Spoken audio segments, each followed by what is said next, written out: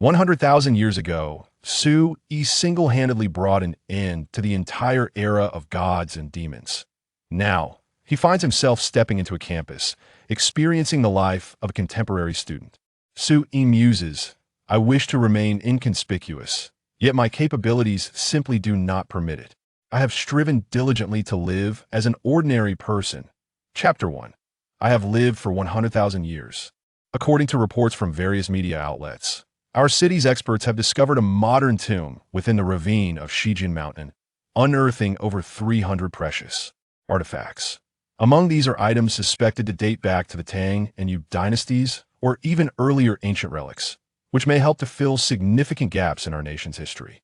The discovery of ancient artifacts in Qingzhou has attracted countless experts and scholars. Meanwhile, on the slopes of Jiang Mountain, Su-yi, clad in a long robe, strolls along the bluestone path of the ravine. Surrounding him are throngs of tourists, creating a lively atmosphere. 50 years ago, this place was likely still a desolate mountain, seldom visited. I never anticipated such a transformation, Su-yi observes, his countenance adorned with a gentle smile, while his eyes possess the depth of the ocean. Though he appears to be merely in his 20s, who could fathom that this young man has lived for countless years? An avalanche of memories rushes forth. Once upon a time, deities and celestial beings vied for supremacy, only to provoke Su-yi, who decisively ended an entire epoch with a mere gesture. Subsequently, Su-yi imparted the art of fire to humanity, taught Shenong about medicinal herbs, and guided Diyu in flood control, leading to the flourishing of the human race. To Su-yi, that era feels remarkably recent. Eventually, he chose not to alter the world due to his own existence. Yet, fate had other plans. The human race established temples far and wide, offering their devotions.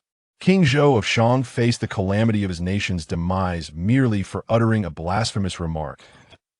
In a desire to be forgotten, Su-yi orchestrated a reimagining of history, fabricating tales of Pangu and Yuhua. Subsequently, Jiang was fortunate enough to become his disciple, spending 3 months under Su-yi's tutelage before unifying the 6 states. The first emperor of Qin sought Su-yi's counsel on the secret to immortality.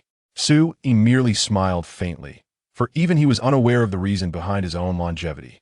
The emperor went so far as to construct a mausoleum in his honor, enshrining his statue what is now known as the tomb of the first emperor of Qin. Over the years, Su-yi has mentored numerous talented individuals, each of whom has etched their names into the annals of history. Yet, all those disciples have long since passed, leaving Su-yi as the sole survivor. However, upon awakening this time, he resolved within himself never again to alter the existing order of the world out of personal whims. 50 years is but a fleeting moment for Su-yi, yet for an ordinary person, it constitutes half a lifetime of trials and tribulations. I wonder if those individuals from back then are still around. Su-yi mused, his eyes calm, yet imbued with the weight of time. Clad in a flowing black robe, he traversed amidst the throng of tourists, drawing countless gazes. Is there a film crew on Sword-Washing Mountain? Could this person be here to shoot a movie? I'm not sure, but he looks incredibly handsome. I have no idea what film he's in. There's something uniquely captivating about his aura. I can't quite find the words to describe it. As hurried passers-by brushed past Su-yi, they couldn't help but engage in hushed whispers. He had previously resided atop the summit of Jiang Mountain and, prior to his slumber, had instructed those around him to disperse. Only the housekeeper remained. If he were still alive, he would likely be guarding that abode. As he made his way forward, Su-yi overheard the murmurs of numerous tourists, revealing that a sage resided on the mountain, skilled in the arts of divination and fortune-telling. He could not help but shake his head. Those who had followed him had all reaped rewards. The housekeeper, Jiang Changfeng, had once learned some rudimentary geomancy and astrology under his tutelage, and now, astonishingly, he was revered as a sage. Su-yi, the arts of geomancy and astrology were trivial for mortals to dabble in them. If they spoke recklessly, it could lead to tremendous self-harm. Given Jiang Changfeng's newfound fame, it suggested he frequently offered guidance, which seemed perilously reckless. Feeling an inexplicable urgency, Su-yi quickened his pace. He had little interest in foretelling the future. After all, he possessed eternal life. Knowing what lay ahead would only render existence more mundane. Yet, An unsettling premonition arose within him today. Jiang Chongfeng was likely in peril. The name Jiang Chongfeng was now known far and wide. Anyone fortunate enough to meet him and receive his counsel invariably soared to great heights. Most notably, he was on intimate terms with several influential figures in the country. During festivals, luxurious vehicles lined the roads at the foot of Shijin Mountain, as true aristocrats and celebrities came to pay their respects. Even during the lifetime of the nation's wealthiest tycoon, Lin Tianyong, none would dare show him disrespect. Upon reaching the pinnacle of the mountain, Su Yi caught sight of the residence he once inhabited, which, after 50 years, remained unchanged, likely due to careful maintenance. The visitors have largely dissipated. For a mere 100 meters from the estate, security personnel are stationed everywhere, diligently preventing any unauthorized intrusions. Indeed, there is a sentinel every 10 steps and a guard every 5, ensuring the estate is fortified with utmost vigilance. Many who yearn to meet Jiang Chongfeng can only wait at a distant stone table. As Su Yi approached the ancient residence, a security guard promptly advanced towards him. "Who are you?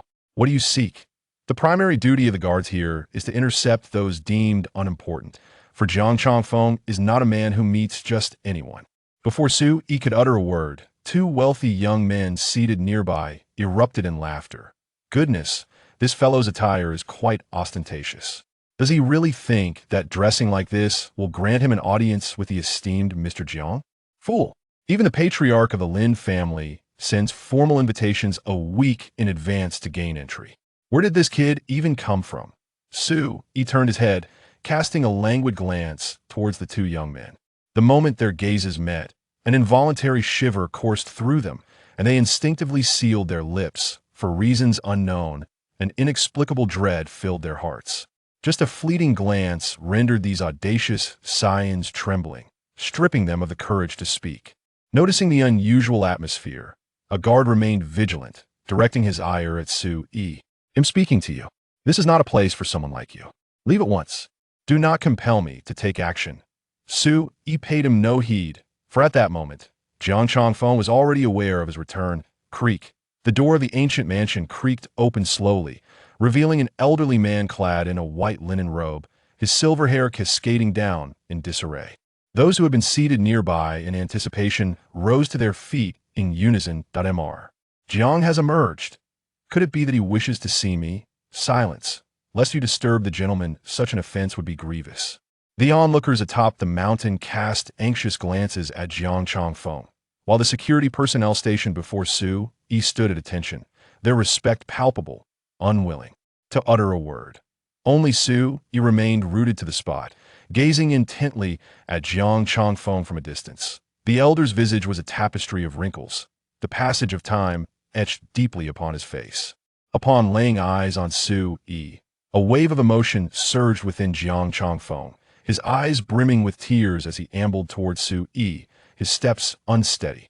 Su Yi, too, advanced with purpose. The security guard in front of him attempted to impede his progress. Yet in the blink of an eye, Su Yi found himself standing before Jiang Chongfeng. The surrounding crowd was left in a state of bewilderment.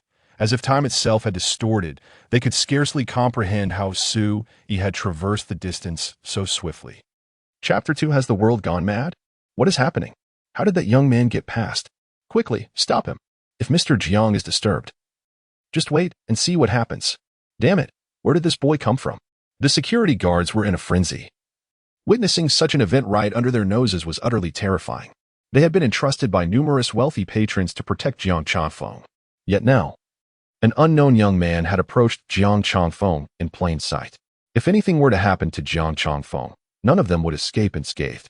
The guards surged forward, but Su Yi remained composed, while Jiang Chongfeng raised an eyebrow and extended his hand, commanding in a deep voice, "All of you, stand down."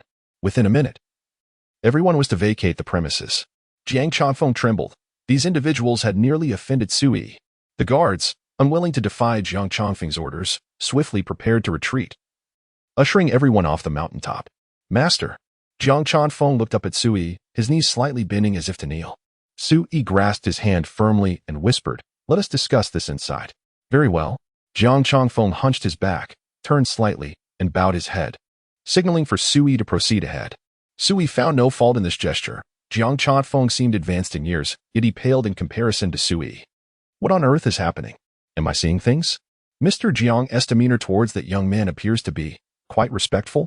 Has the world truly gone mad? Everyone was incredulous at the sight before them.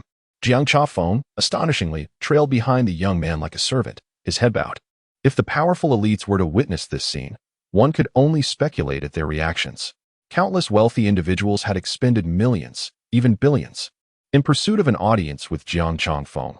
Yet here he was, not only meeting this peculiar young man, but also in such a subservient manner. Who, then, was this young man?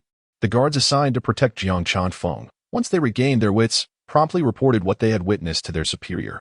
This curious young man, did he not appear remarkably youthful, and rather exceptional?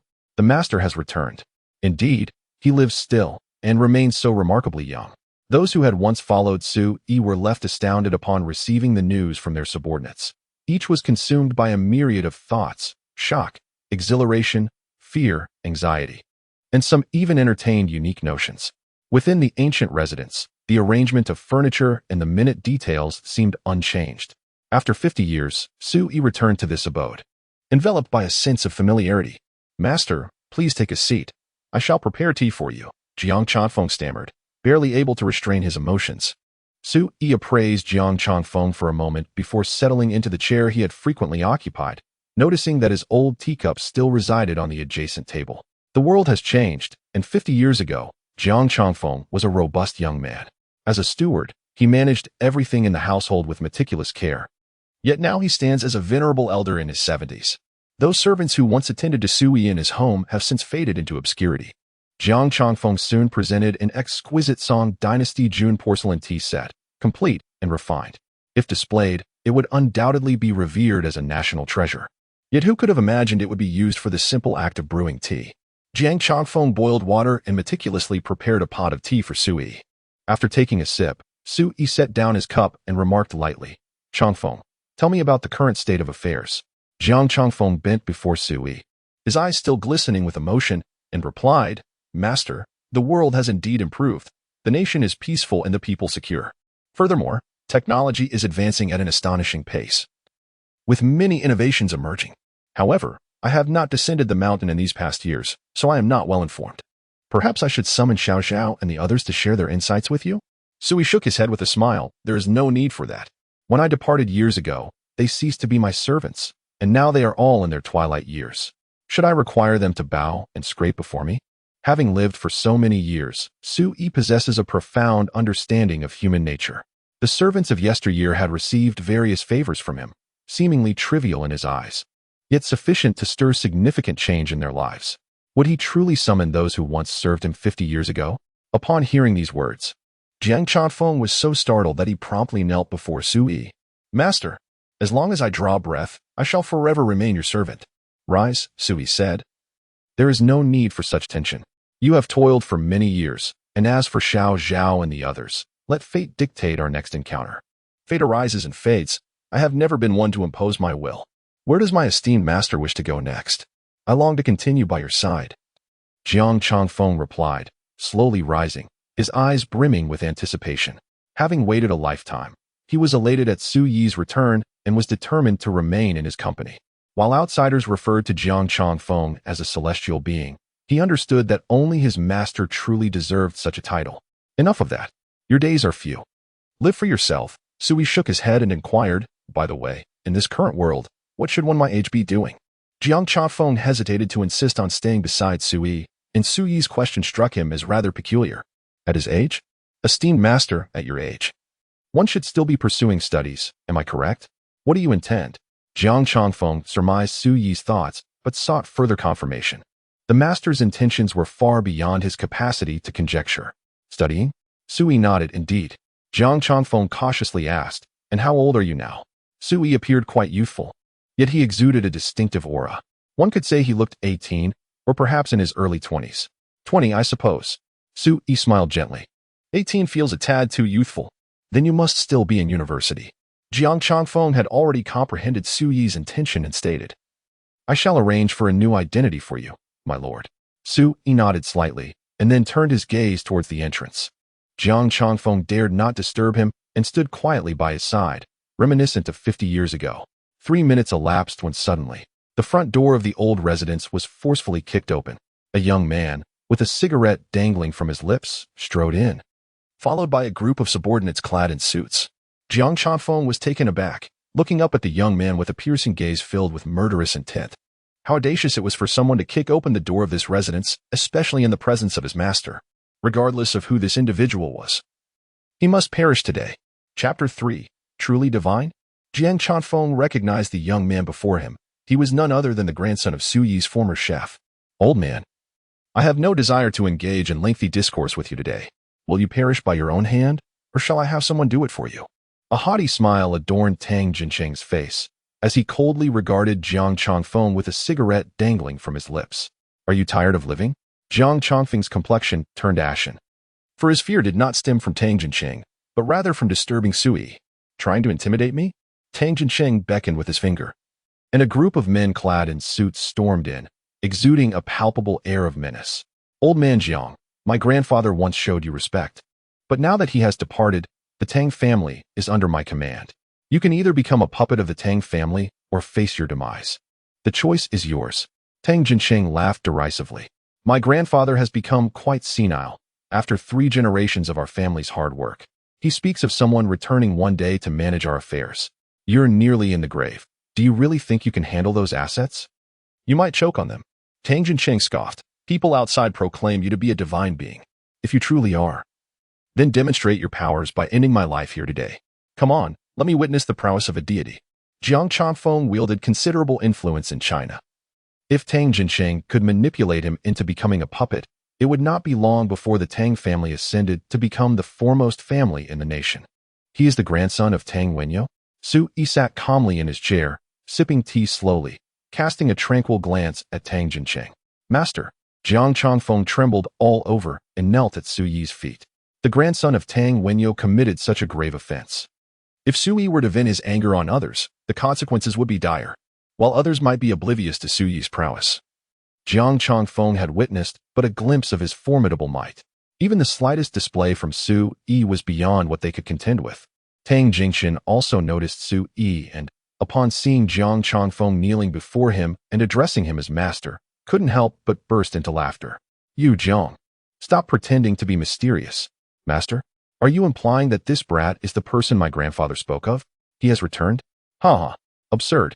If he truly belonged to 50 years ago, he would be nothing but dust by now. To act so arrogantly before me is a blatant disregard for life. Su Yi, unfazed by Tang Jincheng's mockery, inquired, does the Tang family have any other descendants? Jiang Changfeng replied, trembling, Tang Jilin's son passed away 10 years ago. Aside from Tang Jincheng, there is also a young girl in the Tang family. Su Yi slowly rose and remarked, as long as there are descendants, that suffices. In an instant, Jiang Changfeng comprehended the implication of Su Yi's words. This statement was tantamount to sentencing Tang Jincheng to death. Damn it, what nonsense are you spouting? Tang Jincheng, growing impatient, raised an eyebrow and commanded, first, break that brat's legs, so he understands how to speak to this young master. Indeed, young Master Tang. The individuals under Tang Jincheng's command were notorious outlaws, each possessing remarkable skills. To eliminate an old man and a mere youth was undoubtedly a trivial task. A burly man grinned menacingly as he reached for Su Yi's neck. Su Yi, with his hands clasped behind his back, showed no intention of defending himself. Creak. The man's hand halted just 3 centimeters from Su Yi's neck, as if he had been petrified, remaining utterly motionless. As Su Yi stepped forward, the previously immobile man suddenly transformed into a wisp of black smoke, vanishing in an instant without leaving a trace. You. Tang Jincheng's pupils constricted sharply, his expression one of sheer horror, causing him to stagger back 2 steps. His cohort erupted in astonishment. They had not witnessed Su Yi make a move. Yet the first assailant had left behind no corpse. Illusion. It must be an illusion. All of you attack. Kill him. Tang Jincheng, flustered yet resolute, issued the command. The group of cloaked figures lunged at Su Yi with furious shouts. Su Yi remained unperturbed, merely casting a glance at them, and in a heartbeat, the dozen or so masters dissipated into black smoke. Who on earth are you? Are you even human? Tang Jincheng drew a pistol, the dark muzzle aimed menacingly at Su Yi. Su Yi, with an expression devoid of emotion, replied, For your grandfather's sake, I shall leave you with a complete corpse. Bang! In a fit of rage, Tang Jingchen squeezed the trigger, a spark erupting from the gun's mouth. The bullet bizarrely passed through the center of Tang Jingchen's forehead, a spray of blood erupting from the back of his head. Outside the old residence, dozens of pairs of eyes fixated on the ancient house. Tang Jingchen, accompanied by his entourage, forcefully intruded upon Jiang Chongfeng's abode. The news reverberated like a seismic shock across the land. Had Tang Jingchen laid hands on the venerable Mr. Jiang? Such audacity! What was his intention? Quickly, inform the family head. Tang Jingchen has fired his weapon. The word of Tang Jingchen's alleged assassination of Jiang Chongfeng swiftly spread throughout the entire nation. Countless magnates were left astounded, each harboring their own ulterior motives. Was the Tang family contemplating rebellion? From this day forth, the Lin family shall stand in irreconcilable opposition to the Tang family. Upon hearing this news, the leader of the business sector in a certain city erupted in fury, promptly directing his subordinates to target the Tang family. Had Jiang Chongfeng truly fallen to Tang Jingchen's gunfire? If so, the world's dynamics might very well shift. The speaker was also a figure from the underworld, savoring his wine while wearing a peculiar smile. In a secluded villa, 5 elderly gentlemen, each over the age of 50, convened. These 5 individuals collectively possessed nearly 30% of China's wealth. They had once been servants to Sui, and now they were powerful figures in their own right. Was it not said that the master would return? Yet, one could not ascertain what Tang Jingchen's gunfire signified. An elder clad in traditional Tang attire wore a complicated expression, yet hesitated to voice his thoughts. Old you, what do you imply? We once vowed that should the master truly return, we would remain his servants. He chuckled, a lifetime as a servant, for generations to come? My years may be few, yet what of my son and grandson? Why must I relinquish everything upon Su Yi's return? 50 years have passed. Can we not attribute our present circumstances to our own efforts? Let us wait a moment longer. The only news I have received is that Tang Jingchen has fired his weapon, yet I have not witnessed Jiang Chongfeng or his lifeless form. Su Yi gradually stepped out of the residence, casting a glance at those peering from beyond the threshold. The individuals behind them did not intervene to halt Tang Jingchen. Does this not speak volumes? The principle of reciprocity, where a grain of kindness warrants a grain of resentment, is one Su Yi comprehends well. Little Jiang, inform them that I shall await them on Wudong Street tomorrow. Upon uttering these words, Su Yi's figure gradually faded, and in the blink of an eye, he vanished from the doorway. How did he depart? A celestial being. Truly a celestial being. Quickly, report to the head of the family. Seal the information. The emissaries dispatched by various powerful figures were rendered speechless, and with Tang Jingchen's prolonged absence, the inevitable outcome was all too clear. Chapter 4. A new era calls for a new appearance. Wudong Street derives its name from a magnificent 500-year-old phoenix tree located deep within a courtyard. This venerable tree, having withstood countless natural disasters and human calamities, remains vibrant and full of life. Su Yi changed into a pristine white shirt, trimmed his hair, and adorned his face with a faint smile, exuding a refreshing cleanliness that starkly contrasted with his former self atop sword-washing mountain. In this new era, it is only fitting that one adopts a fresh demeanor, and Su Yi felt the need to further acclimate himself to the modern lifestyle. Little one, what are you looking for? A drunken man in his 40s lounged on a recliner in the courtyard, surrounded by a haphazard collection of empty bottles.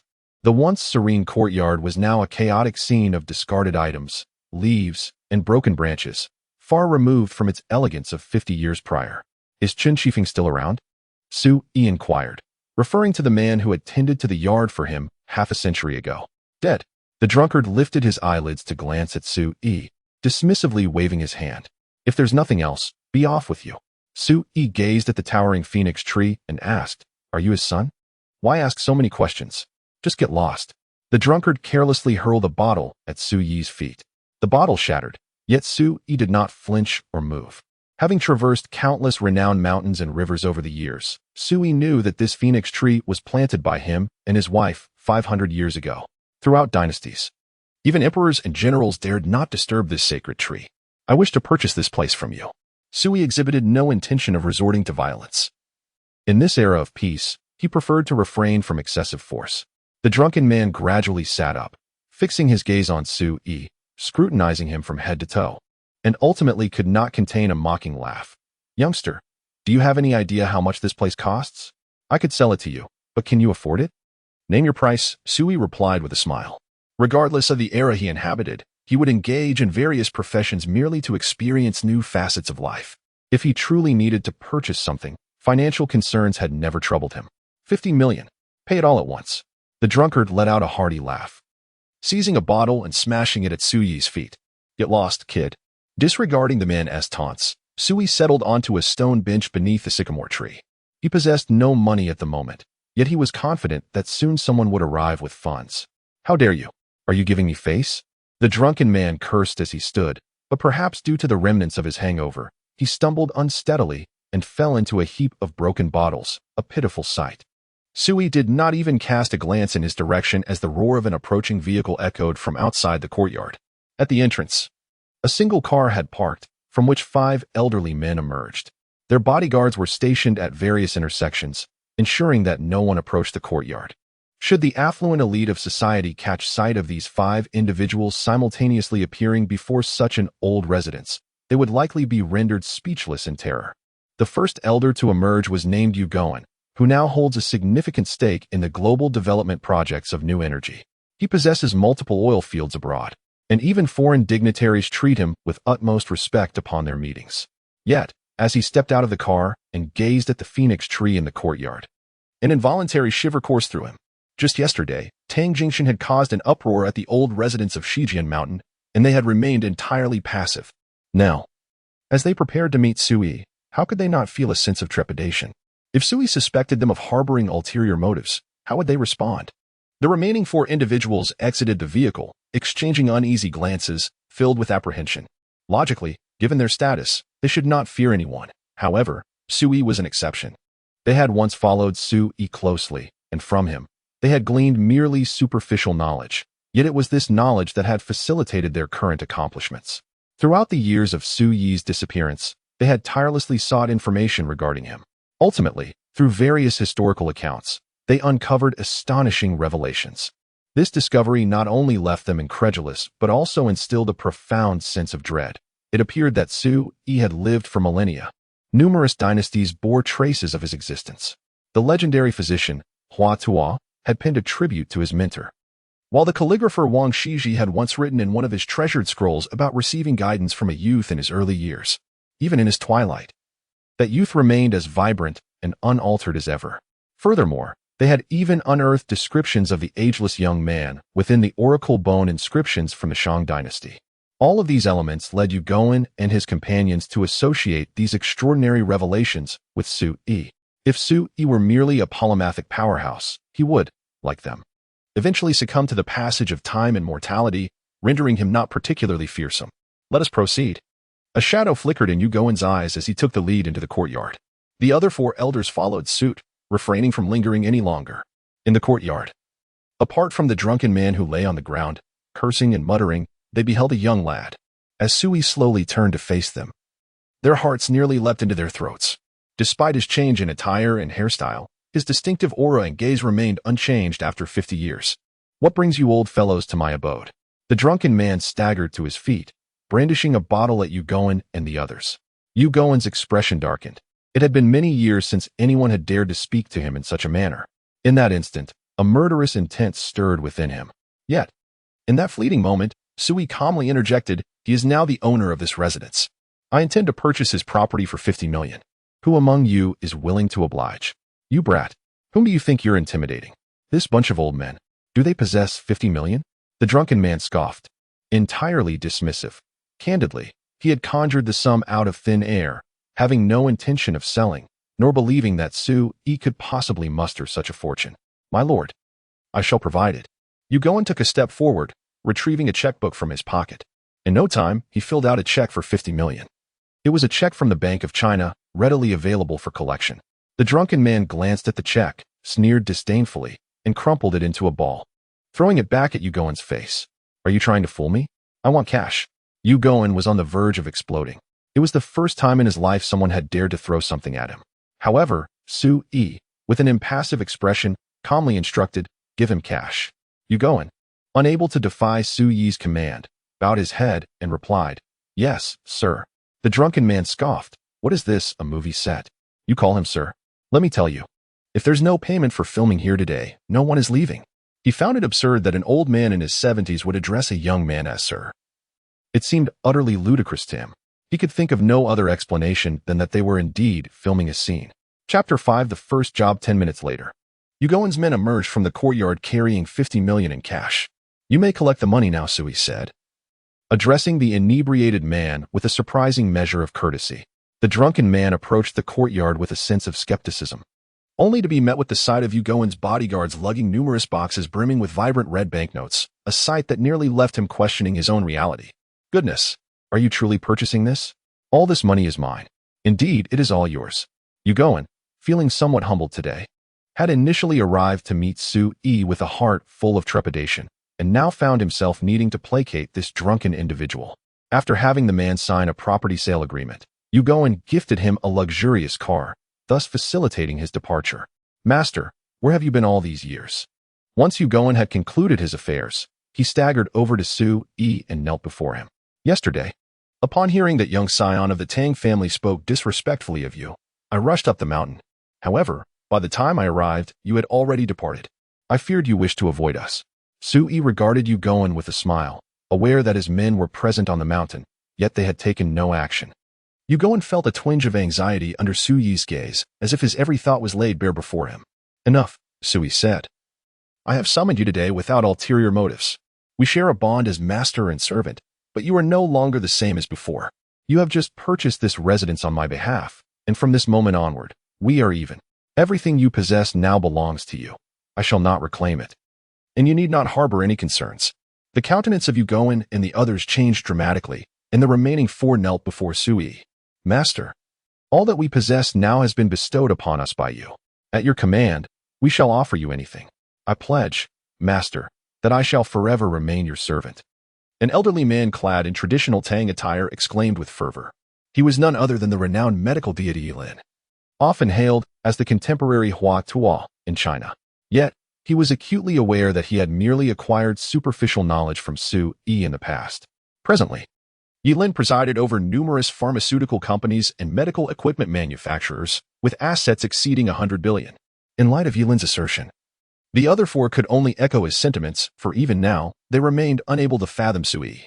The more they learned, the more they sensed his inscrutable depth. Otherwise, they would have already sought to eliminate him.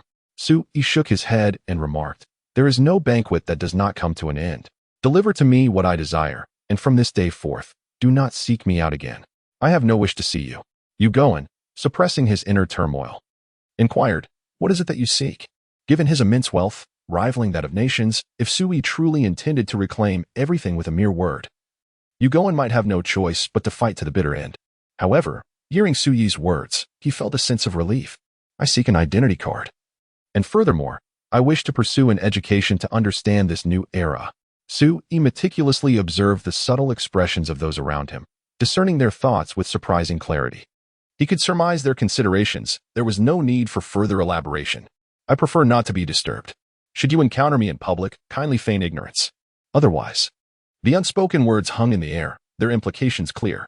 Regardless of their stature, in Sui's presence, they were but humble servants at his feet. At your command, responded Yugoan and the others in unison. Since this was Sui's wish, there was no question of betrayal. They had merely facilitated his acquisition of a residence, procured an identification card, and the matter of schooling was trivial. Yet, Yilin tentatively inquired, Master, are you familiar with this era? Sui chuckled softly. I have slumbered for 50 years. Yilin hastily added, In that case, you might require someone to attend to you. Shall I send one of the children from my household to accompany you to school, just for companionship? While others may have harbored apprehensions towards Sui, even contemplating his removal, Yilin considered what eluded their grasp. Did they not understand the advantages of being close to Sui? Yugoan quickly regained his composure, asserting, Master, Yilin is correct. You may not realize how swiftly times have changed. Many lessons cannot be gleaned solely from the classroom. I have a granddaughter who is also 18. That will not be necessary. Just have someone retrieve my identification card. Now, everyone may disperse. Sui's countenance turned frosty, his desire for further discourse extinguished as he turned and retreated indoors. The five elderly gentlemen exchanged glances, ultimately shaking their heads. Yugoan proclaimed loudly, My lord, the old servants take their leave. Following this, The 5 men knelt and bowed 3 times toward the doorway, signifying the conclusion of their master-servant bond. Upon entering the room, Sui began to gradually tidy up, preparing to embark on a new chapter in his life.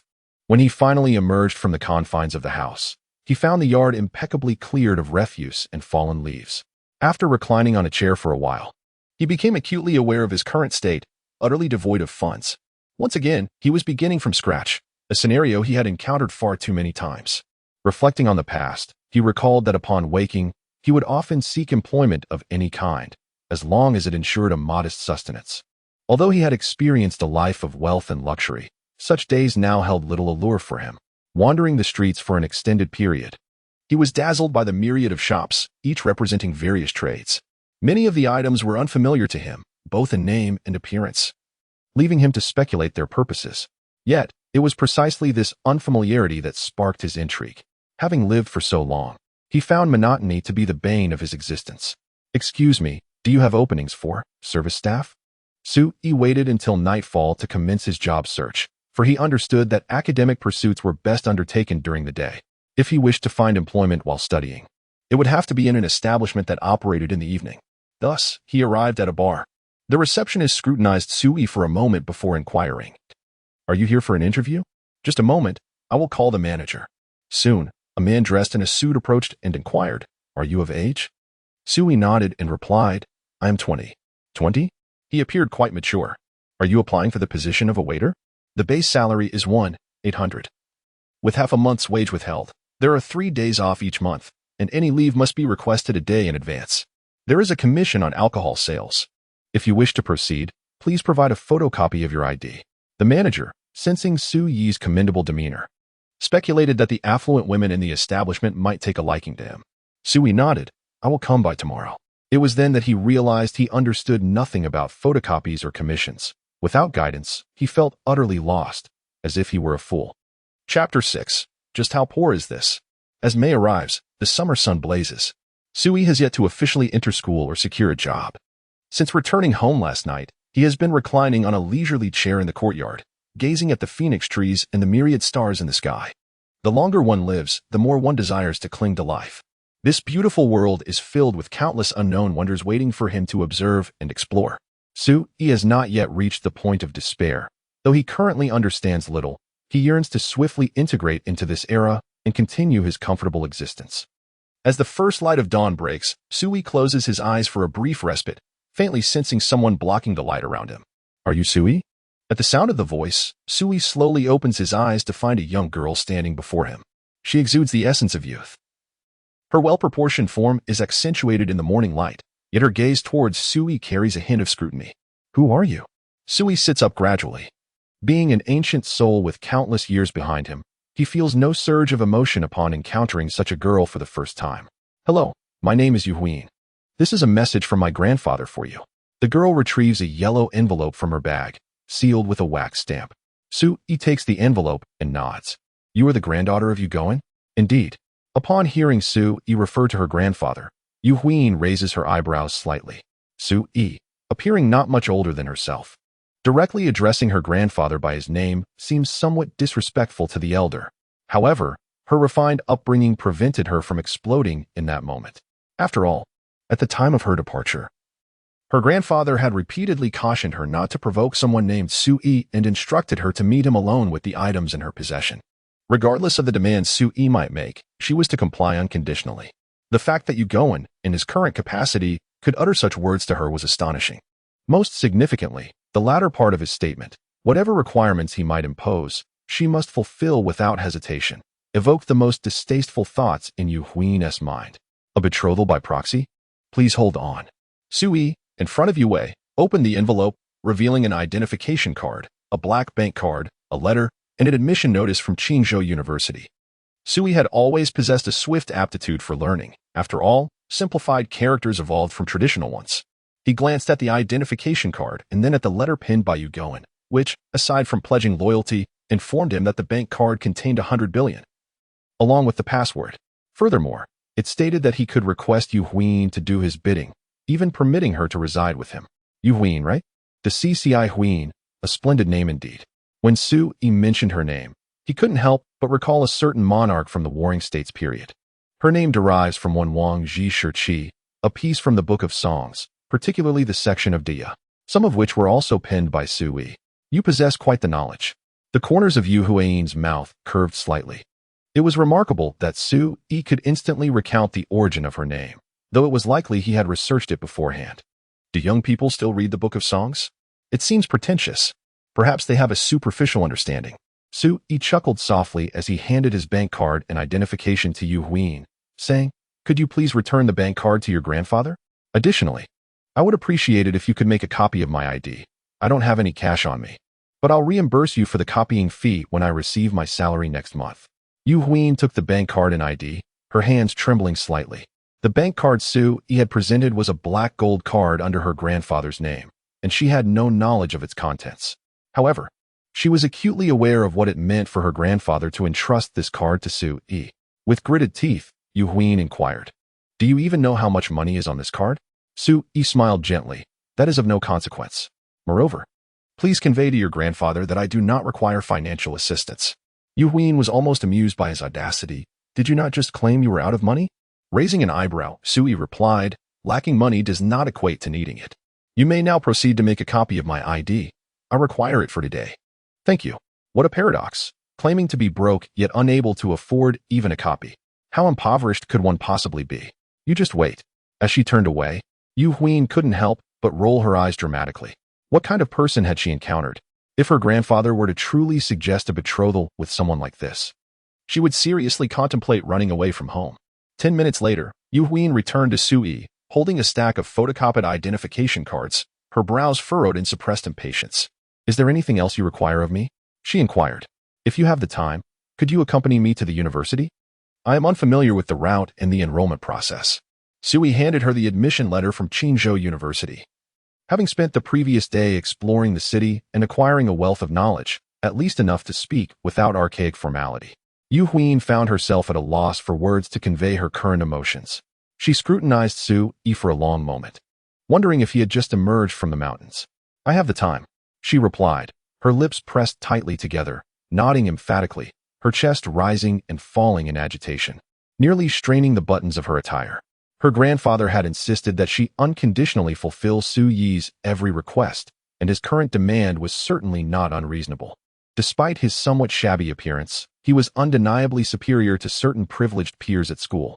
Those wealthy scions, regardless of how well they disguised their intentions, always exuded an overwhelming sense of aggression when they looked at her. But wait, wasn't Su Yi's gaze just a tad too indifferent? It carried a profound detachment, as if it were etched into his very being. Unable to resist, Yu Huayin found herself lost in his eyes. He appeared so youthful, merely 20 years old according to his ID, yet within the depths of his gaze lay an indescribable sentiment, an ancient tranquility, akin to a millennium-old well that stirs not a single ripple. Su Yi sensed Yu Huayin's gaze fixed upon him, and, following her line of sight, met her eyes with a smile, inquiring, "What are you looking at?" "And nothing," Yu Huayin stammered, bewildered by the sudden quickening of her heartbeat. In that fleeting moment, she felt a wave of fluster, as if Su Yi's penetrating gaze had uncovered the innermost secrets of her heart. His eyes were remarkably unique, profound, and insightful. As if in that brief exchange, everything hidden within her was laid bare. Su Yi squinted and asked, "So when shall we head to school?" "Now, I suppose. Grandfather has already completed all the necessary enrollment procedures for you," Yu Huayin replied after a moment's pause. "However, Qingzhou University is quite a distance from here. Will you be staying in the dormitory or here?" "Either option is acceptable," Su Yi retorted, "but will I be alone in the dormitory or sharing with others?" "How could you possibly be alone?" Yu Huayin responded incredulously. "The dormitories at Qingzhou University accommodate 4 individuals per room. If you choose to stay in the dorm, I can make arrangements for you." Yu Huayin took a deep breath, contemplating that perhaps he was from another planet. It was inconceivable for a university dormitory to house a solitary occupant. Without hesitation, Su Yi declared, "I will stay in the dormitory. I can return here occasionally." Recognizing the importance of assimilating into this new environment, Su Yi was eager to engage with others. Otherwise, he would not have chosen to pursue his studies. Chapter 7. The proposal. Qingzhou University stands as the pinnacle of academic institutions in Qingzhou City. Yu Huayin drove her car alongside Su Yi as they arrived at the campus. Throughout the journey, Sui attentively observed Yu Huan's driving, subconsciously noting every detail in his mind. As they entered the university town, they quickly attracted the attention of many onlookers.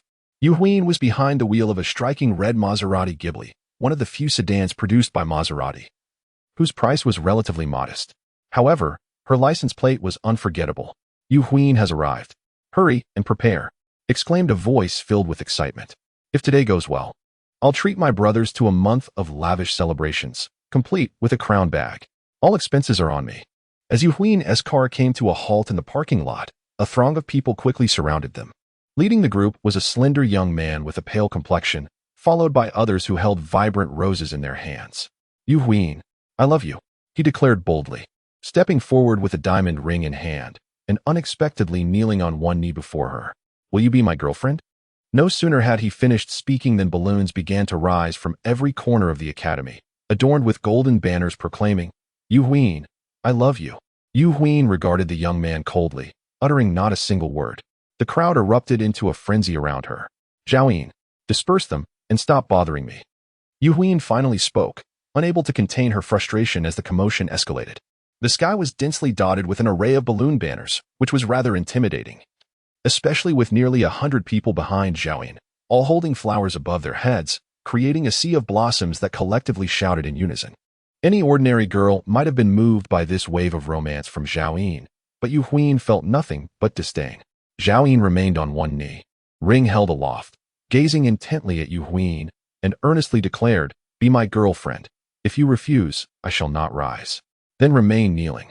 Yu Huan retorted, infuriated. At that moment, she noticed that Sui had not exited the car. She turned to open the door for him, asking, Why are you still sitting in there? After Sui stepped out, he calmly replied, I didn't notice how you opened the door just now. Yu Huan was both amused and exasperated. What kind of people were these? It was her first time opening a car door for someone. Huan, who is he? Jiang suddenly stood up, pointing an accusatory finger at Sui. Unable to contain her laughter any longer, Yu Huan exclaimed, Jiang, could you please stop bothering me? I have absolutely no interest in you. Jiang slowly withdrew the ring, his expression chilling as he fixed an intense glare on Sui. Who are you, kid? He demanded. To kneel in front of so many people only to be rejected, and then to have a young man emerge from Yu Huan's car. How could Jiang endure such humiliation? The most pivotal moment was Sui's remark upon exiting the vehicle. I didn't notice how you opened the door. It was evident that Sui was not a man of wealth. The tale of a poor lad associating with a wealthy heiress is a common narrative in novels. However, in the realm of reality, such mismatched unions are nigh impossible. Sui cast a glance at Jiang, noting the extravagant display behind him. With balloons still swirling in the air, quite a novelty indeed. I'm talking to you. Jiang was incensed by Sui's nonchalant demeanor, feeling utterly disregarded. Bang, bang, bang. In that fleeting moment when Sui lifted his gaze, the balloons above erupted in a cacophony of bursts. Not only that, but the banners were also torn asunder, cascading down in a shower of tattered fabric and deflated latex. What on earth is happening? Jiang was taken aback. How could thousands of balloons detonate simultaneously? And the explosion was powerful enough to obliterate the banners as well? Yu Huan, let us depart. Sui completely disregarded Jiang. A wealthy scion? A spoiled brat? Such individuals were far too familiar to Sui. He had witnessed countless examples. And it was no exaggeration to say that every princeling who had ever crossed him met with a grim fate. Let us go. Yu Huan had no desire to engage further with Jiang. As she approached him, she issued a warning. Jiang, don't provoke him. Understood? Jiang yearned to confront Sui, to deliver a punishing blow, perhaps even erase him from existence. Yet even he dared not ignore Yu Huan's counsel. Once Sui and Yu Huan had distanced themselves, the crowd surrounding Jiang surged forth. Zhao Ge, who is that? How dare he challenge you? Tonight, we'll take him down. I just heard that the lad can't even open a car door. Huh, how dare this impoverished fool pursue Miss Yu? I can assure you he won't last 3 days at school. A glint of malice flickered in Zhao Yin's eyes as he scoffed. 3 days? Do you really believe he'll still be around after he and Yu Huan make their rounds at school today? What a joke. Zhao Yin's audacity in pursuing Yu Huan today stems from a pact made within their young master's alliance. Last night, during a card game among 10 members of the alliance, Zhao Yin emerged as the victor, thus earning the chance to be the first to court Yu Huan. Tonight, another round awaits, a billiards match. Whoever wins will seize the opportunity tomorrow. However, It is understood that only members of their alliance may pursue Yu Huin. Anyone else who dares to intrude will be deemed a common enemy. Although a failed pursuit of Yu Huin would be somewhat embarrassing for Zhao Yin, it would remain within the bounds of his acceptance. Yet, the unexpected arrival of an outsider who not only rode in Yu Huin's car, but had her personally open the door for him, is intolerable. Once this news spreads, that boy is as good as finished. Su Yi, unaware of the animosity he has provoked simply by accompanying Yu Huin, remains oblivious to the fact that his presence has inadvertently given rise to a young master's alliance at school due to her. With the information provided by Yu Goen and prior arrangements made with the principal, Su Yi's enrollment procedures were completed before their arrival. He merely followed Yu Huin to the boys' dormitory. Do you remember the way now? If you wish to return to your residence, you can take the campus bus at the corner where you just turned left to Luan Metro Station, and then take the metro to Wudong Station. Wudong Street is just outside the metro station. Yu Huin harbored serious doubts about Su Yi being directionally challenged, as he continuously cast glances around. Oh, you needn't worry. I generally prefer to walk. Su Yi possessed an exceptional memory, recalling events from thousands of years ago, let alone these trivial matters. Walk. Yu Huin was taken aback. The distance from the school to Wudong Street was over 20 kilometers. How long would it take to walk back? Yu Huin felt a tinge of despair, exhaling heavily as she said, "Never mind. You can check your dormitory. I want to accompany you inside. Here is your student ID, dorm 306. Do you need to purchase any daily necessities?" "Certainly, I have nothing at the moment. Please help me buy some items first.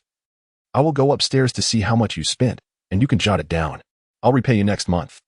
Su Yi replied with a smile before entering the boys' dormitory. Yu Huin stood rooted to the spot, utterly bewildered. A gentle breeze brushed against her face, leaving her thoughts in disarray. Did this fellow expect her to buy him daily necessities and then deliver them as well? Chapter 8. You are in big trouble. Yu Huin had always lived a life of privilege, orchestrating the tasks of others. Today, however, marked a dramatic turn of events. She found herself photocopying her identification, opening car doors, and now, astonishingly, being tasked with purchasing daily necessities for someone else. Although her grandfather had instructed her to fulfill any requests from Su Yi, it felt as though he intended to reduce her to the status of a servant. The esteemed young lady of the Yu family could hardly fathom such indignities, and her composure began to fray. Clenching her delicate fists, Yu Huin ultimately retrieved her phone and dialed her younger brother. "Yu Xinghe, where are you?" "Sis, what is up?" I'm in class."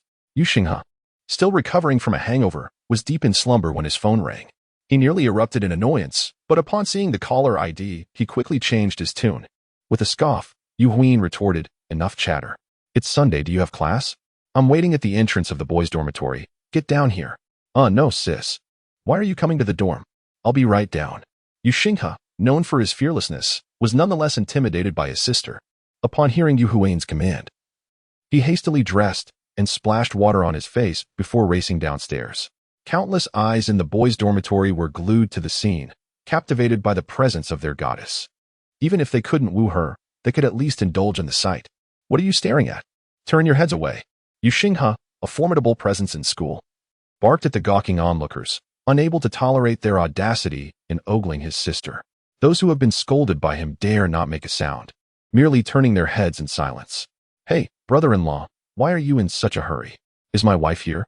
Indeed, there are those within the school who fear not Yu Xinghe, and they even jest at his expense. "Get lost, young Wei.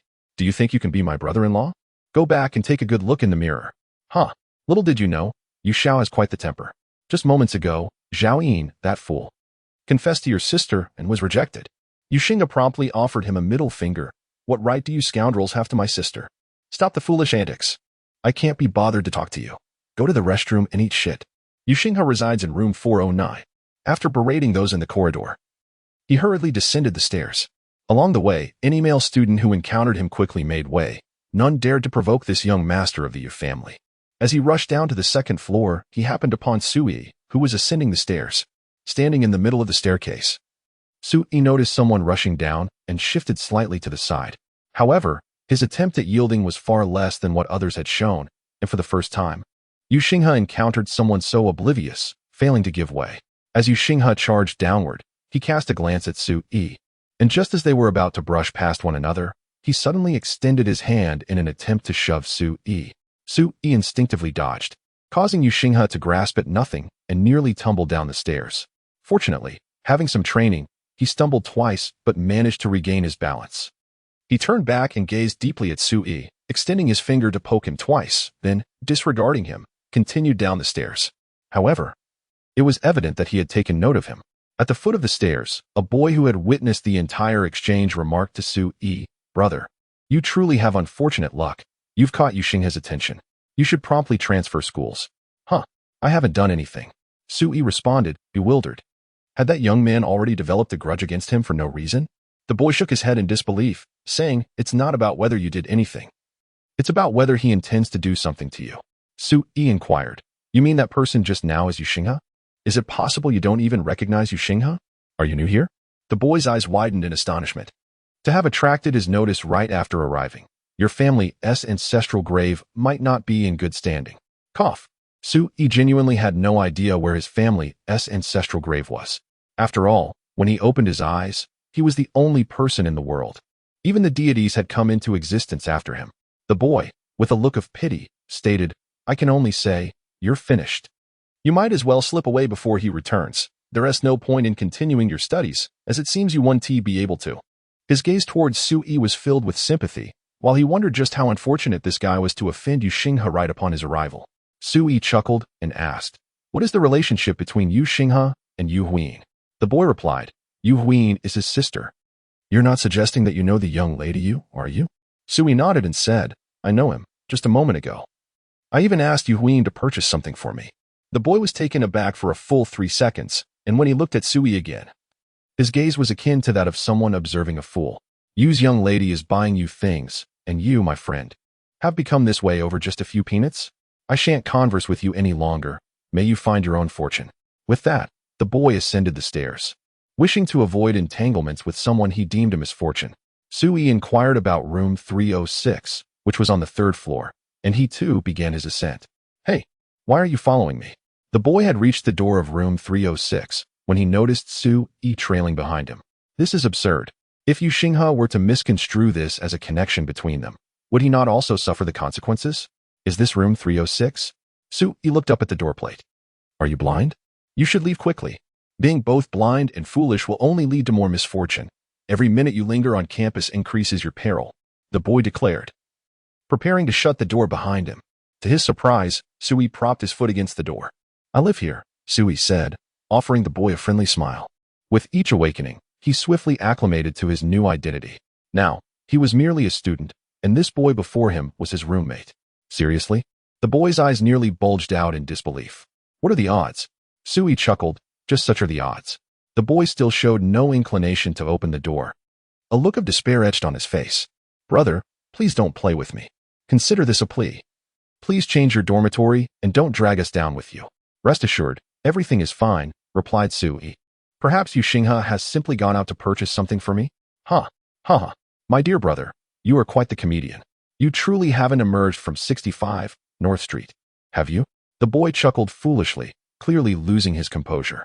Yu Xinghe buying him something? How audacious could this fellow be? Su Yi inquired, "What sort of place is that?" "A mental institution. By heavens, you are indeed unwell." The boy could no longer contain himself and shouted within the dormitory, "No one sleep. We have a madman in our midst." In a standard dormitory of 4, aside from this boy, there were 2 others residing in room 306, who at that moment were still asleep but were abruptly roused by the commotion. Chapter 9. "No one is allowed to leave, sister. What are you saying? You want me to buy daily necessities for someone and deliver them?" Yu Xinghe was utterly dumbfounded after hearing his sister Yu Huiying's instructions upon descending the stairs. When had he ever engaged in such activities? Typically, he would delegate even the task of purchasing a pack of cigarettes to his dorm mates. Now, his sister was insisting that he procure items for someone else. "Just go? Why are you asking so many questions?" Yu Huiying furrowed her brow and replied, "Are you implying that I should buy them and deliver them myself?" Yu Xinghe fixed his gaze on his sister and inquired, "Sister, who exactly is that Su Yi you mentioned? Why have I never heard of him before?" "You don't have feelings for him, do you?" He had never encountered anyone capable of prompting such behavior from his sister. Usually, it was only the sycophants who would present gifts to her, only to have them discarded. When had Yu Huiying ever purchased anything for another man? And now, she was asking him to buy items and personally deliver them. "I only met him today." Grandfather instructed me to heed his words, Yu Huin said, her irritation growing. She pinched Yu Xinghe and pressed, are you going or not? I'm going. Of course I'm going. Yu Xinghe scoffed, declaring, I want to see if this fellow truly possesses extraordinary abilities. Hurry. Buy only the best. Just get all the daily necessities that boys might need and deliver them to him. If he doesn't want them, you can bring them back down. I'll be waiting for you here. Yu Huin recalled the tone in which her grandfather spoke to her, coupled with the private bank card he had given her, which clearly indicated his high regard for Sui. All right, I shall go at once. Yu Xinghe nodded, hesitating for a moment before inquiring, Sister, you do not harbor any feelings for him, do you? I have already stated that I met him only today. She replied, however, do not act recklessly. If grandfather becomes angry, I will be unable to assist you. Yu Huin genuinely feared her younger brother's impulsiveness. Should he provoke their grandfather, Yu Xinghe would undoubtedly face dire consequences. Yu Xinghe nodded in agreement, rest assured, I shall not provoke him. Yet, in his mind, it was a different story. He firmly believed that this was a suitor arranged by the family for his sister, and he found it absurd that this stranger dared to pursue her. Not only would he not hesitate to provoke him, but even if he were to bury him tonight, their grandfather would merely scold him a few times. The Yu family owned 800 acres of land, and he was the sole heir. The entire family relied on him to flourish. Even if he were to err, their grandfather would not take severe actions against him. Upon reaching the entrance of the small supermarket, Yu Xinghe had already made 7 or 8 phone calls. Get up and get to work. Darn it, the small supermarket is moving goods. Hey, when you arrive at 306, get to work for me. Lao Yang, aren't you doing live streaming? Bring the supplies to the entrance of 306 and ensure that no one inside is allowed to leave. With these calls, chaos erupted throughout the university. After all, the university is a microcosm of society, and given Yu Xinghe's status, his acquaintances were all of a similar ilk. The offspring of affluent families exhibit an unparalleled arrogance, often disregarding their parents' counsel within the confines of their homes. However, when confronted by peers of superior status and even greater bravado at school, they swiftly devolve into submissive followers. In a mere 10 minutes, a contingent of over 20 robust students had gathered at the local convenience store. I intended to procure some daily necessities for a certain Sui residing in room 306, directing them to select items with a penchant for the extravagant, each person choosing one. With just a few phone calls, Yu Xinghe managed to rally over 100 individuals from the school. Around 20 of them were tasked with carrying his goods, while others began flocking to the 306 dormitory to join the spectacle, some even live-streaming the event for added attention. The wealthy second-generation students within the school were also stirred into action upon hearing the news. Yu Huin stood at the foot of the boys' dormitory. As the word had already spread, her admirers could hardly contain their curiosity, peering over, yet none dared to approach her. Jiang, having faced rejection, merely observed from a distance with his entourage, showing no inclination to engage. Unable to suppress a grin, Jiang remarked to those beside him, see, we need not intervene. Yu Xinghe has already taken the lead in this matter. His companions readily agreed. Indeed, Yu Xinghe would never tolerate a mere impoverished student pursuing his sister. That unfortunate fellow seems rather doomed. I initially surmised he wouldn't last 3 days in school. Yet now, it appears he may not endure even half a day. Likely to be thoroughly tormented. Jiang scoffed. Such trivial matters are best left for us to observe. After all, they exist in entirely different realms. That lad is merely fortunate. If he were truly discovered after having been in a relationship with Yu Huin for some time, his demise would be even more tragic. Meanwhile, Sui had already entered the dormitory, cheerfully greeting his 3 roommates. However, upon learning that he had just caught the attention of Yu Xinghe, the other 2 showed no desire to engage with him at all, even for a self-introduction. One of them remarked, Brother, you'd better leave quickly. Don't bring misfortune upon us. Sui, puzzled, inquired, are you so afraid of Yu Xinghe? It's not about fear. Being targeted by him is certainly not a good sign. Letting you go is for your own benefit. Yet, Sui remained composed, replying with a smile, rest assured. It's nothing to worry about. One of them asked, so you're not going out today, right? I'm just temporarily staying in. I'm waiting for someone to bring something up, Sui explained. Once I tidy my bed, I'll head out. Since we're meeting for the first time, would you like to join me for a meal or a drink later? Eat your sister. It seems you've truly had too much to drink. One of the boys could no longer hold back, saying, fine, if you're not leaving, Xiaobing, Junlin. Let us move the computer next door and then go out for the day. We can return once this matter is settled. They quickly reached a consensus. Initially, they intended to force Sui out. However, despite their collective efforts, they found themselves unable to budge this seemingly unheavy fellow, leading them to abandon their plan. Yu Xinghe's vengeance was never one to linger. It was certain he would return soon. At this moment, they could only prioritize their own safety, hastily transferring their valuables to the adjacent room to prevent any potential damage amidst the impending conflict. As they busied themselves in their dormitory, the corridor rapidly became congested with students. 3 individuals, struggling to carry a computer, were halted by a student at the entrance. "Where do you think you're going?" demanded Yu Shao. "Not one of you from room 306 is allowed to leave." The speaker was Yi Hu, the president of the school's taekwondo club. Standing at a formidable height of 6 feet, with a robust physique and striking features, he loomed at the entrance like an imposing mountain. "Huge brother Hu Wei," began a slightly plump boy, his voice trembling. "We just want to move our things next door to avoid any damage. We've never crossed Yu Shao." "Ah? You have some awareness." Yi Hu grinned, but quickly cast a fierce glance, barking, "Go back. Should anything get damaged, Yu Shao will compensate you." But Yu Shao has decreed that not a single person from room 306 is permitted to leave. Chapter 10. Is it impressive? Is it really impressive, Sui? You've caused us a great deal of trouble. Now they won't even let us out. Little Fat sat on the bed, seemingly bereaved, and lamented. "When Yu Shao comes looking for you, just don't involve us. We're not acquainted." Sui remained utterly unfazed, responding with a smile. "If you truly wish to leave, I can escort you out. Do you have any notion of how many people are out there?" The president of the Taekwondo club, Yi Hu, is personally blocking the door. "How do you intend to take us out?" Wang Junlin felt quite unfortunate himself.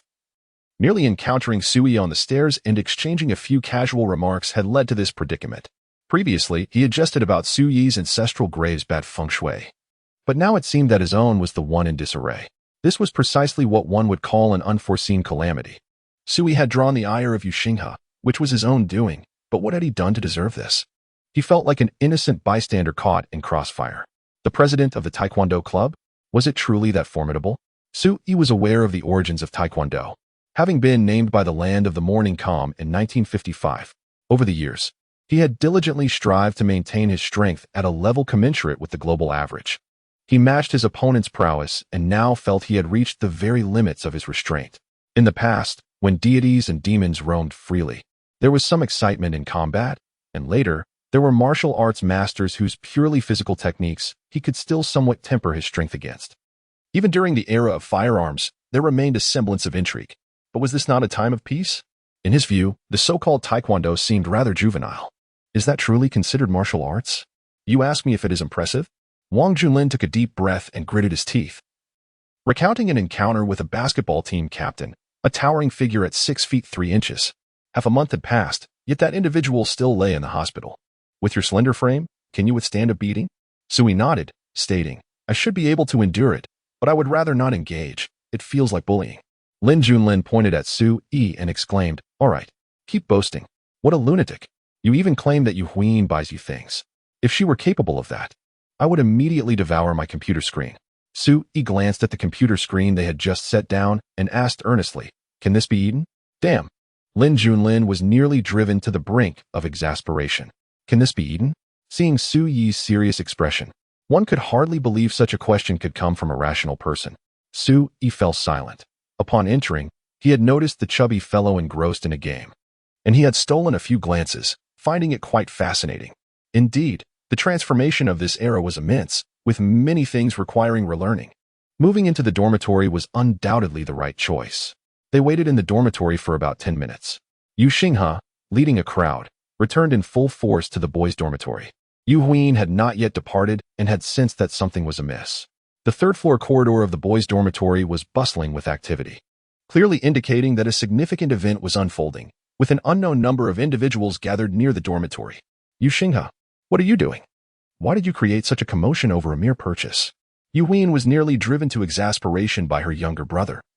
It was evident he was deliberately targeting Sui, and how could she possibly be oblivious to that? Moments ago, Yu Xinghe had assumed the role of the big brother. But when confronted by Yu Huiyin's inquiries, he could only muster a smile and respond, "What is the fuss about? I'm simply buying him some items. With so many things, I cannot carry them all by myself." Yu Huin pulled Yu Xinghe aside and earnestly cautioned, I have told you, do not provoke him. Do not provoke him. Do you not comprehend? Yu Xinghe chuckled and replied, Sister, that lad is most likely a suitor arranged by the family. Since you are not interested, it would be prudent to let him retreat, wouldn't he it? Even if Grandpa were to find out, do you think he would truly harm me? Little did he realize that if his grandfather were to discover his current actions, even if he were not outright punished, he would certainly face severe consequences. Sui was a person whom even Yu Goen would bow before. Engaging in such antics was tantamount to courting disaster, not to mention dragging the entire family into peril. Yu Huin remarked solemnly, I genuinely believe that if Grandpa were to learn of this, he might very well strike you down. I find that hard to believe. Who is that lad, anyway? Sui? From the Jimin-su family? Yu Xinghe scoffed. Even if he is from the Jimin-su family, that hardly carries weight. I do not know, and you need not inquire further. Just refrain from provoking him, Yu Huin said, her brow furrowed in concern. If you refuse to deliver it, I shall go myself. With that, she truly began to head towards the boys' dormitory. I shall accompany you, Yu Xinghe quickly exclaimed. How could he allow his sister to enter the boys' dormitory to deliver supplies to other men? Even he had never enjoyed such privilege. There was no way Yu Xinghe would permit such an occurrence. Then don't stir up trouble. I'll be watching from below. Although Yu Huin was unaware of Sui's background, her grandfather had never elaborated. She could sense the significance her grandfather placed on Sui. If Yu Xinghe truly harmed Sui, the one who would ultimately face dire consequences would undoubtedly be Yu Xinghe. All right. Sister, rest assured. After saying this, Yu Xinghe gestured to the group behind him, declaring, Everyone, follow me upstairs to deliver the items. Among the crowd trailing behind Yu Xinghe were indeed some of Yu Huin's admirers. Witnessing the commotion, they were eager to discover what remarkable qualities this Sui possessed. A throng of individuals ascended the boys' dormitory with great vigor, while a number of onlookers gathered below, intrigued by the spectacle. Meanwhile, Sui remained seated in the dormitory, awaiting their arrival. Yu Xinghe reached the doorway and forcefully kicked it open, causing a wave of boys to surge inside. They promptly locked the door behind them. Upon entering, Yu Xinghe spotted Sui, merely raising an eyebrow as his gaze swept across the four individuals in the room. Which one of you is Sui? The other three in the dormitory simultaneously pointed at Sui. What the heck? It's really you. Yu Xinghe laughed in exasperation, realizing that fate had indeed conspired against him, as it was indeed Sui who bore that name. Sui nodded and replied with a smile, Thank you for delivering the items. Deliver them to your grandfather. Yu Xinghe inquired, Are you from the Su family of Jinmin? I warn you. Keep your distance from my sister. Do not presume that familial arrangements are set in stone. My descent renders any such decisions null and void. The Su family of Jinmin? Sui replied, I am not from Jinmin. Yu Xinghe pressed on, Is your father Su Changqiu? Sui shook his head, I believe you are mistaken. I reside on Wudong Street, lacking any notable background. I am not a scion of a wealthy family, nor am I well acquainted with your sister. Not a scion of a wealthy family? Yu Xinghe pondered for a moment before turning to a companion. Where exactly is Wudong Street? The individual beside him appeared momentarily bewildered, then hesitantly responded, It seems there is a Wutong Street located in the old district beyond the Fifth Ring. Chapter 11. The Terminator of the Bridge of the Nose Old Town? Yu Xinghe's expression was quite remarkable. Are you truly not from the Su family of Tianjin? Sui retorted, Did I ever claim to belong to the Su family of Tianjin? Then why the hell are you acting so arrogant? Yu Xinghe sneered. You're just a poor soul living in the old town, right? I've brought you the goods, now pay up. 100,000, if you can't cough it up. This matter won't end here. Sui chuckled. How could I possibly have that kind of money? If I did, I certainly wouldn't need Yu Huin to buy things for me. The entire dormitory was rendered speechless by his words. The logic was impeccable. But how could you act so tough when you can't even afford basic necessities? It seemed like he was expecting to live off others. Yu Xinghe gritted his teeth and asked, Do you think you're amusing? Or do you believe you're so handsome that my sister is infatuated with you? Sui replied sullenly, A bit of both. Damn. Yu Xinghe felt a tightness in his chest. If he continued to engage with this brat, he might just explode from frustration. Let's settle this. Yu Xinghe decided to stop wasting words. Fists were the most straightforward solution. With those simple words spoken, he turned away, not wanting to witness Sui's impending humiliation. Behind Yu Xinghe, the president of the Taekwondo club, Yi Hu, grinned menacingly. It was his time to shine. Yi Hu cracked his knuckles and approached Sui slowly. Sui also rose to his feet and asked, Are you about to make a move? Hey kid, aren't you supposed to be handsome? Today, I shall transform you into a pig's head, and we shall see whether your handsomeness endures. Yi Hu towered over Su Yi, exuding an aura that seemed to overshadow all. The three occupants of the dormitory turned their heads away in trepidation, unable to bear witness to the gruesome scene. Su Yi stood face to face with Yi Hu, and as Yi Hu raised his fist, which was as large as a sandpot, Su Yi struck him squarely on the bridge of his nose. With that punch, the bridge of Yi Hu's nose broke, blood streaming forth. The nose, being an exceedingly sensitive and fragile area, inflicted excruciating pain, causing him to scream while tears cascaded down his cheeks. With that blow, Su Yi seemed to have found his rhythm, as he diligently adapted to this society. In the university setting, had this been ancient times, they would have been scholars, a group of bookish individuals incapable of harming even a chicken. Conflicts among scholars should have been resolved through verbal sparring, yet now they resorted to physical confrontation. Su Yi had no intention of inflicting serious harm on this lad. A mere punch would not cause grave injury nor death. The force applied was, in fact, impeccable. Yi Hu, be gentle, aim for the face. Yu Xinghe, initially believing that the scream had emanated from Su Yi, casually remarked, "I." Yi Hu, in agony, clutched his nose, blood seeping through his fingers. Utterly devoid of the will to continue fighting Su Yi, Yu Xinghe turned back, utterly astonished. What on earth was happening? Yi Hu, with his height and physique, having undergone training, had succumbed to a mere moment of confrontation, resulting in such a bloody outcome? Yu Xinghe's expression darkened as he exclaimed, "Damn it!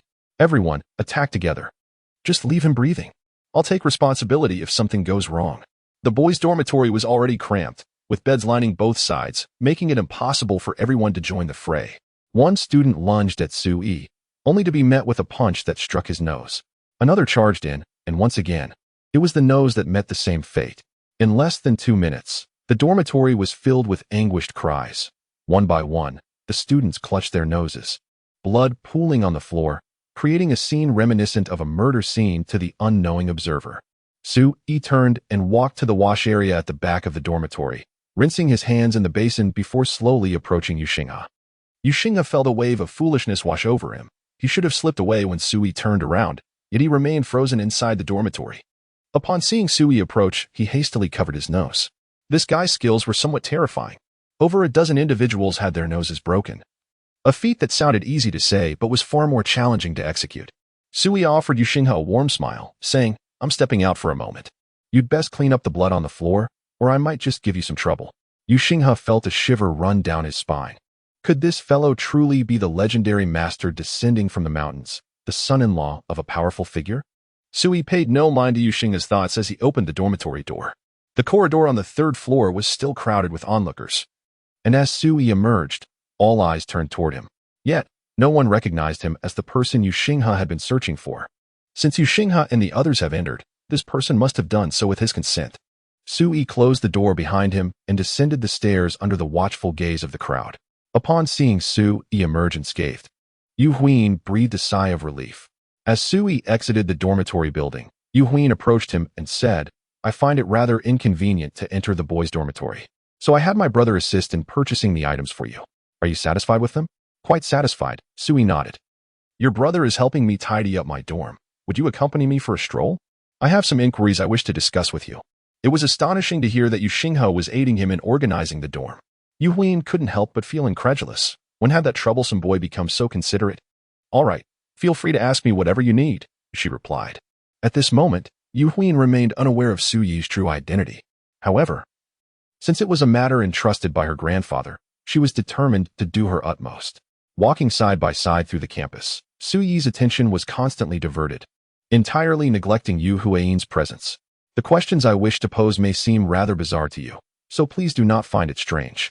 I have just emerged from the mountains, and there are many things I have yet to encounter." Su Yi began earnestly, then proceeded to ask, "I noticed many people on the road holding a luminous object and incessantly pressing their fingers upon it. What is that?" Yu Huin could not help but halt in her tracks, turning to fix her gaze upon Su Yi. "Is this what it means to have come from the mountains? Young man, you claim to hail from Mars, and surely someone must believe you," she remarked. "This device is called a mobile phone. It serves to convey information and facilitates communication through calls. Observe." As Yu Huin spoke, she retrieved her phone, unlocked it with her fingerprint, and continued. "It also allows one to engage in games, watch videos, and listen to music. While she elucidated the functions of the phone, internally, she remained skeptical of Su Yi's claims, suspecting he might be intentionally fabricating his story. Was this merely a new tactic for flirting?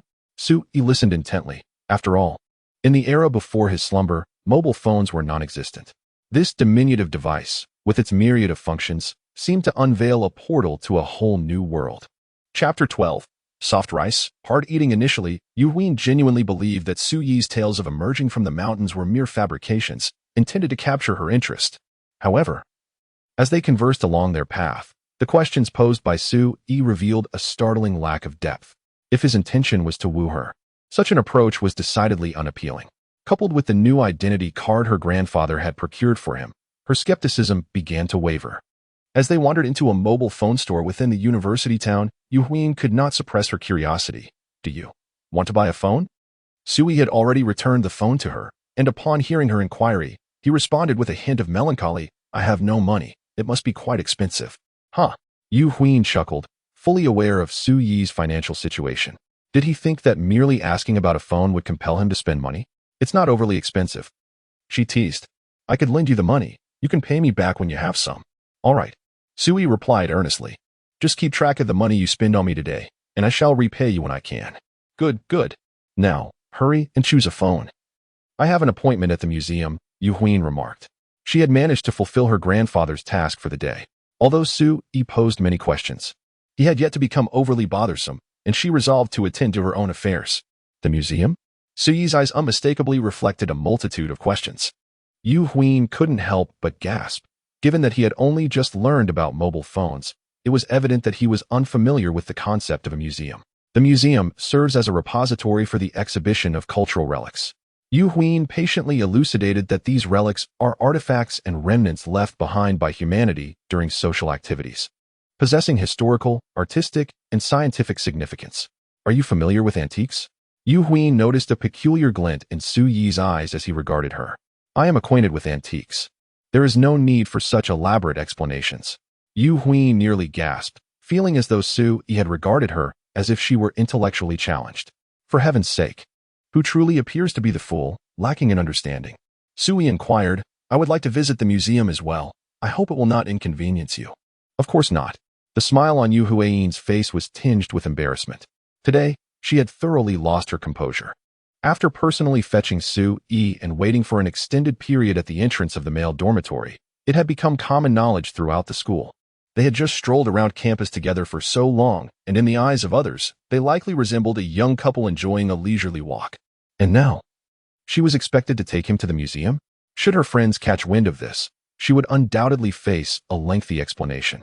However, the events of today would likely soon become the talk of the school. Misunderstandings were inevitable. Yu Huin found herself unable to provide explanations and felt no inclination to do so. Once they entered the mobile phone store, the sales associate promptly approached them. Intrigued by Yu Huin's demeanor and attire, are you two looking to purchase a phone or recharge your account? Please assist him in selecting a phone. Yu Huin paused for a moment before declaring, forget it, just bring me an iPhone 11 Pro Max with 256 gigabytes.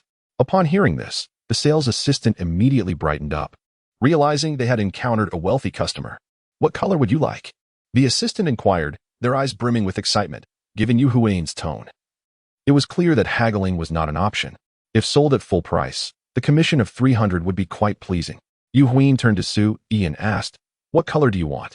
Throughout their journey, Su Yi had posed numerous questions and seemed to have grasped the current monetary purchasing power. He hesitated for a moment before asking, wait, how much is that phone? The sales assistant promptly responded, sir, the iPhone 11 Pro Max with 256 gigabytes that this lovely lady referred to is Apple's latest model, and if purchased today, it will only cost $10,998. That expensive? Su Yi exclaimed without a second thought. Choose one for me under 500. The sales assistant's enthusiastic smile instantly froze. Wasn't this a rather dramatic shift? Just moments away from selling a 10,000 yuan device, this person was now requesting something below 500? 500. In this day and age, could one even purchase a smartphone for that amount? The assistant was tempted to ask if he would prefer a basic mobile phone instead. Yu Huin stood awkwardly, staring at Su Yi, and said, consider this phone as a gift from me. Surely you won't refuse to accept it. Absolutely not. Su Yi shook his head, remarking, "It seems we are not very acquainted, and I cannot accept such a generous gift from you. As I mentioned earlier, the money I am using today can be considered a loan from you. I interviewed for a job yesterday, and the employer offered me a salary of $1,800 a month. If I were to purchase this phone, it would leave me without sustenance for several months." Yu Huin felt a wave of discomfort in her chest. "You are aware of our unfamiliarity, yet you still refuse?" she retorted, feeling increasingly frustrated. The sales assistant interjected, "Sir, since this lovely lady has declared the phone as a gift for you, why not graciously accept it?" Sui declined once more. "Please, help me find one under 500. At that moment, he resembled a rather stubborn elder. However, the sales assistant was exasperated. "We do not carry smartphones priced below 500. What kind of person would turn down a phone from such a beautiful woman like Yu Huin?" Insisting on a device under 500 was quite the challenge. "What is the cheapest option available?" he asked directly, bypassing further discussion. The sales assistant, feeling an overwhelming mix of emotions, reluctantly inquired, "The least expensive is this model, the Redmi 8A, priced at $699. Would you like it?" "That one will suffice," he replied. This visit to the phone store did not go unnoticed by numerous students from nearby schools. After all, a girl like Yu Huin shines as the brightest star wherever she goes. She intended to purchase the latest iPhone for someone, only to have him claim they were not familiar enough, ultimately settling for a $699 Redmi instead. The reversal is indeed astonishing. Moreover, it is noteworthy that the man boldly claimed his monthly salary to be a mere $1,800. How could such a destitute individual dare to stand beside Yu Huin, exuding such confidence? Could it be that a fairy tale of a rich heiress falling in love with a poor boy is truly unfolding before our eyes? In an instant, some onlookers began to share their thoughts on social media, proclaiming their newfound belief in love. The affair between Sui and Yu Huin spread throughout the entire school in less than 10 minutes, even making its way onto the school forum. It was simply terrifying. Yet, the two individuals involved remained blissfully unaware. Chapter 13. Just arrived from the countryside, Sui finally possessed his own mobile phone, and Yu Huin subtly discerned something remarkable. Sui had an uncanny ability to learn. It seemed that with merely a single explanation, he could retain the information effortlessly. Consequently, she promptly instructed him on how to type and search for information on his phone.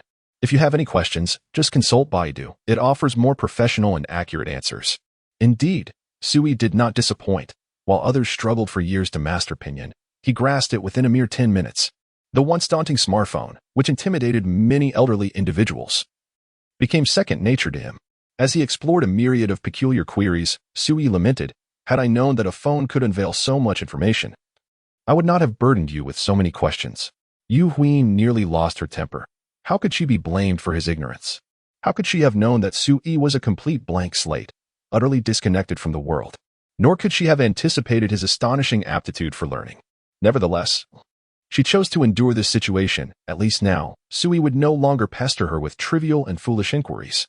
Once back in the car, Sui ceased conversing with Yu Huin, his fingers dancing across the screen with remarkable speed. To an onlooker, he might have appeared to be a habitual smartphone user. The distance from the school to the museum was merely 10 kilometers, yet they encountered nearly 20 minutes of traffic congestion. However, Sui remained unperturbed, engrossed in his phone. As his myriad of curiosities gradually unraveled, this era was indeed far superior to the past. Virtually any information could be accessed with just a mobile device. "We have arrived." As Yu Huin parked the car near the museum, she called out to Sui. Sui took a shallow breath, tucked his phone away, and smiled at Yu Huin, saying, "Thank you." Yu Huin was momentarily taken aback. Was his response a bit delayed? Why express gratitude at this moment? She exited the vehicle, yet Sui remained seated, unmoving. Suddenly, Yu Huin grasped the implication behind his earlier thank you, and her expression darkened. Was he expecting her to assist him in opening the car door again? "I shall endure," she thought, clenching her fists, and with gritted teeth, she approached the passenger side and opened the door for Sui. He nonchalantly stepped out, casting not even a glance in her direction, his gaze already directed towards the museum in the distance. The museum serves as a repository for the collection, preservation, display, and study of tangible representations of natural and human cultural heritage. In essence, it is a place where relics from many years past can be observed. Sui's eyes narrowed slightly. He too felt a sense of nostalgia. In earlier times, upon awakening, he often wandered about, examining remnants of the past. encountering descendants of those long gone, and reminiscing about the fascinating events of yesteryears. As they approached the steps of the Qingzhou City Museum, a girl clad in a JK uniform with twin ponytails approached them, followed closely by a tall young man. Upon seeing the young man, Yu Hui's expression noticeably soured. "Sister Yu, you certainly kept me waiting for quite a while." The girl with twin ponytails approached and linked arms with Yu Hui. She cast a glance at Su Yi and inquired, "Sister Yu, who is this person? I've never seen him before." Yu Hui was at a loss for how to introduce Su Yi, so she simply said, "His name is Su Yi." Su Yi smiled and nodded at Bai Qingyan, saying, "Under the cold moon by the pool, the crescent moon curves beside the water. If not envious of Qingyan, we become the candles reflecting each other. Your name reminds me of someone." What poem are you reciting?" Bai Qingyan asked, puzzled. She herself was unaware of the origin of her name, only knowing that it was given by her grandfather and that it sounded quite pleasant. Su Yi pondered for a moment and replied, "This poem seems to be titled Moon Pool, penned by a gentleman named Han Yu, who was also quite an intriguing figure." "Han Yu?"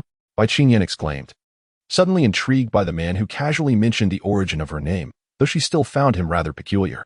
After all, young people in contemporary society seldom recite poetry. Yu Hui was momentarily taken aback. If Sui had prior knowledge of the origin of her name, then how did he know about Bai Qingyan's?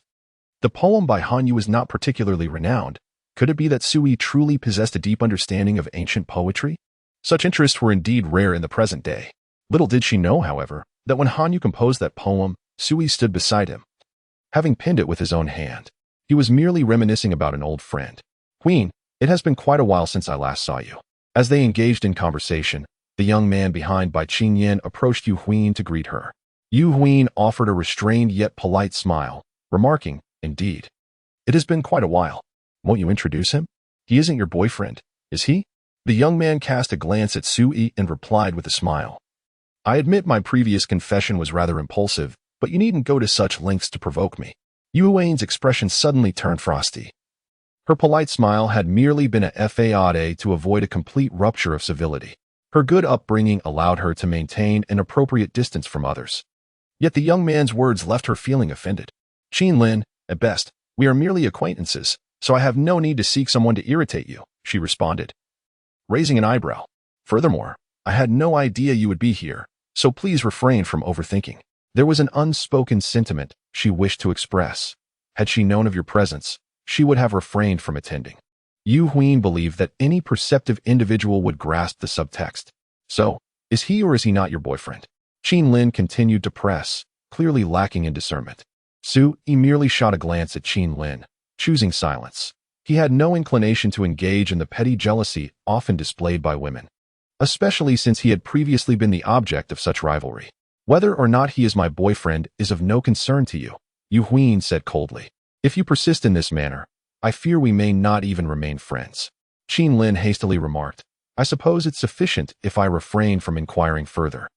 Upon finishing his words, he extended his hand towards Su Yi, stating, "I am Qin Lin." Su Yi cast a fleeting glance at him, displaying no intention of reciprocating the gesture. Engaging in a handshake with a stranger was hardly a pleasurable endeavor. Qin Lin felt the sting of being disregarded, his brow furrowing as he glared at Su Yi, his displeasure palpable. Yu Hui exhaled softly, interjecting, "Enough, Su Yi has just returned from the countryside. Please do not take offense, nor trouble us. Let us each pursue our own paths, shall we?" "Very well." Qin Lin nodded, the word escaping his lips with a degree of resentment, his gaze towards Su Yi growing increasingly hostile. What right did this uncouth lad, fresh from the rural expanse, have to warrant such defense from Yu Hui? Chapter 14. Is immortality truly possible? Yesterday, the Qizhou Museum received a portion of artifacts discovered on Shijian Mountain, causing a nationwide sensation. Countless visitors flocked to the museum, transforming its tickets into coveted treasures. Were it not for the extraordinary influence of Yu Hui, it would have been utterly impossible for Su Yi to simply enter at his whim. Prior to her arrival, Yu Hui had informed Qin Lin that they would explore separately. Although Qin Lin readily agreed, he trailed closely behind them. Yu Hui found it difficult to dismiss him. Upon entering the museum, Su Yi gazed around in silence, pausing thoughtfully before each artifact, as if contemplating some profound notion. As an accompanying guest, Yu Hui merely stood by, offering insights into the provenance of the exhibits. This dragon-patterned blue and white cup is a piece of Song Dynasty June porcelain. Are you familiar with June porcelain? Yu Huin inquired, directing her attention to the exquisite cup housed within the display case. Originating in the Tang Dynasty and flourishing during the Song, June porcelain boasts a history exceeding 13 centuries. Since the reign of Emperor Huizong of Song, it has been designated as a royal treasure, forbidden for private ownership by commoners. This particular dragon-patterned cup is the last of its kind in existence, undeniably a national treasure. Sui replied nonchalantly. It is merely a cup that is somewhat more aesthetically pleasing than others. Besides, it is not the only one of its kind in the world. Are you jesting? Merely a cup that is somewhat more aesthetically pleasing? Yu Huin exclaimed incredulously. What do you think this is? Standing at the back, Qin Lin could no longer contain his derision. This blue and white dragon cup is undoubtedly the last of its kind in the world, a true treasure. If there were a second, it would have caused a nationwide sensation. Sui merely turned his head, casting a fleeting glance at him, saying nothing. But his expression seemed to regard Qin Lin as if he were a simpleton. To others, this Song Dynasty June porcelain might appear exceedingly precious, even unparalleled. However, to Sui, it was merely a cup that was slightly more aesthetically pleasing than usual. Fuming, Qin Lin clenched his fists, yearning to confront and chastise this country bumpkin, but ultimately refrained in the interest of maintaining decorum. Yu Huin was at a loss for words, interpreting Su Yi's behavior as a sign that he hailed from the mountains and had never encountered such sophistication, thus failing to grasp the cup's worth. Speaking of cups, Su Yi recalled having possessed a completely transparent one, which was rather decent. Over 2,000 years ago, he had utilized a crystal goblet, the entirely transparent variety, which he found quite appealing due to its simplicity. A transparent cup? Yu Huin couldn't help but click her tongue. Indeed. Su Yi's taste seemed to reside at the level of a glass cup. Yet, she was also perplexed. How could someone capable of reciting ancient poetry and held in such high regard by her grandfather be merely an unworldly villager? Qin Lin sneered from the side. A glass cup is indeed nice, perfectly befitting your temperament. Sui cast a glance at him and remarked, if my memory serves me right, that cup should be made of crystal. Glassware has only been around for a few centuries, hasn't it? After uttering this, he surprisingly took out his phone to verify. Crystal, you say? Qin Lin could not help but chuckle. Are you implying that your cup is an antique crystal chalice? It wouldn't happen to be that crystal cup from the Warring States period unearthed in Hangzhou, would it? Sui searched for images of the Warring States crystal cup from Hangzhou on his phone, and after viewing the pictures, he merely smiled and replied, it should be. Huiying thought to herself, could this fellow possibly be insane? Qin Lin, unable to contain himself any longer, interjected. Yu Huiying shot a cold glance at Qin Lin, choosing to ignore him, and addressed Su Yi. The artifacts displayed ahead are those discovered in the mysterious tomb of Shijian Mountain just a couple of days ago. Let us go take a look. Yu Huiying certainly did not believe Su Yi's claims. It was evident that he was exaggerating. She had no intention of engaging with Qin Lin either, but he continued to press on. After all, Sui was her guest, and Qin Lin's incessant antagonism towards him was quite tiresome.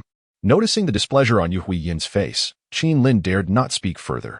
However, his gaze towards Su Yi was laden with malice.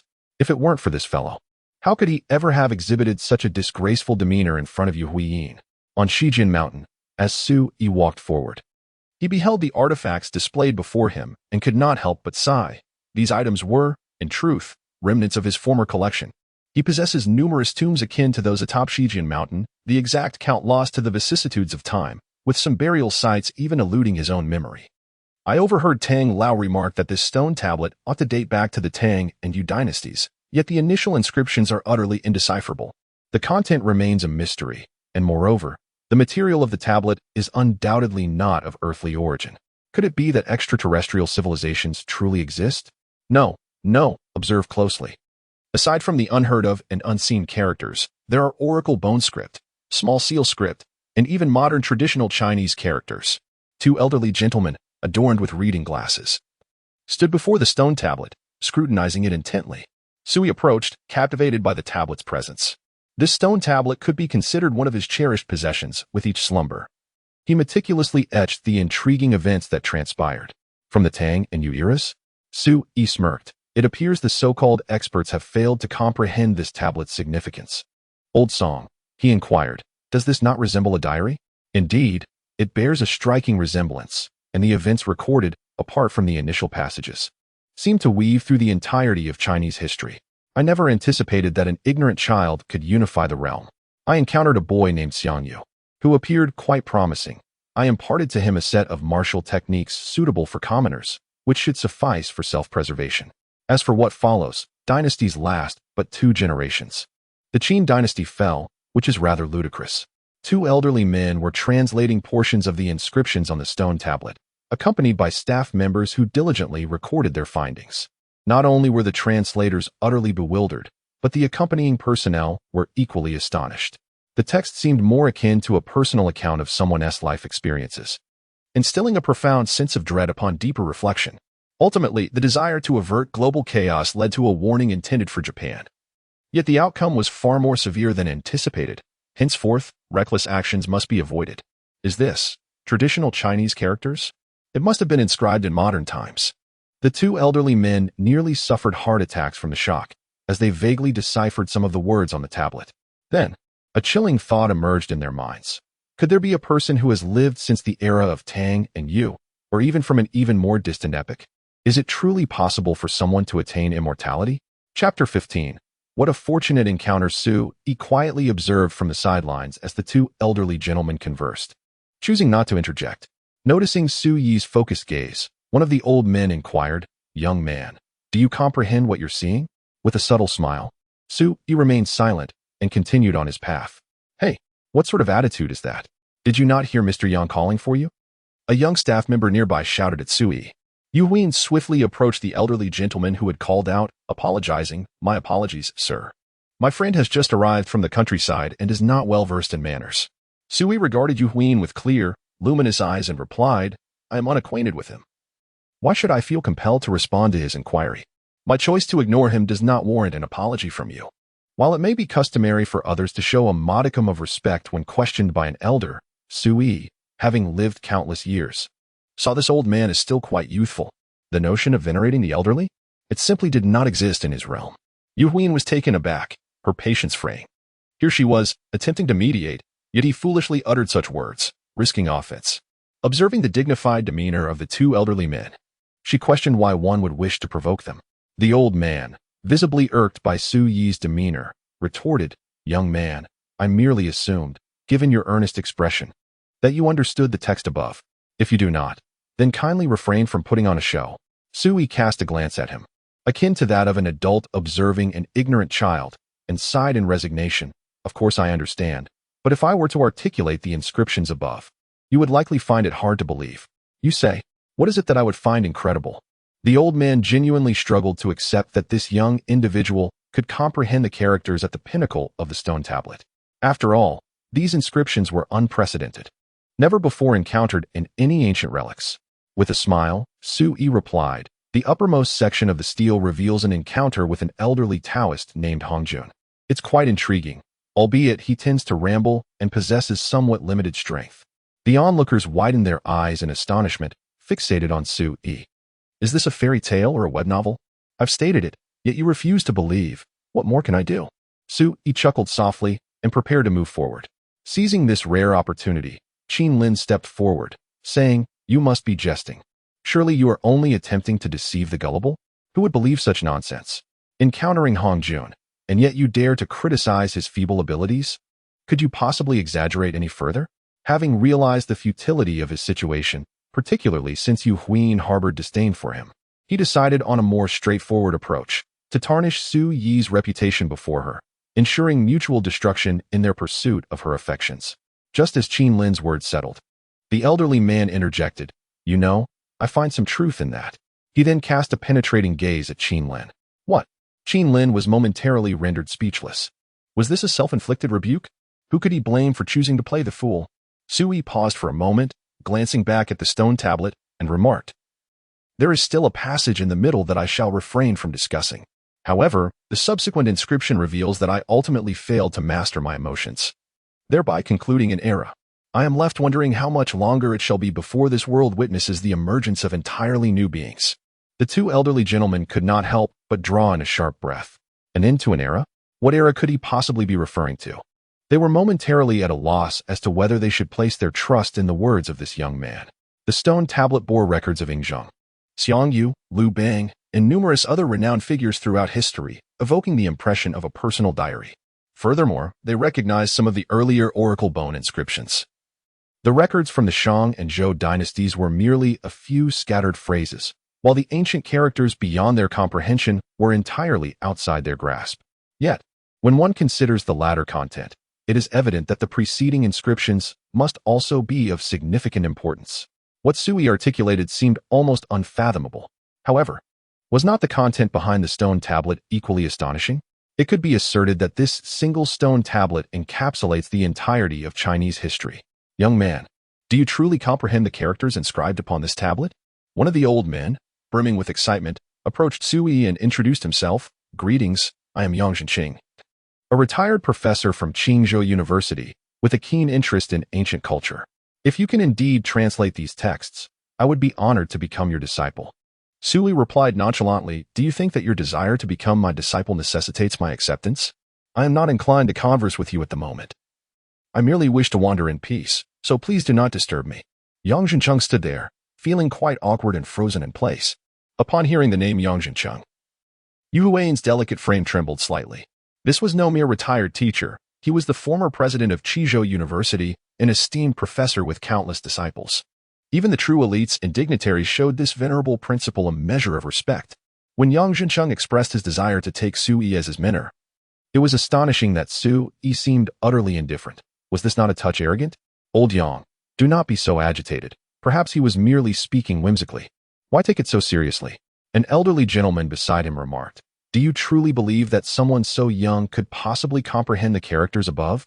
Yang Zhencheng inhaled deeply, gradually regaining his composure. Indeed, Sui's words could very well have been nonsensical. Sui offered no explanation to them. Instead, he approached the jade bed where he had previously slumbered, unable to suppress a bitter smile. He had spent many years upon this bed, and now, to his dismay, it had been relocated to a museum for exhibition. Should he wish to gaze upon his former resting place, he would have to purchase a ticket.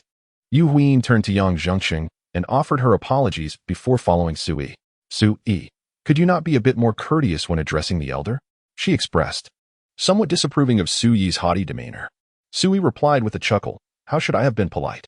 I have already conveyed the contents of the inscription. What more is required? To think he aspires to be my disciple, what a fortunate occurrence that would be.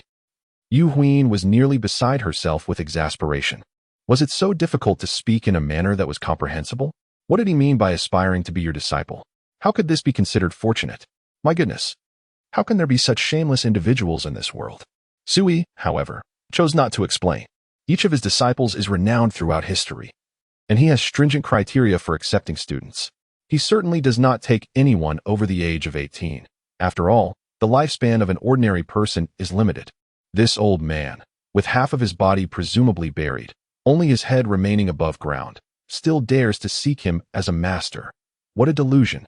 Yu Huiyin also fell silent, while Sui wandered quietly through the museum. In addition to the items in his own tomb, there were numerous rare artifacts. Yet, to his discerning eye, they were merely trivial. Chapter 16. The inscription on the stele was crafted by me. The Qingzhou Museum, once modest in its collection, has recently been transformed by the discovery of artifacts on Mount Shijian, positioning it as one of the most bountiful and invaluable museums, not only nationally but globally. After wandering through the exhibits, Sui found no further intriguing relics. He could only ascertain that 80% of the treasures from his own tomb were now housed within this museum. Today, his visit was a chance to glance once more at his former possessions. Since they had been preserved for public admiration, let them be admired. Not yet, Yu Huiyin murmured. Can you truly comprehend the inscriptions on the stele? Sui gazed at her, a silent smile illuminating his eyes, feeling a flutter of unease under his scrutiny. Yu Huiyin casually turned her head, remarking, if you choose not to share, that's fine. I'm merely curious about the identity of the tomb's owner on Mount Shijian. What could possibly explain the enduring nature of the artifacts within? Sui replied nonchalantly, who can say? Do you think it possible that someone could be immortal? Yu Huiyin had heard the translations from Yang Zhenqing and his companions. If the inscriptions were genuine and crafted by the same individual, could it not suggest that someone had lived for thousands of years, perhaps even longer? Bai Qingyan, linking arms with Yu Huiyin, interjected, how could that be? Immortality? Wouldn't that imply zombies or vampires? Let's not indulge in superstition. Yet, how does one explain the existence of that stele? Yu Huin was taken aback by the inscriptions on the stone tablet, unable to fathom who could have etched such words. Little did she know that the very person responsible was standing beside her. Sui remarked, "Why not entertain the notion that there truly exists someone who has lived for thousands, or even tens of thousands, of years?" "Entertain?" Bai Qingyan replied, "Comrade Su, I must insist that science is rigorous. The functions of the human body inevitably wear down over time, and organs gradually succumb to aging, thus rendering immortality an impossibility. Science." Sui nodded, recalling his time spent overseas where he encountered numerous peculiarities. As for the scientific principles Bai Qingyan mentioned, they held some validity. He had indeed studied the natural cycle of life and death among ordinary people, which boils down to the deterioration of internal organs leading to the inability of the body to sustain consciousness, resulting in death. Sui possessed knowledge of methods to preserve youth and extend life, albeit these methods were applicable solely to women. In the past, women had attempted this, upon ingestion. It promised at least 50 years of perpetual youth and could potentially extend life by a century. However, beyond that, it was unattainable. Bai Qingyan scrutinized Sui, stroking her chin as she inquired, "You claim to recognize the characters on that stone tablet. Could it be that you are a descendant of the person who inscribed those words, or perhaps you are that very individual?" Sui nodded, stating, "In truth, I am the one who carved that tablet, and the items they transported down from the mountain are merely my personal belongings." What a sincere and straightforward response. Bai Qingyan burst into hearty laughter. "You truly have a way with words. I believe you. I believe you. Now, tell me about your story with Hongjun Taoist." Yu Huin merely gazed deeply at Sui. When this man earnestly boasts, he indeed appears quite credible. "What about that little Taoist?" Sui replied earnestly, 1 year. He discussed profound principles with me, and I imparted numerous teachings to him. He later founded Taoism. Well, his skills were somewhat lacking. I could easily defeat him with just 1 hand and 2 feet, using nothing else. In the end, I settled for a draw, after all. One cannot be too harsh on others, wouldn't you agree? Indeed, indeed. Bai Qingyan giggled. "And what about your connection with Qin Shi Huang?" Sui chuckled. "Ah, Qin Shi Huang? That title was bestowed upon him later. He was under my tutelage for merely a few months, during which I taught him a bit about weaponry modification. Who would have thought he would unify the realm?" Bai Qingyan fixed her gaze on Sui, clicking her tongue in amusement. "Conversing with you is truly delightful. You boast without a script, your face never reddening. You must frequently leave young women in a daze." Sui shook his head. "I have never deceived a woman." Throughout his many years, he had indeed never misled a woman, for he was never lacking in their company. Due to his immortality, it was also exceedingly difficult for him to have descendants. The laws of nature are quite simple. The more powerful a species is, the more challenging it becomes to reproduce. At least over the years, no woman has ever conceived even a single child for him. "Ah, I am convinced." Bai Qingyan blinked and inquired, honestly, "Do you harbor feelings for my sister, Yu?" Sui cast a glance at Yu Huin and replied, "She is rather young." Bai Qingyan followed suit, scrutinizing Yu Huin's figure before glancing down at her own, muttering to herself, "Is that still considered young?" Sui nodded earnestly, a tad small. Yu Huin's face flushed a deep crimson. She never anticipated that their conversation would devolve into a discussion about her physique, with them critiquing her. What does small even mean? Have they finished shopping yet? If they have, let us depart. Yu Huin was disinclined to engage with the two, especially with so many onlookers around. Their brazen discourse about another's attributes was exceedingly awkward. "We're done shopping."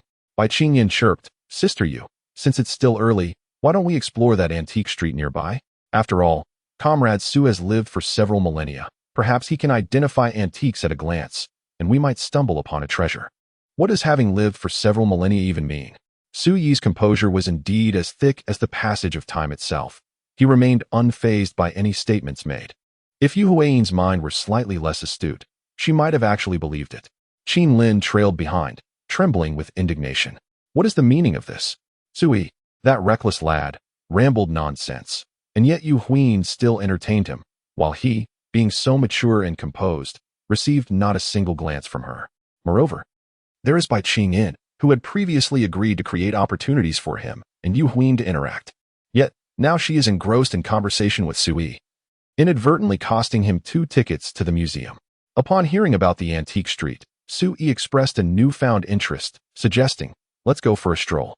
It is unlikely that anyone in this world possesses a deeper understanding of antiques than Sui. While others rely on various markings and characteristics to ascertain the age of an artifact, Sui has genuinely lived through those historical moments.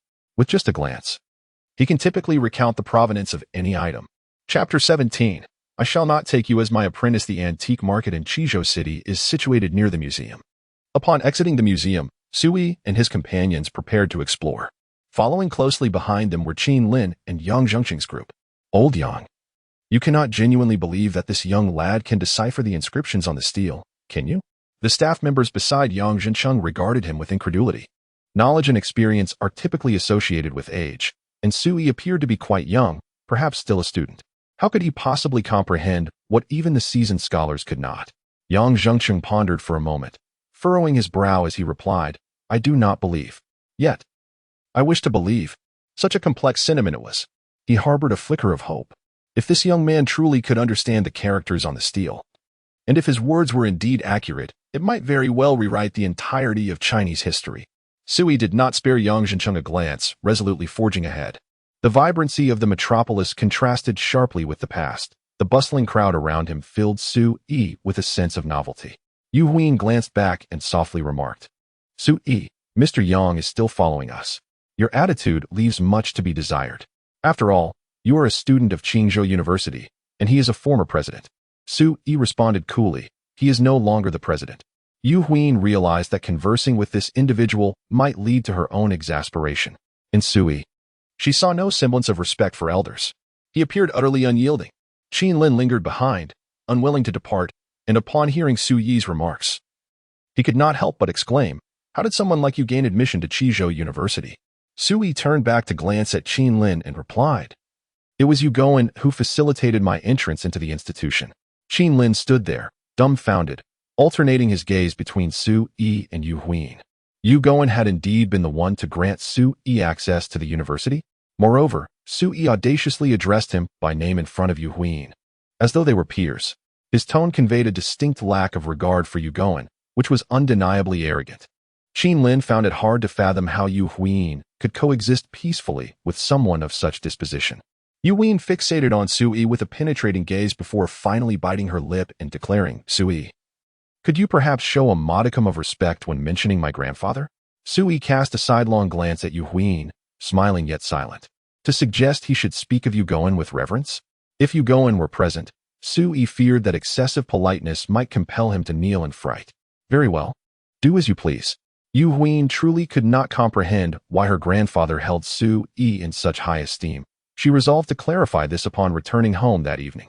Sui's gaze wandered across the wares at a roadside stall, and he remarked, the craftsmanship here is quite commendable. Indeed, it was rather commendable. Yet within the entire antique street, at least 70% of the items were counterfeit. Even if authentic, the likelihood of being swindled during a transaction was exceedingly high. Yu Huin advised, stating that one cannot expect to gain without incurring losses. Many here feign simplicity, appearing innocent and honest, while harboring a multitude of ulterior motives. Sui chuckled, responding, it seems you possess considerable insight. Yu Huin shot him a disapproving glance and forced a smile, saying, indeed, I'm merely sharing my thoughts. Not that you would actually make a purchase. That smile quickly vanished, as Yu Huin remained quite dissatisfied with Sui's demeanor, adopting an air of superiority. Sui, however, chose not to take offense. Instead, he squatted in front of a stall showcasing an array of exquisite bronze and jade artifacts, all captivating to behold. Yu Huin, compelled to halt her steps, was curious to see what tricks Sui might employ, quickly discerning that the items were merely modern replicas. Most importantly, Sui was devoid of any money. How much for this jade bowl? Sui inquired, fixating on a translucent jade bowl. The vendor glanced at Sui, then at Yu Huin and the others behind him, a smile spreading across his face. Young man, this is a jade bowl from the Qianlong era. Just look at its quality and the poetry inscribed upon it. 300. Will you buy? Sui promptly interrupted the vendor. Are you here to cause trouble? The vendor's smile abruptly froze. He had yet to name a price, and Sui had already countered with 300, leaving him at a loss for how to proceed. Sui fixed his gaze upon him, saying nothing, yet his eyes sparkled with mirth. The vendor felt a shiver run down his spine under Sui's penetrating gaze, as if the young man had discerned the secret he held within. Reluctantly, he sighed heavily, conceding, All right, I shall sell it to you.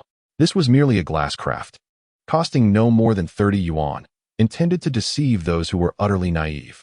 At 300, he would make a modest profit, ensuring at least the day's stall fee was covered. Turning back, Sui noticed Yu Huin had averted her face, perhaps fearing he might shamelessly ask her for money again. Yu Huin remarked, "If you truly need the money, take the card yourself." What kind of nonsense was it to lend her money while buying things? Ignoring Yu Huin entirely, Sui pointed to Yang Zhengqing, who was trailing behind him, and beckoned him with a finger. Yang Zhengqing stared at Sui, then pointed to himself, his face a mask of confusion. How long had it been? How long since someone had so audaciously beckoned him like that? Sui nodded at Yang Zhengqing, indicating that he was indeed calling him over. This, Yang Lao thought, this lad is exceedingly bold. I genuinely wish to teach him a lesson. Never had he encountered such an insolent youth. The group behind Yang Zhengqing was fuming, their fists clenched in anger, having never witnessed anyone like Sui. Come with me. Yang Zhengqing extended his hand, calming them down. Then slowly approached Sui. Rising to his feet, Sui proposed, "You assist me in purchasing an item, and I shall teach you a character. How does that sound? I shall not take you as my disciple. I shall not take you as my disciple." Yang Zhengqing remained silent for an extended period, as if he were yearning to take Sui as his master. Do you truly comprehend the characters inscribed on the steel? Yang Zhengqing persisted, unwilling to concede. What if, perhaps, Sui actually understood the inscriptions? Sui, with a casual stride, began to depart. It was merely a bowl, after all, and he found it rather aesthetically pleasing. Its ownership was of little consequence to him. Very well. If you can genuinely teach me the characters on the steel, I shall procure anything you desire, Yang Zhengqing declared, eager to ascertain whether Sui truly possessed knowledge of the mysterious script. He had already committed the peculiar characters from the steel to memory and planned to write them out individually for Sui to decipher. Chapter 18. Get lost. Sui gazed at the array of trinkets before him and addressed Yang Zhengqing. With this stall, procure everything and send it to my residence. Let us tally the items, shall we? Is it merely these items? Yang Zhengqing frowned. They are merely handicrafts. The vendor, overhearing, became agitated. Hey, old man, are you here to disrupt my business? What do you mean by merely handicrafts? There are plenty of fine items among these. Sui replied. I have no interest in antiques. Modern crafts are quite delightful. I intend to display them at home. The vendor felt increasingly disregarded and shouted at Sui, young man. Did you not hear my words? I possess numerous antiques here. If you were to buy everything, it would cost at least 200,000. Not a penny less will I accept. 2,000 in total. Take it or leave it, Sui stated, fixing his gaze upon the vendor. What's this? Again? The vendor had never encountered such an unwavering stare.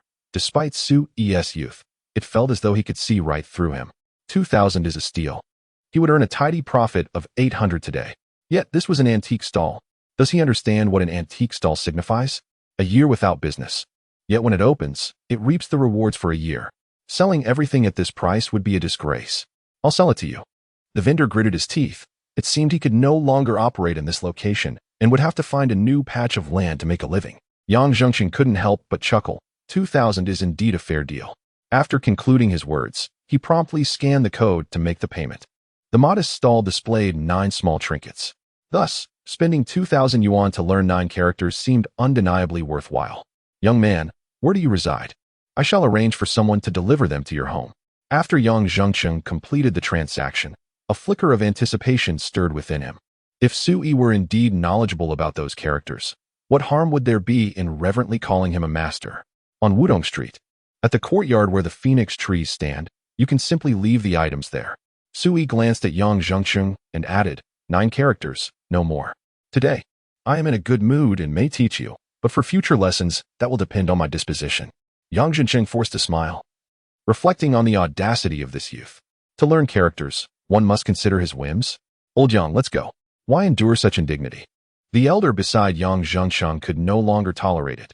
Sui's words, his tone, and his demeanor were utterly unacceptable. Yang Zhengqing waved his hand dismissively, producing a pen and notebook, and promptly inscribed a character. Young man, how is this character read? Sui cast a fleeting glance and replied. This character represents the venerable Hongjun Taoist. One character signifies Hongjun Taoist? Yang Zhengqing furrowed his brow, likening it to English, where a single word can encapsulate meaning. And what of this character? Boredom. Cough. Where lies the boredom? I mean, this character signifies boredom. Are you foolish? Su Yi regarded Yang Zhengsheng with disdain. Yet he remained unperturbed, offering a sheepish smile before inscribing yet another character. Death. This time, Yang Zhengsheng refrained from asking further questions and continued to write down all the remaining characters, meticulously transcribing the meanings that Su Yi had translated beneath them. The characters he inscribed were deliberately jumbled, and when Su Yi deciphered the 9 characters, the resulting meaning astonishingly conveyed. The Taoist Hongjun has perished, feeling somewhat bored. He divided his soul into 3 parts, as a means of rebirth. The phrase one qi transforms into 3 pure ones flashed through Yang Zhengsheng's mind as he recalled other translations provided by Su Yi, which seemed to align both in characters and meaning. These enigmatic inscriptions appeared deceptively simple, yet exuded an extraordinary essence. If Su Yi had merely been speaking nonsensically before, there was no way he could have translated with such precision. He truly comprehended the words on the stele. Yang Zhengsheng fixed his gaze upon Su Yi, his pupils constricting in excitement as he exclaimed, "Young brother, what else do you desire? I shall procure anything you wish." Su Yi frowned and replied, "I have already stated that I am granting you this opportunity due to my good mood today. Should you continue to annoy me, I shall have you leave." Yu Huin and the others stood in stunned silence, utterly astonished by the audacity displayed. How could anyone dare to command Yang Zhengsheng to depart? The staff behind Yang could not contain their disbelief, muttering, "Is it merely a few characters? Is such arrogance truly warranted? Yang Lao, let us take our leave." They speculated on the origins of this insolent youth, filled with a desire to confront him with force. Yang Zhengsheng trembled visibly, and his bodyguards mistakenly assumed he was incensed. One stepped forward to support him, advising, "Yang Lao, do not let this infuriate you. I shall teach this arrogant brat a lesson right away." "You dare?" Yang Zhengsheng exclaimed, his face flushed with excitement as he seized the bodyguard behind him. He then cautiously extended a business card towards Su Yi. "You are Su Xiaoga, right? When your mood improves, could you teach me some other characters?" Su Yi did not even acknowledge the card, replying, "Let's discuss it when I'm in a better mood. Please take your entourage and leave. Your presence is rather discomforting." The only reason he considered teaching him was that he found him somewhat bothersome. 9 words would suffice. Yang Zhengsheng awkwardly retracted the card and instructed those around him, "No need to linger here. Disperse. Deliver the items to Su Xiaoga's home." Su Yi turned on his heel and walked away, with Yu Huin following closely behind. She had never encountered someone as audacious as Su Yi.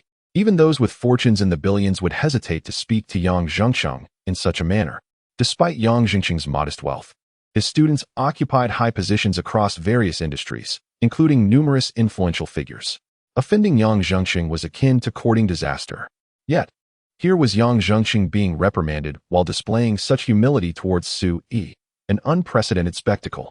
"Su Yi, can't you be a bit more courteous?" Yu Huin observed a glimpse of Su Yi's capabilities, but his tone was undeniably arrogant. Su Yi glanced at Yu Huin, winking, "I have been quite polite to you, haven't I?" Yu Huin was at a loss for words. Was Su Yi being polite to her? Please, he was treating her like a servant. Was that considered politeness? Having wandered sufficiently, it is time for me to proceed to my place of employment. Su Yi has already lost interest. Undeniably, this street must harbor genuine antiques. If Su Yi were inclined to unearth hidden treasures, he would undoubtedly excel in such endeavors. However, he possesses no fascination for these so-called antiques. Antiques? If he desired antiquities, the world is replete with ancient tombs from which he could excavate to his heart's content. In Su Yi's eyes, these antiques are hardly worth his attention. He finds modern craftsmanship far more captivating, particularly those everyday items, which seem to offer a greater sense of comfort in their use. Chapter 19. You told her not to seek me. Where do you work? Yu Huin inquired, her curiosity piqued. With Su Yi's peculiar temperament, which employer would hire him? Moreover, with such a disposition, how could he work for someone else? After a moment of contemplation, Su Yi replied, "At a bar." Although he had not recognized the characters yesterday, he had since learned simplified Chinese on his phone, and a bar, he surmised, was a place for drinking. In truth, Su Yi had a fondness for alcohol. Given that it was an establishment for serving drinks, one might even find exquisite wines there, at least during his time as a server at a tavern. When the boss was in good spirits, he would occasionally be rewarded with a few sips. A bar? Yu Huin was momentarily taken aback. What do you do there? As a server, Su Yi did not perceive anything inappropriate about this profession. After all, running a business was a legitimate endeavor. Yu Huin took a deep breath. genuinely questioning the reliability of her hearing. Her grandfather had provided her with a black gold card, which Sui had declined, and just moments ago. He had completely silenced the former president of Qingzhou University. Such a person working in a bar? Xiao Su, if you are seeking employment, I can help you find something more suitable. There is no need to work in such a place as a server. Bai Qingyan had a favorable impression of Su Yi. He was witty, humorous, and handsome. Given her family background, it would be easy for her to arrange a respectable job for him. However, Su Yi replied, "No need. I have already promised the boss that I would go there today, and besides, my shift starts in the evening, so it should be manageable." Wow. Working while studying. Bai Qingyan beamed at Su Yi, expressing her admiration. "I truly appreciate you. If you ever wish to change jobs, feel free to reach out to me." "You are being rather infatuated, aren't you?" Yu Huin remarked, her hand pressed against her forehead. Her impression of Su Yi was far from favorable. He was eccentric and more arrogant than herself. Were it not for her grandfather's instructions, she would have long since severed ties. Bai Qingyan chuckled. "Oh, you sister. Do not be jealous. I have no intention of vying for your boyfriend. I have reiterated that he is not my boyfriend." Yu Huin exclaimed, at a loss for words. "I have never seen you so invested in any boy before," Bai Qingyan observed, her eyes narrowing as she continued, "Little Su, I have high hopes for you. Keep it up." Su Yi glanced at Yu Huin and replied, "I mentioned that she is too young." "She is certainly not that young," Bai Qingyan remarked, looking at a specific aspect of Yu Huin, murmuring softly. Yu Huin clenched her fists, gritting her teeth. Enough of this. Was it truly appropriate to discuss her maturity in such a manner? "I meant her age," Su Yi clarified, finally realizing that Bai Qingyan had misconstrued the situation. "Age? But you sister is already 21. Bai Qingyan exclaimed in surprise, scrutinizing Su Yi. "You appear not much older than her. Do you have a preference for mature women?" Yu Huin, equally intrigued, stared at Su Yi, pondering his rather unique taste. "Women are peculiar. I may not favor you, but if you think ill of me, that simply cannot be tolerated." How could Su Yi, being relatively young, possibly have an affinity for mature women? Mature women? A glimmer of light flickered in Su Yi's eyes. Every stage of womanhood possesses its own allure. At this moment, he was reminded of certain past female companions. There was indeed a reason behind the infatuation of someone surnamed Chao with married women. Bai Qingyan pointed at Su Yi in astonishment, exclaiming, "Could it be that you truly have a penchant for mature women? What a peculiar taste." Su Yi glanced at her, uninterested in elaborating further. It was evident. He genuinely favored mature women. "Sister Yu, it's over for you," Bai Qingyan remarked, clicking her tongue. "Looks like there's no chance." Yu Huin, exasperated, felt drained of energy, and said, "All right, you two, let us wrap this up. Aren't we supposed to head to a bar?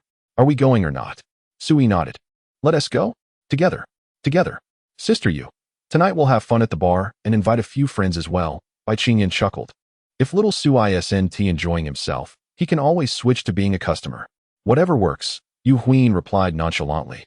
Being from a wealthy family and having trained in self-defense, even in a bar filled with all sorts of individuals, she felt confident in ensuring her own safety and that of those around her.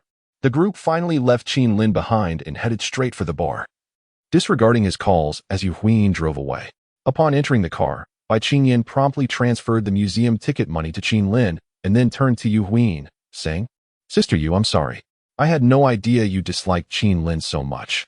Otherwise, I wouldn't have invited him." Yu Huin dismissed it with a wave. "It's fine.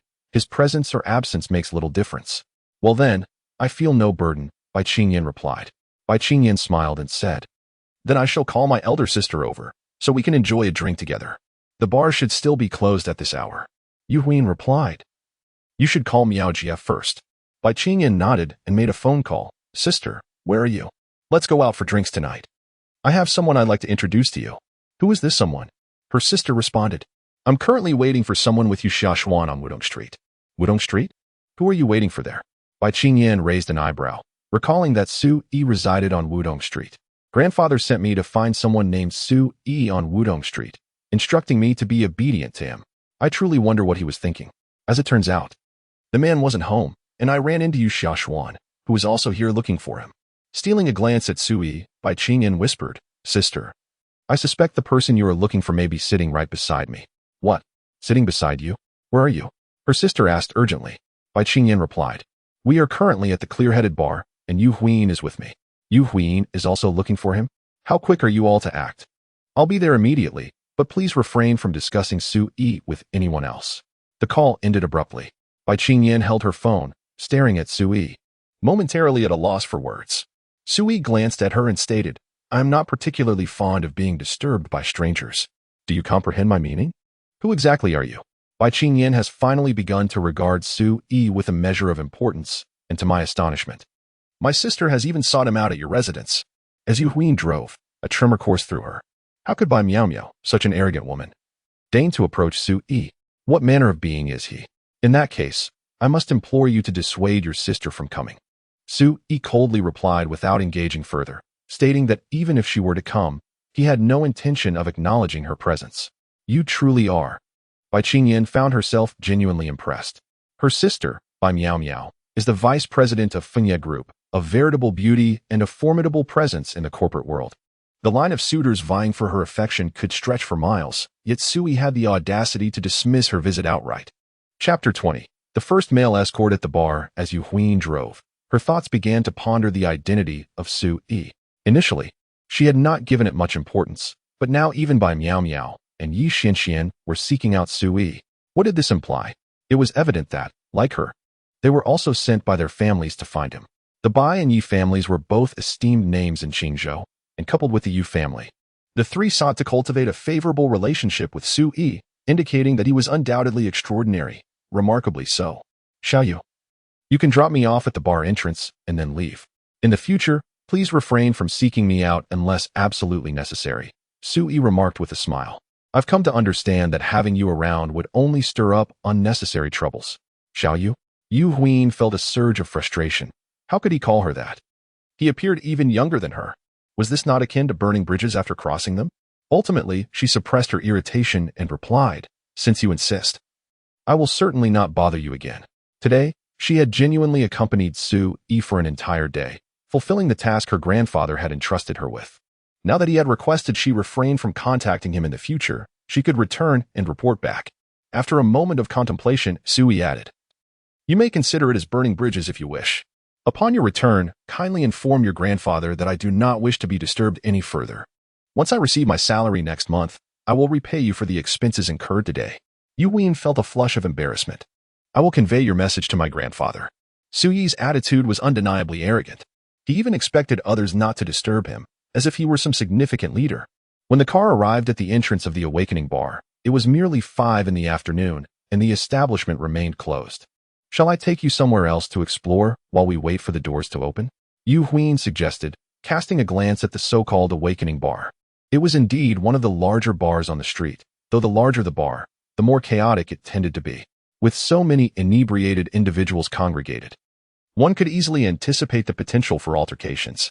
Let me out first, Su Yi remarked, his gaze fixed outside the car window, an expectant smile adorning his face. Yu Huin turned to look at Su Yi, following his line of sight to spot a young girl standing at the bar's entrance. The girl appeared to be around 20.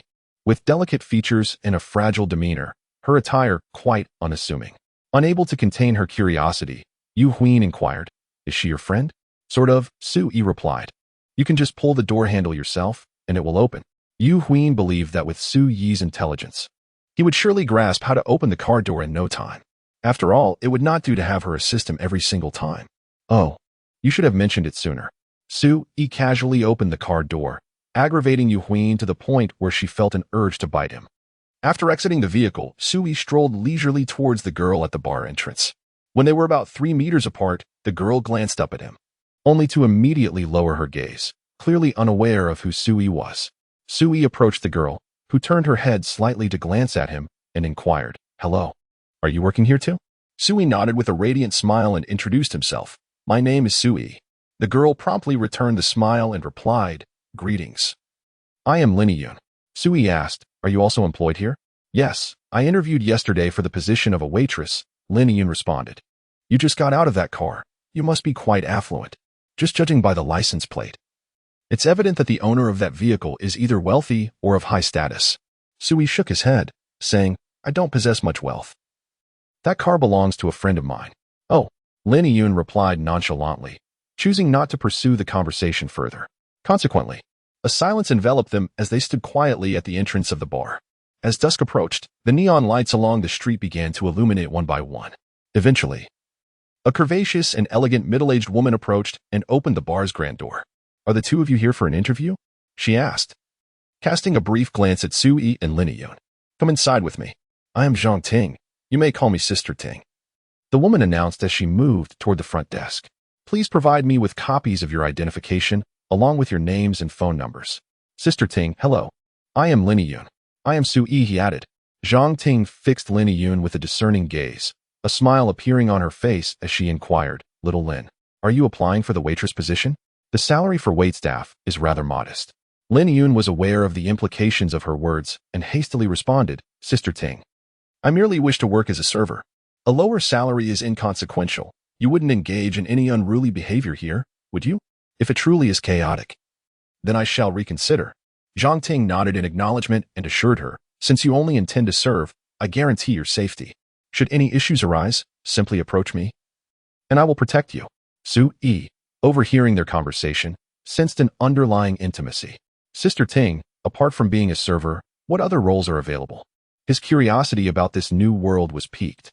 Upon his arrival yesterday, he had glimpsed a recruitment advertisement for the bar, featuring positions such as lobby manager and business manager, each with varying compensation. "Are you interested?" Jiang Ting scrutinized Sui for a moment, noting that he was indeed quite handsome and at an age brimming with vitality. She inquired, "How well do you handle your liquor?" Sui pondered for a moment before responding earnestly, "I can handle 1,000 cups without inebriation." "Huh." Jiang Ting could not suppress a laugh. Many boasted of such prowess in a bar setting. "Would you be willing to accompany those ladies while they drink and chat? The base salary is 3,000, plus commission on drinks." Having owned the bar for many years, she understood that sometimes women's needs could surpass those of men. Sui frowned and asked, "Is it merely about drinking and chatting?" Jiang Ting replied nonchalantly, "If those ladies have particular needs, you may also be required to spend the night with them." "That is unacceptable." Sui firmly rejected the notion. The idea of such intimacy was beyond his comfort. What a joke this is. How many women have desired his physique yet remained unfulfilled? For merely 3,000 yuan, one would have to engage with countless women. How could that possibly be feasible? Jiang Ting chuckled and remarked, "Can you engage in conversation? You need not share a bed with them. As long as you can bring joy to those young ladies, they will return for your company. Conversing? That should pose no challenge." Sui inquired yesterday, as a waiter. The daily tasks consist of serving drinks, uncorking bottles, and fetching whatever the guests desire, merely mundane and repetitive duties. However, if one could earn a living simply by conversing and enjoying drinks, that would indeed be quite agreeable. Chapter 21. The salary doubles at a whim. Xiao Su. You claim to possess remarkable drinking and conversational skills. However, I have yet to witness your true capabilities. Thus, there will be a 3-day probationary period. Should your performance during these days meet my expectations, I shall appoint you as the business manager. Jiang Ting was not entirely convinced by Suyi's assertions. She had encountered a myriad of individuals in the nightlife scene, including many like Sui. Yet, countless others had succumbed to exhaustion after a week of relentless drinking. Sui nodded and inquired, "So, my task is to sell drinks and entertain the guests, encouraging them to spend?" Upon articulating this question, Sui grasped the essence of his role. Was this not akin to the courtesans of yore, albeit with a mere switch of gender?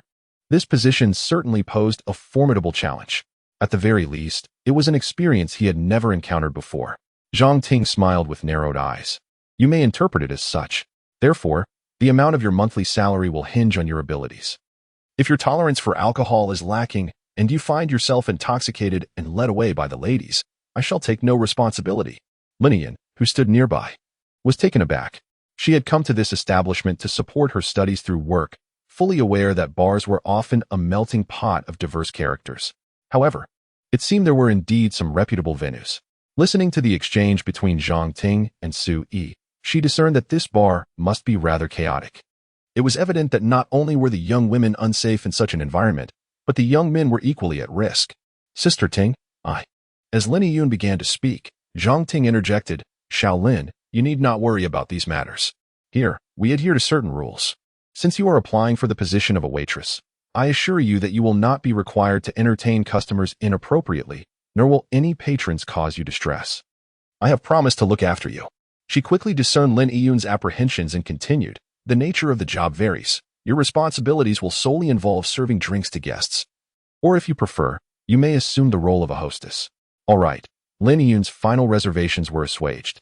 Jiang Ting's response was resolute, exuding a confidence that enveloped her in warmth. Xiao Su, I have a few friends coming over tonight for drinks. The reservations are already made. You will be responsible for accompanying them. How does that sound? Jiang Ting smiled. First, I want to gauge your tolerance for alcohol. Rest assured. Even if you cannot handle it, my friends will not trouble you. Su Yi did not hesitate and replied, that works. He was eager to adapt to this new chapter in his life. At that moment, he entertained the thought of what if the female guests were not pleasing to the eye. He would likely have to endure it, much like the courtesans of a brothel, who rarely had the luxury of choosing their clients. However, even in such establishments, there existed the notion of a favorite courtesan. If one possessed exceptional skills, even while entertaining guests, one would have the privilege of selecting patrons. This was Su Yi's inaugural job. Having embarked on this journey, he was determined to excel. Sister Ting, what must I do to earn the right to choose my own customers? Su Yi directly posed the question. Jiang Ting fixed her gaze upon him, pausing in silence for a moment before responding. If you can ensure that my table of friends has a delightful evening and drinks to their heart's content, I shall permit you to select a table of patrons each day henceforth. It seemed rather ambitious of Su Yi to seek to choose his guests so soon after his arrival. Jiang Ting hardly took his inquiry to heart. Had he not heard that women possess an innate tolerance for alcohol? Moreover, her friends were affluent socialites accustomed to the nightlife, capable of consuming dozens of bottles of beer without a second thought, indulging in a mlang of spirits, beers, and wines. It was likely that by the end of the night, Su Yi would be overwhelmed by the revelry. First, you should change into your work attire. Jiang Ting instructed as she exited the bar counter, leading Lin Yun and Su Yi towards the back. She provided Lin Yun with a simple employee chi pao and handed Su Yi a tailored suit. You may change in the restroom, she added before leaving them to their devices. As other staff members began to arrive, when Su Yi emerged in his suit, Jiang Ting could not help but appraise him from head to toe.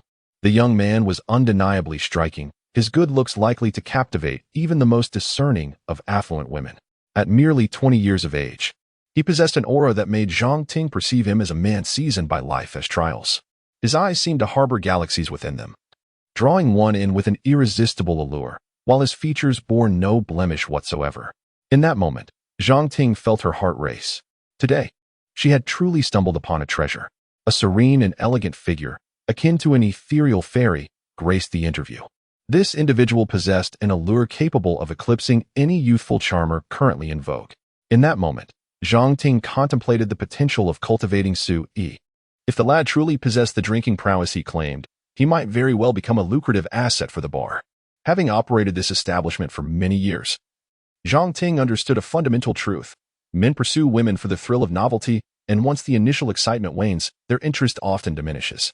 However, when a woman becomes infatuated with a man, it can render her utterly irrational, particularly given the affluent women she knew. Should these wealthy ladies fall under Su Yi's enchanting spell, the more he refrained from indulging them, the stronger their desire would become. The purchasing power of women is truly formidable. Where did this charming young man come from? Inquired one of the waitresses, her gaze fixed on Su Yi as she began to appraise him. Hello, my name is Su Yi. Today is my first day at work. I appreciate your guidance. He replied, a line he had, of course, learned online that day.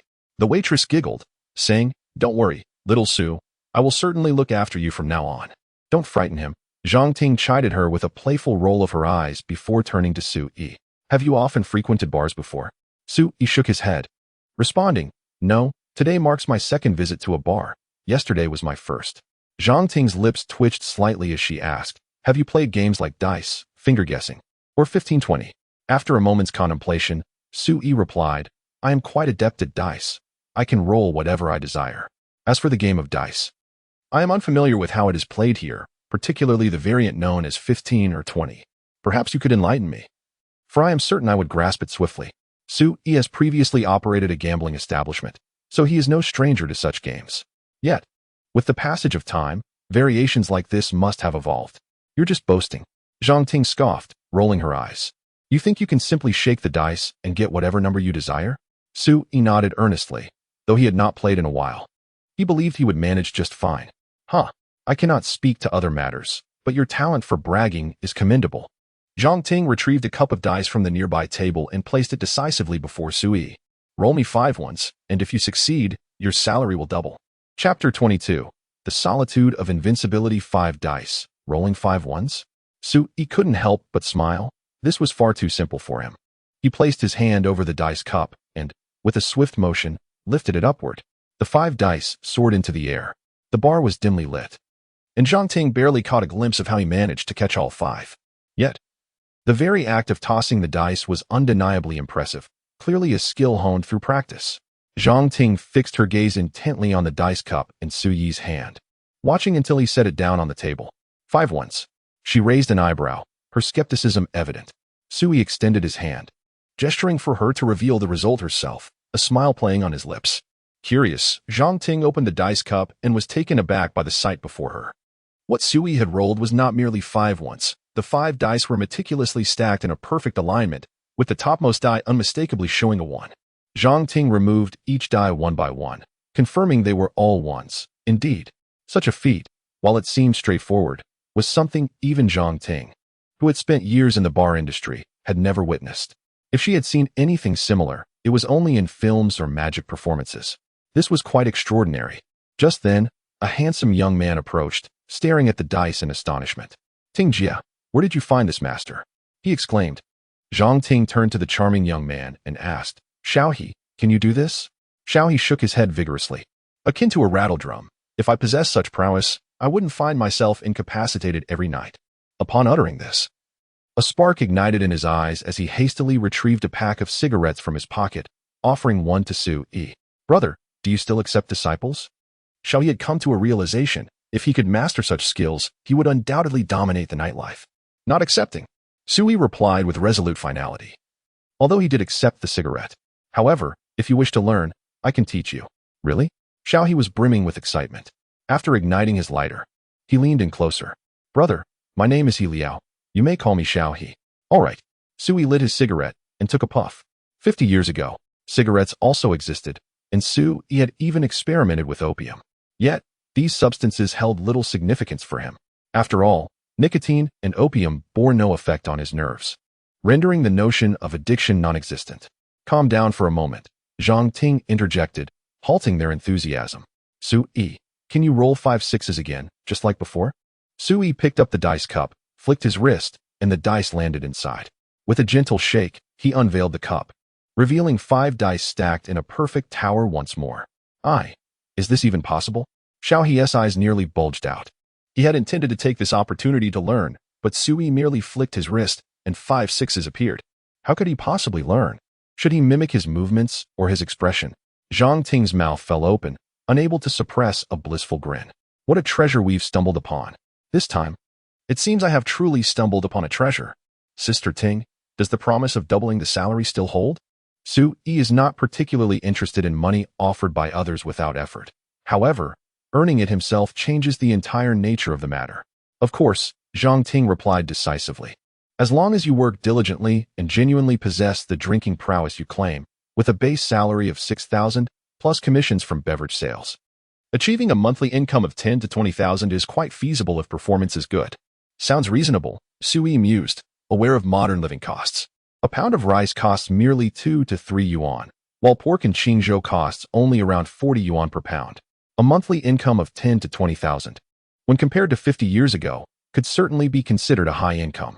All right then, tonight, Xiaohe will introduce you to my group of sisters. Jiang Ting instructed He Liao.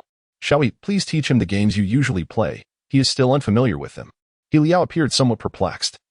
Having witnessed Sui throwing the dice earlier, he assumed Sui was a seasoned expert in nightclubs, not realizing Jiang Ting had tasked him with guiding Sui. Sugu, right? Have you played 1520 before? Xiaohe inquired. Sui candidly shook his head. Taking a deep breath, Xiaohe succinctly explained the rules to him. The two then commenced their game.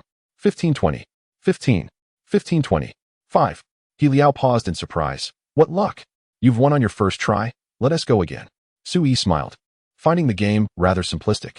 Without delving into his inner thoughts, it was evident that with his reaction speed, as long as he did not wish to lose, defeat was simply not an option. After 2 consecutive rounds of 20 games, He Liao's mental state was utterly shattered. Sister Ting, are you certain he genuinely cannot? In the bar, where patrons were scarce, He Liao shouted, his life choices seemingly in question. Known as a minor deity of alcohol in the establishment, his prowess did not stem from an extraordinary capacity for drinking, but rather from his adeptness at various bar games. However, losing 20 consecutive rounds, even without the influence of alcohol, had left his psyche in tatters. Jiang Ting approached, casting a glance at Su Yi, and remarked, he said he cannot. I've lost 20 rounds, He Liao lamented, his face a portrait of despair, clearly a case of a wolf in sheep's clothing. Jiang Ting was equally astonished. It was rare to witness someone win 20 consecutive games in such trivial pastimes. Why not try something else? Suggested He Liao, feeling resigned. Let's play rock, paper, scissors. Su Yi regarded him intently. Please don't tell me you can't do that. He Liao felt fortunate that their previous games had merely been casual. Otherwise, starting with 20 shots would render him unfit for work that night. Su Yi nodded again. I truly cannot. He Liao reiterated the rules. 10 minutes later, He Liao and Jiang Ting sat opposite Su Yi, staring blankly at him. He Liao had lost 35 rounds, and Jiang Ting 21. Both were engulfed in a collective silence. Let's play Nyonyo. He Liao explained the rules of the game to Su Yi. After 3 rounds, they decided to cease their attempts. Su Yi consistently excels at every game, leaving one to wonder what the purpose of playing is. Jiang Ting has come to understand that whenever it involves dice or hand games, Su Yi is an unbeatable force.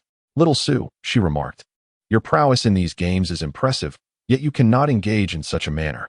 Having fully grasped Su Yi's remarkable skills, she felt compelled to advise him. When you're playing with guests, if you keep winning, it diminishes their experience. You should lose at least 1 out of every 3 or 4 rounds. Additionally, if a guest loses 3 times in a row, you ought to share a drink with them. If Su Yi remains so invincible while entertaining guests, who would dare to seek him out for another game after just one encounter? Chapter 23. Can I refuse? Accompanying guests for drinks.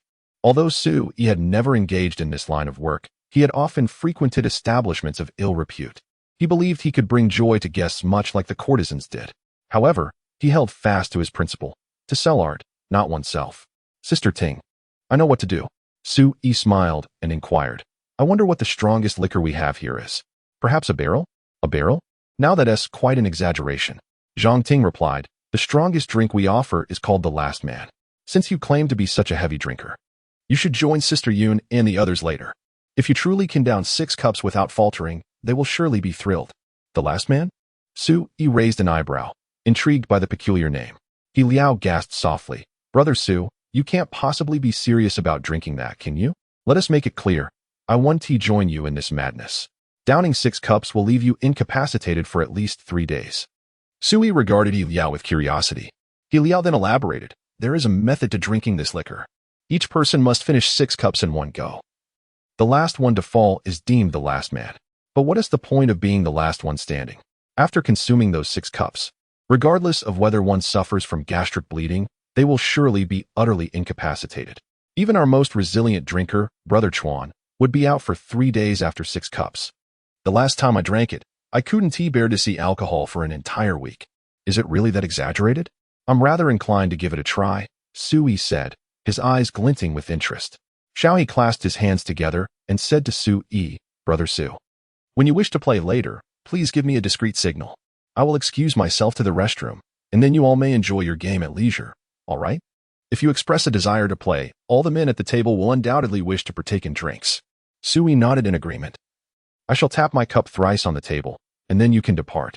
Thank you, brother. He Liao now regarded Su Yi with utmost reverence. Should Su Yi indeed possess the capacity to drink, he might very well become the deity of the entire bar. Not at all, Su Yi replied after exchanging pleasantries with He Liao, who then taught him a few simple games, allowing them to become quite familiar with each other. By 8 o'clock in the evening, the bar began to fill with patrons. To Su Yi's surprise, Yu Huin and Bai Qingyan arrived, accompanied by another woman. The moment they entered, Su Yi noticed them but could only feign ignorance. Jiang Ting, possessing keen eyesight, immediately discerned that these 3 women were either affluent or of noble lineage. As the trio stepped into the bar, nearly every man who caught sight of them found it impossible to look away. Yu Huin and her companions settled into a nearby booth, and instead of summoning other wait staff, Jiang Ting approached them herself. Is this your first visit to the bar, ladies? Do you have any other friends joining you? After approaching, Jiang Ting discreetly assessed the 3 women. Their exquisite and flawless beauty was undeniable, and their aura unmistakably distinguished.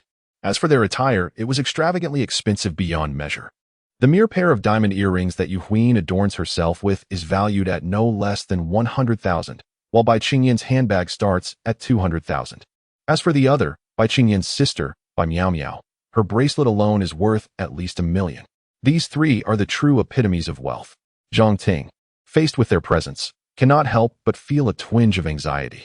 Such women gracing her establishment to indulge in libations could spell trouble if any ruffians were to disturb them, resulting in potentially grave consequences. She must ensure the safety of these three ladies while also guaranteeing their enjoyment. Bai Miao Miao's makeup is even more exquisite than that of Yu Huyin, exuding an air of aloof elegance. "What red wines do you have?" she inquires. Jiang Ting smiles and replies, "Greetings, we offer white wine, sparkling wine, and red wine." "Do you have Romanée-Conti?" Bai Miao Miao asks, and upon observing Jiang Ting's expression, she deduces that it is not available. "Surely you have Lafite?" Jiang Ting awkwardly smiles and responds, "We have the 1996 Lafite." 1996? Bai Miao Miao remarks with a hint of disdain, "Bring me a bottle." "Of course," Jiang Ting replies, "Madam." The 1996 Lafite is priced at 28,888 per bottle. If you wish to order, I can offer you a 20% discount. Bai Miao Miao waves her hand dismissively, stating, "No need for a discount. I will give you 30,000. Afterward, she points at Su Yi, who is currently perusing the wines at the bar, and asks, "May I inquire if that individual is employed here?" Jiang Ting paused for a moment, then glanced in the direction she was pointing, smiling as she said, "Are you referring to that young man at the bar? He has just started working here. His name is Su Yi. May I inquire what you need?" At that moment, Jiang Ting's heart was filled with joy. Could it be that this enchanting lady had taken a liking to Su Yi upon entering? Indeed, good looks can be quite advantageous. Bai Miao Miao hesitated for a moment before replying, "Could you kindly ask him to come over?" "Not a problem. I shall summon him immediately." Jiang Ting nodded and approached Su Yi. "Xiao Su, please head to K8. A beautiful lady has specifically requested your company, so be sure to attend to her well." Su Yi had already memorized the seating arrangements within the bar, and he was aware that Yu Huyin and her friends were seated at K8. With the boss directing him to go, he had no reason to decline. "Understood, Tingjia." A smile graced Su Yi's face as he made his way to the table of Yu Huyin. Initially, Yu Huyin had no intention of coming, but upon Bai Miao Miao's insistence, she had no choice but to join. Curiosity piqued her interest. She wondered how Su Yi would respond to Bai Miao Miao. Although Bai Miao Miao was not a married woman, she radiated the unique charm of a mature lady, beautiful, voluptuous, and exuding a captivating allure. Would Su Yi remain unmoved in the presence of such a stunning woman? As Su Yi approached K8, his smile became somewhat strained. "Good evening, ladies. May I inquire what you would like to order?" "You are Su Yi?" Bai Miao Miao scrutinized him, her brow furrowing. "Are you really working here as a waiter?" Su Yi nodded. "Indeed. How may I assist you?" Bai Miao Miao pondered for a moment before speaking. "Accompany me tomorrow to obtain our marriage certificate. From this day forth, you shall be my husband. I shall provide you with 30,000 each month, a vehicle of your choice, and assist you in securing another job. You may pursue any career you desire. However, you must not lay a finger on me. After our marriage, we shall lead our separate lives." Su Yi's eyes gradually narrowed. Were modern women truly this forthright? To approach him with such an audacious proposal of marriage? The Bai family. It appeared that Bai Miao Miao was indeed unaware of his true identity, leading to this misunderstanding. "Miss Bai, I must decline. Is that acceptable?" Without a moment's hesitation, Su Yi outright rejected her offer. Had he not secured this job, he might have acquiesced, but now, he certainly would not. Chapter 24. I shall call you back as Bai Miao Miao stared blankly at Su Yi, contemplating whether this constituted rejection. Yu Huyin and Bai Qingyan were equally astonished. They had not anticipated such directness from Bai Miao Miao upon their first meeting. Skipping all formalities and proposing marriage outright seemed rather excessive. The mere thought of Bai Miao Miao suggesting matrimony could send shockwaves through their social circle. Most importantly, she had been turned down. "Do you comprehend the gravity of your words?" Bai Miao Miao's expression grew frosty as she gazed intently at Su Yi. "I offer you one final opportunity. Take your time to ponder before responding." Without a moment's hesitation, Su Yi replied, "Then I must decline you once more." Bai Miao Miao clenched her teeth in frustration. Just yesterday, her grandfather, Bai Zhixue, had personally approached her, urging her to befriend Su Yi. While he did not explicitly mention Su Yi's background, it was evident that he held him in high regard and encouraged her to cultivate a friendship. or at the very least, to avoid offending him. For the past 2 years, her family had begun pressuring her to marry. Yet Bai Miao had no desire to wed a wealthy heir merely to become a dilettante. The preferable course of action, in her view, would be to find a man of modest means to marry into her family. She surmised that her grandfather was scouting for her future husband. Having visited Wudong Street yesterday, she deduced from Su Yi's living conditions that he was not affluent. Upon meeting him today, she found him relatively handsome, at the very least. He was pleasing to the eye. Thus, she resolved to compromise. However, she never imagined she would face rejection, especially not once, but twice. Jiang Ting observed Su Yi conversing with Bai Miao and noticed that Bai Miao's expression seemed rather displeased. She approached them, carrying a tray of wine. "Greetings, esteemed ladies. Here is the wine you requested." Behind Jiang Ting stood a dedicated server, as the $2,000 bottle of red wine was no trivial matter in their establishment, and it was not often ordered. Bai Miao, feeling slightly relieved from the awkwardness, said, "Let us open it." The server proceeded to uncork the red wine, allowing it to breathe. "Ladies, if you have no other companions, would you require Xiaosu to join you for a couple of drinks? He has just arrived today and may be a bit shy, so please do not take offense." Jiang Ting, skilled at reading the room, refrained from directly sending Su Yi away, knowing that only Bai Miao's explicit request could dismiss him. Suddenly, Bai Miao broke into a smile, casting a lingering glance at Su Yi, and inquired, "So, you are the designated drinker, are you?" Su Yi, unfazed, nodded and replied, "If Miss Bai wishes for my company over a drink, I would certainly not decline." "Very well." Bai Miao pointed at the bottle of red wine and declared, "Finish this bottle, and I shall reward you with 10,000 yuan. Jiang Ting sensed that Bai Miao was harboring some irritation but found it inappropriate to speak up. She glanced at Su Yi and asked, "Xiaosu, can you manage?" Su Yi chuckled. "With the prospect of earning money while drinking, of course I can. However, I wonder if the reward applies to just this one bottle or if it extends to more." Bai Miao laughed in response, by the sound of it. "You might very well be able to drink several bottles." Su Yi pursed his lips and remarked, 7 or 8 bottles should suffice." "Bring me 10, Bai Miao declared. "Let's settle the bill now." 10 bottles? Jiang Ting responded swiftly, "Miss Bai, we only have 3 bottles of the 1996 Lafite in stock. Any other fine wine will do. Prices of no concern. Just procure the most expensive options available to reach a total of 10 bottles. I am eager to see how much he can consume today." Initially, Bai Miao had no intention of offending Su Yi, but his words incited a sense of defiance within her. Throughout her life, she had only ever been the one to refuse others. When had anyone ever turned her down? Jiang Ting acknowledged her request and hurriedly instructed a nearby server to fetch the wine. After giving her orders, she followed suit. Although Su Yi claimed to be a heavy drinker, consuming 10 bottles of red and foreign wines would surely incapacitate anyone. Jiang Ting accompanied the server and selected 9 additional bottles of red wine, ensuring they did not mix with foreign spirits. Otherwise, Su Yi's inebriation would be far more severe than anticipated. In addition, Jiang Ting retrieved a portable POS machine along with a receipt. "Miss Bai, the total for these 10 bottles amounts to 153,088. You may settle it with 150,000. She had reasoned that if Su Yi were to become utterly inebriated, he would simply collapse. Could Bai Miao really force alcohol into his mouth?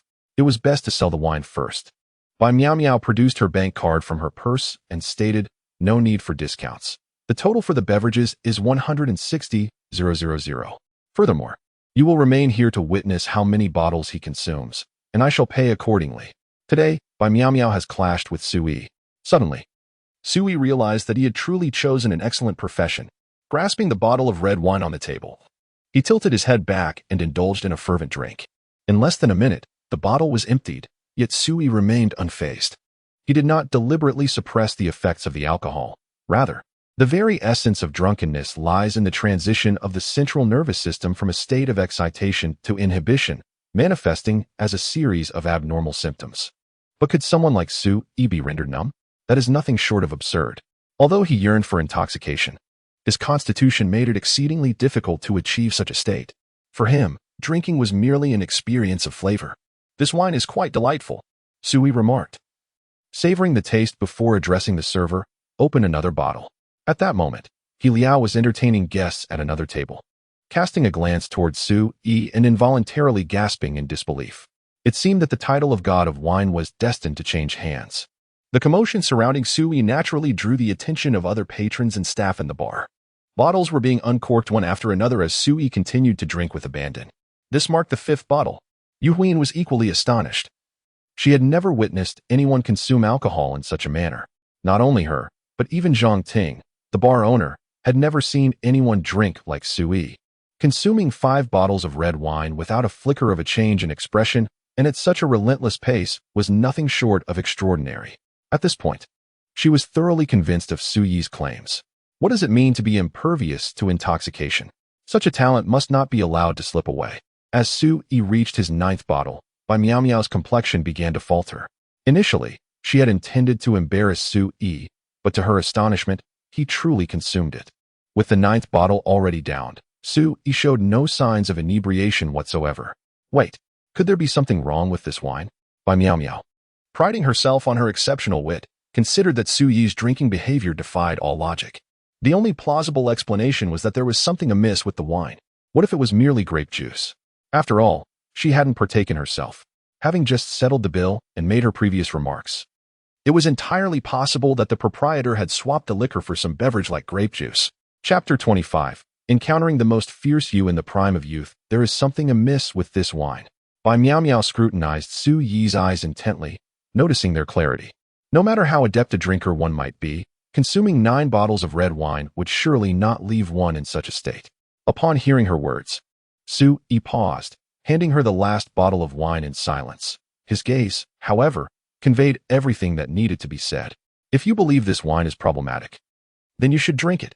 Bai Miao shot Sui a glare, seizing the bottle from his hand and mimicking his earlier actions, tilting her head back to take a hearty gulp.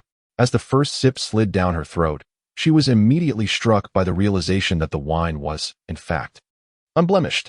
The fervent swig made her cough incessantly, and after placing the bottle back on the table, her expression grew increasingly perplexed. If this wine were genuine, how could Sui have managed to consume 9 bottles? Sui, unfazed, lifted the bottle to his lips once more, taking another swig.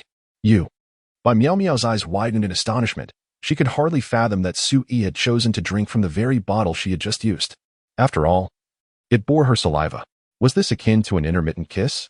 Bai Miao had never engaged in such intimate interactions with any man throughout her life. Suyi's actions caused her cheeks to flush, leaving her uncertain whether it was due to the alcohol or something else entirely. Regardless, she felt a distinct sense of offense. All finished, Sui declared, placing the empty bottle on the table with a grin as he gazed at Bai Miao. 1 bottle costs 10,000, 10 bottles. 100,000. The money earned here feels rather effortless. Before Bai Miao could utter a word, Jiang had already approached briskly, poured a glass of wine, and said, Miss Bai, Sui is new here today and may not fully understand the situation. I apologize on his behalf. As for the wager you jested about earlier, let us dismiss it. There is truly nothing to compare. Our bar has regulations, and Sui cannot accept your money any longer. Jiang had a clear understanding of the circumstances. It was apparent that Bai Miao was no ordinary individual. The beverages she had ordered earlier were of considerable value. It was unreasonable for her to spend at their establishment only to be subjected to displeasure.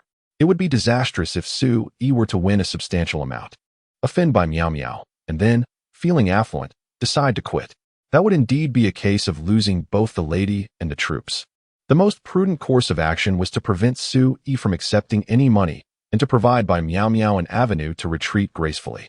Bai Miao, already in a foul mood and feeling exceedingly conflicted, chose not to insist any longer upon hearing Jiang's words. She cast a sidelong glance at Sui and declared, Then I shan't give it to you. Even if you offer it, I may not want it. Sui maintained a faint, enigmatic smile on his face. Without his words, he appeared quite charming. However, upon uttering them, even Jiang felt that Sui was provoking her. You must be the owner, correct? Bai Miao said, glancing at Jiang and biting her silver teeth. I do not wish to see him right now. Please have him keep his distance. I am truly sorry. He has just arrived today, and I will ensure he learns properly. Jiang continuously offered her apologies and signaled to Sui with a cold demeanor, saying, Sui, come with me. Sui obediently followed Jiang out of the K8 private room. Did you not claim to know how to charm women? Jiang reproached. Is this the attitude you present to guests? Sui blinked and replied, I never said I could charm women. My job is to sell wine. After all, I did manage to sell 10 bottles just now. For a moment, Jiang was rendered speechless. Normally, to entice female patrons in a bar, one would need not only good looks, but also a sweet tongue and charm. Yet, despite nearly infuriating by Meow Meow earlier, Su-yi had undeniably sold 10 bottles of premium red wine in his first transaction, achieving a sales total of 160,000, thus breaking the bar's record. Had Jiang not intervened, he might have garnered an additional 100,000 for himself. Nevertheless, Su-yi maintained a calm demeanor, seemingly unaffected by the earlier events. Jiang exhaled deeply and stated, "In any case, you must never offend the guests again. For this transaction, I will grant you a 10% commission, which amounts to 16,000. It will be included in your end-of-month salary." She recognized Su-yi's exceptional qualities. Such a young man was truly rare to find. "Now, go and attend to the table of Xiaohe," Jiang advised. "Remember, do not offend the guests. If any male patrons arrive at the table you are attending to, do your best to find an excuse to leave. Do not overshadow their presence." Jiang's bar also features private rooms. Typically, female patrons seeking handsome young men tend to avoid mingling in the main hall. To put it bluntly, women frequenting a bar like this in search of charming companions are often driven by an unbearable sense of loneliness. Engaging in some form of interaction is virtually inevitable.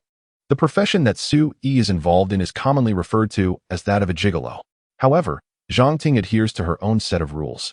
The affluent women who visit her establishment are well aware that if they wish to spend the night with these young men, they must rely on their own wits and charms. Merely throwing money around will not suffice, and overt coercion is out of the question.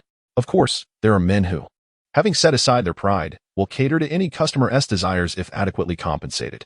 Over the years, Jiang has witnessed an overwhelming number of such encounters. In nightlife venues, it is not an easy feat for men to extract wealth from wealthy women. Some of these affluent patrons may be overweight, unattractive, and elderly. Yet they often come with a myriad of demanding requests, and may even engage in degrading behavior. Nonetheless, if one can endure it, the earnings for a single night can indeed be lavish. "Su-yi, apply yourself diligently. I have faith in you," Jiang remarked. "I will introduce you to some young and attractive female clients. If you find yourself reluctant to spend the night with them, simply uphold your boundaries. Should any issues arise, I shall assist you in resolving them." Jiang conveyed her intentions without any hint of coercion. Su-yi, appearing quite youthful, likely still a student, would potentially suffer from psychological repercussions if subjected to the whims of these affluent women. "Thank you, Sister Ting." Su-yi nodded in acknowledgement before following her to the table occupied by Xiaohe. The table occupied by Xiaohe is graced by women all around the age of 30, adorned in opulent attire that, while somewhat gaudy, radiates a sense of affluence. At the moment these women set their eyes upon Su-yi, a spark ignites within them, illuminating their expressions with a brilliance that surpasses even that of men encountering a stunning beauty. Undoubtedly, they are women of means, some of whom are married, though their husbands are not particularly young either. As certain men age, their vitality inevitably wanes, leaving these women unfulfilled. There exists a saying, one meets the most formidable counterpart in their prime. Su-yi and Xiaohe embody that very essence of youth and vigor. Once Jiang has made the introductions, these affluent ladies eagerly call for a private room to sing, while the true thoughts swirling in their minds remain known only to themselves. Chapter 26. Sister, I am not a casual person. Su-yi had only awakened for 2 days. Although he spent half a day shopping with Yu Huyin, there remained an abundance of novel experiences yet to be encountered, including his current occupation. Since the rise of humanity, the status of women has seldom been elevated, with establishments like brothels typically staffed by women catering to men. This job Su-yi now undertook was indeed his inaugural venture into such a realm. 5 affluent women guided them into a private room, and among them, one lady, who possessed a certain charm and allure, took the initiative to link her arm with Su-yi's, her more voluptuous form brushing against his arm. Su-yi, by nature, was not an arrogant individual. During his days as a beggar and a servant, he had often humbled himself before others. In any profession, one must fulfill their responsibilities earnestly. He did not resist her advances, even wearing a faint smile upon his face. Throughout history, human aesthetics have undergone continuous evolution, and Su-yi had encountered countless stunning beauties of varying heights and shapes, each unique in their own right. The affluent woman who clung to him could not be deemed beautiful in his eyes, yet neither could she be called unattractive. Thus, they entered the private room together. The wealthy woman, a head shorter than Su Yi, noticed his lack of disdain and tilted her head back, her face beaming with joy as she inquired, "Young man, how old are you this year?" With a smile, Su Yi replied, "I am 20, and you, fair lady, must be 2 or 3 years my senior." Upon hearing this, Xiao Yi could not help but be overcome with goosebumps. Goodness, he had previously suggested that Su Yi accompany them. Could this fellow truly speak such words without a pang of conscience? "Is it 2 or 3 years older than you?" The wealthy woman smiled even more radiantly, fully aware that Su Yi was merely flattering her, yet wasn't she there to seek amusement? The young gentleman certainly knows how to charm. Perhaps Sister Yin will reward him later. Gao Yin also owns her own company. Although her fortune pales in comparison to Bai Miao Miao's, she still possesses several million. After divorcing her husband 2 years ago, she devoted all her energy to her work. Having been single for quite some time, she yearns for companionship. However, given her age, she fears that men might only be attracted to her wealth, so she has chosen to remain unmarried. Occasionally, she indulges in nightlife, seeking a strong, vigorous, and handsome young man to enjoy fleeting moments of happiness. Upon seeing Su Yi, her heart genuinely fluttered. Despite his youthful appearance, there was an unmistakable air of maturity about him. Especially when Su Yi smiled, Gao Yin felt her heart race, a sensation she hadn't experienced in a long time amidst the pretense of her encounters. "You must be Sister Yun," Su Yi remarked with a smile. "Sister Ting mentioned you to me today. She said you are a woman who can drink 1,000 cups without getting tipsy and advised me to keep you company tonight." "Oh, what nonsense about drinking 1,000 cups.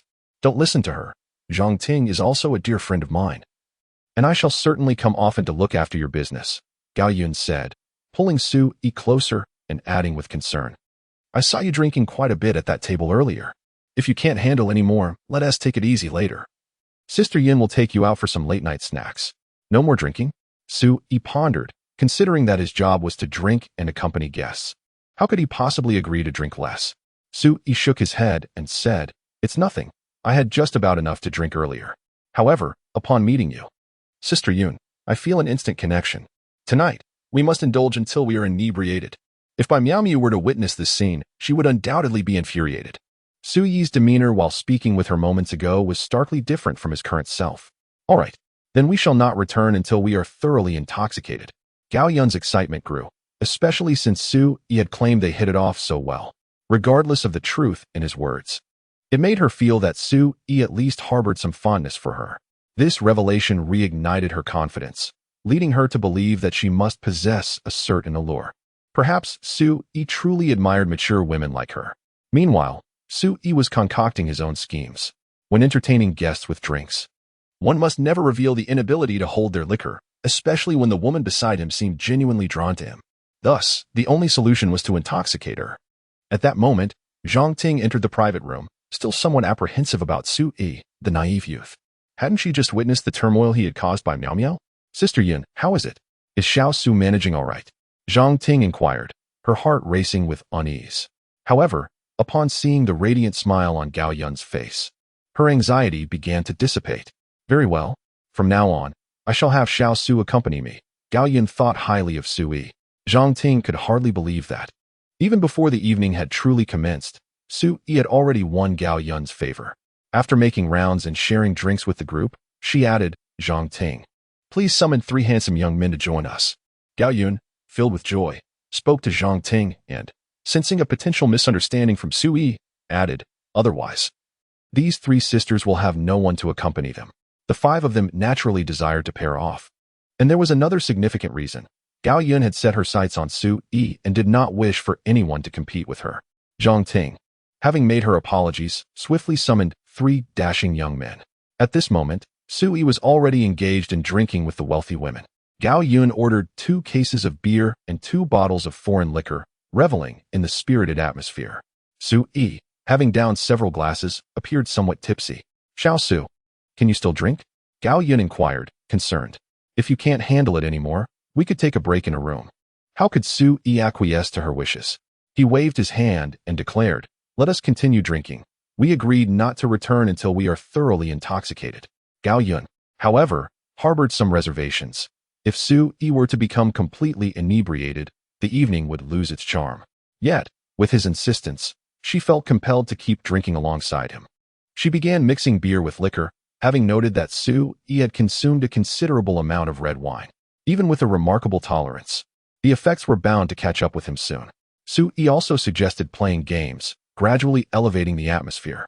He maintained a rhythm of winning 2 games and losing 1. Within half an hour, the private room was filled with raucous sounds. With a certain wealthy woman tearfully singing late love, her emotional rendition nearly overwhelming. Su Yi raised his glass, pounding the table, exclaiming about the heavenly voice. Even if a customer sings off-key, it is still a melody from the heavens. Gao Yun, who prides herself on her exceptional drinking capacity, had consumed several mixed drinks and found her words beginning to slur, her boldness growing as she suddenly embraced Su Yi, attempting to kiss him. Su Yi gently placed his hand over her mouth, smiling as he said, "Sister Yun, I am not a man of frivolity. Please conduct yourself with dignity." The other 4 affluent ladies watched with keen interest, having just shared kisses with other gentlemen. Meanwhile, Gao Yun, still unresolved in her pursuit, displayed a flicker of anger on her face. She turned, grabbed her handbag, and produced her wallet, laying a stack of vibrant red bills on the table, declaring boldly, "A kiss will cost you 1,000. Chapter 27. A hard bargain. A mere kiss could command 1,000 yuan. If it were one of the seasoned veterans like He Liao, he would have rushed forth to embrace Gao Yun, leaving her financially devastated. However, Su Yi chose to rise slowly, maintaining his unwavering smile, gazing down upon Gao Yun with a commanding presence. "Sister Yun," he declared, "I have stated that I am not one to act frivolously. Your money holds no appeal for me. I will only accept the salary I rightfully deserve. Your proposition feels like an affront to my dignity. I am amenable to drinking, but other matters will only occur if I so desire. Otherwise, no amount of money will suffice. Today marks my first day at work. I could simply walk away." Su Yi found the job rather intriguing. Yet the notion of being kissed for money was undeniably absurd. After all, the enchanting Bai Miao Miao had sought his hand in marriage, which he had promptly declined. "You!" Gao Yun exclaimed, biting her lip and pointing at Su Yi, visibly trembling with indignation. She had come to this place with intentions, yet now, Su Yi's straightforward refusal of her financial offer took her by surprise. Such individuality. I find it appealing. Gao Yun took a deep breath, allowing a smile to return to her face as she eagerly tugged at Su Yi's sleeve. "Little Su, please don't be upset. I was merely jesting. There is no need to take it so seriously. Sit down, let us continue our drinks." Her enthusiasm surged anew. She lacked neither money nor suitors, and Su Yi's spirited demeanor intrigued her further. Although he was younger, if it were true love, age would be of little consequence. As the saying goes, haste makes waste, particularly in the case of Su Yi, who, despite being newly emerged, exhibits an intriguing lack of greed. When a man conquers a woman, often he finds the conquest rather dull once he has attained her physically. However, for a woman seeking to win over a man, her desires extend far beyond the mere possession of his body. She yearns for his heart. Gao Yun is currently fixated on the complete conquest of the man before her, relying on the allure of her maturity rather than on the insipid lure of wealth. Su Yi, having heard Gao Yun's sentiments, refrains from further ado and takes a seat to continue sharing drinks with her. He Liao and the other 4 men are left utterly astounded. "Goodness, my brother is impressive." Effortlessly charming Gao Yun. It is worth noting that Gao Yun is a regular in their circle, and He Liao has previously spent time in her company. On that fateful night, when He Liao was merely 19 years old, his youthful vigor had been nearly exhausted after several nights spent with Gao Yun, only for her to remain less than satisfied. How different is Su Yi, who thrives on the spoils of others. A veritable king among ducks, Gao Yun and her affluent companions are remarkably adept at consuming alcohol, drinking from 8 o'clock until 11, having already polished off the 8th bottle of fine liquor and the 6th case of beer. At this juncture, Jiang enters the private room, raises a glass with Gao Yun, and inquires, "Sister Yun, are you enjoying yourself this evening?" Gao Yun downs her drink in one go and laughs heartily indeed. "I am quite pleased. Young Su is truly remarkable, eloquent, and possessing a temperament I admire. I may very well have to visit more often." Jiang, smiling in agreement, adds, "As long as you are happy. By the way, may I take Su Yi outside for a moment? A friend of his is looking for him."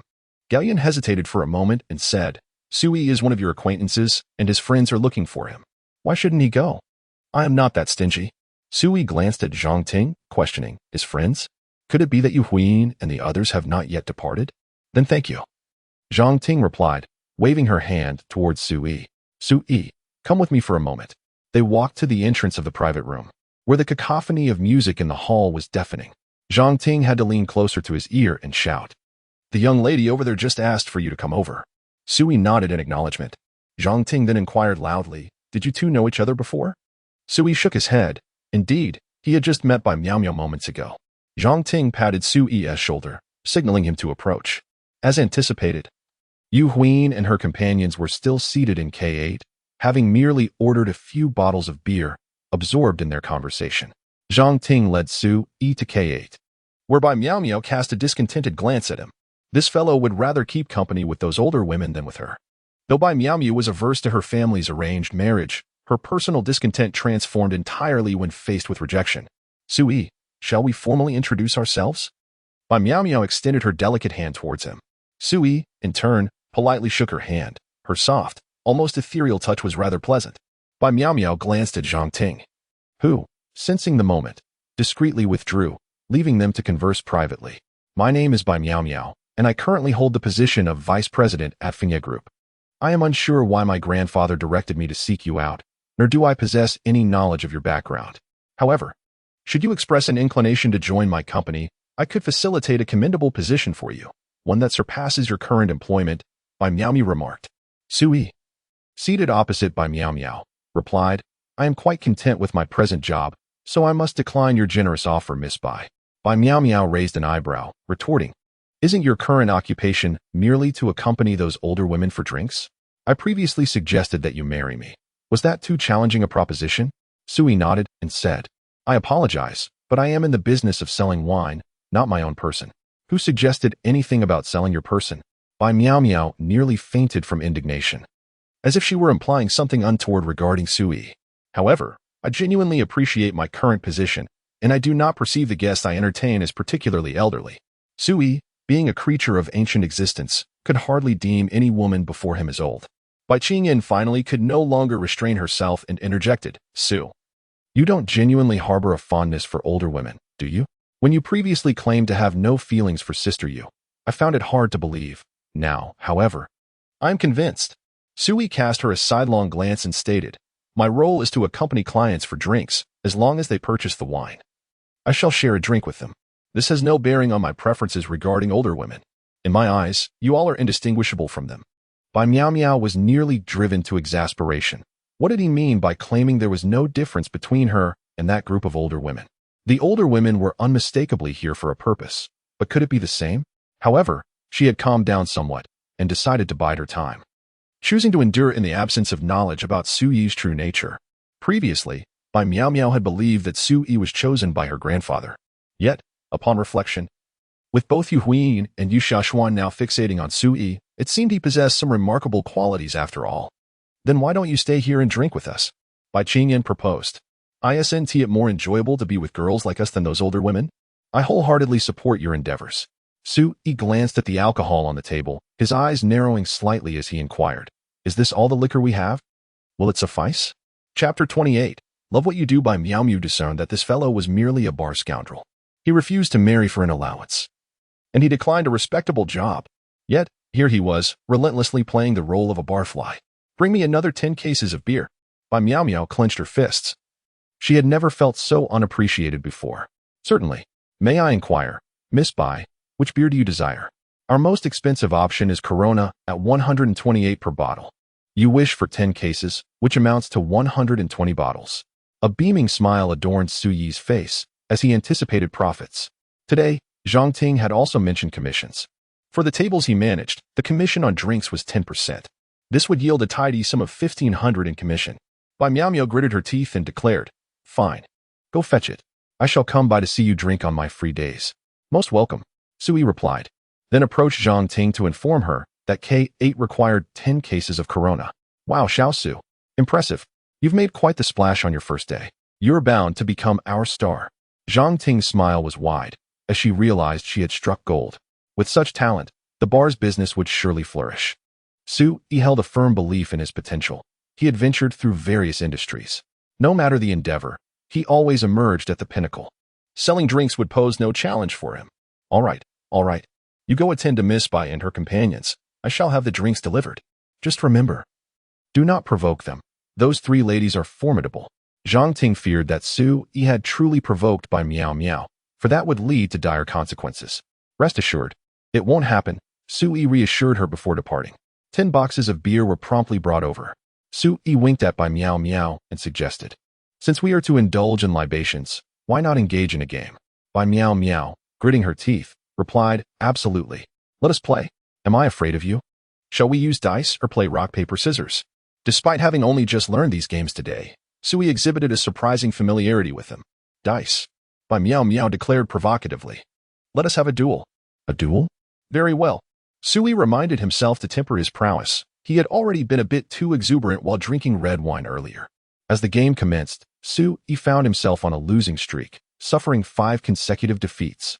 By Miao Miao finally experienced the exhilaration of revenge. "Continue," she urged, shaking the dice and fixing her gaze on Su Yi, sensing it was still insufficient.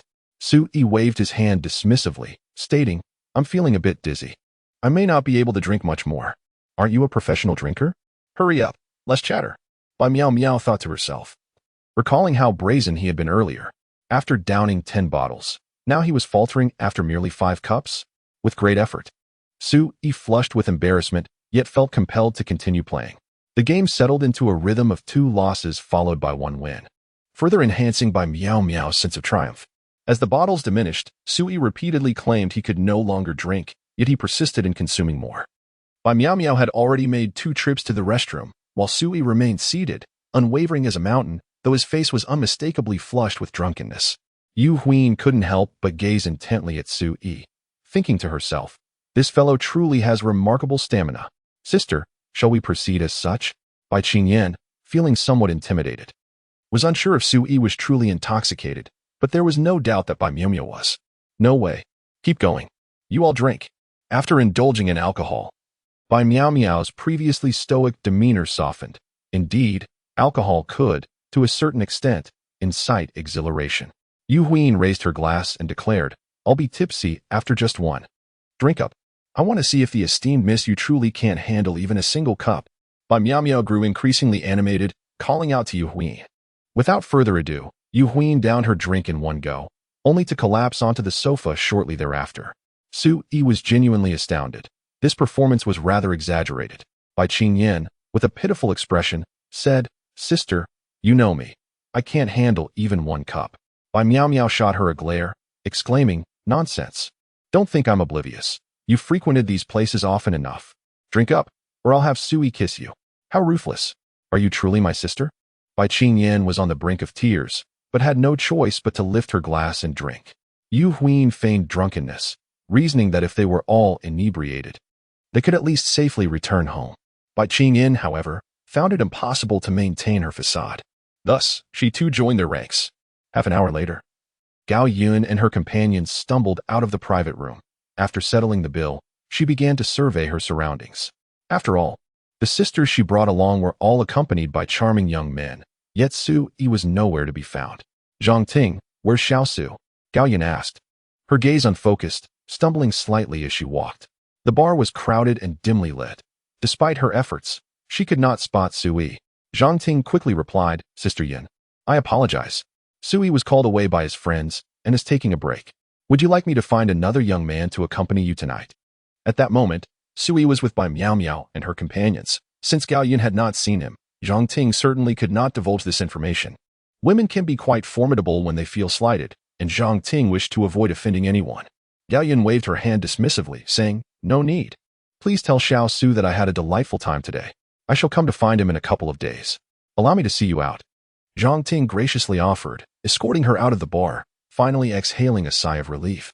As the bar owner, it was imperative to ensure that certain matters were handled with utmost discretion. By 2 in the morning, the number of patrons had dwindled, and Su Yi's table had completely emptied their drinks.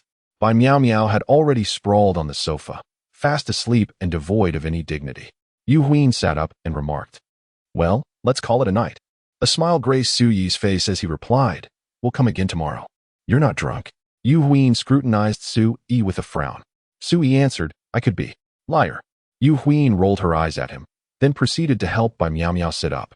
Bai Qingyan's tolerance for alcohol seemed to surpass that of Bai Miao Miao, for she was still able to converse normally. Comrade Xiao Su, your capacity for drinking is truly impressive. I, by Qing Yan, am thoroughly captivated. Let us support each other. Su Yi nodded in acknowledgement, reminding Comrade Xiao by to frequent our gatherings. He harbored no reservations about maintaining connections with the descendants of Yugoan. He believed in the flow of fate, neither deliberately distancing himself nor seeking closeness. Bai Qingyan grinned, revealing her teeth. Naturally, I shall introduce you to more of my acquaintances. Should you ever wish to abandon your efforts, do remember to inform me. Su Yi replied, rest assured, if I ever wish to relent, my first choice would be your sister. After all, she was the first to sign up. Chapter 29. The big shot Yu Huin had truly never encountered someone as shameless as Su Yi. Just moments ago, he had resolutely declined her advances. Yet now he uttered such audacious words. To make matters worse, he was the first to volunteer. Genuinely believing himself to be as handsome as Pan Un and as talented as a scholar. Yu Huin cast a disdainful glance at Su Yi. Even if he were indeed as handsome as Pan Un and as talented as he claimed, it was still nothing remarkable. He remained a mere singleton. Xiao Bai, let's go. Yu Huin, supported by Miao Miao, and headed towards the exit of the bar. Su Yi rose and inquired, would you like me to escort you?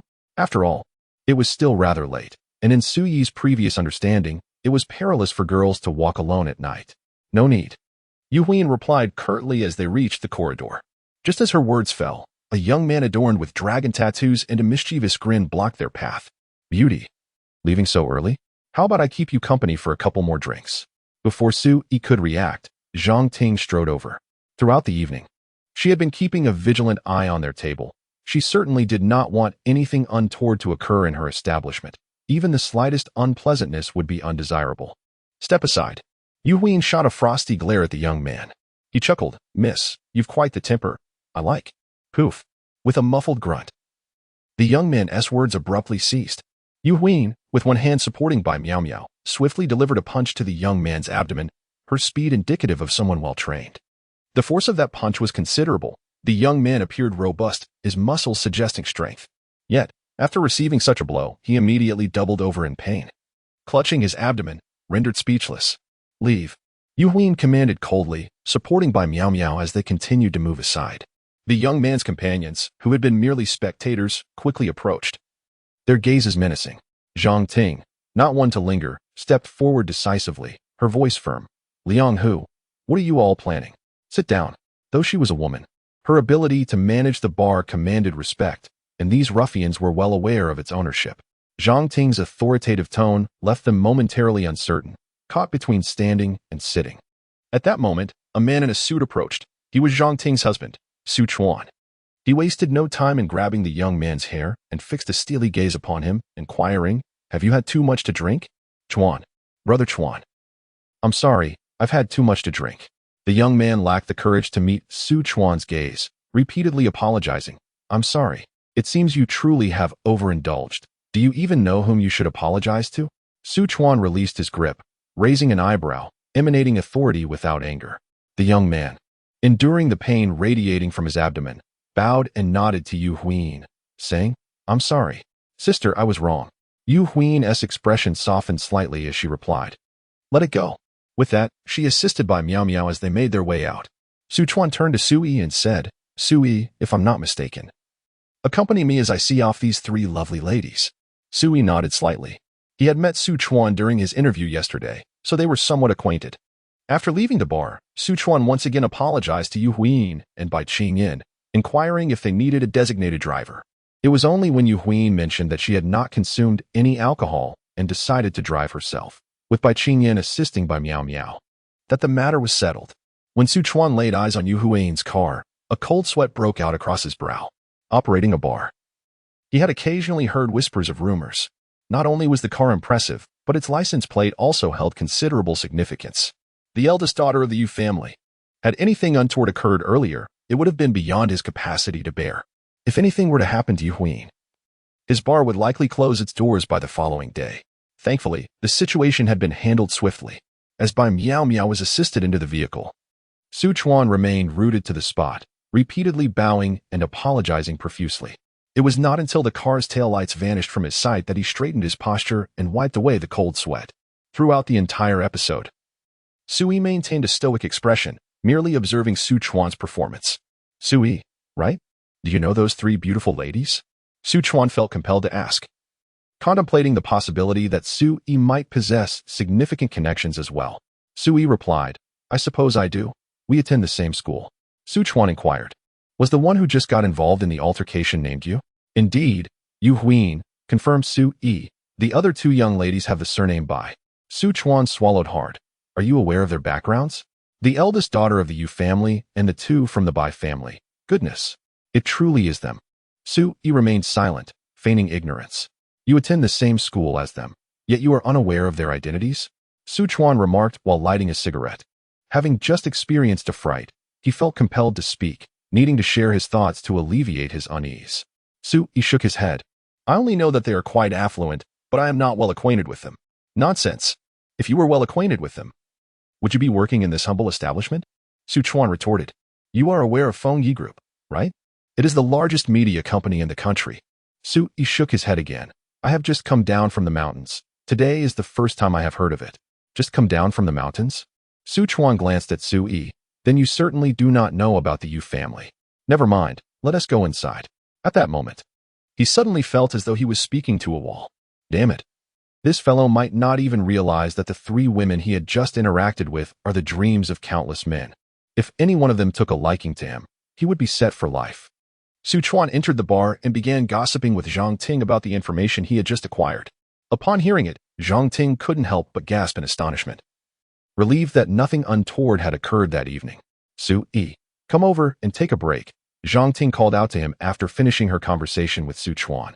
Smiling as she asked, how does your first day on the job feel? Not bad, Su Yi replied with a smile.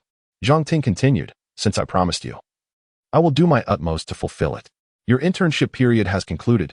Your base salary will be 6,000 plus commission. What do you think? Certainly. Su Yi expressed his satisfaction with the salary, especially considering the initial offer of merely 1,800. Let us finalize the contract tomorrow. You are still studying, correct? At least commit for a year. If your performance is commendable, I shall increase your salary each month.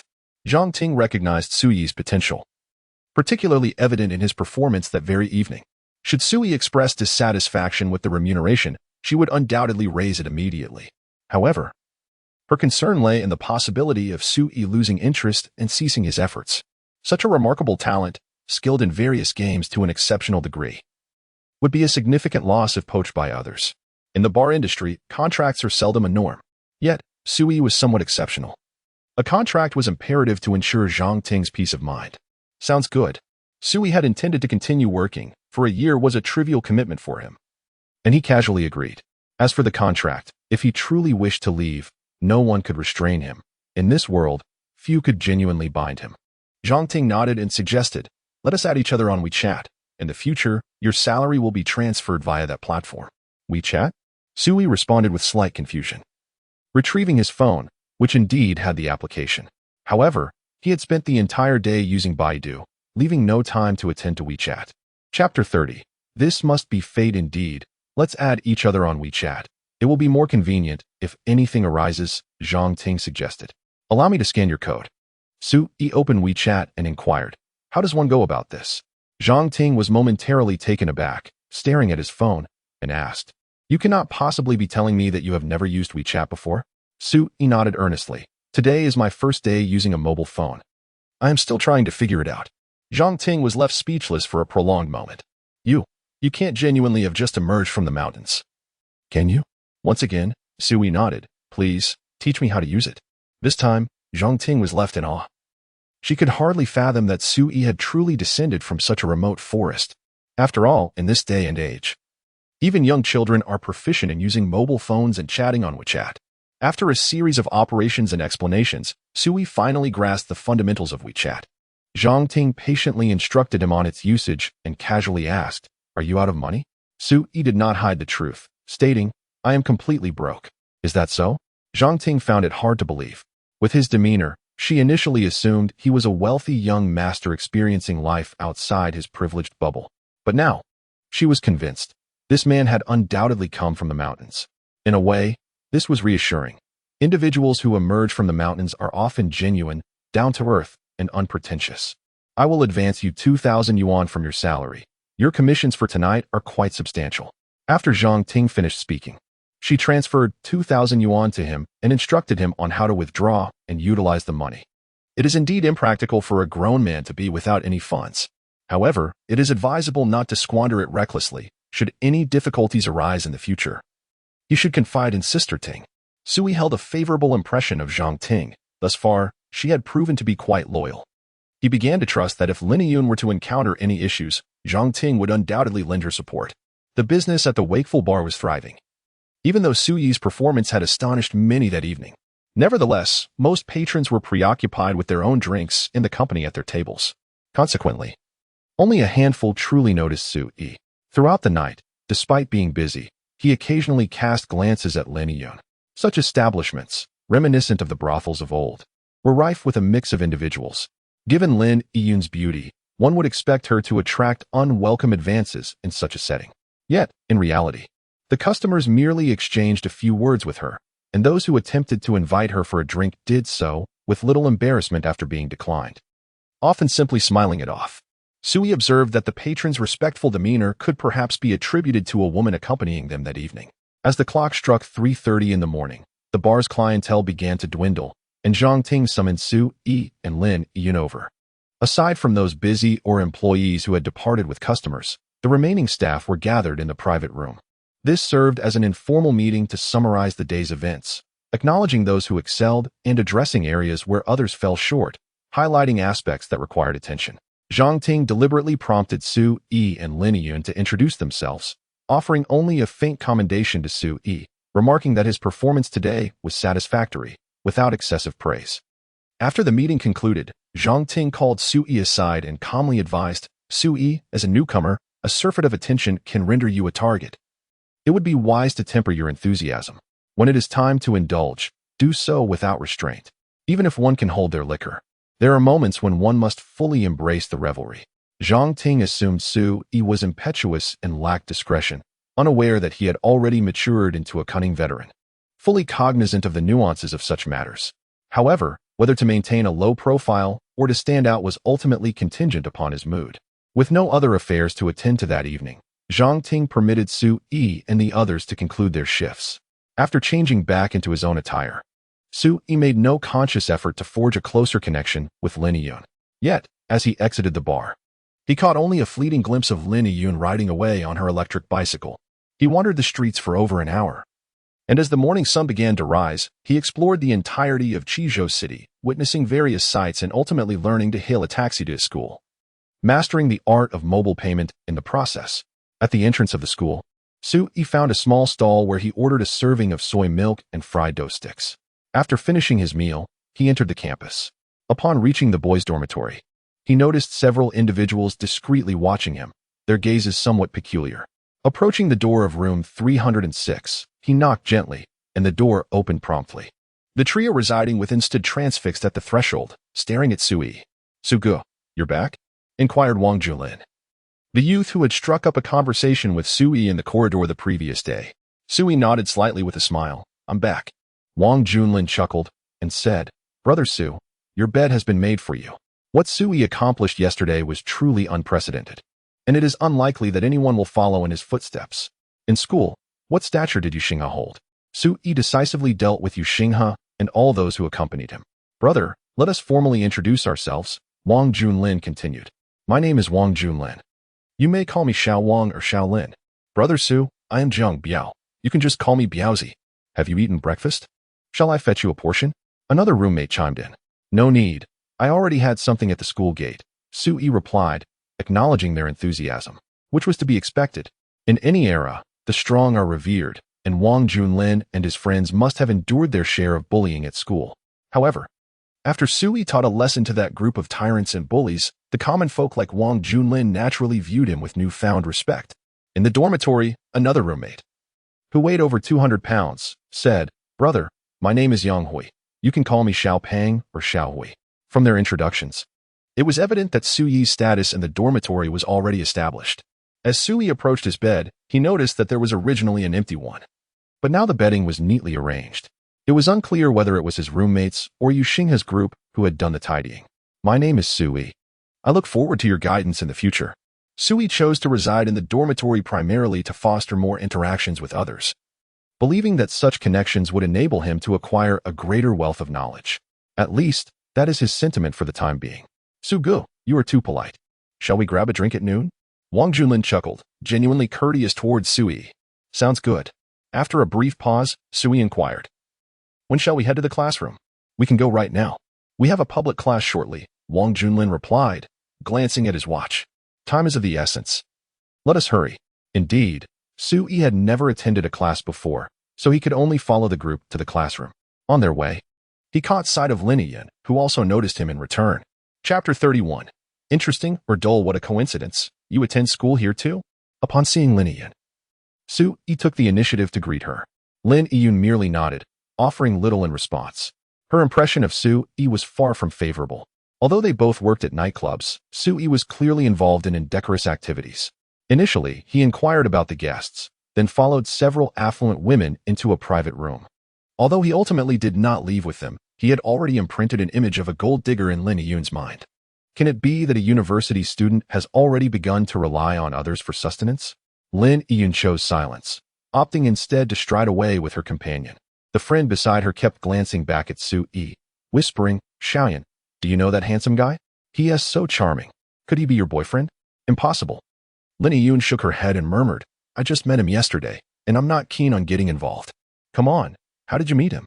Lin Yiyan's companion was nearly starry-eyed with excitement. If you're not interested, why not introduce him to me? The moment I laid eyes on that young man, I felt utterly captivated. Lin Yiyan playfully poked her friend's forehead, admonishing, don't be so infatuated. You wouldn't stand a chance. It seems he has caught the eye of Yu Huiyin. Working at a bar, Sui should not, by all accounts, be wealthy. However, during their first encounter, he had emerged from Yu Huiyin's car. Who exactly was Yu Huiyin? The favored daughter of heaven, that foolish girl beside me. How can she compete with others? Nowadays, many of the students' social media profiles feature photos of Yu Huiyin and Sui together. It suddenly dawned on me. He is indeed Yu Huiyin's rumored boyfriend. That's all I need to know. Lin Yiyan had no intention of discussing the bar incident any further. Speaking too much would render her a gossiping busybody. After Lin Yiyan and the others walked away, Wang Junlin leaned closer to Sui with a grin and asked, Su, have you taken a liking to the stunning Lin? Sui nodded with a smile, I suppose so. Impressive. Just yesterday, he was with Yu Huiyin, and today he swiftly shifts his interest. What else could Wang Junlin possibly say? Yu Huiyin is regarded as the goddess in the hearts of countless men at the school. Yet, she personally waited for Sui beneath the boys' dormitory for such a long time, and even had Yu Xinghe procure daily necessities for him. Isn't that a clear sign of affection towards Sui? Yu Huiyin? Sui shook his head. I'm not particularly familiar with her, and have no interest. Wang Junlin and Jiang Biao were left speechless. Given Sui's tone, it seemed he had yet to be captivated by Yu Huiyin. Could it be interpreted that Yu Huiyin is infatuated with Sui, making efforts to win him over, while Sui remains unmoved? The goddess is pursuing him. Why do you all look at me like that? Sui raised an eyebrow. Is it so strange that he harbors no feelings for Yu Huiyin? At that moment, Yang Hui interjected. Actually, I find Lin Yiyan more appealing. Yu Huiyin's family is excessively wealthy. Wang Junlin shot him a disdainful glance. Isn't being wealthy a good thing? How many people desire to marry Yu Huiyin? Whoever manages to win her heart shall truly find their life devoid of struggle. Yang Hui chuckled softly and remarked, do you genuinely believe that marrying into a wealthy family is so comfortable? If the social standing does not align, even if Yu Huiyin genuinely fancies our Su-gu, her family might not be so accommodating. Even if a marriage were to be forced, it would be fraught with challenges. Nevertheless, if it were me, I would gladly endure it. Wang Junlin interjected with a grin. Endure challenges? If I could marry a goddess like Yu Huiyin, what would that matter? Let us be realistic. The goddess has her sights set on Su-gu. What does it have to do with you? Yang Hui perceived things quite clearly. Having been overweight, he had never had much luck with women, and in the presence of a goddess like Yu Huiyin, he scarcely dared to entertain any thoughts. How can you say it has no bearing? Wang Junlin continued as he walked. As the saying goes, birds of a feather flock together. The friends of a goddess are typically goddesses themselves. If in the future, Su-gu brings us along to various events, our chances of meeting beautiful women will naturally multiply exponentially. Upon hearing this, Yang Hui and Jiang Biao's eyes glimmered with excitement. At first glance, it seemed to make perfect sense. Last night, with Sui absent from the dormitory. The three of them had come to a realization. Sui had even dared to confront Yu Xinghe, who had brought along a multitude of followers, all of whom returned defeated. Henceforth, if they could cling tightly to Sui, wouldn't Dormitory 306 become the most illustrious dormitory in the entire school? Wang Junlin's casual remark only intensified their belief that their university life would be extraordinarily splendid. As the three individuals engaged in increasingly animated conversation, they unwittingly found themselves in a grand lecture hall. Sui, however, harbored no interest in their topics of discussion. After all, women were merely women. What fun could there be in that? His indifference stemmed from a certain detachment, a perspective shaped by his extensive experiences with countless enchanting beauties, rendering him incapable of grasping the sentiments of those who remained perpetually single. Yet, he found himself intrigued by the public lecture at hand. This particular session focused on ancient Chinese history, and to his surprise, the lecturer was a middle-aged man who had been in the company of Yang Zhangcheng just the day before. When it came to the annals of Chinese history, few could rival Suyi's profound understanding. Nevertheless, he was curious about how the contemporary generation perceived history. Students, the instructor, Chen Yao, began. Today I will discuss the founding journey of the Tang dynasty. Chen Yao had indeed noticed Sui, his gaze lingering on him for quite some time during roll call. Just yesterday, Sui had exuded an air of arrogance, leading Chen Yao to initially believe he was a figure of great renown. To his amusement, he discovered that Sui was merely a freshman, a fact that struck him as somewhat humorous. The former president of Qizhou University seeking knowledge from a first-year student, only to be rebuffed. Such a scenario was rather absurd. Yet, today, Sui had once again graced his lecture. Chen Yao made no effort to deliberately challenge Sui. After all, in a public university lecture, he would present his material with minimal questioning, as overly pointed inquiries would seem out of place. Nonetheless, he occasionally cast glances in Sui's direction. Sui, for his part, was thoroughly engaged, finding Chen Yao's presentation quite captivating. When Chen Yao gazed upon him, he reciprocated with a symbolic smile. The historical account of the flourishing Tang dynasty that Chen Yao recounted diverged somewhat from what Sui was aware of. Yet, as time flows inexorably, countless truths lie buried beneath the vast river of history. How could the world comprehend that a millennium ago, the formidable Emperor Yang of Sui once graced the Baojin temple established by Sui? Emperor Yang sat across from Sui, exuding an air of grandeur, and inquired, "Sir, having quelled the southern Qin, unified the realm, excavated the Grand Canal connecting north and south, expanded territories by 50,000 miles, and instituted the imperial examination, thus compelling the vassal states to submit. Do you consider me worthy of being a timeless sovereign, surpassing even Qin Shi Huang?" Sui regarded him with a calm demeanor and replied, "Ultimately, you are still too hasty." Yang Guang took a sip of wine and said to Sui, "If you would impart the secrets of immortality to me, how could I possibly be anxious? Mortals hurry through a few fleeting decades. As I govern the world, I must surely accomplish something." At that moment, Sui had no desire to readily alter the established order of the world. Not to mention teaching him the art of longevity, Yang Guang had visited him over a dozen times, only to be politely dismissed each time. The outcome was no different on this final occasion. After that, Sui never saw this self-proclaimed hero, whose accomplishments he believed rivaled those of the first emperor, again. Chapter 32. Are you teaching me how to do things? Chen Yao's lecture continued, during which he shared his unique and insightful perspectives on numerous historical issues. His originality and novelty rendered the discourse quite engaging. Sui listened intently, and by the end of the class, Chen Yao had made a significant impression on him. After the lesson concluded, Chen Yao cast a deep glance at Sui before exiting the classroom. "Sugu, where shall we go for drinks later?" Wang Junlin followed closely behind Sui, seemingly having found his life's direction. Anywhere is fine. Sui had no idea where to drink, especially since Chen Yao was waiting for him just around the corner. As Wang Junlin caught sight of Chen Yao, he offered an awkward smile, bowing slightly as he greeted. "Hello, Teacher Chen." Chen Yao nodded, saying, "I need to discuss something with Sui." "Of course, Teacher Chen." Wang Junlin quickly made his exit, turning back to call out, "Sui, we'll be waiting for you at the Bamboo Grove restaurant." Jiang Brao and the others, not daring to linger, followed Wang Junlin down the stairs. Chen Yao praised Sui with curiosity, remarking, "I did not expect you to be a student at our school, and a freshman at that. Is there anything peculiar about being a freshman?" Sui chuckled. A wealth of knowledge need not be confined to the classroom. Chen Yao certainly did not dispute Sui's assertion, for he understood well that a diploma or a degree does not signify much. Many children from scholarly families acquire knowledge from an early age that rivals, if not surpasses, that taught in schools, often inheriting cultural treasures of great significance. Before him stood Sui, a freshman, yet he possessed knowledge of ancient characters that even the venerable Principal Jiang was unaware of. Knowledge cannot simply materialize from thin air. Chen Yao and Yang Zhengsheng were convinced that Sui hailed from a family of scholarly distinction. Pray tell, what does your father do, Sui? Chen Yao contemplated that rather than inquiring about the ancient characters directly, it might be more prudent to question his elder. Sui smiled and replied, I apologize. But I am an orphan. My apologies. After a moment of bewilderment, Chen Yao, filled with fervor, exclaimed, Then, Sui, why do you not wish to teach Principal Yang about it? Are you not aware of the significance of the events inscribed on that ancient stele to human civilization? Sui smiled faintly and replied, I do not know, nor do I wish to. You. Chen Yao was nearly rendered speechless by Sui's demeanor. Let me put it this way. If you can translate all the inscriptions on the stele, you would make an immense contribution to your country, indeed to the entire world. Your name could echo through history, appearing in textbooks for future generations. Chen Yao became increasingly animated, his eyes shimmering with excitement. However, Sui interrupted him directly.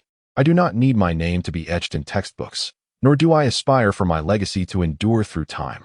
Do you not possess even a modicum of ambition, a yearning for something greater? Chen Yao lamented, exasperated at Sui's indifference. Do you truly wish to live your life in such ordinariness, like a speck of dust? A century hence, aside from your descendants, no one will remember your existence.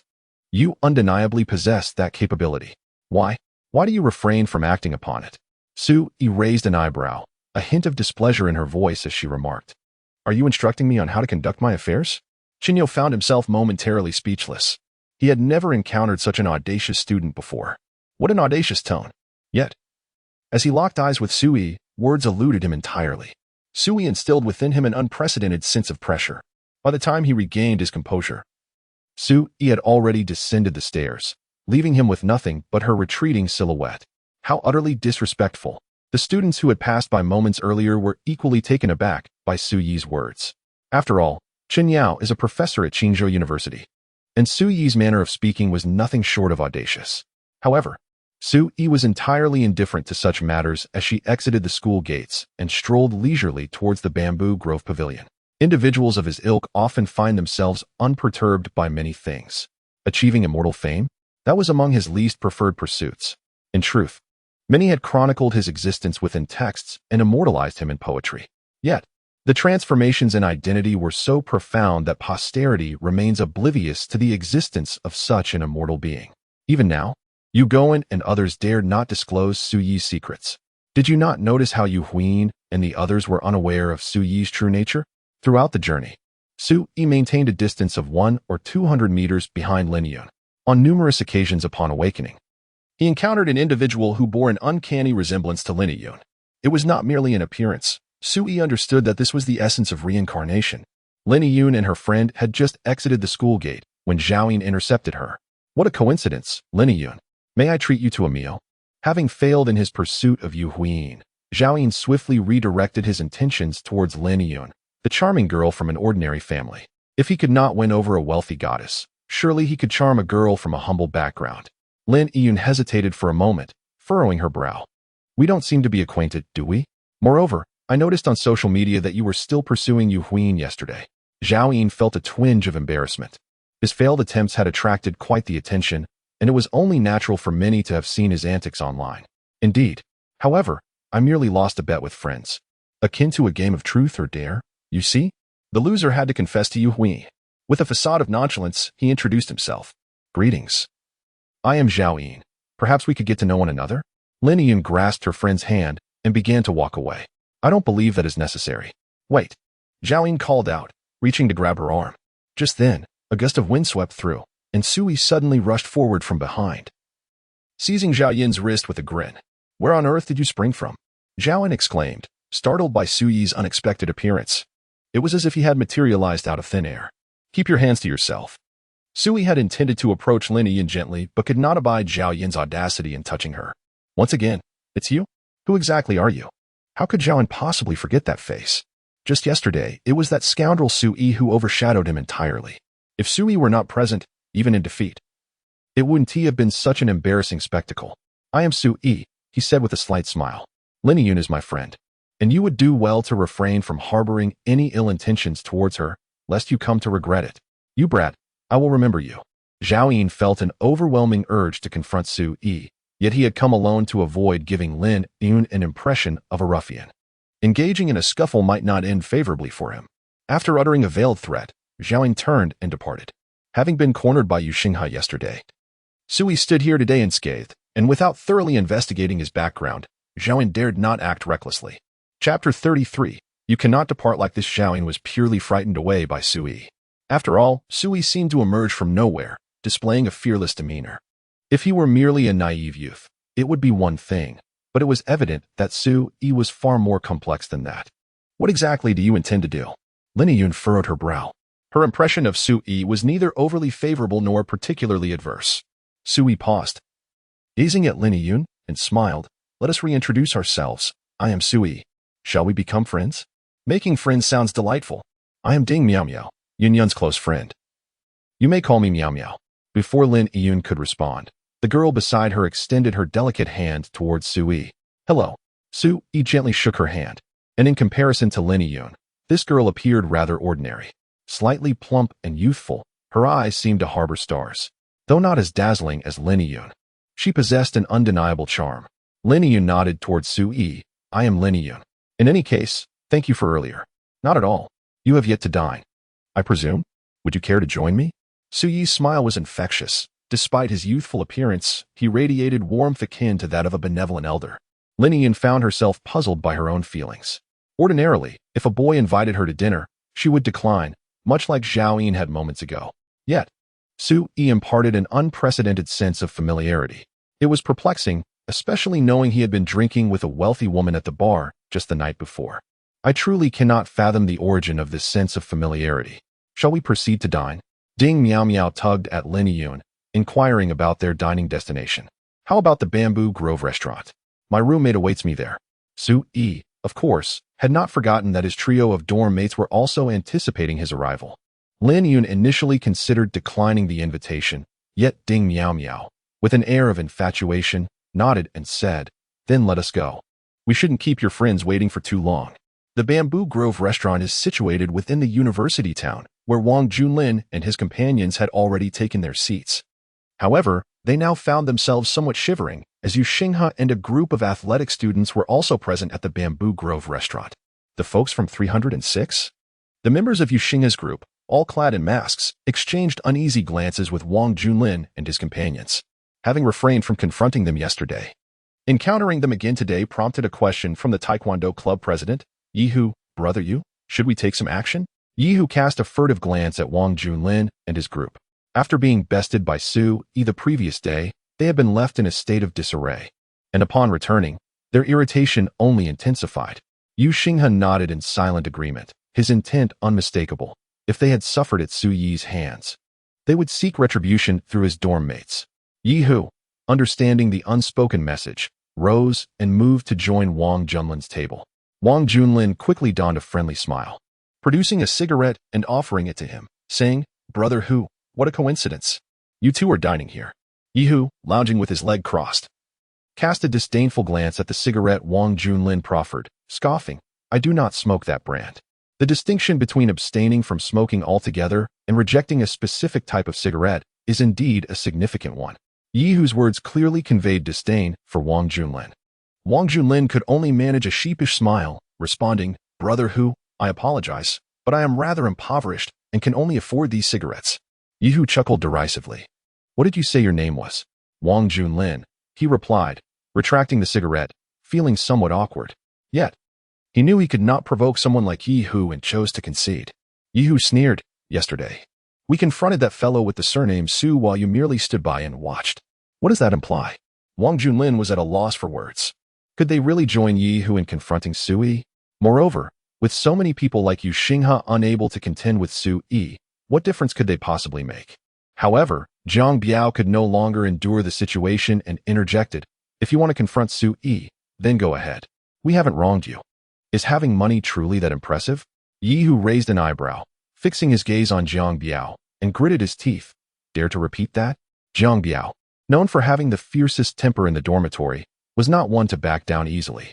Provoked, he sprang to his feet, glaring at Yi Hu, and declared, "Isn't it the truth? If you're so capable, why not confront Sui?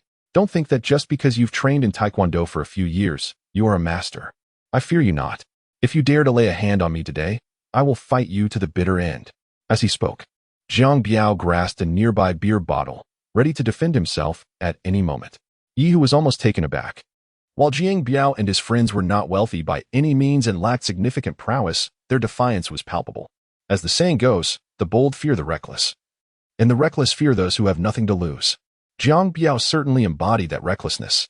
"Are you seeking death?" Yi Hu bellowed, taking advantage of his robust physique and seizing the initiative, delivering a powerful punch to Jiang Biao's face. Wang Junlin rushed forward, attempting to mediate the situation, but Jiang Biao, undeterred and headstrong, did not cry out in pain. Instead, he grabbed a bottle of beer and hurled it at Yi Hu's head. Yi Hu, being well-trained and prepared, swiftly raised his arm to block the bottle. Upon impact, the bottle shattered, spraying beer everywhere. "You really dare to strike?" Yi Hu exclaimed in exasperation, gripping Jiang Biao by the neck and roaring, "Do you believe I could end your life?" With Yi Hu truly engaged in combat, the athletes and members of the Taekwondo club could no longer remain seated. They all rose to restrain Wang Junlin and Yang Hui. The restaurant owner, recognizing this rowdy group, could only approach with a cheerful demeanor, urging them to refrain from fighting. Yu Xinghe, adopting an air of a privileged young master, calmly stated, "Rest assured, it won't escalate. If you damage anything of yours, I shall compensate you at the market price." The owner dared not speak further, nor call the authorities. Meanwhile, Jiang Biao found his head pressed against the table by Yi Hu, yet he continued to shout defiantly, "Yi Hu, if you have the guts, finish me off today, otherwise, I will not let this go." Quite the audacious one. Yi Hu chuckled as he playfully patted Jiang Biao's cheek. His position as the president of the Taekwondo club was not merely due to his martial prowess. He was unafraid of anyone. If he were to be intimidated by Jiang Biao today, he might as well abandon his future in this realm. The trio in the dormitory found themselves cornered by a group, when suddenly, Sui entered with two beautiful women by his side. Upon seeing Sui, Yi Hu and his companions were filled with an even greater rage.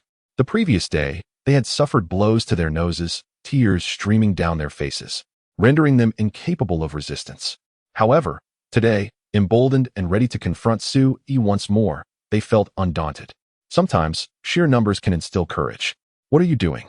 Sui cast a glance at Yu Xinghe, his eyes holding a hint of intimidation. Yet, he refrained from being excessively forceful, otherwise, a mere look might have rendered Yu Xinghe a fool. Under Sui's gaze, Yu Xinghe felt an inexplicable anxiety rise within him, but he steeled himself and declared, "Sui, since fate has brought us together again today, I cannot allow you to leave so easily." Chapter 34. Making a friend. Sui cast a deep glance at Yu Xinghe, pondering the notion of him not letting go. "It seemed that you had no intention of departing either." Having finally accumulated a bit of money, he yearned to indulge in the culinary delights of the present. There was no way he would simply walk away. "Are you implying that you wish to resort to violence?"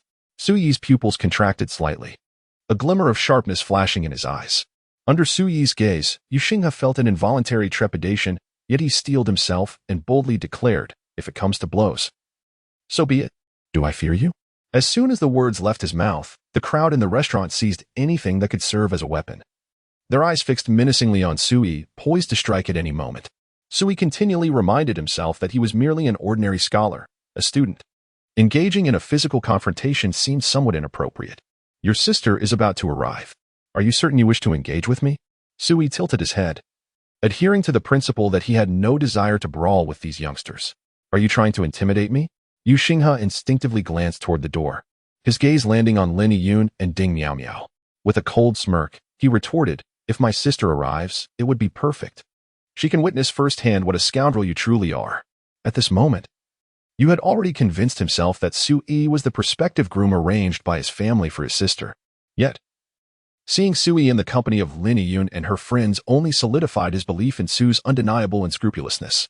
A scoundrel? Sui retrieved his phone and leisurely searched for the definition of a scoundrel.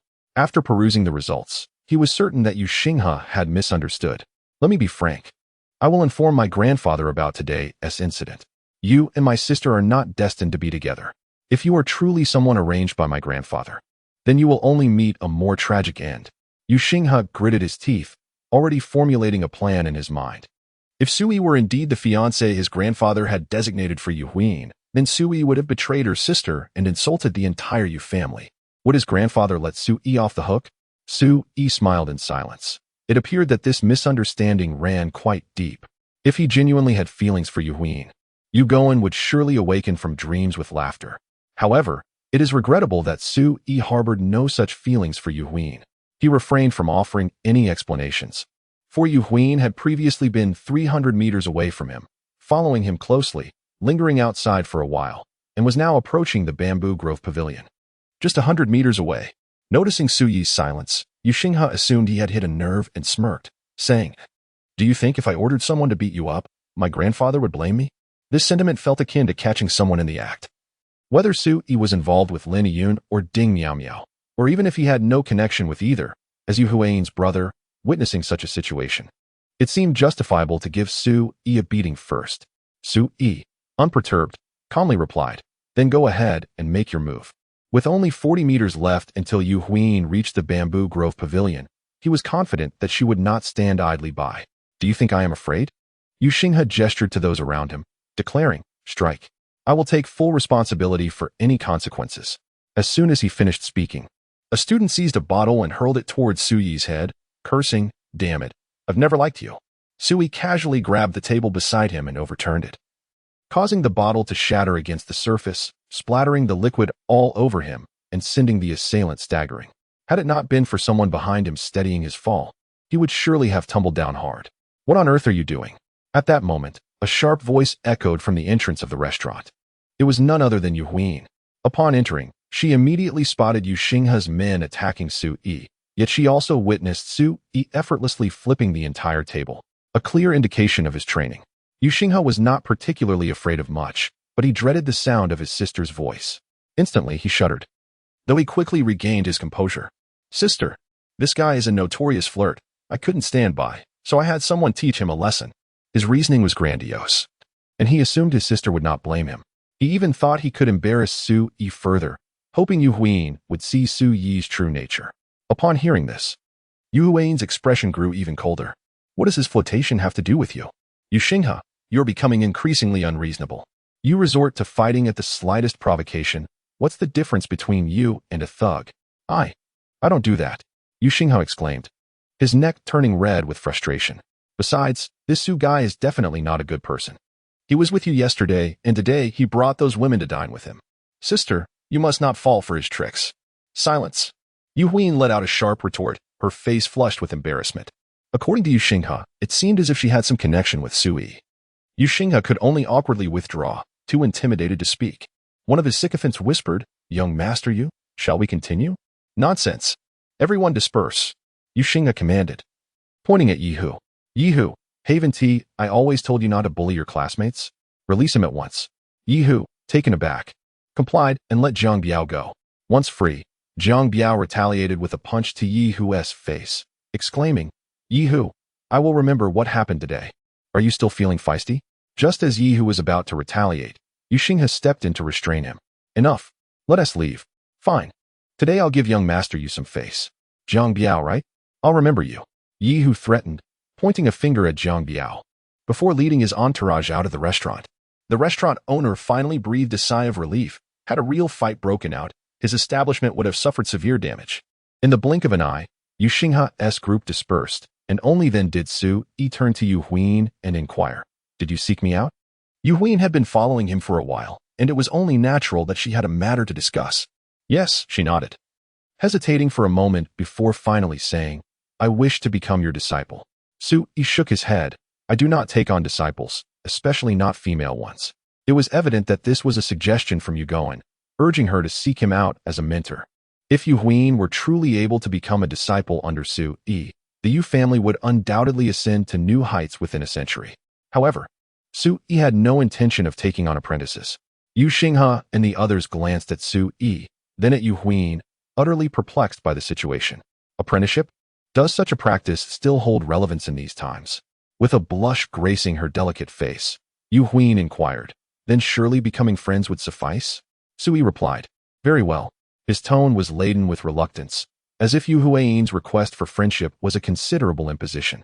In truth, he had little concern for the Yu family's future development. His ties with Yu Goen and others had reached their natural conclusion. Yet, he was not averse to forming friendships with their descendants. Over the years, since his awakening, many old acquaintances had sought to rekindle connections, which was hardly surprising. Time and again, he had not declined such overtures, and this instance was no different. Chapter 35. The Drought Kills the Thirsty. The flood drowns the flooded. Yu Huin currently finds herself enveloped in a whirlwind of emotions. Upon her return yesterday, she inquired of her grandfather regarding the true identity of Sui. However, her grandfather refrained from divulging any information, merely suggesting that since Sui had not turned her away, she might as well consider apprenticing under him. Should that endeavor prove futile, forging a friendship would suffice. When she contemplated further questioning, Yu Goen urged her to refrain, insisting that she simply adhere to his counsel. The notion of apprenticing Sui left Yu Hui perplexed. She was uncertain what he could impart to her. Could it be that her grandfather was aware of Suyi's familiarity with ancient texts? Surely, it would be inappropriate to request lessons in imbibing spirits. Meanwhile, Sui perceived that these actions stemmed from Yu Goen's intentions as he cautiously navigated the situation, ultimately guiding Yu Hui toward friendship. Though Sui harbored some discontent regarding Yu Goen's scheming, he found no aversion toward the young woman herself. Let us take a seat and dine, he proposed, locating a clean table and calling out, Owner, we would like to place our orders. In light of recent events, Sui appeared unaffected, as if nothing had transpired. Regardless of the era, the allure of delectable cuisine remains unchanged. Yu Hui made herself comfortable, taking a seat across from Sui without hesitation. Conversely, Lin Yun and her companions hesitated, uncertain whether to join them. Sui waved them over, saying, come and sit.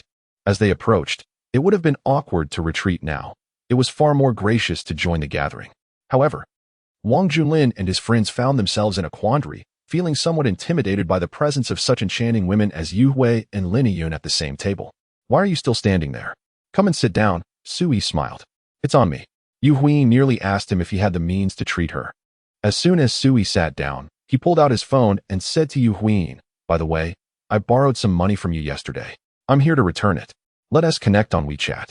Having just learned to navigate his phone and use WeChat, Sui resembled a playful child, finding amusement in adding contacts and transferring money. Yu Hui, not one to be coy, took out her phone, opened the QR code, and urged Sui to scan it. You decide how much to send. Given that Sui had only just started working, Yu Hui was uncertain about his financial standing. If the transfer was insufficient, it would be quite awkward. After adding her on WeChat, Sui promptly transferred 1,500 to her and inquired, is this enough? Yu Hui accepted the payment, her dimples appearing as she squinted and smiled. Generous boss. The waiter, visibly flustered, presented the menu and nervously asked, what would you like to order? How could he not be anxious?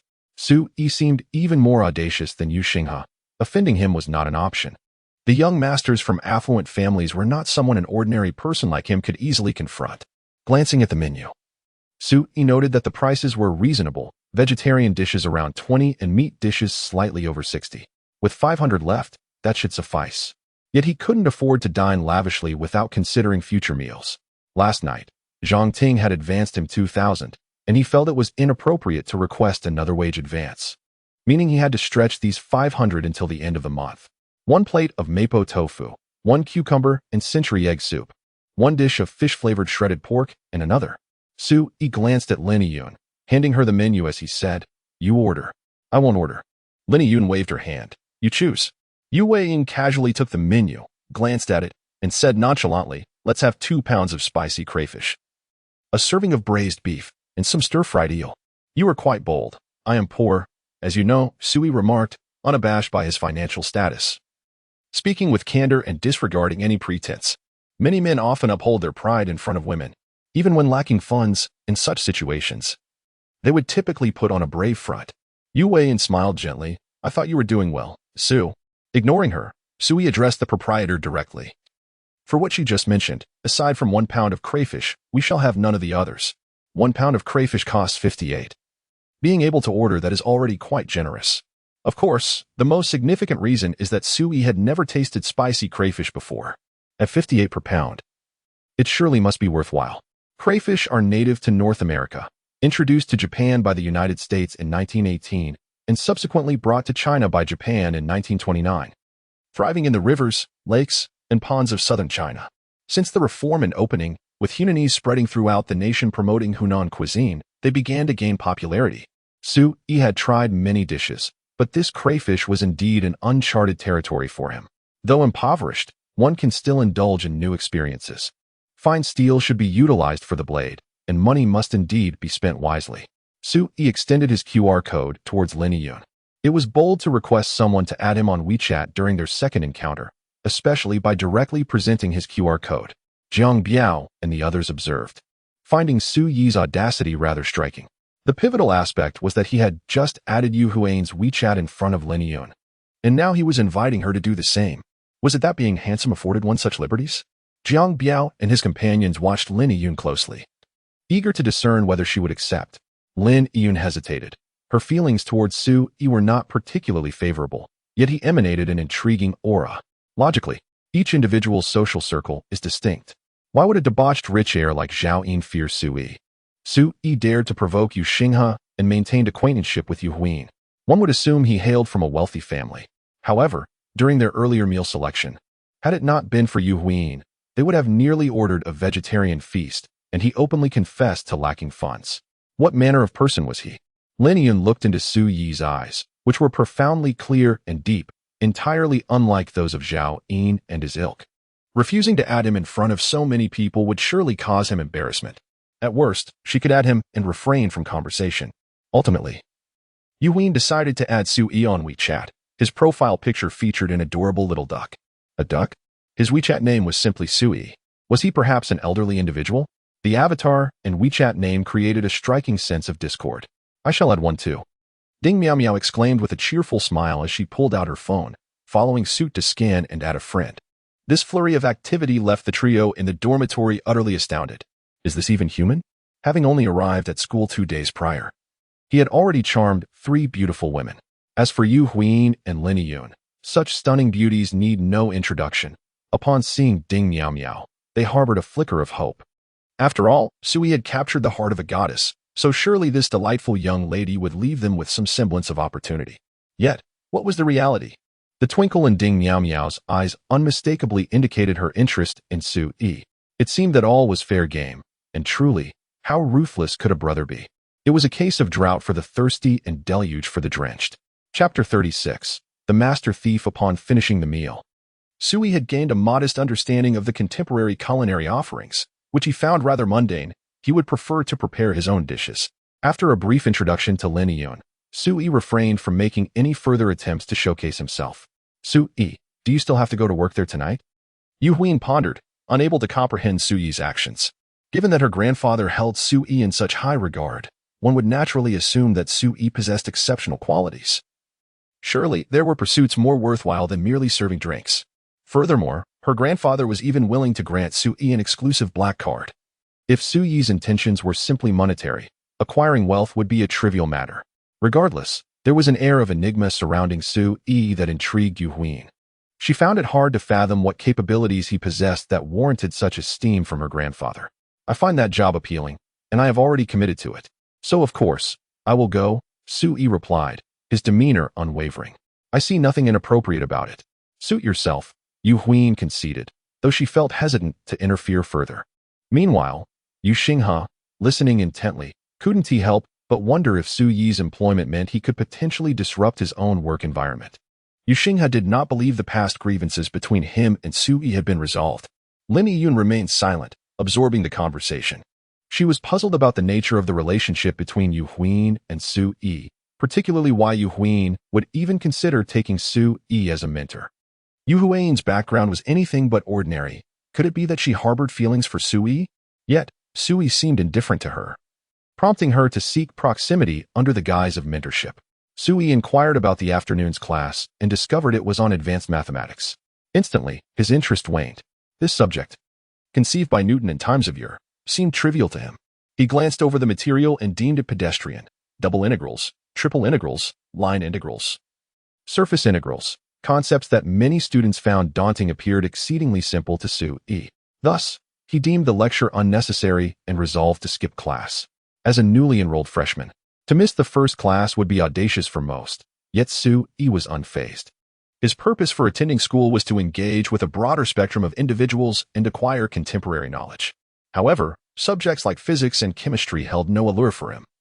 He had previously studied these areas under a different guise and found them utterly tedious. To him, modern science often lacked true scientific rigor. Many scientific principles proclaimed the impossible, yet he had managed to accomplish them. After all, Su-yi was a rather unconventional entity. At 1:30, while Wang Junlin and the others headed to class, Su-yi slipped out of the campus. He ventured from the academy to Wudong Street, eager to discover the most efficient and economical mode of transportation. With the guidance of passers-by, he procured a transit card and boarded the subway. In Su-yi's eyes, the advancements in human technology were indeed astounding. In just 50 years, progress had eclipsed thousands of years of development, a remarkable qualitative leap. In the past, traveling between cities was a grueling endeavor, fraught with fatigue and time consumption. At that time, Su-yi preferred to soar through the skies or directly leap through space to materialize in another location. After all, in a bygone era, humanity held a profound belief in the existence of deities, and those who witnessed aerial flights often did so with a sense of reverence, bowing in worship. However, upon researching, Su-yi discovered that he resided in an age where the populace generally harbored skepticism towards the supernatural. Thus, he opted to sit patiently on the subway. The train sped along smoothly, devoid of any jolts, which Su-yi found quite agreeable. The sole drawback was the overwhelming crowd. A young woman was pressed so closely against him that it was almost uncomfortable. The subway was a cacophony of mingled scents, and the girl, standing on her tiptoes, clutched the overhead handrail with her head resting against Su-yi's chest, her cheeks flushed with embarrassment. Su-yi frowned slightly, although the girl appeared petite and endearing. He felt no particular inclination towards her, nor did he share the lascivious delight of certain lecherous individuals. The cramped conditions of the subway also provided cover for unscrupulous characters. Nearby, a man adorned with tattooed arms had already pilfered several wallets right before Su-yi's eyes, and the girl pressed against him had her phone stolen as well. Su-yi had dabbled in thievery himself, once earning the title of master thief. Yet, when he took something, it was merely for sport, returning it after a brief amusement, perhaps a reflection of his occasional ennui. He bore no ill will towards thieves and had no intention of intervening in such matters. However, it was rather absurd that this petty thief had set his sights on him, attempting to snatch the only phone belonging to a man of modest means. Such an affront was intolerable. Was this not an insult to his dignity? As the tattooed hand reached towards Su-yi, he deftly flicked his finger, causing the young man to shudder as if his entire hand had lost sensation. He lifted his gaze and shot a fierce glare at Su-yi, attempting to intimidate him. Yet, Su-yi wore a smile, his eyes soft and gentle as they rested upon the young man. This gaze rendered the tattooed youth breathless, amplifying his internal guilt a thousandfold. Many hypnotists might possess similar abilities, but Su-yi's prowess far surpassed theirs. With merely a look, the young man began to weep uncontrollably. "I'm sorry I stole your things," he cried out between sobs. "I was wrong to steal." His sudden outburst prompted those nearby to check their belongings. And as they realized they had been robbed, a wave of unrest surged through the crowd. "My wallet has been stolen. My phone is gone." The tattooed youth, clad in a short-sleeved jacket, began to pull out stolen items one by one. The girl beside Su-yi could no longer contain herself and shouted, "My phone." The commotion on the subway soon subsided, and when the next station arrived, the tattooed young man was escorted off, followed by those who had yet to reclaim their belongings. The young girl, who had been so close to Su-yi, finally distanced herself. However, when they reached Wudong Station, she unexpectedly disembarked alongside him. As Su-yi strolled down Wudong Street, she trailed behind him. Suddenly, he halted, turned to face her, and inquired, "What are you following me for?" The girl appeared to be merely 17 or 18 years old, carrying a small backpack on her back. When questioned so directly by Su-yi, she visibly panicked, her cheeks flushing crimson as she stammered, "I live around here." "Oh, my apologies," Su-yi replied. From the expression on her face and the tone of her voice, he discerned that she was not lying. He then turned and entered his own courtyard. The girl remained rooted to the spot, gazing at Su-yi's retreating figure before finally making her way into a neighboring residence. Upon entering the courtyard, Su-yi noticed that the various crafts he had selected from the street vendor the previous day were neatly arranged on the stone table in the yard. His return was In fact, motivated by a desire to become acquainted with the neighbors. Chapter 37. Sometimes. It's just so fortuitous after Su Yi placed the items from the stone table into his dwelling, he began to meander about the vicinity. Adjacent to his quaint courtyard were several other households, predominantly inhabited by the elderly, women, and children, as well as some rather impoverished tenants. The rental prices in the old town were significantly lower compared to those in the bustling city center. As Su Yi strolled into the neighboring courtyard, he observed 4 elderly gentlemen engrossed in a game of mahjong. The game, which has evolved from the leaf cards of the Tang dynasty, was familiar to Su Yi, who had a commendable skill in it. He stood by, watching their play. The old men did not mind his presence. One of them, sitting opposite Su Yi, discarded a one-tong tile and then slapped himself on the face in regret, the sound resounding sharply. "Oh no, I made a mistake." Su Yi nearly jumped at the unexpected sound. The old man was indeed quite severe with himself. The other 3 gentlemen seemed unfazed by this display, chuckling at their companion. Old Shin, hit it a bit harder. Harder, my foot. Old Shin rubbed his face and retorted, "Just play already." Su Yi continued to observe, captivated. From 2:30 in the afternoon until 4 o'clock, Old Shin, by the end, had amassed a considerable fortune, winning over 30 pieces in just an hour and a half. Suddenly, a phone call interrupted the game, prompting him to rise hastily. "No more, no more. I must go pick up my granddaughter." "What? It's barely that time. You win and then run off? We're 3 players short now. How can we continue? I truly cannot play anymore. My granddaughter will be done with school soon. If I delay, my old lady will surely scold me. As you depart, what shall we do?" The elderly gentleman opposite gazed intently at Su Yi and inquired, "Young man, do you possess any skill in this game?" Su Yi nodded affirmatively, responding, "I do have some knowledge, but I lack cash. All my funds are on my phone." The old man chuckled, "Transfer your funds to me, and I shall provide you some cash." "Very well," Su Yi replied without hesitation. Once the old man, Mr. Chun, rose, Su Yi took his seat, adding the opposite elder on WeChat and transferring 50 yuan, to which the old man reciprocated with 50 yuan in cash. "Can you manage in inclement weather?" the elder across inquired. Su Yi replied, "I can, though I am not particularly adept. Take your time to learn." The elder began to shuffle the cards, intent on playing with Su Yi, whom they deemed a novice. Su Yi contemplated that he should refrain from winning today. Should he succeed, these old men might lose interest in playing with him. After Mr. Chen's departure, Su Yi engaged in a few rounds, and soon his 50 yuan dwindled to merely 10. The 3 elders chuckled as they engaged Su Yi in light conversation. "Young fellow, where do you reside?" "I have not seen you before," one of them asked. "I live in the adjacent courtyard. I shall come by to play when I have the chance, as I often find myself rather bored," Su Yi replied, playing a card as the elder before him made a mistake. "The adjacent courtyard?" the elder across remarked. "Is that not the place belonging to that troublesome lad, Chen Min? Are you related to him?" Su Yi explained, "He has rented the courtyard to me, so I shall be living next door." "Ah, that is quite fortunate. I find you quite likable, a handsome young man indeed," the old man said to his companion. "You shall be called Grandpa Lin. Let me tell you, I have a granddaughter who is quite beautiful. Have you found a partner yet?" "I think I'll just call you Old Lin." Su Yi chuckled. "That sounds more friendly. Otherwise, we might as well observe the decorum of respecting our elders while playing cards." "Call me whatever you wish, Old Lin it is," the old man replied without objection, smiling as he introduced his companions. "This is Old Jiang. And that one is Old Huang. The one who just won some money and fled is Old Chen." "Get lost," Old Huang retorted, eager to resume the game. "You're Su Yi, right? I find you rather likable. From now on, we want to refer to that shameless Old Chen." Before long, Su Yi had lost over 30.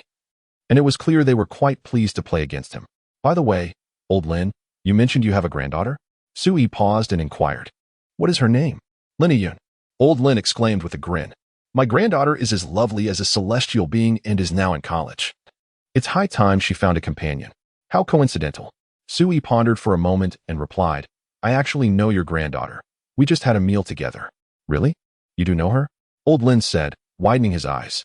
"I was thinking, young man, you're not renting the place next door just to pursue my granddaughter, are you?" Su Yi had anticipated such a coincidence and shook his head. "Not at all. I only met your granddaughter just yesterday." As they played and conversed, Su Yi gleaned some information about Lin Yun, while the 3 old men reveled in their winnings, appearing quite pleased with Su Yi's company. Lin Yun, unfortunately, had lost both of his parents and lived solely with Old Lin. According to Old Lin, Lin Yun earned his own tuition fees through diligent work. He feared the day would come when he would no longer be around, prompting him to seek a trustworthy young man for Lin Yun.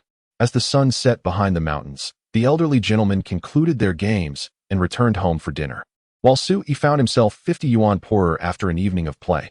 From now on, you should play in my courtyard. There's a tree for shade. Which is quite pleasant, Sui suggested. He had always held a particular fondness for Lin Yun, and upon discovering that old Lin was Lin Yun's grandfather, it piqued his interest even further. Inviting them to play mahjong in his courtyard seemed like a delightful idea. After the game concluded, Sui wandered to a nearby vegetable market, purchasing a modest selection of vegetables. Upon returning home, he prepared 2 dishes for himself and began to contemplate his future. Studying and working constituted his current routine. However, he recognized that such a monotonous existence would inevitably become tiresome, prompting him to consider new pursuits.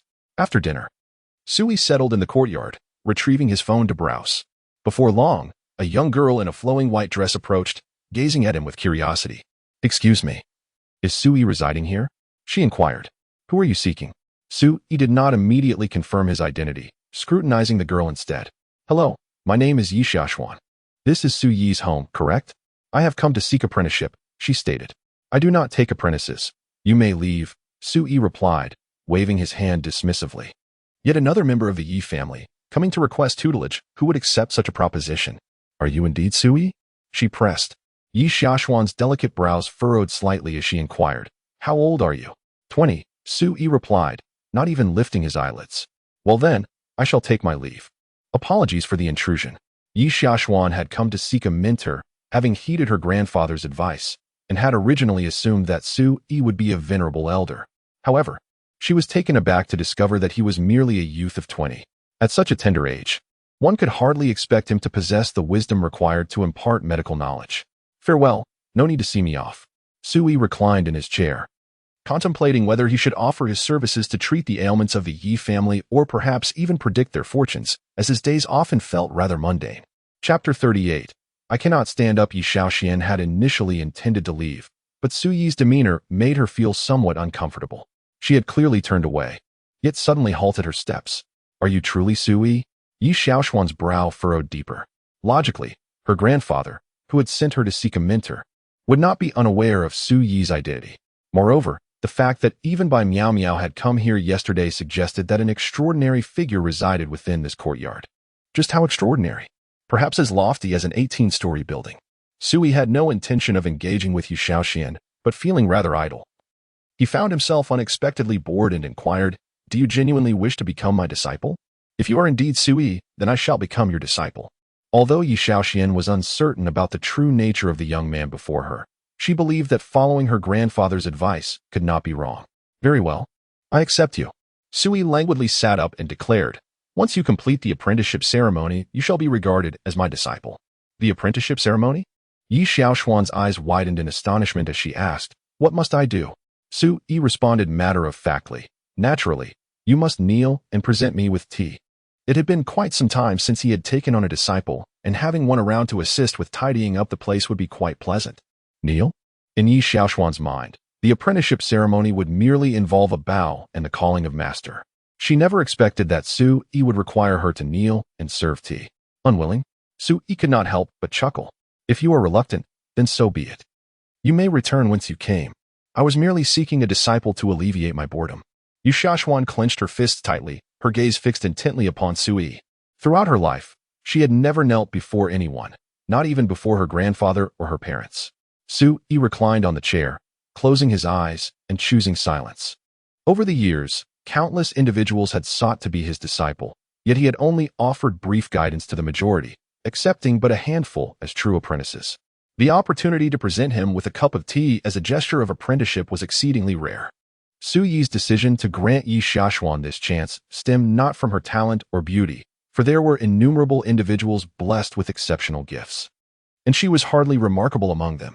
His actions were purely driven by boredom, as he welcomed the distraction of someone approaching. "Xiaoxian, what brings you here again?" At that moment, a sharply dressed young man, adorned in designer labels, strode into the courtyard. Upon noticing Yi Xiaoshuan standing there with evident irritation, he hurriedly approached her. "Jiang Chao, I told you not to follow me," Yi Xiaoshuan retorted, casting a disdainful glance at him. In a fit of defiance, she glanced around before stepping into Su Yi's room. Jiang Chao turned his gaze towards Su Yi and inquired, "Hey, where are your elders? We came by yesterday to pay our respects." Su Yi remained motionless, choosing to disregard the young man entirely, having no intention of engaging him. While he was not particularly lecherous, conversing with a beautiful woman brought him joy. However, what could he possibly discuss with a stranger? "I'm speaking to you." Jiang Chao's dissatisfaction with Su Yi was palpable. In Qingzhou City, he could at least be considered a prominent figure. Although he could not compare to the illustrious families such as the Yu, Bai, or Yi clans, he was certainly not insignificant. Who, then, could be this so-called important person residing in such a dilapidated courtyard? Su Yi, however, remained indifferent to him. At that moment, Yi Xiaoxian emerged from the house. "I'm just boiling water. I will serve tea once it is ready." Yi Xiaoxian had finally made up her mind and approached Su Yi, inquiring, "Master, what can you teach me?" Su Yi lifted his eyelids slightly and replied nonchalantly, "What do you wish to learn?" "Medical skills." "Can you teach me, master?" Yi Xiaoxian had just entered Su Yi's abode, which was quite ordinary, devoid of any medical texts or the like. "I can teach you. But whether I do or not depends on my mood," Su Yi said, reclining in his chair. "Since the water is still boiling, you may as well tidy up my room first." Yi Xiaoxian was genuinely perplexed by Su Yi's arrogance. Nevertheless, she suppressed her feelings and returned to his room to begin cleaning. Jiang Chao, completely bewildered, thought to himself, "Do you even know who she is?" He realized that the goddess was being mistreated. Could it be that this young man had some leverage over Yi Xiaoxian? Su Yi frowned and coldly commanded, "Get lost." With that chilling reprimand, Jiang Chao felt a sudden tightness in his chest, his face turning ashen, beads of sweat the size of soybeans rolling down his forehead. Unsteady on his feet, he collapsed to his knees before Su Yi. This was merely a slight release of Su Yi's imposing presence. However, when it comes to confronting ordinary individuals, he truly lacks experience. Merely a hint of pressure was sufficient to make Jiang Chao's heart nearly cease its rhythm. Kneeling was nothing more than a primal reaction. An inexplicable fear rendered his legs weak, and merely being able to kneel rather than collapse onto the ground was already quite commendable. Su Yi also sensed that he might have exerted himself excessively. He took a shallow breath and said, "I instructed you to leave, not to kneel." Jiang Chao trembled all over, and when he lifted his gaze to meet Su Yi's, he was on the verge of tears. I cannot stand." Su Yi sighed, choosing to ignore him, and continued lounging in the chair, casually stating, "If you wish to kneel, then kneel. Once you're done, be swift in your departure." Jiang Chao was genuinely overwhelmed. His legs had grown so weak that he could barely feel them, making standing impossible. Yet, kneeling before Su Yi filled him with embarrassment. Most crucially, Su Yi instilled within him an overwhelming sense of dread. Remaining in this vicinity made him genuinely fear for his life, compelling him to exert himself to crawl out of the courtyard. In less than a minute, Yi Xiaoxian emerged from the house. The reason she agreed to enter was her curiosity about Su Yi's capabilities. Based on her understanding of Jiang Chao, this young dandy was bound to clash with Su Yi. Given her grandfather's esteem for Su Yi, could he truly be incapable of handling someone like Jiang Chao? She had considered that if Su Yi were indeed bested by Jiang Chao, he would deserve it for his arrogance. Yet, as she stepped outside, she was met with an astonishing sight. Jiang Chao was, in fact, sprawled on the ground, desperately crawling towards the exit of the courtyard. "What have you done to him?" Yi Xiaoxian certainly understood that a truly skilled physician could easily manipulate an ordinary individual. With a mere flick of the wrist, it would be effortless to harm vital points. Su Yi, without even opening his eyes, replied, "Not much, just gave him a little scare." "Have you tidied up the room?" "There isn't much to clean in your place." Yi Xiaoxian approached and cast a penetrating glance at Jiang Chao, who indeed appeared to be in a state of fright. Yet, she had only been inside for a brief moment, and all she heard was Su Yi's command for him to leave. Wasn't this fellow supposed to be fearless? How could he be so terrified? Chapter 39. A Feigned Depth? Su Yi disregarded Jiang Chao and calmly addressed Yi Xiaoxian, saying, "There is nothing to tidy up in this room, so please find a stool and sit down." Why act so flustered? Flustered? Yi Xiaoxian was nearly beside herself with rage. She couldn't fathom which nerve had been misfired that led her to agree to seek apprenticeship. Even more absurdly, upon discovering that Su Yi was a young man, she still acquiesced to kneel and present the tea of homage. Surely, she had lost her senses. Su Yi, appearing younger than her, yet exuding an air of profound maturity, chastised her for her impatience. It felt more like a reprimand from an elder to a younger person. Yu Xiaoshuan, slightly miffed, fixed her gaze on Jiang Chao and inquired, "Pray tell, master, what should be done to remedy his current condition?" Detecting her dissatisfaction, Su Yi, unfazed, responded, "What do you think should be done?" Yi Xiaoshuan raised an eyebrow and declared, "A simple prick with a silver needle at the Naguan point will suffice." Su Yi leisurely sat up, stretched, and remarked, "It's not that complex. Just give him a resounding slap, and that will do." Yu Xiaoshuan arched her brow, genuinely questioning Su Yi's medical expertise. To remedy someone startled, one simply delivers a slap? Why not resort to incense and divine intervention? At that moment, Jiang Chao, still in a state of shock, trembled further at Su Yi's words. He deeply regretted provoking such an eccentric individual. Just a single stern command had rendered him utterly terrified, leaving him powerless and trembling. However, what if Yi Xiaoshuan refrains from taking action? What if Su Yi decides to intervene? Wouldn't a single slap potentially result in dire consequences? This notion is indeed quite terrifying. "Xiaoxian, please strike me." Jiang Chao's features had contorted grotesquely, tears streaming down his face, as he implored Yu Xiaoshuan, "Please, give me a slap. I assure you, I will never bother you again." Yi Xiaoshuan's lips parted slightly, doubting that Jiang Chao had truly been paralyzed by fear, begging her for a slap. The most astonishing aspect was that this individual, who had previously persistently pursued her, was now vowing to no longer entangle her. This was indeed a fortuitous turn of events. "Remember your words." Yi Xiaoshuan dismissed any concerns regarding whether a slap would remedy his state, reasoning that it was merely a matter of fright. At worst, she could always administer another injection later. It was of little consequence. The paramount concern was ensuring that Jiang Chao would no longer harass her. "Just give me a slap, and I swear on my ancestors that I will never trouble you again." Jiang Chao could hardly contain himself, his heart filled with a profound dread of Su Yi, genuinely fearing that he might suddenly lash out at him. Su Yi remained seated, observing coldly, without uttering a word. Yi Xiaoshuan cautiously approached, crouched down, and delivered a gentle slap to Jiang Chao. The slap was neither forceful nor painful, and Jiang Chao remained sprawled on the ground like a dog. "Is that all you've got? Have you not eaten?" Su Yi finally rose, stating, "Would you like me to teach you a lesson?" "No," Jiang Chao shouted loudly. And if he could kneel at that moment, he would certainly prostrate himself before Yi Xiaoshuan. "Sister Yi, I implore you, just a little more force. Use all your strength." Yu Xiaoshuan had never heard such a self-deprecating request. However, with the words having been spoken, she raised her hand and struck him with all her might. Slap. The sound of the slap resonated, leaving Jiang Chao seeing stars. Yet, after that resounding blow, he discovered that he had regained his strength and swiftly fled the courtyard. "Sorry for the intrusion." Jiang Chao's shrill voice echoed from outside the courtyard, as Su Yi had managed to frighten him to the core with barely any effort.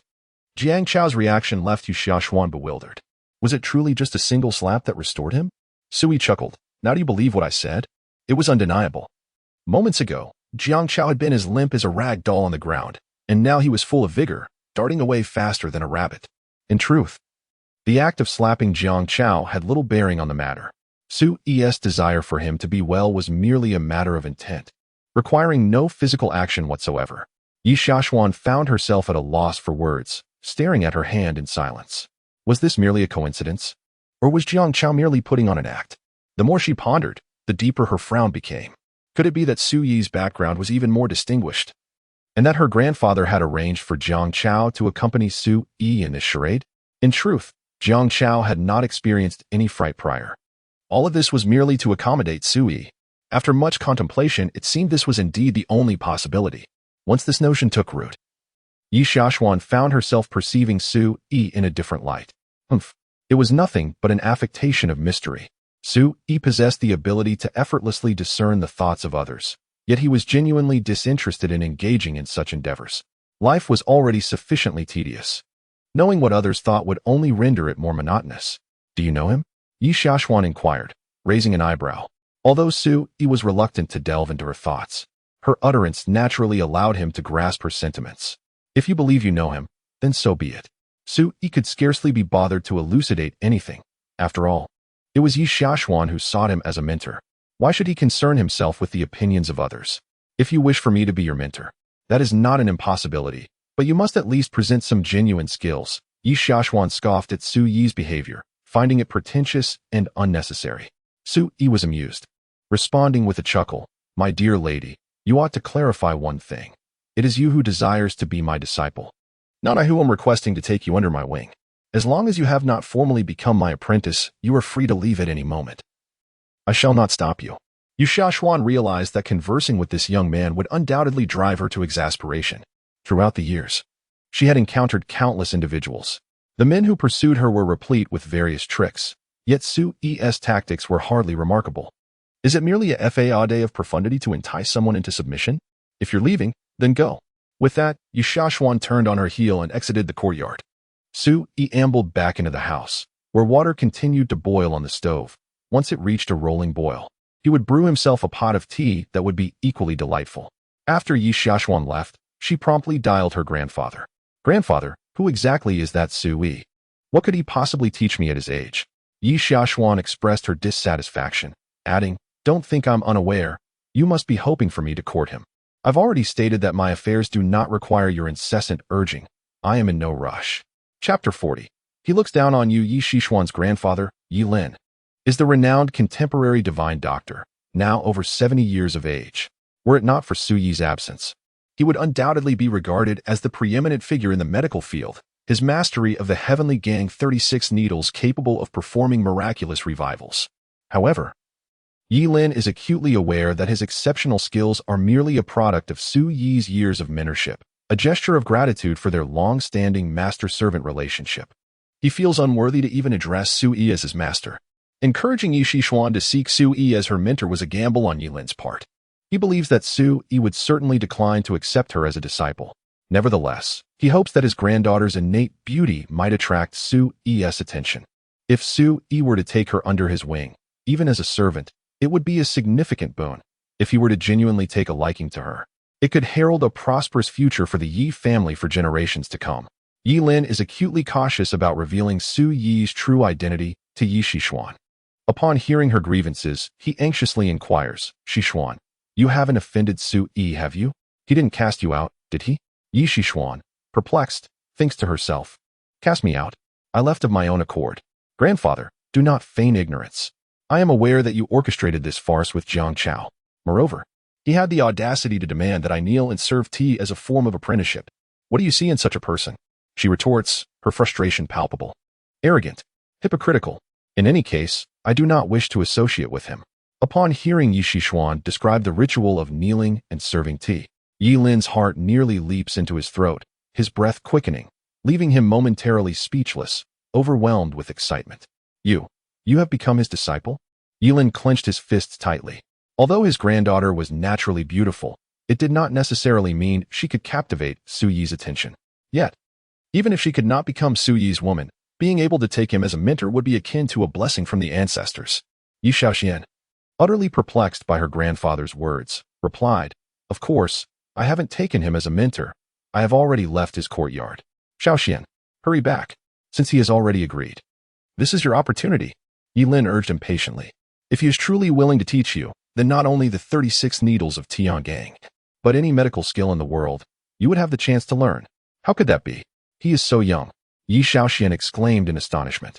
The 36 needles of Tiangang was her grandfather's ultimate skill, one that had never been passed down to anyone in the Yi family. Even when her father pleaded earnestly, her grandfather remained indifferent. Now, to hear him speak such words was unfathomable. What on earth was Su Yi's background? That is not a question for you to ponder.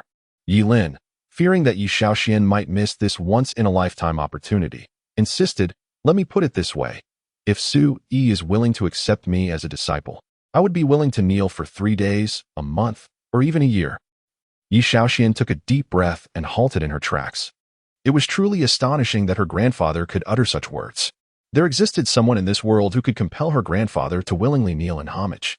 Noticing her silence, Yi Lin, concerned that she might be too stubborn, intensified his tone and said earnestly, Do you think I am asking you to pursue a romantic relationship with Su Yi?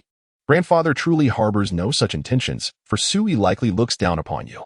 If you are fortunate enough to become his disciple, you must fulfill your obligations and cast aside any unrealistic notions you may hold regarding him.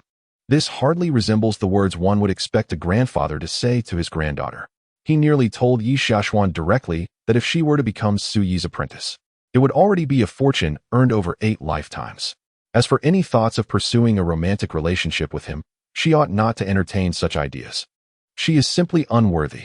Yi Xiaoshuan is indeed a perceptive individual, able to discern that her grandfather's words are not merely a tactic to provoke her. Given his current standing, if Su Yi were merely a young man with a modicum of talent, he would never elevate him to such heights or utter such statements. I have left. Yi Xiaoshuan's heart felt heavy. Earlier, when Sui had commanded her to kneel and present tea as a sign of apprenticeship, she perceived it as an act of pretentiousness and, in a fit of anger, had stormed out.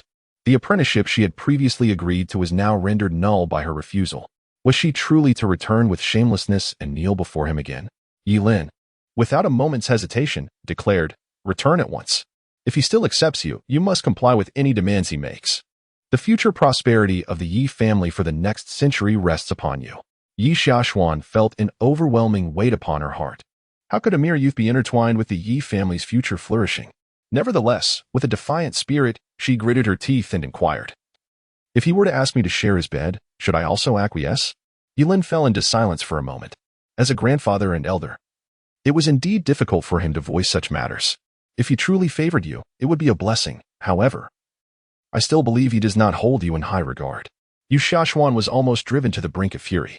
Initially, she thought her grandfather merely wished to match her with Sui, considering him just a young man her grandfather had taken a liking to. Now, it seemed she had been overthinking.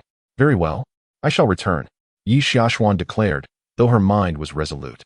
If Sui were to make any excessive demands, she would undoubtedly turn on her heel and leave without a backward glance. The century-old prosperity of the Yi family was not her purpose. The primary reason for her return was her burgeoning curiosity about Sui. What manner of person could prompt her grandfather to utter such words? At that moment, Sui was waiting by the stove for the water to boil. The courtyard was old, yet the house was equipped with gas. And Sui had learned how to use these appliances through his phone, reflecting on the conveniences modern technology has bestowed upon daily life. While the water continued to heat, Yi Xiaoshuan had already reached the doorway. "Have you spoken with your grandfather?" Sui asked casually, bored as he sat on the stool by the stove. Engrossed in his phone, upon hearing her footsteps, Yi Xiaoshuan gritted her teeth and responded, "I wish to take you as my master." Sui nodded and replied, "Then I shall accept you as my disciple. You need not kneel to serve tea. However, you must heed my words in all matters henceforth." He had just checked on his phone and noticed that it seems people nowadays are not particularly fond of kneeling. He also does not possess the habit of forcing others into uncomfortable situations. After all, she is merely a young girl. Why should he put her in a difficult position? Originally, taking her as a disciple was simply an act of boredom. In the past, he would take on several servants. And now having a disciple to alleviate his monotony is quite agreeable. Is that all? Yi Xiaoshuan was filled with questions, as she had expected that upon returning, Sui would impose some challenges upon her. Sui lifted his gaze and glanced at her, smiling kindly as he remarked, "What else could it be? If you wish to kneel, I have no objections." Chapter 41. The assignment of BNK after much contemplation. Yi Xiaoshuan finally discerned the most significant distinction between Sui and other young individuals. Sui, despite his youthful appearance, emanated an air of maturity that felt rather antiquated. He possessed a calm demeanor, yet his casual remarks often provoked a desire for confrontation. "Calm down. Remain composed." Yi Xiaoshuan focused her gaze on Sui, tugging at the corners of her mouth to force a smile, managing to utter a few words through clenched teeth. "May I inquire what instructions my master has for me?" Sui put away his phone, gradually rising to his feet, and replied, "You shall tend to the fire here while I prepare a gift for our first meeting." "A gift?" Yi Xiaoshuan had anticipated Sui to be rather aloof, perhaps even acerbic. She was taken aback by the notion of a gift accompanying the apprenticeship. Suyi's old residence comprised 3 bedrooms, 2 living rooms, a kitchen, and a bathroom, with one of the rooms designated as his study. Prior to descending from Shijin Mountain, Sui had instructed Jiang Changfeng to retrieve certain belongings he had left atop the mountain. During Suyi's absence, Jiang Changfeng had arranged for these items to be carefully packed into boxes, which were placed in the easternmost room. Every single item contained within those boxes was undoubtedly a rare treasure, and this was self-evident. Even the box itself, crafted entirely from golden silk nanmo, was a masterpiece of exquisite workmanship, adorned with intricate carvings of landscapes, flora, and mythical creatures. The designs were the handiwork of Sui during moments of idleness. Even in an era dominated by gods and demons, the mere act of discarding such treasures would incite countless formidable beings to vie for them with fervent desperation. After all, the items inscribed by Sui are imbued with profound insights into the celestial principles. As Sui opened the box, he meticulously arranged its contents. Within it lay a collection of his previous artistic endeavors, a box of tea leaves, 3 small jars of aged wine, a dozen rare tomes. The 4 treasures of the study, and the exquisite tea set he once used. Sui had always harbored a passion for literature, often indulging in the written word. And the box also contained a stack of blank rice paper from the Republic of China era. His old servant, Jiang, demonstrated a profound understanding of Sui's inclinations. As Sui lifted a painting, he carefully unfurled it, revealing a vibrant depiction of a woman clad in a cheongsam. The woman's features were imbued with an enchanting vitality. Despite being confined to the canvas, her spirit seemed poised to step forth from the paper. Remarkably, she bore an uncanny resemblance to Lin Yun. Sui's artistry had transcended to a realm of spiritual connection. And should an adept individual be fortunate enough to encounter his works, they might even achieve a breakthrough in their cultivation. However, for an ordinary person, gazing upon Sui's paintings could ensnare them for a lifetime, rendering them unable to escape the allure of the art until their final breath. The treasures within the box had been safeguarded by Jiang, who refrained from opening them out of respect for Sui's prior instructions before his slumber.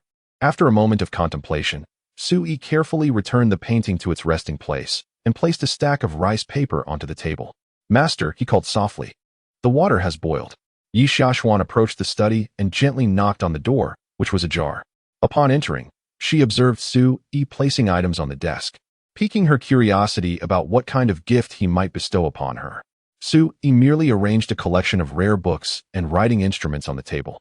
Not bothering to glance back as he said, "Please come in."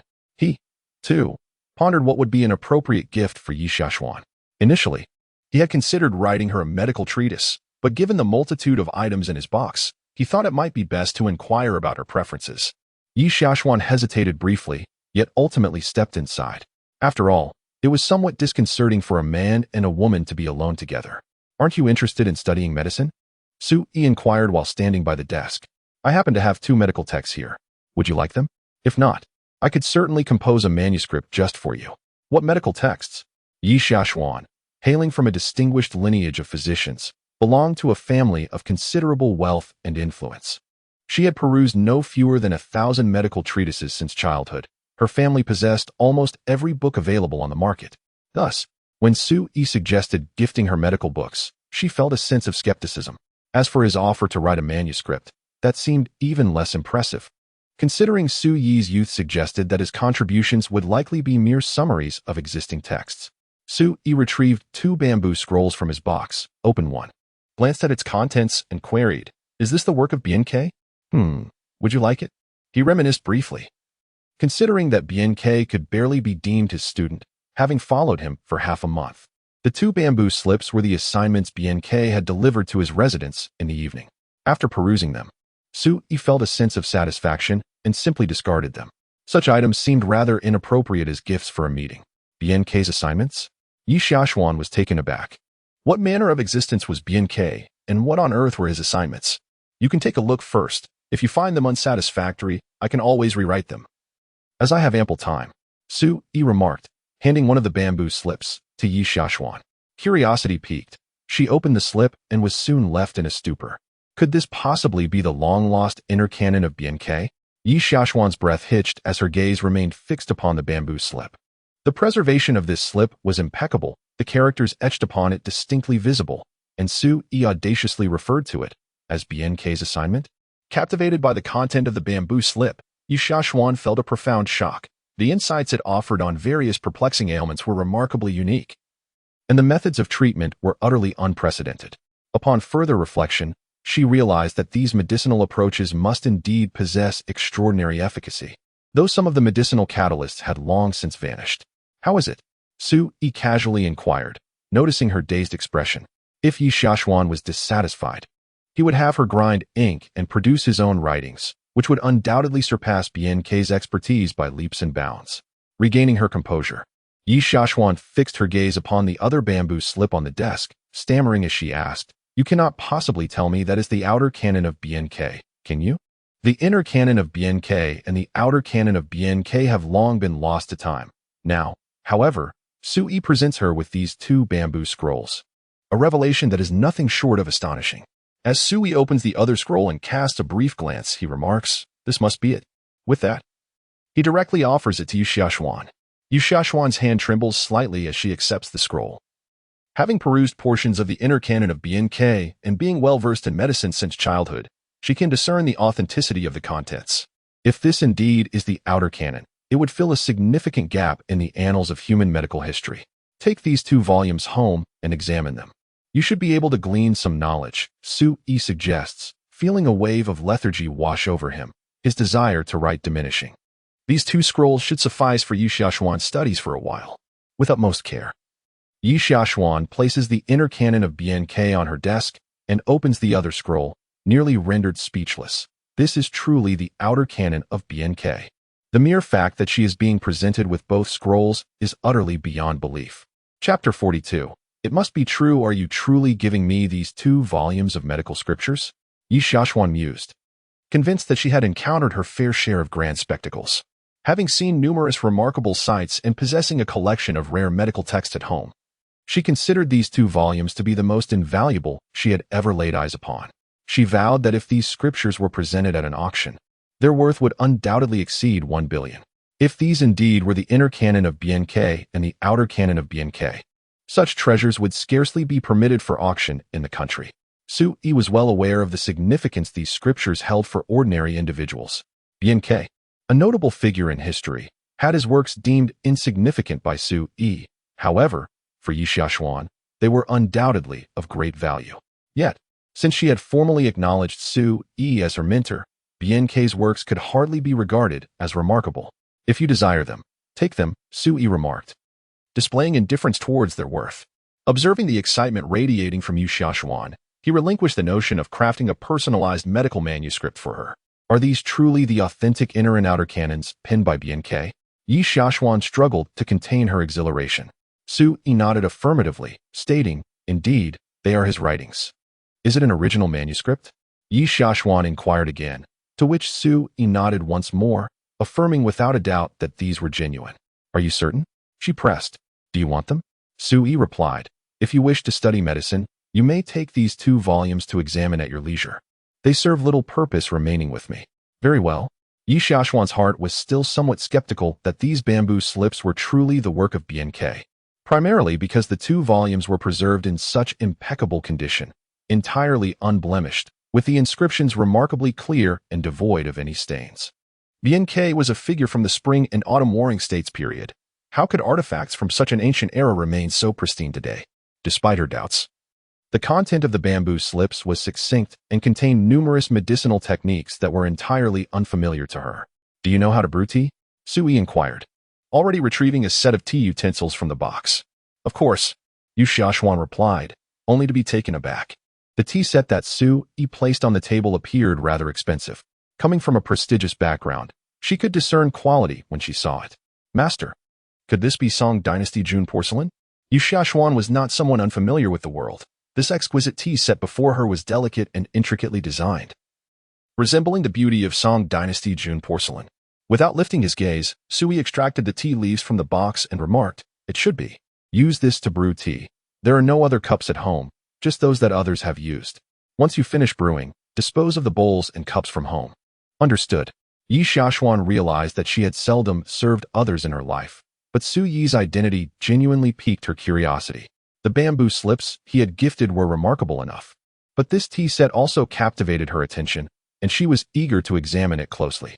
As Yu Xiaoshuan approached to fetch the tea set, her gaze inadvertently fell upon the items adorning the writing desk, momentarily rendering her lost in thought. The inkstone, brush holder, and calligraphy brushes appeared to possess a certain antiquity. Though she lacked expertise in such matters, it was evident at first glance that these were undoubtedly fine artifacts. Upon retrieving the tea set and stepping outside, she cast another glance at the box resting nearby. Could it be? Even the box seemed to exude an air of worthiness. Yet why did Sui not present himself as a man of affluence? Yu Xiaoshuan's technique for brewing tea was rather elementary, merely involving a simple rinse followed by the steeping of the leaves. Unbeknownst to her, within Su Yi's box lay a selection of pu'er Jiang tribute tea. In the contemporary world, aside from the Kyoto Museum, which possessed but a few remnants, this tea had been classified as a national second-level cultural relic, leaving only Su Yi's solitary box in existence. The value of this tea was incomparable, transcending even that of gold, rendering it virtually priceless.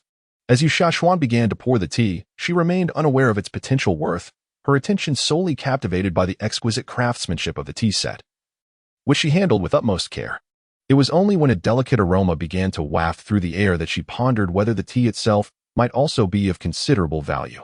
Emerging from the house, Su Yi found Yi Xiaoxuan at the stone table in the courtyard, engrossed in her tea preparation. Her focused demeanor, coupled with her somewhat unrefined technique, left much to be desired. I have to head to work shortly. Feel free to make yourself at home. Add me on WeChat, and I shall message you when I need to reach you, Su Yi remarked, tasting the tea. It was poorly brewed, certainly inferior to that of Jiang Chanfeng. While adding Su Yi on WeChat, Yi Xiaoxuan inquired, "Where do you work?" If the bamboo slip presented by Su Yi is indeed an authentic artifact, it would be worth a fortune. Does he still need to go to work tonight? Su Yi sat on the stone bench and replied, "The bar." Oh. Upon hearing those words, Yi Xiaoxuan's thoughts wandered. For affluent individuals like them, working at a bar hardly qualifies as a job. It is more likely a pursuit of romance or a means to charm women. Yi Xiaoxuan's attitude towards Su Yi had improved significantly. Yet that did not imply she regarded him as a virtuous person. "Take the house key and make a copy," Su Yi stated. Since he had taken her as his apprentice, it meant he considered Yi Xiaoxian one of his own. "Please tidy up the place. The study we used earlier is no longer needed." Without allowing Yi Xiaoxian a chance to respond, Su Yi tossed her the key and departed, leaving her standing there in a daze. Is he truly entrusting her with the key? Once again, he expects her to clean the house. After Su Yi left, Yi Xiaoxian settled in the courtyard to enjoy some tea. This tea is quite good. Although she did not possess extensive knowledge about tea, she could tell the quality was exceptional. She savored an entire pot before finally going inside to tidy up. Once everything was arranged, she disposed of all the dishes in the kitchen and purchased 3 new sets from a nearby supermarket.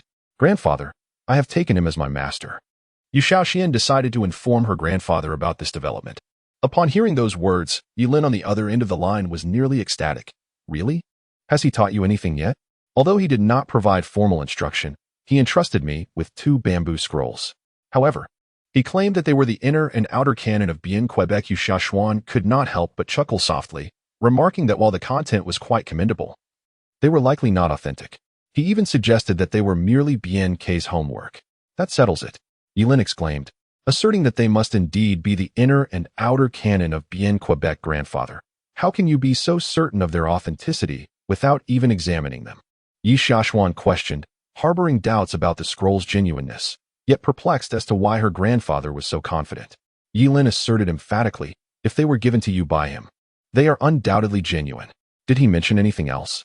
Yi Xiaoxuan pondered for a moment before replying, "He previously mentioned he would write a medical treatise for me." Chapter 43. Your mother is here. He mentioned that he had composed medical texts for you? Upon hearing Yi Xiaoxuan's words, Yilin was filled with excitement. What are the inner and outer canon of Bien K compared to the medical text written by Su Yi? They are utterly worthless. Yu Xiaoxuan, evidently unaware of the magnitude of her oversight, remarked, "I glanced at the bamboo slips he provided, and they are truly remarkable. It seems he wants me to choose. Either he gives me both volumes of the bamboo slips, or he writes me a scroll. Naturally, I desire those 2 volumes. Alas." Yilin could only let out a deep sigh and responded, "Is he not by your side now?" "Of course not," Yi Xiaoxuan replied, puzzled. "Grandfather, who exactly is Su Yi? It appears his family possesses numerous treasures, yet why does he reside in such a place?" Yilin replied, "These matters are best left undisturbed. Since you have already taken him as your master, it is imperative that you conduct yourself well.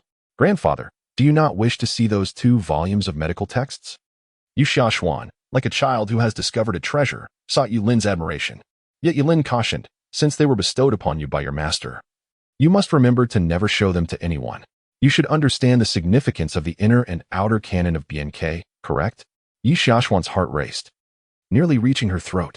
Her grandfather's words unmistakably confirmed the authenticity of the 2 volumes, which meant Su Yi's identity. Unbeknownst to Su Yi, he remained disinterested in the exchange between Yilin and Yi Xiaoxuan. At 6:30, Su Yi had already arrived at the Awakening bar. By this time, Jiang Ting had opened the doors and was busy with the accounts inside. "You're here?" Jiang Ting looked up and smiled at Su Yi, asking, "Aren't you attending evening study?" Su Yi stepped closer and replied with a smile, "No, I'm not." Jiang Ting set down her pen and gazed at Su Yi, saying, "If you wish to attend evening study, you can come a bit later. After all, academics should take precedence. This job may offer quick money, but it cannot sustain a lifetime." Su Yi was taken aback by Jiang Ting's words. He could tell that he contributed significantly to the bar's profits. Most employers would typically encourage him to skip evening study and come in daily. "Didn't you say you came from the mountains?" Jiang Ting continued. "While you are still young, acquiring knowledge is always beneficial. If I had been able to attend university back in my day, perhaps I wouldn't be doing this now." Su Yi chuckled and responded, "Sister Ting, you need not worry about my studies. The reason I don't go is that self-study holds little significance for me." Jiang Ting struggled to understand Su Yi's perspective, but merely shook her head, assuming he simply lacked interest in academics. "I'll inform Chuan Ge and the others that if you wish to attend evening study, you can arrive later. Our patrons typically come in greater numbers after 10:30, anyway." "Thank you." Su Yi expressed his gratitude, then inquired, "Is Lin Yun also coming a bit later?" Jiang Ting paused, squinted at Su Yi, and teased, "What is this? Are you interested in that young lady?" Su Yi unabashedly replied, "Indeed." Jiang Ting laughed heartily, remarking, "I thought a young man like you would feel bashful discussing such matters. Yet you admit it so candidly." "Young man?" Su Yi, having been misunderstood on numerous occasions over the years, simply smiled at Jiang Ting's words. For him, harboring feelings for someone did not warrant concealment. His reticence in expressing too much to Lin Yun stemmed from his understanding of the situation. He knew that a direct confession might not only seem implausible to her, but could also provoke her aversion. It was best to let things unfold naturally. "Ting Jie, I hope you can keep this matter confidential," Su Yi said with a gentle smile. "I don't wish for her to know about it just yet." Jiang Ting returned a knowing smile, assuring him, "Rest assured, Ting Jie will keep your secret. Just do your best." Regardless, Su Yi held a favorable impression of Jiang Ting. As the clock approached 9 in the evening, the bar began to fill with patrons. According to the prior arrangement with Jiang Ting, Su Yi had the privilege of selecting his clientele. This meant that he was under no obligation to accompany those he did not wish to. However, since he was being compensated, he certainly would not simply sit idly by. He was required to assist with serving drinks and opening bottles for customers. The bar possessed a dual nature, functioning as both a lounge and a lively venue. In the center, a dance floor was designated for performances. Those familiar with such establishments understood that patrons seeking to dance were required to spend money. The primary intent of men frequenting such places was straightforward. They sought companionship. Su Yi had been busy in the establishment for quite some time when he brought a case of liquor to K13. Su Yi. The man seated in the center of K13 was none other than Jiang, who could not help but display a peculiar smile upon seeing Su Yi. His presence here was due to hearing that Lin Yun was working part-time, yet he was taken aback to discover that Su Yi was also employed in this place. This made the situation all the more intriguing. Su Yi lifted his gaze to glance at him, said nothing, and turned to leave. Zhao Yin's unpleasant visage was filled with mockery, as if he were a deity looking down upon insignificant ants. "Stop right there," Zhao Yin exclaimed, rising with excitement. Encountering Su Yi in such a setting meant he could finally settle all scores. How could he continue to exist otherwise? Su Yi was not one to shy away from confrontation. Upon hearing the shout, he halted and turned to face him, inquiring, "Is there something else? You're a waiter, right? Don't you know how to pour drinks? And what kind of attitude is this?" Zhao Yin smirked, previously believing Su Yi might have some backing, only to realize he was merely a server here. This revelation brought him complete reassurance. A penniless individual, he could easily trample upon him as he pleased. "Per drinks?" Su Yi responded, glancing back before smiling at Zhao Yin. "My apologies, but I must attend to other guests." He Liao was nearby and hurried over. Laughing heartily at Zhao Yin, "Brother, let me pour drinks for you. Get lost. I want him to serve me today." Zhao Yin, brimming with arrogance, pointed at Su Yi and declared, "I paid to have some fun today. He cannot leave." Su Yi squinted at him, a smile playing on his lips as he inquired, "You must be Zhao Yin, correct? Your mother has arrived. You dare speak of my mother?" Zhao Yin bellowed, "Are you looking to quit today?" Su Yi offered no further explanation. He possessed an uncanny ability to discern familial ties at a glance. Just then, Gao Yun, who had shared drinks with Su Yi the previous night, strode over with an intense glare fixed on Zhao Yin, exclaiming, You insolent brat. What on earth are you doing here? Chapter 44. Why don't you call uncle yet? The group of friends and followers behind Zhao Yin initially intended to rush forward and teach Su Yi a lesson, but they were rendered speechless by Gao Yun's furious shout. The bar was already filled with raucous noise, and Zhao Yin, his face flushed, finally mustered the courage to grit his teeth and ask, "Mom, what are you doing here?" Zhao Yin's family was relatively affluent, and he was known as young Master Zhao at school. However, being only a sophomore, it was quite embarrassing for him to be caught in a nightclub by his mother, especially given Gao Yun's current irate demeanor. Su Yi stood amidst them, and with Gao Yun's face contorted in anger, he addressed her, "Sister Yun, please don't be upset. The child is still young. It's nothing serious to be out having fun. You're taking advantage of me, aren't you?" Zhao Yin exclaimed in exasperation. Feeling that Su Yi's calling his mother Sister Yun was indeed an encroachment on his territory, Su Yi replied nonchalantly, "Why do you speak like that? Is it wrong for me to address your mother as Sister Yun? How does that equate to taking advantage of you? Perhaps it would have been better left unsaid." But once uttered, it clearly indicated an intention to encroach upon Zhao Yin's domain. Gao Yin had come to the bar specifically to find Su Yi, but unexpectedly encountered Zhao Yin. Hearing Su Yi refer to her as Sister Yun in front of her son left her feeling a twinge of embarrassment, especially as it implied a sense of equality between them. If Su Yi had engaged in relations with her for financial gain the previous night, she would have regarded him merely as a plaything. Yet, the manner in which Su Yi, unyielding to monetary temptation, captivated her interest was undeniable. Who says there are no good men? Gao Yun took a deep breath, calming her emotions, and glanced at Su Yi before addressing Zhao Yin. "Zhao Yin, allow me to introduce you. This is your uncle Su. Aren't you going to greet him?" The group behind Zhao Yin fell silent, apprehensive. Su Yi appeared to be of a similar age to Zhao Yin, and now Zhao Yin's mother insisted he refer to him as uncle. Did this imply that Su Yi and Zhao Yin's mother had become entangled? How absurd. What are you talking about? Why should I call him uncle? Zhao Yin clenched his fists. He had come here with the intent to pursue Lin Yin, and upon encountering Su Yi, he naturally wished to humiliate him. Now he was expected to address him as uncle? Gao Yun's expression turned icy as she replied calmly, "If you refuse to call him that, I shall deduct half of your allowance for the next 6 months. You may as well not take the car, lest you run wild outside." 6 months? You might as well let me starve. Zhao Yin retorted defiantly, insisting that he would never call him uncle. He paused for a moment, waved his hand dismissively to the group behind him, and said, "You all can disperse for now. We shall reconvene another day." The group behind Zhao Yin could only force a smile, and as the leader approached Gao Yun, he lowered his head and said, "Auntie, we shall take our leave now." The others followed suit, bidding farewell to Gao Yun. "Auntie, we are leaving." Gao Yun's face was a mask of displeasure, and she merely nodded, too weary to utter a word to the young men. After that group of people departed, Gao Yun fixed her gaze on Zhao Yin and coldly inquired, "Zhao Yin, will you call out or not?" Typically, a middle-aged woman seeking companionship in a night venue might find it somewhat awkward upon encountering her own son.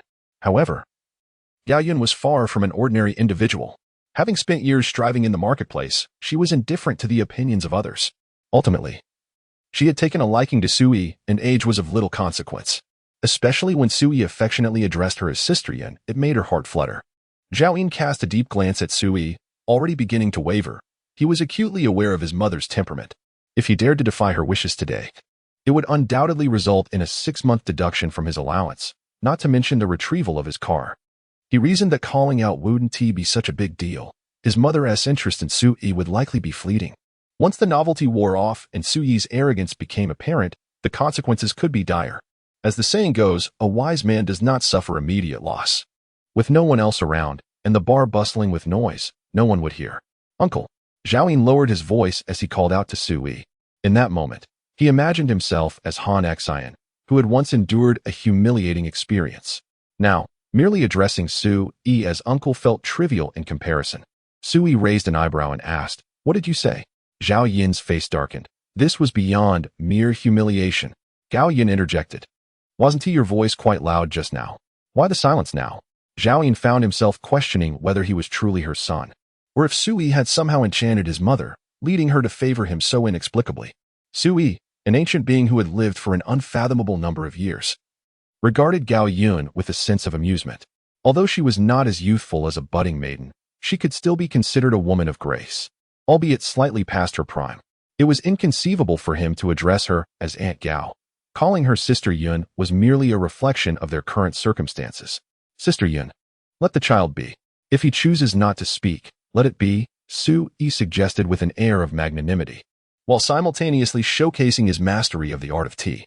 Increasingly, he found himself disinclined to engage in physical confrontations, particularly with someone like Jiang, a privileged young master who elicited little desire to fight. Gao Yun waved her hand dismissively at Jiang, stating, "Shouldn't you be at school at this hour? Be on your way. And remember to treat your Uncle Su with a bit more respect." "All right, I'm leaving then," Jiang replied, a hint of trepidation evident in his voice. Throughout his life, he had found Gao Yun's formidable presence intimidating. Even now, he sensed that it would be unwise to linger, especially when there was the prospect of sharing another drink with Su Yi. Once Zhao Yin departed, Gao Yun turned to Su Yi with a warm smile. "Little Su, let us remain here for a few drinks. Tonight, we shall indulge in conversation, but let us not overindulge." When it came to drinking, Gao Yun was acutely aware that she could not match Su Yi's prowess. Moreover, her desires had evolved beyond mere physical attraction. Having contemplated for the entire day, she felt it was time to subtly gauge Su Yi's inclinations. Despite his seemingly youthful appearance, he exuded an allure that was captivating. There was a depth in his eyes that hinted at the kind of wisdom and weariness that even seasoned men often lacked. How could such a man exist in this world? "Very well, let us enjoy a drink here," she agreed. Su Yi could be considered a connoisseur of women, not one to turn away any suitor. Yet, his current occupation merely involves accompanying women for drinks, reflecting on the courtesans of yore. Regardless of how unappealing or ill-tempered the clientele might be, they were still obliged to serve, were they not? Gao Yun treated him with a measure of civility. After all, she merely sought his company for a drink, and how could he refuse?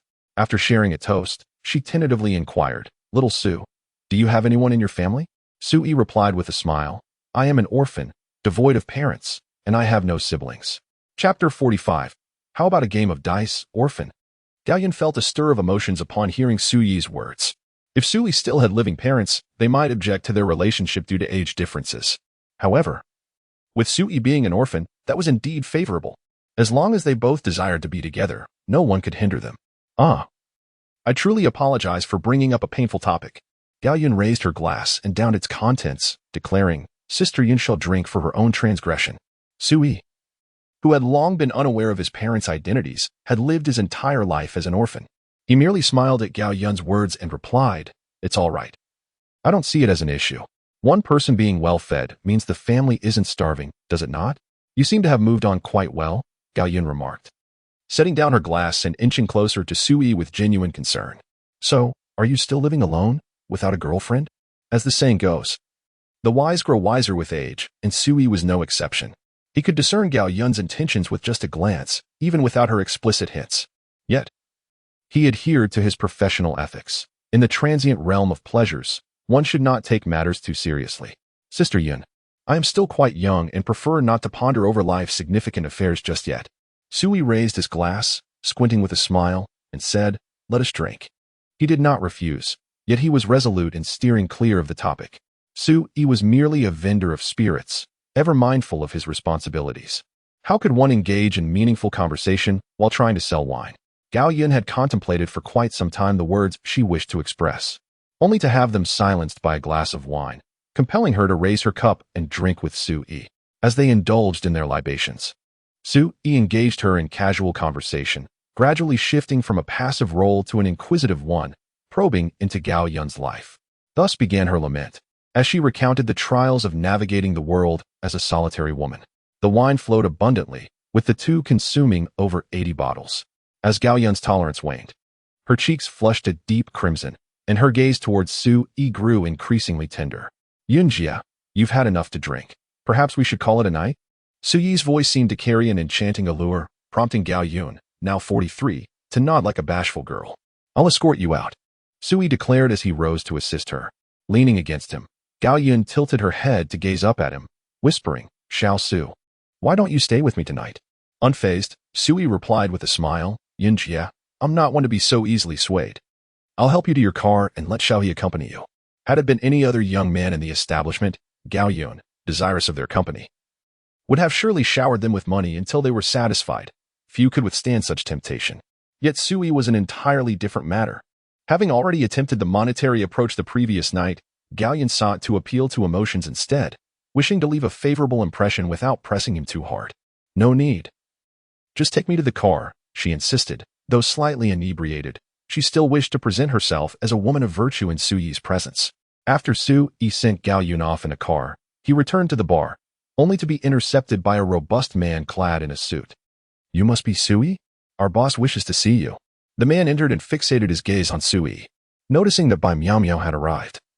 He realized she had been in the private room for over an hour, accompanied by 10 men.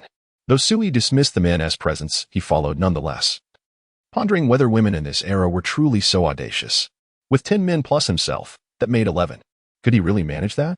Had Bai Miao Miao been aware of Suyi's thoughts, she would have disregarded all else and ensured he was dealt with harshly.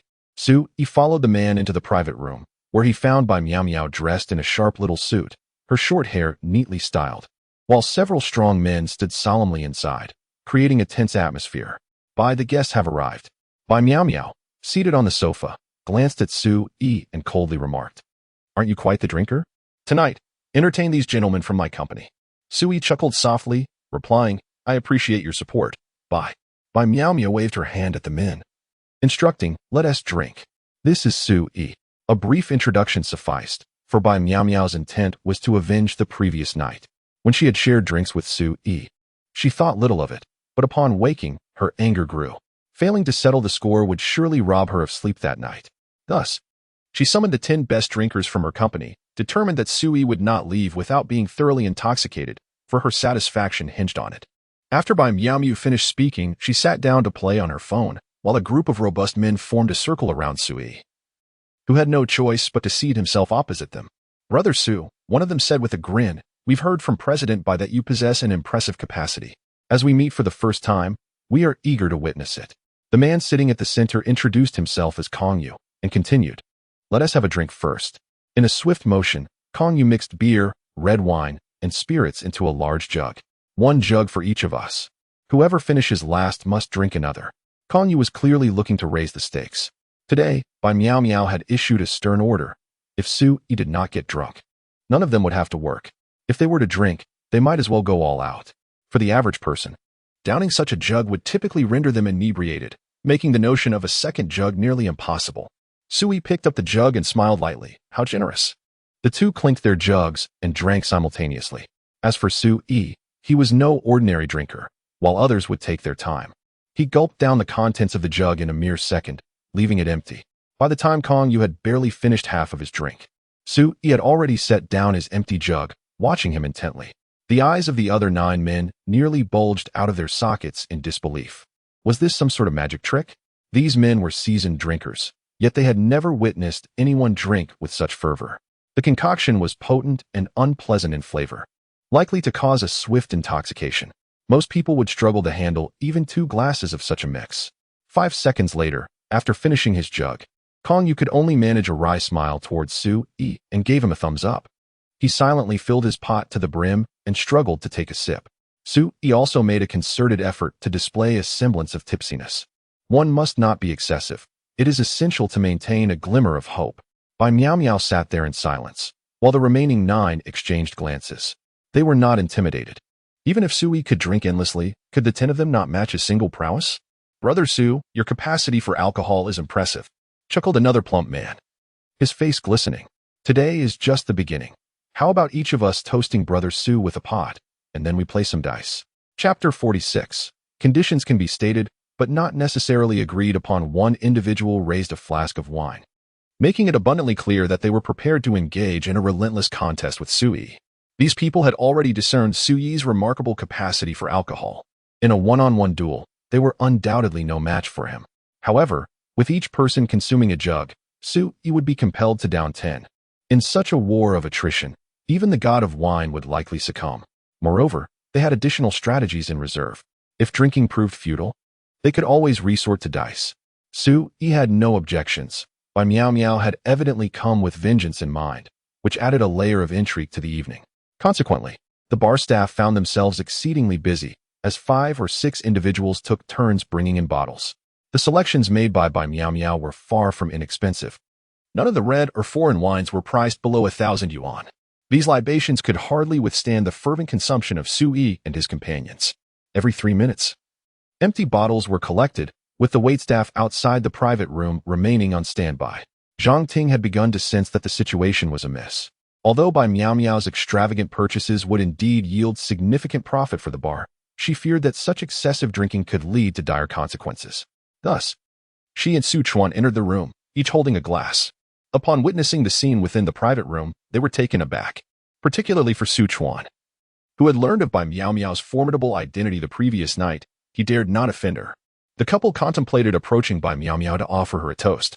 Bai Miao Miao lifted her gaze and cast a glance in their direction, stating, "Please leave. Tonight, my people will only drink with Sui." Given her status, she indeed had no obligation to show deference to Jiang Ting and her husband. In this predicament, Jiang Ting and her companions found themselves in an awkward situation, unable to leave or stay comfortably. Sui, who had been conversing with one of them over drinks, abruptly set down his flask, fixating his gaze on Bai Miao Miao, and coldly asserted, "Ms. Bai, these two individuals are my employers. Since you show them no respect, I see no reason to extend any courtesy to you. Let us conclude this matter here." Upon hearing his words, Su Chuan felt a shiver run through him. Truly, the audacity of youth knows no bounds. Just the night prior, he had warned Su Yi about the formidable nature of the young lady of the Yu family, and he wondered how Bai Miao Miao could possibly be any less formidable. Although the clear-headed bar had its own connections, they paled in comparison to the power of such individuals. Offending someone of her caliber was tantamount to courting disaster. "Ms. Bai, I apologize. I beg your pardon. This young man speaks without thought." Su Chuan quickly approached, raising his glass and pledging, "I shall drink 3 cups as penance." Bai Miao Miao lifted her hand, casting a penetrating glance at Su Yi, and declared, "Su Yi, if you fail to intoxicate them thoroughly today, you must acquiesce to one condition of mine." With that, she poured herself a glass, raised it, and consumed it in one swift motion. "You too may leave after your drinks." Bai Miao Miao's grandfather had repeatedly cautioned her against offending Su Yi. Even if friendship was unattainable, enmity was wholly unacceptable. However, Bai Miao Miao was not one to heed anyone's counsel. After Jiang Ting and Su Chuan emptied their glasses, they had no choice but to take their leave. Just before departing, Jiang Ting leaned close to Su Yi and whispered, "Little Su, if you truly cannot drink any more, simply pour it out. Do not force yourself." Su Yi nodded slightly, refraining from further comment. After Jiang Ting and the others departed, he lifted the jug and began to drink with another companion. 1 jug per second, without hesitation. His godlike prowess left the 10 individuals brought by Bai Miao Miao feeling a sense of dread. Was this truly human? Consuming 10 jugs as if they were mere water. Even if it were water, such a feat would be insurmountable. One among them, with a slightly lower tolerance, had already dashed to the restroom, retching violently. The expenditure in their room was not insignificant. In just a few minutes, they had already spent over 70,000 on liquor. Hadn't they just mentioned playing dice? Loser drinks a jug. Su Yi's confidence surged. He genuinely enjoyed this job. Yet he was determined to make Bai Miao Miao understand that seeking revenge on him in this regard was utterly futile. Kong Yi was the first to challenge Su Yi. He had considered the matter carefully beforehand, believing Su Yi's apparent indifference to alcohol indicated a lack of response. But being able to drink did not imply being able to play. They were seasoned veterans in this realm. After all, how old was Su Yi? Could he possibly outplay them? After engaging in 5 rounds, Kong Yu succumbed to nausea and fainted in the restroom, never to emerge again. Having consumed 7 jugs, he had reached his limit. Managing to avoid a gastric hemorrhage and ending up in the hospital was already a fortunate outcome. The subsequent challengers faced Su Yi with a chill creeping down their spines, drenched in cold sweat. Kong Yu was the head of their public relations department, a man who spent at least 360 days of the year at the dining table. Before joining the Bai Miao Miao company, I had worked as a croupier in a casino where the roll of the dice was entirely under my control, attuned to the sound of the game. Were it not for the attractive remuneration offered by Bai Miao Miao, such a master would have been impossible to recruit. Ironically, it was precisely such an individual who succumbed under Su Yi's influence. Brother Su, truly remarkable. Let us engage in a game of rock, paper, scissors. A minute later, yet another participant found himself incapacitated in the restroom. Let us play a game of poker instead, discarding the dice. When one cannot win by skill, one must rely on fortune. Yet, how could they comprehend that a person like Su Yi was bestowed with extraordinary luck? To challenge him in a game of chance was akin to courting disaster. In just 3 minutes, another one fell. Brother, let us simply drink. The remaining individuals, their spirits frayed, gazed at Sui, tearfully calling him brother. They could not best him in play, nor could they outdrink him, leaving them resigned to fate. Sui shook his head and chuckled. Why do you persist?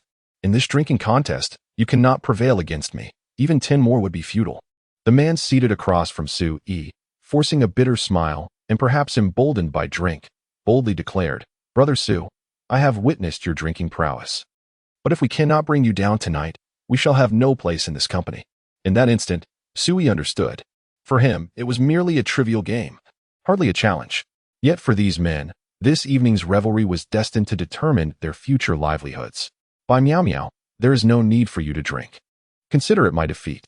Sui suddenly found the situation rather uninteresting. Why should he indulge a young girl's antics? By Miao Miao gazed at Sui and huffed. You must agree to one condition.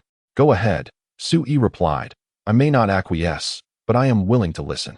By Miao Miao gritted her teeth and said, We had a deal earlier. I gave you face for your boss. I did not nod in agreement. Sui chuckled. Do tell, what is your condition? By Miao Miao waved her hand at the remaining burly men, instructing, You all may return now. Those who are inebriated should be taken to the hospital for treatment. Those needing gastric lavage should receive it. Tomorrow, collect your bonuses from finance. Thank you, President Bai. The men felt as though they had been granted a reprieve, stumbling out of the private room, while the 3 who had succumbed to intoxication were carried away. The remaining 7 cast grateful glances towards Sui. Chapter 47, Selling Skills. Not one's body once the door to the private room was shut. Bai Miao Miao slowly rose to her feet, scrutinizing Sui from head to toe. It was undeniable that this young man possessed a unique aura, and from Bai Qingyan, she had learned that Sui seemed to have some knowledge of ancient scripts. At such a tender age, he had managed to garner the admiration of the former president of Qingzhou University, who willingly became his mentor. What are you staring at? Sui interrupted her thoughts, earnestly declaring, Miss Bai, I am one who offers skills, not my body. Bah. Bai Miao Miao nearly lost her composure, almost spitting in his face. His audacity was indeed remarkable. Pretend to be my boyfriend for a while, accompany me to a few dinners, and then we shall part ways under the pretense of emotional discord. Suppressing the urge to physically reprimand Sui, she continued, As for compensation, feel free to propose any terms, as long as they are not excessively outrageous. Sui was a quick learner and understood that the contemporary notion of a boyfriend or girlfriend was akin to that of a past romantic partner. Though he had not pursued Lin Yun, he would never engage in such self-sabotaging behavior. Dining together is acceptable, but I shall not agree to pretend to be your boyfriend. Sui replied candidly. To feign being her boyfriend could lead to misunderstandings with Lin Yun, which would only complicate matters. He held disdain for such actions purely for monetary gain. Bai Miao Miao genuinely did not expect that a man who accompanied wealthy middle-aged women to drink would refuse such an enticing offer. Surely, pretending to be her boyfriend was far more appealing than entertaining those affluent women in their 30s and 40s, with significantly higher financial rewards to boot. With a monthly salary of 100,000, Bai Miao Miao firmly believes that everyone has their price. The proposition she presented was not particularly difficult. She could not fathom that someone like Sui would decline. After all, those in their line of work must have relinquished their dignity for the sake of monetary gain. 200,000. You are being unreasonable. Bai Miao Miao gritted her teeth, her gaze fixed on Sui. If not for the need to appease her family, and if she didn't harbor even a slight interest in Sui, she would never have resorted to such measures. Sui resolutely shook his head, stating, I have already said, I am willing to dine with you, but pretending to be your boyfriend is out of the question. This was not the first time he had turned her down, and Bai Miao Miao found herself increasingly vexed. Fine. Then don't utter a word during the meal. 1,000 per meal. She was too weary to feign affection. As long as Sui remained silent, she could endure his presence, allowing him to eat quietly during their gathering. Who talks while eating anyway? Sui chuckled, regarding Bai Miao Miao with an expression of bemusement. A beauty like her had never been looked at in such a manner throughout her life. Sui was clearly insinuating, Do you think your cooking is enticing? I'm not inclined to engage in conversation with you. Very well. Just leave a contact number. You must be available at all times. Bai Miao Miao took a deep breath, sensing that further discourse with Sui would only exacerbate her frustration. Add me on WeChat. Sui retrieved his phone and deftly displayed the QR code, settling the payment before the meal. I maintain a rather regular diet. It is impossible for me to be at anyone's beck and call.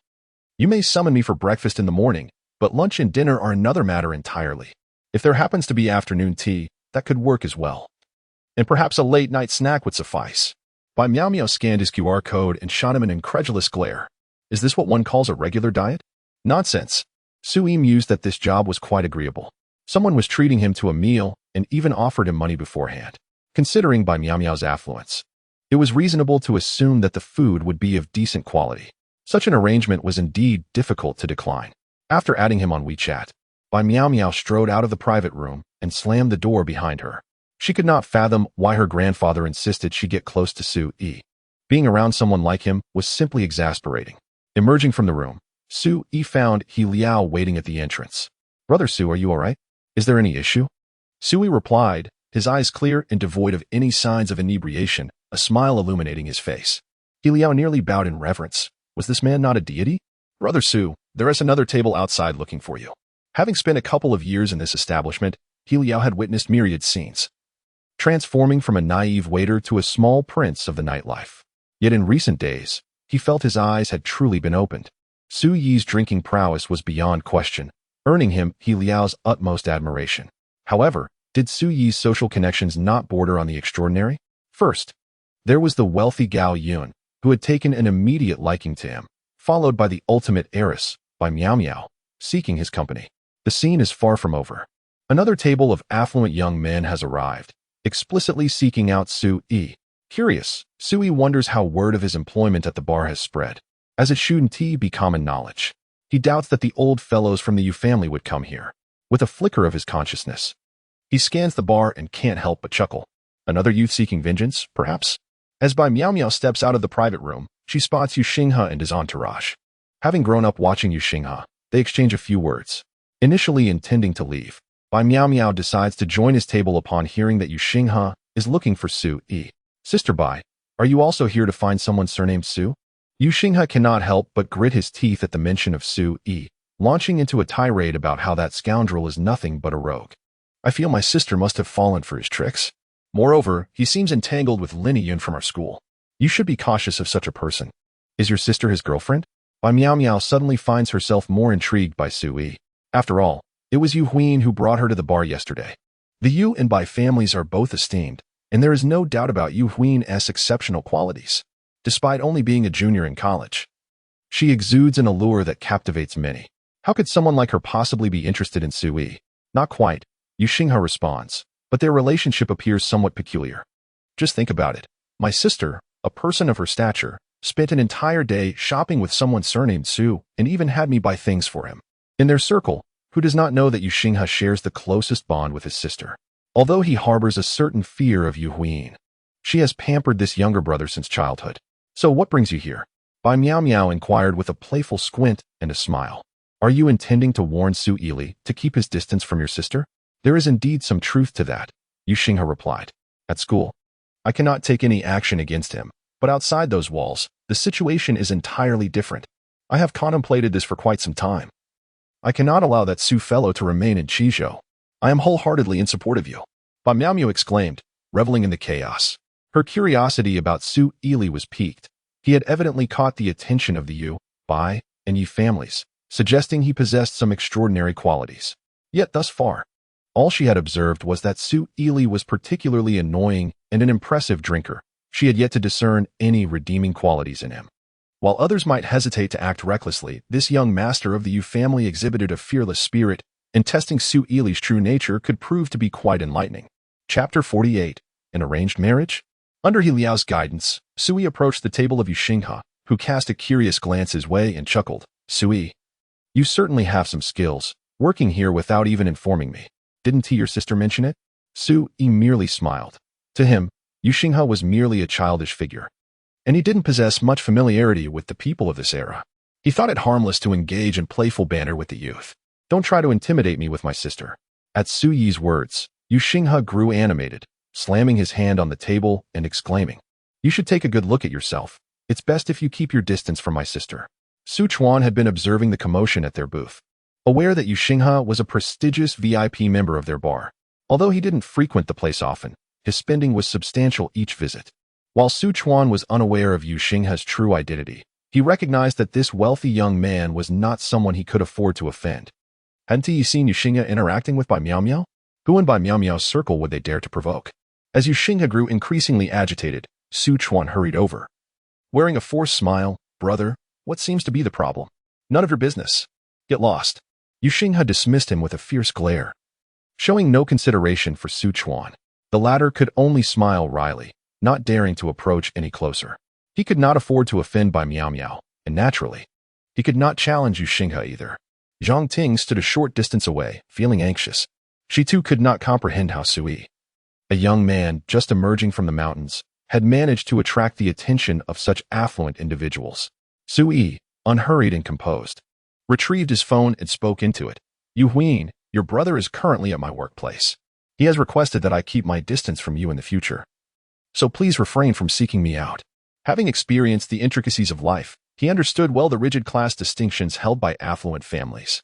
His relationship with Yu Huin was never particularly profound. She had previously assisted him, but he had reciprocated with a meal and returned her money. Given that Yu Xinghe was so protective of his sister, it seemed prudent for them to cease their interactions. After all, Sui had no desire for others to misconstrue the nature of his connection with Yu Huin. Yu Xinghe was momentarily taken aback. Was this a form of reporting? However, the tone in which Sui spoke to his sister suggested that, given her temperament, she would certainly not pursue him any further. Smart move, kid, Yu Xinghe thought, feeling a sense of satisfaction. Since Sui was so considerate, he could afford to be a little gentler when the time came to confront him. With a narrowed gaze and a smile, Sui addressed Yu Xinghe. "Might I inquire if young master you still partakes in drinking?" "Of course." Yu Xinghe leaned back against the booth, propping his legs on the table, and pointed at Sui. "Don't you dare leave. Stay here and pour us some drinks." Although it was imperative to deal with Sui, Yu Xinghe was still a customer, and having Sui serve them drinks was quite a delightful notion. The earlier incident where Sui had caused him to bleed from the nose could be regarded as avenged. Certainly, Sui felt no shame in his role. After all, his job was to accompany patrons in their revelries and serve them drinks. What was there to be embarrassed about? Now he is seated at the table, and all the commissions are rightfully his. Sui has opened more than 10 bottles of wine for Yu Xinghe and his companions. And then he obediently stands at the side. Bai Miao Miao scrutinizes Sui from head to toe, unable to suppress her frown. Is this truly the person to intimidate Yu Xinghe? Her grandfather's choice seems rather lacking.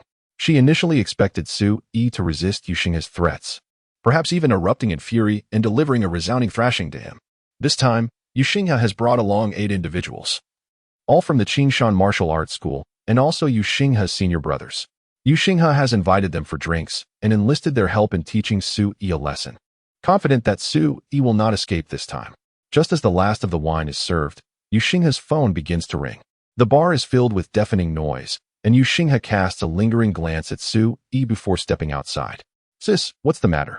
Yu Xinghe has anticipated his sister's call, but it holds little significance for him. "What is going on? Have you troubled Sui?" Yu Huin responds through gritted teeth. "Xinghe, I'll say it once more. I do not like Sui, but do not provoke him. Return to school immediately." Yu Huin, being an astute woman, may not grasp the full extent of Sui's background, but she senses something unusual. The elders of her grandfather's generation rarely intervene in the affairs of their juniors. Yet all of them wish to befriend Sui. Thus, is Sui someone that Yu Xinghe can afford to offend? "Sis, rest assured, I will return to school shortly." Although Yu Xinghe spoke casually, he paid no heed to Yu Huin's words. This evening, he felt it imperative to teach Sui a harsh lesson. After all, where would the dignity of the esteemed young master you reside otherwise? Upon returning to the bar, Yu Xinghe resolutely turned off his phone. At that moment, Sui remained standing at their table. The group had been drinking from 11 o'clock until past 3 in the morning, while Bai Miao Miao simply sat there. Engrossed in her phone, she began messaging Yu Huin, shouting, "Who exactly is Sui?" Bai Miao Miao lingered, apprehensive about any excessive actions Yu Xinghe might take, while also curious to observe if Sui would erupt. "I have no idea." "Bai Jia, you're not sure either?" Yu Huin replied. "Why not ask Yu Xiaoshuan?" Bai Miao Miao promptly created a group chat consisting solely of the 3 of them. Yu Xiaoshuan was engrossed in her studies, poring over the 2 bamboo scrolls Sui had gifted her when she was interrupted by a flurry of notifications. Frowning, she noticed a group chat message. Who would be so trivial as to add her to a group chat in the dead of night, initially intending to exit the chat immediately? Her hand froze upon seeing the members listed. What are you all up to? Yi Xiaoxuan inquired with curiosity. Although their families were well acquainted and the three of them maintained some correspondence, their relationships were not particularly close. Indeed, they had never before established a group chat solely for themselves. Xiaoya, what did your grandfather want you to consult Sui about? Yu Xiaoxuan raised an eyebrow. Realizing she could not disclose that she had taken Sui as her mentor, that would be utterly embarrassing. Tomorrow, we must establish 3 rules with Sui, ensuring that no one learns of her apprenticeship. It seems that Suyi's ancestors had some connection with our 3 families, and now, left without support, we are obliged to extend our care. Yu Xiaoxuan articulated a seemingly reasonable and coherent possibility. Yu Huin and Bai Miao Miao simultaneously experienced an epiphany. Indeed, this seems to be the only plausible explanation. Yu Huin inquired, have you met Sui? Yi Xiaoxuan had no reservations regarding this matter. Yes, I met him and had a conversation this afternoon. Bai Miao Miao's fingers danced swiftly. Do you think it's possible that the older generation arranged some form of betrothal, and that Sui's betrothal is to be chosen from among us 3? Chapter 49. Do you still drink? Upon Bai Miao Miao's words, the group fell into an immediate silence. In this era, marital relationships are undoubtedly monogamous, even if the older generation were to arrange childhood betrothals. It would certainly involve only one individual. Yet, Yi Xianxian held a different perspective. From her grandfather's remarks, it was evident that he had no intention of matchmaking her with Sui, and the notion of childhood betrothals seemed more fanciful than plausible. It was utterly inconceivable that someone could facilitate such arrangements for all 3 families simultaneously. Bai Miao Miao had merely uttered this in jest, lifting her gaze to Sui, pondering what remarkable qualities this seemingly earnest attendant possessed. Yu Xinghe, already inebriated, pointed at Sui and commanded, Sui, after tonight, don't come to school anymore, understand? Sui, disinterested, maintained a professional smile and retorted, young master Yu, shall I pour more drinks? I'm speaking to you. Are you pretending to be foolish? As Yu Xinghe's intoxication heightened, his annoyance grew, prompting him to seize the wine glass before him and hurl it at Sui. With a slight sidestep, Sui evaded the glass, which then soared past him, striking an elderly gentleman behind him. The bar's flickering lights illuminated the scene, and the elderly man remained motionless. Yu Xinghe caught a glimpse of him, shivering in fright as his drunken haze dissipated instantly. Grandpa, what brings you here? Bai Miao Miao also rose, astonished that Yugoan would frequent such a venue. Come out. Yugoan ordered before turning and exiting the bar. He was constantly attentive to Sui's whereabouts. Upon learning that Yu Xinghe had caused trouble for Sui at the bar, a wave of panic washed over him. When he arrived to witness Sui pouring drinks for Yu Xinghe, his heart nearly leapt from his chest. This reckless fool was courting disaster. Sui serving him drinks? Goodness! Did he forget that his grandfather had once merely served Sui as a footman? If it had not been for Sui discreetly signaling Yugoan to feign ignorance, he might have fallen to his knees before Sui just moments ago. Yu Xinghe had strutted in like a proud rooster, but upon seeing Yugoan, his demeanor shifted entirely. The old man, personally coming to the bar to apprehend him, indicated the gravity of the situation. He needn't ponder how Yugoan had tracked him down. The old man was formidable and well-connected. Anyone he sought could undoubtedly be found. Yu Xinghe, could you not exhibit a modicum of decorum? Yugoan usually indulged this grandson. Yet he was acutely aware of Yu Xinghe's tendencies, which is why he had forbidden him from associating with Sui. The fear was that an inadvertent slide against Sui would bring calamity upon the entire Yu family, yet here he was, seeking trouble himself. Yu Xinghe forced a smile and said, Grandfather, you haven't come all the way here just to catch me, have you? It's the middle of the night. Why aren't you resting? Spare me your frivolous demeanor. Yugoan's fists clenched tightly. He genuinely feared he might succumb to the impulse to uphold justice against his own kin. You are to apologize to Sui at once. If he grants you forgiveness, then well and good, but if he declines, you need not return to school. You will remain confined at home for 10 years, with no allowance to venture out. 10 years of confinement. And they won't even let him attend school. For Yu Xinghe, this fate is no better than death. With a twitch at the corner of his mouth, Yu Xinghe tentatively inquired, Grandfather, who exactly is Sui? Even if he is the suitor you have chosen for my sister, it hardly warrants such severity. Yugoan cast him a sidelong glance and replied, It matters not who he is. Just remember, even if you offend your father, offend me, or offend the whole world, you must never offend him. Is that sufficiently clear? I understand, Yu Xinghe said. I shall go apologize to him at once. Although he remained unclear about Su Yi's true identity, his grandfather's words were unmistakably direct. If he failed to apologize, he might very well find himself imprisoned at home for a decade. Wait, I'm coming with you. Yu Gowen could not possibly be at ease. Sui appeared affable, yet he recalled how some foolhardy individuals had crossed Su Yi's boundaries, only to vanish at a mere gesture. Accompanying Yu Xinghe into the bar, he hoped that if Su Yi were to be angered, he might spare Yu Xinghe's life. Considering their master-servant relationship, the elderly gentleman and the young man returned to the bar, where Sui had already begun to tidy the tables. The group from Qinshan Martial Arts School dared not act recklessly any longer. With the elder of the Yu family present, what audacity would they possess to misbehave? By Miao Miao, however, increasingly felt that Sui was far from ordinary. It was now past 3 in the morning. What kind of person was Yu Gowen that he would come to a bar at such an hour? As Yu Xinghe and the others finally returned, Sui was still busy gathering the bottles. My dear brother-in-law, I sincerely apologize and assure you that I shall never again intrude upon you and my sister. Should you wish to inquire about any matter concerning her, I am at your service to provide the information. Yu Xinghe's mind was indeed quick. Mere apologies would not suffice, and he must demonstrate a modicum of sincerity. By addressing him as brother-in-law, was it not as though all grievances were resolved? Sui furrowed his brow, his gaze fixed upon Yu Gowen. Yu Gowen trembled involuntarily, on the verge of kneeling, yet an unseen force subtly restrained him from doing so. Mr. Su, I beg your pardon. The child lacks understanding, and his words should not weigh heavily upon your heart, Yu Gowen began, initially intending to address him as master, but realizing the inappropriateness of the occasion. To address him by his name directly? Such audacity was beyond his courage. Thus, he opted for Mr. Su. Despite this, Yu Gowen was engulfed in trepidation, fearing that a mere flicker of displeasure from Su Yi could obliterate them entirely. It is of no consequence. Children often speak without restraint, Su Yi replied with a smile. However, it is imperative for you to understand that I can never become a son-in-law of the Yu family. Understood. Understood.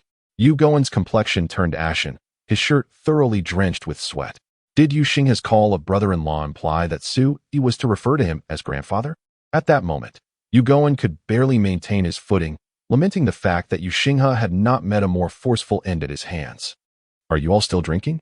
If not, I shall take my leave to attend to other matters, Sui stated with an air of indifference, contemplating whether he ought to continue his employment in this environment, as the presence of these individuals had become somewhat irksome. Yu Gowen hastily waved his hand. No more drinking. No more. Another drink? Should Sui pour him some? Is he planning to leave this door without the intent to live today? Then he shall not be entertained. After saying this, Sui proceeded to tidy up the bottles on his own. Yu Gowen instinctively wanted to assist him, but ultimately halted under Su Yi's gaze. Bai Miao Miao stood to the side the entire time, observing. The attitude of the Yu family patriarch towards Su Yi seems rather peculiar. Even if Su Yi possesses remarkable talents, he remains merely a youth. The elder's demeanor towards him has escalated to a level of reverence. Chapter 50. This part-time job is quite remarkable. Yu Xinghe had indulged a bit too much and was completely oblivious to Yu Gowen's reaction. Witnessing Su Yi's unexpectedly indifferent demeanor towards his grandfather ignited a fiery rage within him. He pointed at Su Yi and bellowed, Su Yi, do you think I'm being too lenient? How dare you speak to my grandfather like that? With a resounding slap, Yu Gowen, trembling with fear, delivered a heavy blow to Yu Xinghe's face. His voice, strained and sharp from anxiety, erupted, You insolent wretch! How dare you address Mr. Su in such a manner? Yu Xinghe was momentarily stunned, while Bai Miao Miao and the members of the Qinshan Martial Arts School looked on in disbelief.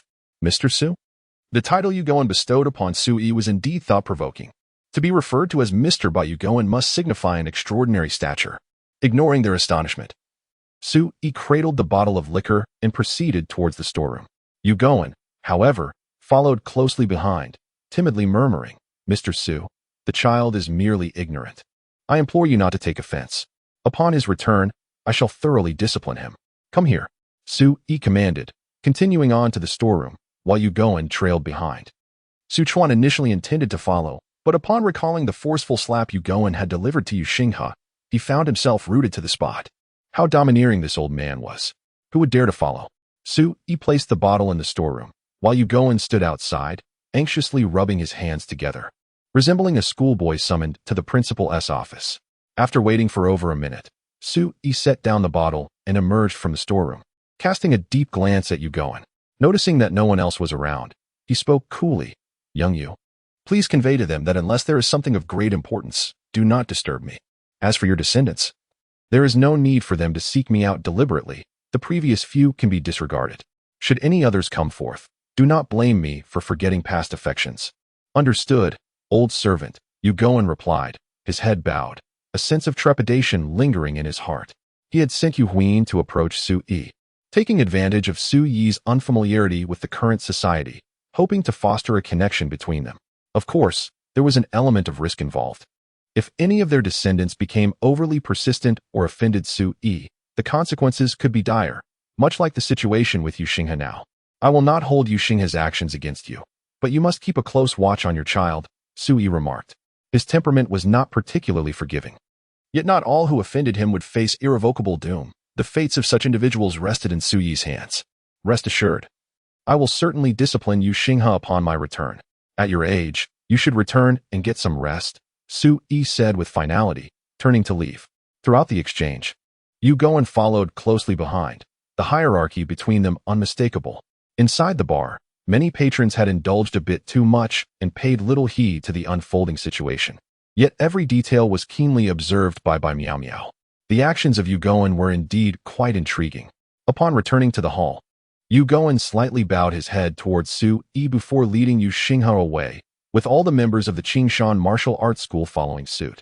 Miao Miao typed a message on her phone, intending to share what she had witnessed with Yu Huin and the others.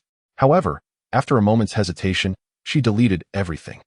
Although she still did not know Su-yi's true identity, Yugoan's appearance unequivocally confirmed that Su-yi was no ordinary individual. The fact that Yugoan would adopt such a demeanor indicated that Su-yi's standing was far from trivial. It transcended mere influence. Su-yi, how about joining me for a simple meal at my home tomorrow afternoon? Miao Miao ventured tentatively as she approached him. Su-yi regarded her with a casual demeanor, and in that fleeting moment of eye contact, Miao Miao felt as though he had seen right through her soul, instinctively averting her gaze. Sure, Su-yi replied without hesitation. He held affection for his former acquaintances. Yet, the aura that Yugoan exuded was no longer reminiscent of 50 years ago. While they still harbored a sense of reverence for Su-yi, it seemed that their greater fear lay in him potentially usurping all that they had amassed, and making them subservient for generations to come. It was indeed quite laughable. With Su-yi's capabilities, should he desire wealth and power, they would come to him with a mere beckon. Everything that Yugoan and his ilk possessed was, in Su-yi's eyes, less than worthless. Miao Miao now harbored a profound curiosity about Su-yi, and she was resolute in her unwillingness to divulge tonight's events to Yu Huin and the others. She simply wished to uncover the truth of who Su-yi truly was. After receiving a positive response from Su-yi, Miao Miao feigned ease as she departed. Barely 2 minutes after her exit, Jiang approached Su-yi, somewhat awkwardly saying, Xiao Su, after tomorrow, you might as well not come to work anymore. Tingjia will ensure you receive your commissions from these past 2 days. Su-yi merely nodded in acknowledgement, responding, Thank you, Tingjia. If you encounter any difficulties in the future, feel free to reach out to me.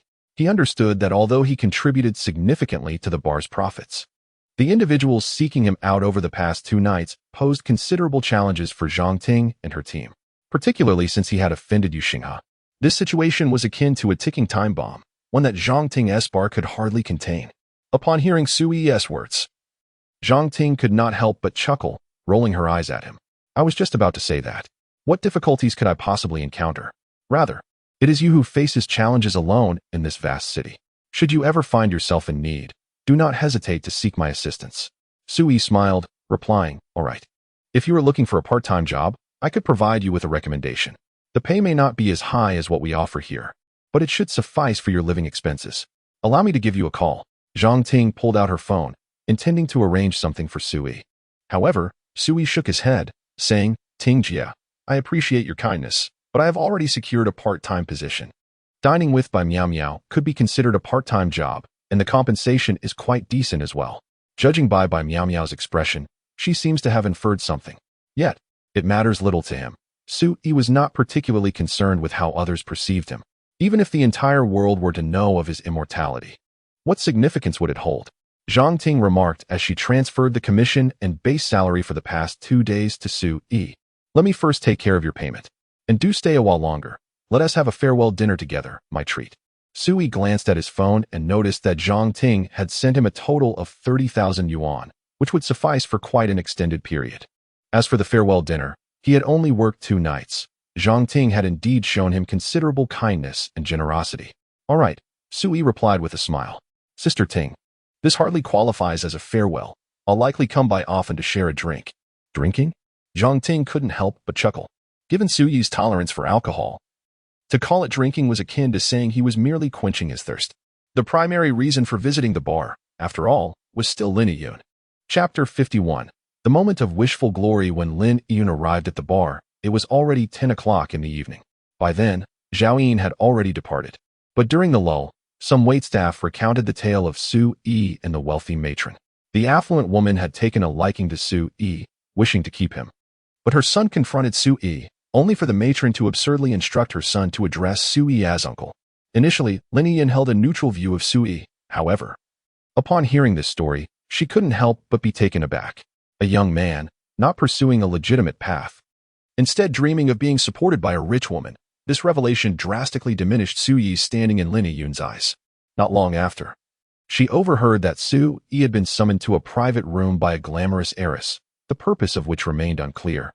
Though the heiress had ordered an extravagant amount of alcohol, seemingly willing to splurge on Su Yi, the gossips, dripping with envy, naturally further tarnished Lin Yun's impression of him. As the night drew to a close, Jiang Ting approached Lin Yun, inviting her to join for a late-night snack. Unaware that Su Yi would not be returning the following day, at 4 in the morning, at a barbecue stall near the bar, Jiang Ting had only invited a few employees who had recently befriended Su Yi. Brother Su, are you really leaving? He Liao, who had formed the closest bond with Su Yi in just 2 days, expressed his admiration with an unwavering fervor akin to the relentless flow of the Yellow River. Hearing that Su Yi was departing, he couldn't help but feel a twinge of reluctance. Su Yi nodded and replied, I am leaving. You have yet to teach me how to play dice, He Liao chuckled. However, Su Gu, your innate talent is remarkable. You are bound to amass great wealth in the future. Just remember me, Xiao He. I suppose I can consider myself half your disciple. Su Yi did not refute the notion of being a half-disciple and inquired, is that your sole aspiration in life, to become wealthy? Indeed. As long as I can become rich, nothing else matters, He Liao replied candidly, despite his youth. Although he worked in such an establishment, he was straightforward in his speech. He paused momentarily and added with a hint of self-deprecation, however, for someone like me, lacking in skills, the prospect of becoming wealthy seems rather improbable. Su Yi smiled, but chose not to elaborate further. The dream of wealth? Many ordinary individuals likely harbor such thoughts. He resembled a wish lantern. The seemingly unrealistic desires of overnight riches were easily realized in Su Yi's presence. Why have you stopped working? Lin Yun, having developed a certain rapport with Su Yi, was taken aback that he had only worked for 2 days. Su Yi's salary must have been quite considerable. From her brief acquaintance with him, was he not someone who particularly cherished money? Surely, he was the type willing to do anything for financial gain. Wasn't he? Not interested anymore, Su Yi replied, exchanging glances with Lin Yun, and added with a smile, by the way, your family resides on Wutong Street, correct? Lin Yun's expression turned cold as she questioned. How do you know that? Su Yi replied leisurely, please do not misconstrue my intentions. I reside there as well. I happened to hear your grandfather mention it while playing mahjong the other day. Did you play mahjong with my grandfather? Lin Yun exclaimed, her eyes wide with incredulity. Indeed, her grandfather had a penchant for playing a leisurely game of mahjong, a trivial pastime among the elderly. How could Su Yi possibly be so bored as to engage in a game with the old men? Well, the day before yesterday, old Shen left midway through. And since they were short one player, I was invited to join, Su Yi explained. I reside in the courtyard beneath the parasol tree. I recently moved in. Lin Yun suddenly recalled, no wonder I never noticed you before. Are you heading back to your dorm later? Su Yi quickly deduced that at this hour, Lin Yun could not possibly return to Wudong Street, as it would undoubtedly worry her grandfather. Yes, Lin Yun nodded. Let's go together, Su Yi replied with an earnest gaze. I am also returning to school. All right, did you ride your bike? Lin Yun inquired, as she too commuted to work on her electric bicycle. No, Su Yi responded, explaining that during the day he took the bus, and at night he preferred to walk. After all, his walking pace was not inferior to any mode of transportation. How did you return to school yesterday then? Lin Yun asked. Taking a taxi would likely cost 50 or 60, right? I walked back, Sui stated, prompting the entire table to fix their gaze upon him. Walking from the bar to Qizhou University must have taken at least an hour or two. The most pressing question was, did he not find it exhausting? Fine. I concede you're impressive, Lin Yun admitted. Could you give me a ride? I don't know how to ride a bike. Su Yi's observational skills were notably sharp. He discerned that Lin Yun commuted to work on an electric bike. Although the principle was not overly complex, having never ridden one himself, he hesitated to invite her to share a ride. Lin Yun found herself at a loss for words at that moment. She was unsure whether to commend Su Yi's audacity or to express her bewilderment. They were not particularly close, and while sharing a ride home might have been acceptable, the prospect of having Lin Yun transport him was another matter entirely. With so many onlookers, it would be awkward to decline. Such a rejection would undoubtedly embarrass Su Yi. Very well, she finally conceded, albeit reluctantly. He Liao, observing from the sidelines, couldn't help but admire the boldness displayed. It exuded a certain charm reminiscent of their ilk, which likely endeared him to affluent women. Soon after, Jiang Ting took the helm of the gathering, offering some courteous remarks and inviting Su Yi to dine, thereby leaving a favorable impression on the other employees. Xiaohe, haven't you ever lost to me in dice? Here's your chance, Su Yi said, seated beside He Liao. Let us have another round. If you win, you may make a wish, and who knows, it might just come true. He Liao, having consumed little alcohol that evening, chuckled, Brother Su, if I manage to win against you tonight, I might just hit the jackpot in the lottery tomorrow. Lottery? Su Yi raised an eyebrow, genuinely unfamiliar with the concept. Indeed, winning against you is akin to hitting the lottery, He Liao replied, prompting the boss to retrieve several sets of dice cups. Su Yi casually shook the cups and declared, let us compare our fortunes. He Liao gazed deeply at Su Yi and said, well, Su, let us dispense with the frills. My strength has surged recently. Rolling 5 sixes is now a mere trifle. I won't say I'll win, but a draw should suffice. Su Yi replied, if we end in a tie, I shall consider that your victory. Little did He Liao know, he was currently experiencing a pinnacle moment in his life. Su Yi was clearly inviting him to make a wish, albeit a modest one, perhaps winning a few $100,000 in the lottery. After a flurry of enthusiastic shaking, He Liao lifted the dice cup, a triumphant smile spreading across his face. 5 sixes? Come on, let us see what you've got.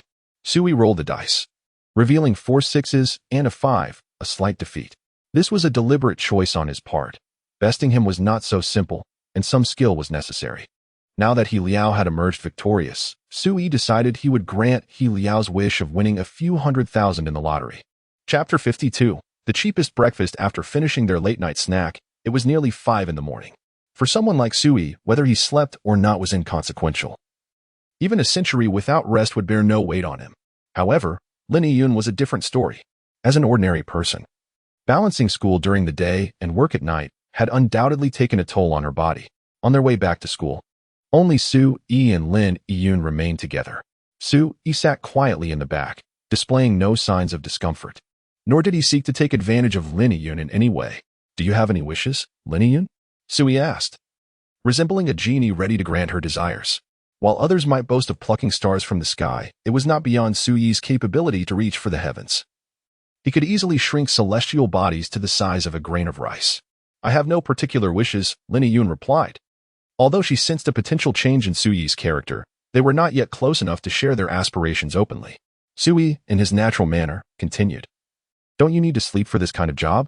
I take a nap during lunch. It's manageable, Lin Yun said, realizing that silence might render their interaction more awkward. With a smile, she added, weren't you doing well at the bar? Why did you stop? Su Yi replied, consider it that I've earned enough for my living expenses, and catering to the whims of the wealthy is rather burdensome. When he first arrived at the bar, he contemplated that with his skills, if he truly wished to engage in such activities, he would undoubtedly excel. However, due to his presence, the patrons frequenting the bar were no longer those whom Jiang Ting and Su Chuan could easily manage. Su Yi was also reluctant to resort to violence. This was a peaceful era devoid of warfare, and his aspiration to seamlessly integrate into society compelled him to adhere to the established norms. Earning enough in just 2 days? Lin Yun was utterly unaware of how much Su Yi had actually made. She estimated it to be merely a few thousand. never imagining that Sui could amass 30,000 in that brief period. Sufficient, he remarked. Money is not of paramount importance to me. He paused thoughtfully, adding, after all, I still need to pay tuition next year, and I require funds for daily sustenance. I might even need to find a job. You are responsible for your own tuition? Lin Yun suddenly felt a kinship with him, as if they were both lost souls. It seemed that the residents of Wudong Street were not particularly affluent. Sui replied, not for this year, but I will bear the cost myself in the future. Lin Yun cautiously inquired, oh, so your parents do not support you? They passed away when I was very young. Sui understood well that to foster a genuine connection, it was preferable for their backgrounds to be somewhat similar, as this would provide common ground for conversation. After all, what else could explain the existence of distinct social circles? I apologize, Lin Yun said, excusing herself from the topic, and then continued, I recall that the family next door has the surname Chun. Is that the house you are renting? Sui sat in the back, catching a faint whiff of the delicate fragrance emanating from Lin Yun. With a smile, he remarked, that courtyard originally belonged to my family. I only moved in now to focus on my studies. Lin Yun responded, oh, your family must have been quite affluent in the past, with such a sizable courtyard. Gradually, Lin Yun began to lower her guard against Sui and engaged in casual conversation. Sui chuckled, I suppose so. My grandfather's generation were landlords. But due to historical circumstances, our family's fortunes declined. Lin Yun replied, my grandfather was also a landlord back in the day. I heard he had several wives. Sui smiled. Wasn't that the norm back then? In the past, men were the primary labor force, and women's social status was quite low. It was not uncommon for men to have multiple wives, especially for someone like your grandfather, who was a landlord. Not wishing to dwell on that topic any longer, Lin Yun inquired, are you well acquainted with Yu Huyin? Sui answered, not particularly. I only met her a couple of days ago. I just arrived in Qingzhou. And her grandfather has some acquaintance with mine, so she showed me around the school. Maintaining his composure, Sui continued to speak of his grandfather. As they chatted, the atmosphere became less awkward. By the time they reached the school gate, dawn had broken, and several breakfast stalls had begun to open. Let me treat you to breakfast, Sui suggested, gesturing towards a stall selling soy milk and fried dough sticks. Lin Yun, having barely eaten at the barbecue stand earlier, realized that if she returned home to sleep now, she might not wake up in time. Thus, she nodded in agreement and parked the vehicle in front of the stall. Although Sui engaged in casual conversation with Lin Yun throughout their journey, he simultaneously observed her physical condition. Lin Yun's health was far from robust. After merely 2 nights of work at the bar, she appeared significantly fatigued. If this continued over an extended period, her body would undoubtedly suffer. From Lin Yun's choices regarding her job and their previous discussion, Sui was acutely aware that if he offered her money, she would surely decline. Any overt assistance would be rebuffed by her. Therefore, he resolved to treat her to breakfast instead. As the proprietor served 2 bowls of soybean milk and 3 pieces of youtiao, Sui picked up one of the fried dough sticks and handed it to Lin Yun. At that moment, a drop of golden blood seeped from his fingertip, saturating the youtiao. Thank you, Lin Yun said politely as she accepted the youtiao. Sui smiled faintly. His blood possessed the remarkable ability to transform the hair of the elderly from gray to black, preserving the beauty of women. While it could not grant immortality, it could extend life by a decade or 2. Lin Yun savored her meal leisurely, and after consuming the youtiao, she suddenly felt a wave of energy wash over her, dispelling her earlier fatigue. Why do I feel so awake? She pondered, her brow furrowing. Just moments ago, she had been utterly exhausted. Yet now it felt as though she had enjoyed a restful slumber. Running a couple of laps around the playground would pose no challenge at all. Observing her like a child, Sui chuckled. Of course, after a satisfying meal, you're no longer hungry. I wasn't particularly hungry myself just now. Lin Yun cast a glance at Sui, who had already devoured the last 2 pieces of youtiao. After a moment's hesitation, she said, I won't accompany you inside. I need to park the car first. If Lin Yun were to enter the campus with Sui and be seen, it would undoubtedly spark yet another wave of rumors. She was acutely aware of this, and her agreement to share breakfast was likely influenced by this understanding. All right, thank you for the ride back, Sui replied. Tomorrow is Sunday. You'll be going home, right? Let us go together then. That works, but I will only leave in the morning. I have to work later tonight. Lin Yun did not refuse. During their brief conversation on the way, her impression of Sui had improved. Since they were neighbors, there was no harm in being friendly. Chapter 53. How are you feeling today? This morning, Su-yi attended a foundational class in the large auditorium, finding it rather tedious. Even though it was a university course, it seemed overly simplistic for someone like Su-yi, who possessed profound insights into fundamental issues. Rather than listening to others lecture in class, he preferred to sneak into the library to read. Upon entering the library, he strolled leisurely through the corridors, if he wished. He could peruse all the books within without ever turning a page in a single volume. However, such an endeavor would be exceedingly dull. Thus, he selected Lu Xun's A Madman's Diary and settled into a chair beside the bookshelf to read at a relaxed pace. Even he had to concede that Lu Xun was a remarkably talented master, possessing an extraordinary level of skill. 50 years ago, he had read numerous novels, yet those works paled in comparison to Lu Xun's brilliance. Many writers aspired to portray characters driven to madness, laboring through tens of thousands of words while their creations remained quite ordinary. Yet, with just a single line, Lu Xun could evoke a knowing smile from Su-yi. After all, why did the dog of the Zhao family glance at me? As Su-yi became engrossed in his reading, Yang Zhengqing approached and sat down beside him. The former president of Qingzhou University had been keeping a close watch on Su-yi since returning from the museum. Upon learning that Su-yi was a freshman at Qingzhou University, he was elated and had requested that his former students keep him informed of Su-yi's activities at all times.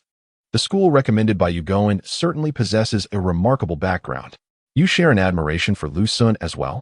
Yang Zhengqing, with a beaming smile, settled beside Su-yi, attempting to forge a closer rapport. Su-yi's gaze briefly lifted from his book, offering Yang Zhengqing only a fleeting glance. Had the other students realized they were in the presence of the former principal, they would undoubtedly be filled with trepidation. Yet, Su-yi merely regarded him for a moment before returning his attention to his reading, leaving Yang Zhengqing feeling somewhat awkward. Su-yi, how's your mood today? Yang Zhengqing inquired. Initially, he had intended to negotiate with Su-yi, seeking to learn those ancient characters from him. However, the words shifted before they could escape his lips. He recalled Su-yi mentioning that if he was in good spirits, he might be inclined to teach him. Upon hearing this, Su-yi leisurely set his book aside, looked at Yang Zhengqing with a smile, and replied, "My mood is quite satisfactory, but are you genuinely eager to uncover the events of the past?" "Absolutely." Yang Zhengqing responded earnestly. "Su-yi, if you can decipher the inscriptions on the stone tablets, you must comprehend the significance of that historical period, which represents a void in Chinese history. If what you assert is true, then our history may indeed extend beyond 5,000 years. Yang Zhengqing spoke with palpable enthusiasm. Understanding the past enables us to gain a clearer perspective on the evolution of our nation and global history, thus aiding in the navigation of our life's trajectory.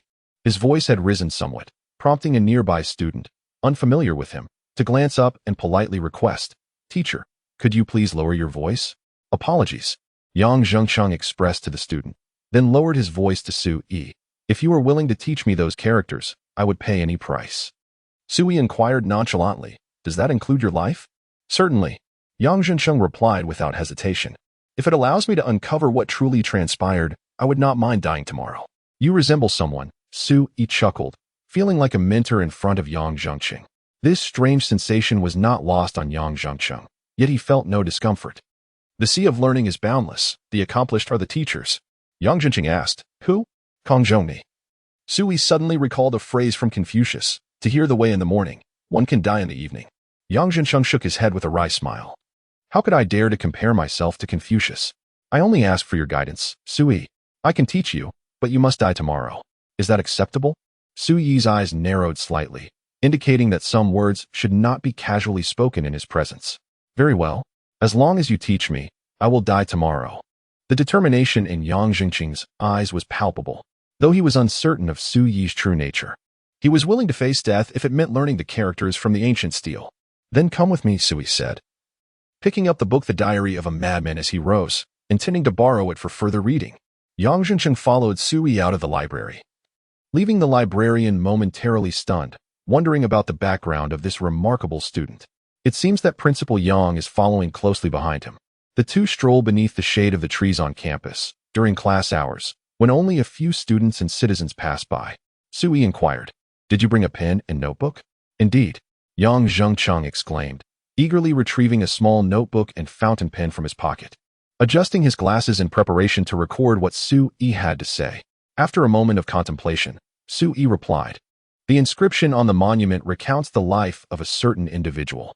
He raised the copy of the diary of a madman he held, adding, "You might interpret it as a diary, though it certainly lacks the literary flair of Mr. Lu's son." Yang Zhengqing's lips twitched at this comparison. Could they truly be equated? Mr. Lu Sun possessed unparalleled literary prowess, yet the words engraved on that stone tablet could hardly be considered a literary work. These were precious historical artifacts. Even a few words could represent a fragment of forgotten history. The two are incomparable. The first line reads, "I encountered an old Taoist named Hong Jun, who was somewhat intriguing, albeit rather verbose and lacking in strength. Then, a millennium ago, he raised a small golden eagle, which unexpectedly grew to become a formidable figure among the demon clan. Ultimately, the old Taoist Hong Jun met his demise. When shall I meet my end?" As Sui walked, he reminisced about the inscriptions on the monument. They were fragments of his distant memories. Had he not come across that ancient stone, he might have nearly forgotten them. Yang Zhenqing swiftly recorded every word spoken by Sui, daring not to overlook a single detail. His excitement intensified as he pondered that the individual who inscribed the characters on the stone tablet must have lived for at least 100,000 years. Moreover, there existed an era filled with celestial beings and rampant demons in between. It sounded more like a novel. Yet, Yang Zhenqing could not dismiss it.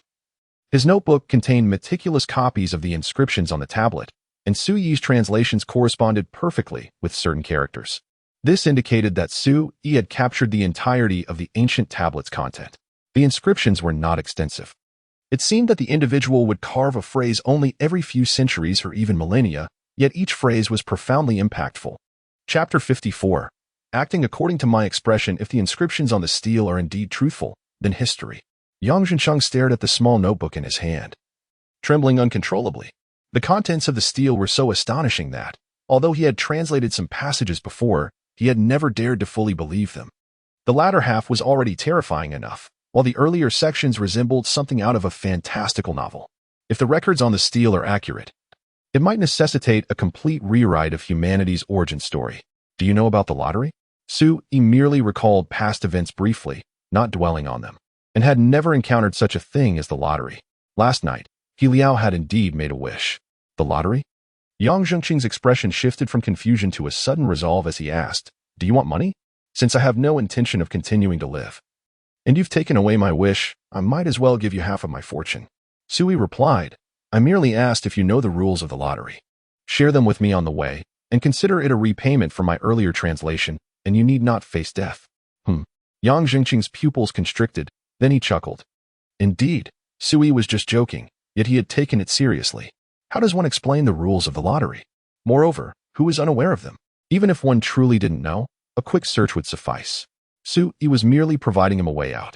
Although Yang Zhenqing was a man of his word, who would willingly choose death if given the chance to live. Thus, he proceeded to elaborate on the rules of the sports lottery and welfare lottery in detail.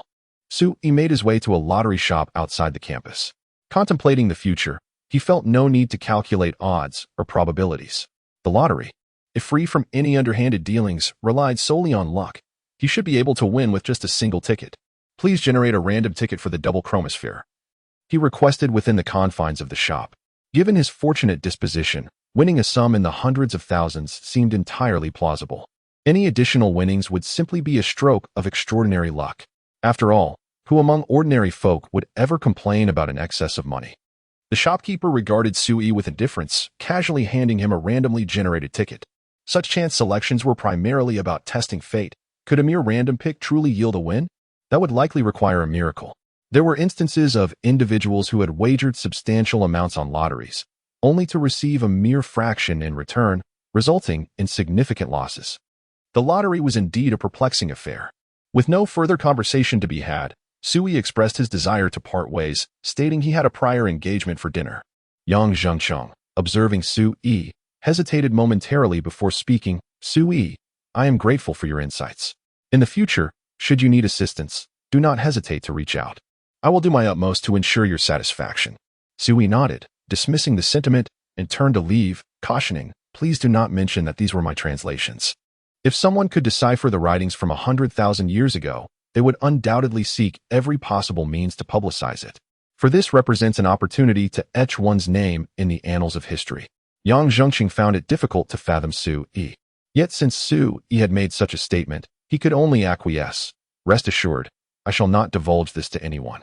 At noon, Su Yi's phone rang. It was Bai Miao Miao calling. Hello, Su Yi. Where are you? I'm here to pick you up. Bai Miao Miao had not forgotten their agreement from the previous night. Su Yi's identity was somewhat enigmatic, and if possible, presenting him to her grandfather might just alleviate the incessant pressure from her family regarding marriage. Those who have never faced such pressure cannot truly comprehend its daunting nature. At the entrance of the East Campus of Qizhou University, by the lottery shop, Su Yi replied calmly, Please pay me first. Understood. Bai Miao Miao gritted her teeth in frustration. Countless men had sought to treat her to a meal. Yet none had ever requested payment up front like Su Yi. After glancing down at his phone and confirming the transfer from Bai Miao Miao, he settled into a chair within the lottery shop. A few minutes later, Bai Miao Miao's vehicle came to a halt in front of the shop. Peering inside, she spotted Su Yi engrossed in a book, a true oddity. Not wishing to exit her car, she sent him a message. I'm outside. Please come out. Su Yi did not even glance at his phone, let alone step outside, prompting Bai Miao Miao to exit the vehicle, visibly irritated. Su Yi, did you not see my message? Bai Miao Miao had never encountered someone like Su Yi before. Inviting him to dinner required her to personally pick him up, and it didn't tee in there. She had to escort him out of the car as well, which was quite absurd. Su Yi glanced up at her, closed his book, and smiled, saying, I'm here. Meeting someone like Su Yi left Bai Miao Miao with no outlet for her frustration. Ultimately, she could only grit her teeth and say, Young Master Su. It's time for dinner. Let us go, Su Yi replied, showing no reluctance. The title Young Master suited him just fine. Once they were in the car, Bai Miao Miao did not start driving immediately. Instead, she turned to Su Yi and said, Today is my father's birthday. After you come with me, please cooperate and pretend to be my boyfriend, all right? I must emphasize, pretending to be a boyfriend is out of the question, Su Yi retorted bluntly. I'm merely accompanying you for a meal. Very well. Bai Miao Miao began to doubt whether bringing Su Yi along was a mistake. She pressed the accelerator and added, Once we arrive, try your best not to speak. Follow my lead. Remember, you are being compensated for this. Understood. I will follow your lead, Su Yi chuckled, amused at the thought of merely adhering to her cues. Though Su Yi was unfamiliar with Bai Miao Miao's father, he had been taken in by her grandfather as a child from a life of destitution. Recognizing his cleverness, her grandfather imparted wisdom on how to navigate life and taught him the culinary arts. By the age of 16, Su Yi had assumed responsibility for all cooking, and his skills had undoubtedly flourished. 50 years have elapsed, and the once humble cook has transformed into a prosperous merchant, owning over 50 restaurants across the nation and managing more than 20 large investment firms. Today marks the 46th birthday of Bai Yangyan, the head of the Bai family. At the Crown Plaza Hotel, the guests arriving are prominent figures from Qingzhou City. Bai Miao Miao, accompanied by Su Yi, approaches the entrance, where her mother, Tang Shuhua, is already waiting. Inside the grand hall, there are dedicated staff responsible for receiving gifts and keeping account of them.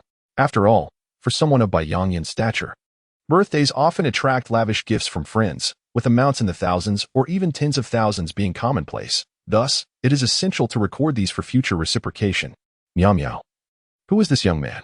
Tang Shuhua inquired. While she held no particular concern for Bai Miao Miao, her demeanor shifted upon seeing Su Yi. At 26, Bai Miao Miao was well past the age when young women in her generation typically married and started families.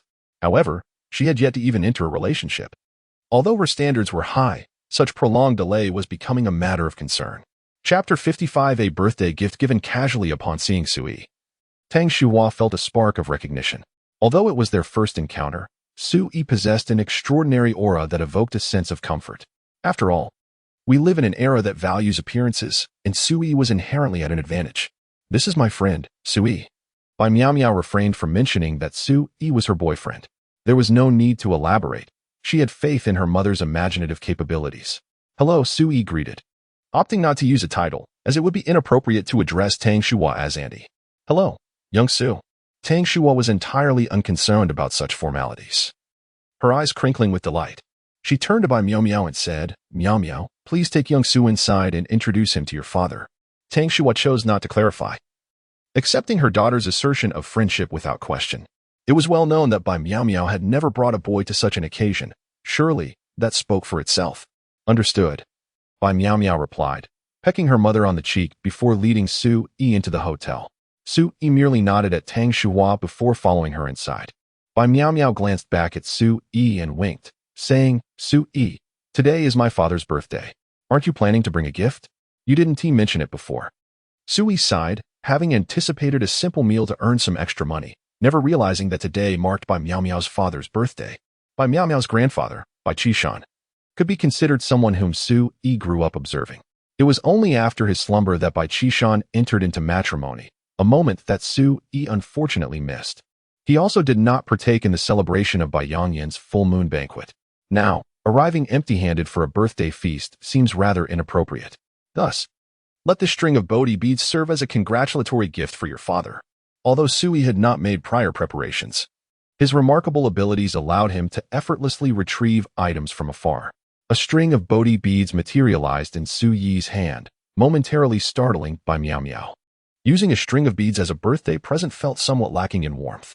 However, when her gaze fell upon the Bodhi beads, an inexplicable sense of tranquility enveloped her, imparting an indescribable comfort and joy.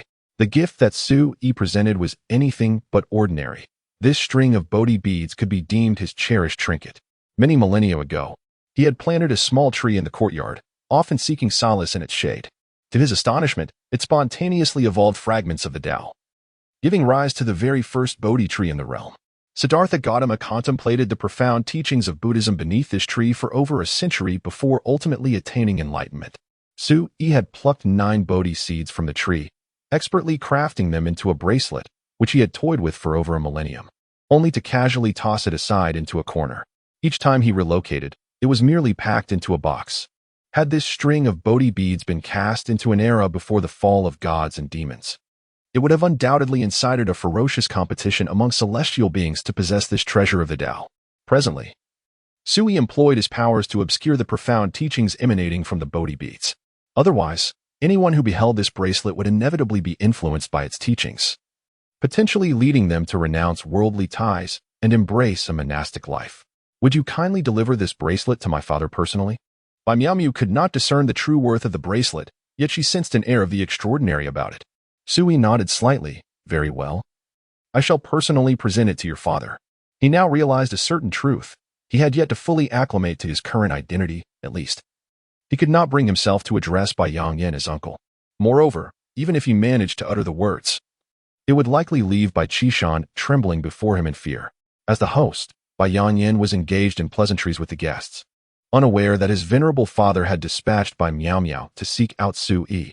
Bai Qishan dared not disclose Su Yi's true identity to anyone, nor did he wish for his son to approach Su Yi again. The older generation often favored sons over daughters, and they had many considerations. Firstly, the likelihood of a woman successfully approaching Su Yi was somewhat greater. Secondly, there was the risk that the envoy could inadvertently provoke Su Yi's ire. And in such a scenario, they could only hope that Su Yi would refrain from retaliating against their family members. Those who angered Su Yi would inevitably become pariahs of the clan. Today, Bai Yangyan hosted a grand birthday banquet, inviting numerous prominent talents in hopes of providing Bai Miao Miao with an opportunity to make an important choice regarding her future. Father, happy birthday!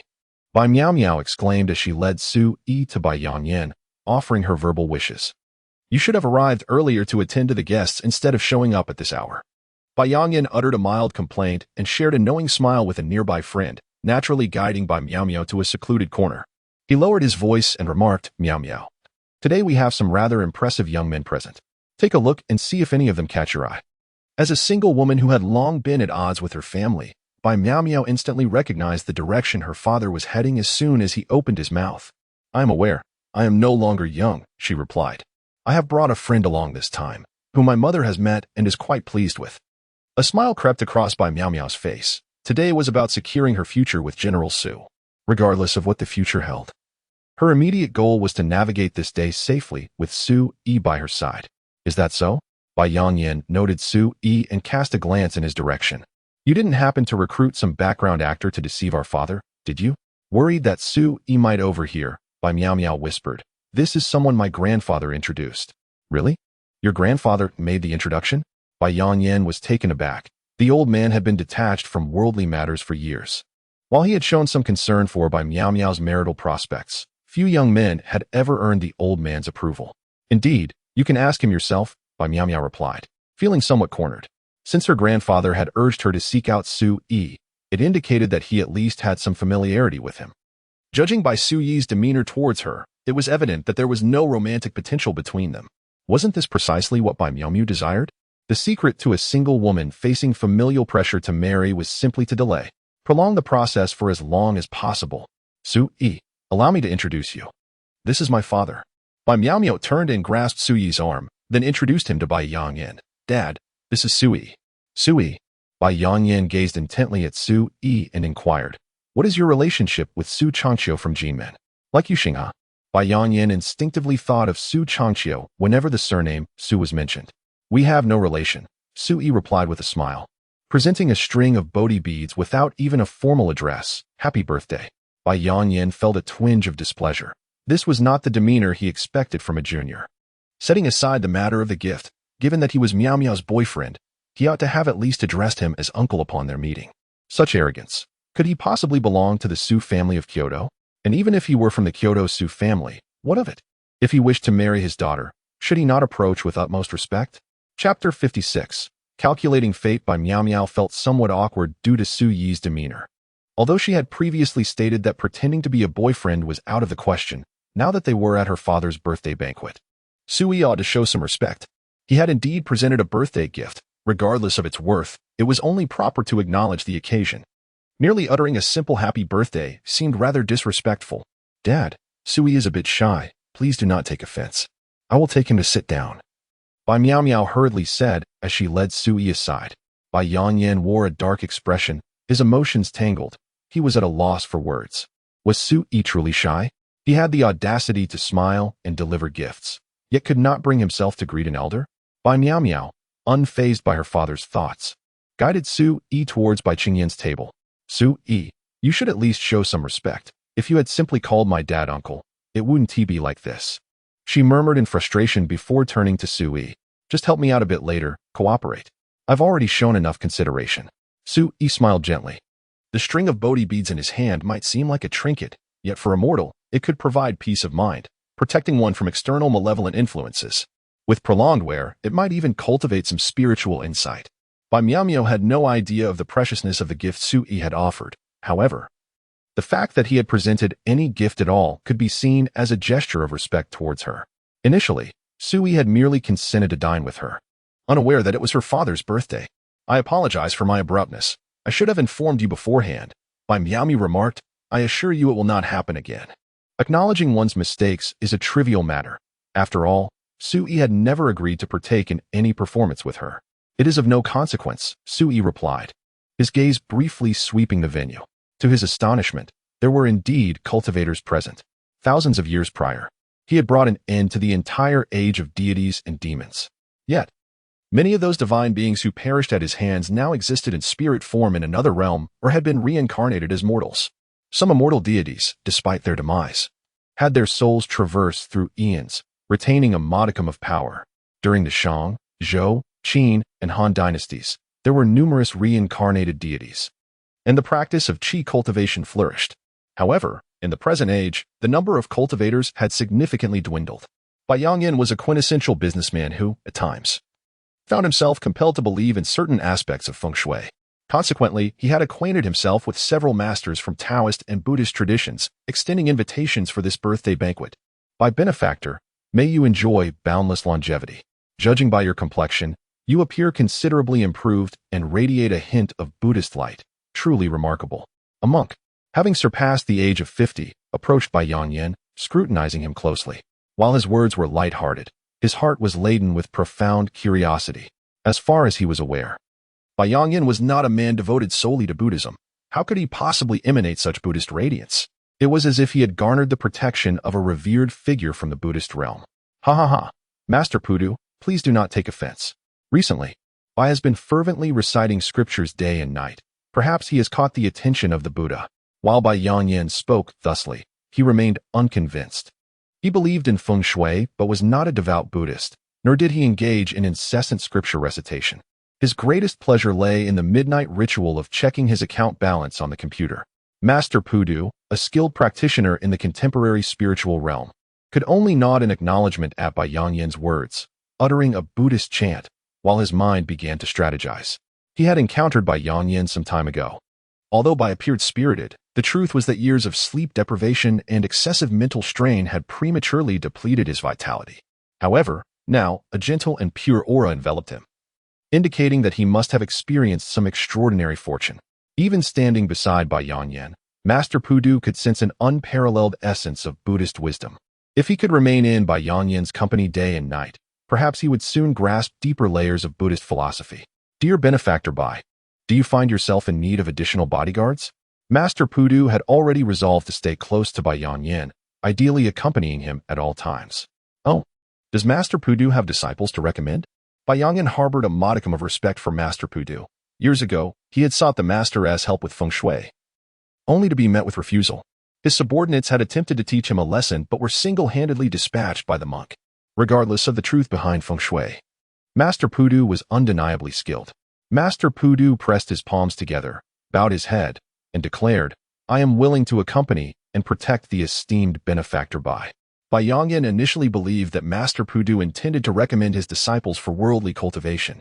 However, to his surprise, the monk boldly offered himself as his bodyguard. This was certainly agreeable. Bai Yanyan beamed with joy and inquired about the master's requirements regarding compensation. Just provide meals, Pudu replied, hesitating momentarily before adding, or not even that. It is noteworthy that hiring Master Pudu for feng shui consultations typically costs an astonishing 129,600 yuan, and it is contingent upon the presence of a fated individual, not merely a matter of payment. Now, Master Pudu was willing to serve as Bai Yanyan's personal bodyguard, asking only for meals in return.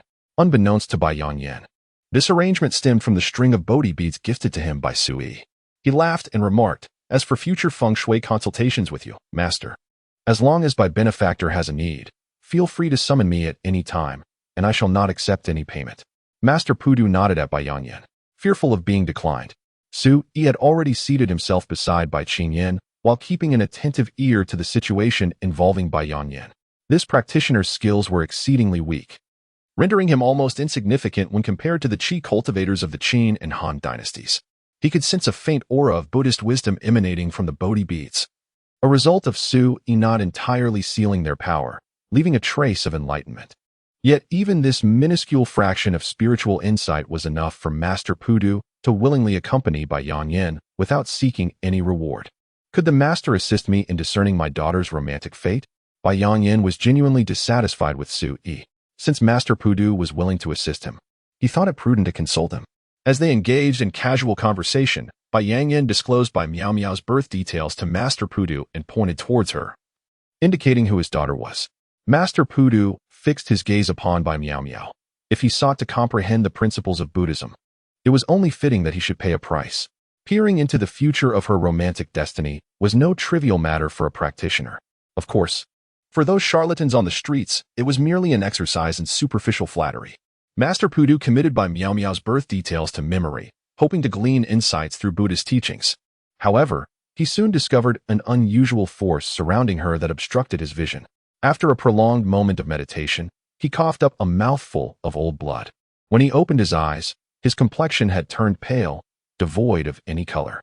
Chapter 57. An unexpected revelation. Master Pudu, what troubles you? Bai Yanyan was utterly astonished to witness Master Pudu suddenly spitting blood, and it appeared to be no mere act. Hastily covering his mouth and gesturing dismissively, Pudu whispered, "It is nothing." After wiping the blood from the corner of his mouth, he coughed lightly and continued, "By benefactor, for some reason, I cannot discern your esteemed daughter. Her aura is chaotic and does not resemble that of an ordinary mortal." Upon hearing this cryptic utterance, Bai Yanyan felt a headache coming on. What did he mean by not resembling a mortal? Was his daughter some reincarnated deity? Nevertheless, given that the man had just bled, it seemed inappropriate to press further into the truth of the matter. "Master, shall I arrange for someone to escort you to the hospital? I find myself unable to leave at the moment." Bai Yanyan genuinely feared that Master Pudu might collapse, which would render the day's birthday celebration inauspicious. Pudu cast a glance towards Bai Miao Miao, forcing a semblance of calm as he inquired, "Might I share a table with your esteemed daughter?" "Of course, that is certainly permissible." Bai Yanyan found it impossible to refuse. Master Pudu was a renowned figure within their affluent circle, and his request left Bai Yanyan with little room for objection. Sui sat between Bai Miao Miao and Bai Qing Yin, while Bai Qing Yin continued to pry into how Sui had come to be present. Sui is a guest of mine, Bai Miao Miao replied nonchalantly, casting a sidelong glance at her inquisitive sister. If this little girl persisted with her inquiries, it would not be long before their father would need to intervene directly, and the truth would inevitably come to light. From a young age, Bai Qing Yin held a profound reverence for her elder sister. After receiving a fleeting glance, she merely stuck out her delicate tongue and refrained from further comment. Sui also noticed Master Pudu and Bai Yangyin approaching their table. It was astonishing that the monk had sought to divine Bai Miao Miao's fate in love.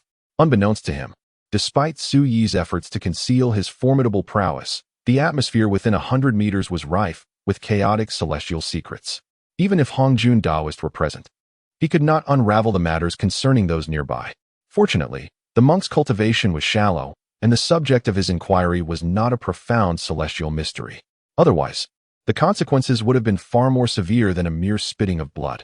In the past, the most powerful diviner of the heavenly realm, Tianjizi, had attempted to discern Su Yi's origins and had perished on the spot, his soul shattered, unable to even enter the cycle of reincarnation. Master Pudu should count himself fortunate that he sought to divine only Bai Miao Miao and not Sui. Miss Bai, may I have the honor of sharing your table? Master Pudu approached Bai Miao Miao's table, performing a respectful Buddhist gesture and inquiring courteously. Bai Miao Miao was somewhat taken aback, although she did not believe in Buddhism. She was aware that this esteemed monk was a prominent figure among the affluent, attending her father's birthday banquet. Shouldn't he be seated with distinguished guests or esteemed practitioners instead? Their table was composed entirely of younger individuals. Of course, master, please. A young man at the table stood up upon hearing this, smiling amiably at Master Pudu. Master, please take my seat. I will move elsewhere. Bai Miao Miao could only nod in acquiescence. Surely, one could not deny a seat to such a guest. Thank you. Master Pudu nodded and took a seat directly across from Bai Miao Miao. Upon his arrival, an air of awkwardness enveloped the table of young individuals. Bai Yangyin patted Bai Qing Yin on the shoulder and remarked, Qing Yin, why don't you switch tables? I have something to discuss with Xiao Su. Having arrived at this juncture, he was determined to engage in a meaningful conversation with Su Yi. Su Yi, unfazed and devoid of any trepidation, merely turned his head slightly and smiled upon Bai Yangyin's seating. He had not witnessed Bai Yangyin's youth. Their first encounter found him already in middle age. The passage of time, a mere 50 years, felt like the blink of an eye, evoking a profound sense of nostalgia. The era when cultivators thrived was perhaps superior, as individuals then enjoyed longer lifespans, avoiding the rapid transience of existence that characterized the current age, where a mere century could render all unrecognizable. Bai Yangyin and Sui exchanged a glance, tinged with an inexplicable strangeness. Having navigated the business world for many years and occupied a position of authority, Bai Yangyin naturally exuded an air of dominance that commanded respect. Typically, young people in his presence would instinctively adopt a posture of deference. Yet, Su Yi's gaze held an oddity, akin to an elder returning home to find the child he once knew now grown. In Su Yi's eyes, he was that very child. Bai Yangyin lifted his eyelids and addressed the other young individuals at the table, saying, I have matters to discuss with Su Yi. Please sit elsewhere. The young members of the Bai family, upon hearing this, could only smile and rise to change tables, understanding that Bai Yangyin's tone was a consideration of Master Pudu's esteem. After all, it is rather inappropriate for someone of Pudu's stature to sit among a group of juniors. It would be more suitable for the younger ones to switch to another table, and later, perhaps invite some esteemed individuals to join this table. Sui is it? Bai Yangyin leaned on the table with both elbows, his hands tightly clasped, chin resting on his fingers, avoiding eye contact with Sui. He asked, rather indifferently, what does your family do? Sui replied with a smile, I have no parents. I am alone in my family. I previously worked at a bar, but I was let go yesterday. No parents, working in a bar, and he was dismissed? Is that all? Bai Yangyin furrowed his brow and cast a sidelong glance at Bai Miao Miao, inquiring, so, you met Miao Miao at the bar? Bai Miao Miao sensed the atmosphere had shifted awkwardly, making it difficult for her to interject. Yet, she could not allow her father to continue his interrogation unchecked. Dad, are you conducting a census? Bai Yangyin unabashedly responded. You could say that. Now I am questioning Sui. You remain silent. Ultimately, Bai Miao Miao hesitated to speak further, but at that moment, she thought of her grandfather. Since her grandfather encouraged her to befriend Sui, he must surely know him. Given the precarious situation, The only option was to summon her grandfather to mediate. With her head bowed, Bai Miao Miao sent a message to her grandfather, Bai Qishan. Grandpa, I invited Su Yi to celebrate Dad's birthday, and now Dad is interrogating him. She dared only to send the message, uncertain whether her grandfather would even see it. Bai Yanyan remained oblivious to Bai Miao Miao's subtle gestures and continued to interrogate Su Yi. Su Yi, how long have you known Miao Miao? Su Yi replied with a smile, about 2 days, counting today as the third. Only 3 days of acquaintance. Indeed. Su Yi was merely an actor hired by Miao Miao from a nightclub. Bai Yanyan, more straightforward than ever, inquired, how much did Miao Miao pay you? Expecting Su Yi to at least feign some modesty, Bai Yanyan was taken aback by Su Yi's candid response, 1,000 for a meal. At that moment, Bai Miao Miao felt a wave of despair wash over her. She realized her grave mistake. Initially, she had thought that although Su Yi had not agreed to pretend to be her boyfriend, he would at least cooperate to some extent when the situation arose. Yet, he divulged everything so promptly and unreservedly. Was there any hope left for her? Chapter 58. My realm is a bit low. Bai Yanyan was taken aback. He had not anticipated that Su Yi would so openly acknowledge the truth. The young man displayed remarkable honesty. Bai Yanyan, momentarily stunned, soon chuckled and remarked, so, you never intended to assist Miao Miao in deceiving me, did you? Su Yi slightly tilted his head and, with an even tone, inquired, are you referring to pretending to be Bai Miao Miao's boyfriend? Otherwise, why do you think she invited you to dinner? Bai Yangyan's tone softened as he continued. You should have realized by now that I am not easily fooled. Were you not dismissed from the bar? I could refer you for a job. Without a moment's hesitation, Su Yi replied, no need. Bai Miao Miao provides me with a rather good position. How many jobs offer a meal and 1,000 yuan? In all my years, I have never encountered such a favorable opportunity. At this moment, Bai Miao Miao genuinely wished to strangle Su Yi. Was he a fool? With someone like him, inviting him to play the role of a boyfriend seemed utterly pointless. Without even a hint of coercion from her father, he had revealed everything. What use was a person like that? Only a fool would continue to spend money on him. Bai Yanyan furrowed his brow and lightly laughed. Young man, are you truly foolish or just pretending to be? However, Su Yi turned to Bai Miao Miao and stated, Miss Bai, we initially agreed that I would merely accompany you for a meal. Did you ever specify that I should pretend to be your boyfriend? At that moment, Bai Miao Miao, filled with suppressed rage, found herself momentarily taken aback by Su Yi's question.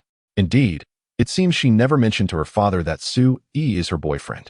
I merely invited you to dinner. What boyfriend? Bai Miao Miao gazed at Bai Yanyan with a look of confusion and said, Dad, did I ever tell you he is my boyfriend? Why do you keep guessing?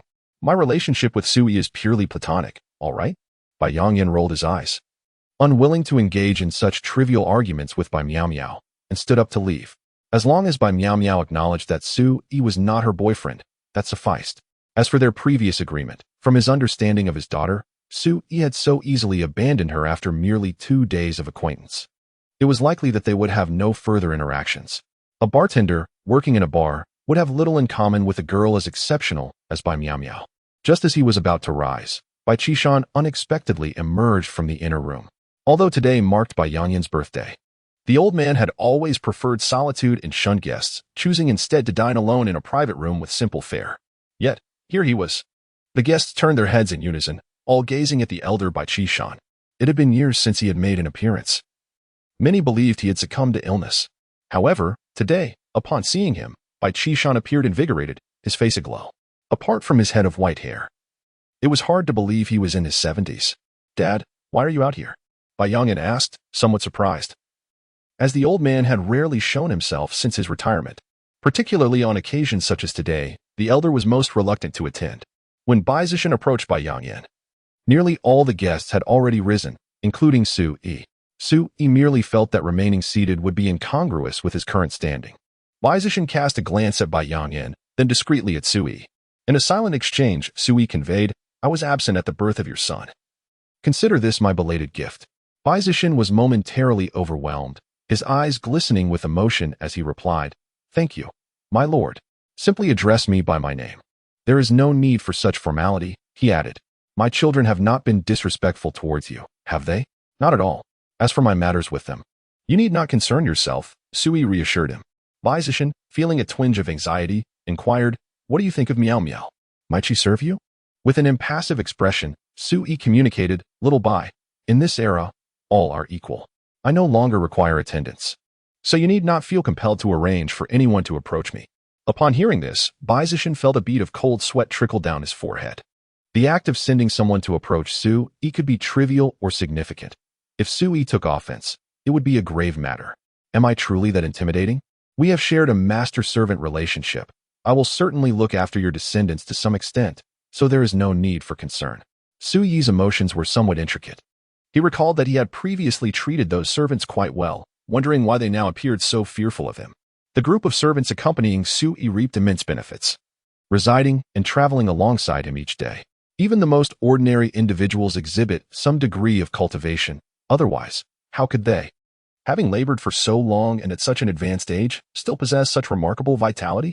Jiang Chanfeng serves as an excellent example. Although Bai Qishan did not engage in cultivation, his past companionship with Su Yi and the occasional access to rare herbs and treasures were sufficient to extend his lifespan. Not at all, my lord. If you consent, I would gladly devote the remainder of my life to serving you. There are certain sentiments I wish not to reiterate. The exchange of thoughts between the two was remarkably swift, unnoticed by those nearby. Bai Qishan dared not utter any further trivialities, mustering only a smile as he inquired of Bai Miao Miao, Miao Miao, is this indeed Su Yi? Now, Bai Qishan was left to feign ignorance of ever having encountered Su Yi before. Bai Miao Miao was momentarily taken aback, but soon regained her composure. Her grandfather had introduced her to this individual, yet her father was entirely unaware of the significance. What could this imply? Father, do you recognize this young man? Bai Yangyan discerned that the elder must have been aware of Su Yi's existence, yet today marked their initial meeting. Could it be that the elder emerged solely to meet Su Yi? If he were merely a junior, even one related to an old acquaintance, a simple call would suffice for Su Yi to visit him. Why, then, did the elder feel compelled to come out personally? Bai Qishan merely cast a cold glance at Bai Yangyan before turning to depart, choosing silence over further discourse and refraining from any additional remarks. In such circumstances, should he exhibit an overtly distinct demeanor towards Su Yi, it would inevitably lead others to speculate wildly about Su Yi's true identity. The mere act of making an appearance was also motivated by a desire to ensure that his son did not inadvertently offend Su Yi. A single glance was the extent of what he could manage. If Bai Yangyan failed to grasp this subtlety, the Bai family might not venture far after his eventual departure from this world. Indeed, Bai Yangyan cast a profound gaze at Su Yi, choosing to remain silent thereafter. Master Pudu, intrigued, also regarded Su Yi with a curious eye. It was evident that Bai Qishan's attitude towards Su Yi was markedly unusual, prompting him to seek insight into Su Yi's character. In response, Su Yi willingly allowed him to observe. He had long transcended to a state of simplicity and authenticity. To avoid causing any distress to the monk, he decided to present himself as merely at the initial stage of qi cultivation. Chapter 59. With a heart full of respect, Pu Du observed attentively, and upon discovering that Su Yi was also a cultivator, he felt an immediate sense of relief. Though Su Yi was merely at the initial stage of qi training, he was nonetheless a practitioner. One must acknowledge that cultivators were rather scarce these days. Perhaps Su Yi's master had a long-standing friendship with Bai Qishan, or perhaps Su Yi's master was a senior figure in the cultivation realm. Such possibilities were entirely plausible. As Bai Qishan turned around, Bai Yangyan swiftly altered his demeanor towards Su Yi. He cleared his throat and addressed Bai Miao Miao, saying, Miao Miao, you should learn from young Su more often. You two can converse at your leisure while I go spend some time with your grandfather. Upon hearing his son refer to Su Yi in such a manner, Bai Qishan could hardly contain his irritation. Who are you calling young Su? He thought. This brat. Will he soon be calling me old Bai as well? Although Bai Yangyan had begun to grasp some understanding, he had yet to connect all the dots. After all, even cultivators bore some marks of age on their faces. Unless one were a grandmaster who had achieved the nascent soul stage, it was exceedingly rare to encounter such beings. After all, in nearly a century, nascent soul cultivators had been as scarce as phoenix feathers and unicorn horns. If Su Yi were indeed a nascent soul master, why would he dine with Bai Miao Miao for a mere 1,000 yuan? Little did Bai Yangyan realize that. Even if one were to dismiss the presence of nascent soul masters, beings of the spirit-severing realm, or even true celestial immortals, would be nothing more than ants before Su Yi. Bai Miao Miao secretly smiled, recognizing that Su Yi indeed possessed some noteworthy background, especially since her grandfather had taken the time to meet him. This was something that Bai Miao Miao had anticipated the previous evening. Yu Goen's attitude towards Su Yi had already hinted at something significant. Previously, she had not delved deeply into her thoughts, but now reflecting upon it. Su Yi's sudden appearance in Qingzhou, coupled with his remarkable drinking capacity, alongside the information gleaned from Yu Huin, suggests that Su Yi is likely a practitioner of the mystical arts. Although Bai Miao is not a practitioner herself, she has certainly heard of such individuals in her capacity. Su Yi may not be extraordinarily powerful. Rather, it is highly probable that the true strength lies with those who stand behind him. Her grandfather must have been entrusted by some significant figure to look after Su Yi, who has just descended from the mountain. With this revelation, everything became clear. Master Pudu, having gazed intently at Su Yi for quite some time, finally comprehended that the reason he could not discern Bai Miao's fate was likely due to Su Yi's presence. If Su Yi indeed possesses a formidable background, then Bai Miao's fortune may undergo a transformation after their interaction. Young friend Su Yi, may I inquire about your esteemed teacher? Master Pudu expressed a keen interest in the individuals behind Su Yi. Su Yi, with an innocent demeanor, replied, "My master forbids me from disclosing his identity to others." Indeed, it seems the old monk has been rather presumptuous. After much contemplation, Master Pudu deduced that the practitioner associated with the Bai family is likely the esteemed Jiang Changfeng from Shijin Mountain. In just a few decades, he has achieved remarkable foundational mastery and may one day embark on the path of yuaning. It is only a disciple of such a figure who would warrant an audience with Bai Yanyan, albeit the presence of so many mortals made it inappropriate to reveal such matters. Bai Miao blinked, realizing that what Su Yi had discussed with Master Pudu must pertain to the realm of cultivation. Indeed, Su Yi possesses a master of enigmatic prowess. In an ephemeral moment, Bai Miao experienced an illusion of perceiving everything clearly. She had an epiphany. Su Yi had once again invited a few so-called outsiders to the table. However, these individuals paled in comparison to the practitioners of the true path, with one or two merely having dabbled in external techniques, never having truly stepped into the realm of cultivation. The severance of numerous lineages had rendered Su Yi's palm strike from millennia ago almost cataclysmic. Even after the reincarnation of ancient powerhouses, they chose to lead a life of humility, refraining from any displays of arrogance. Their interpretation of that palm strike was akin to an incursion of the heavenly Tao, inciting a boundless calamity. As the banquet commenced, Su Yi immersed himself in the dishes before him. Though they appeared exquisite, they were inferior to those crafted by Bai Qishan.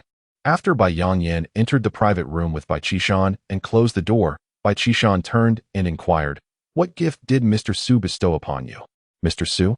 Bai Yanyan was utterly astonished that his father referred to Su Yi with such reverence. "Humph. Despite your self-proclaimed discerning taste, you are merely blind to true brilliance. Henceforth, when you encounter Mr. Su, be more courteous." Bai Qishan continued, "Mr. Su values tranquility. Do not disturb him, nor interfere in the relationship between Miao and Mr. Su." "I understand," Bai Yanyan replied, pulling out the string of Bodhi beads that Su Yi had given him. Initially, he had merely tossed them into his pocket without much thought, planning to discard such trifles in a corner upon returning home. Yet now, his father was inquiring so earnestly about the gift from Su Yi. "This is..." Bai Yam gazed at the string of Bodhi seeds in Bai Yanyan's hand, tears welling up in his eyes. He recalled how Su Yi had once played with this very string of seeds.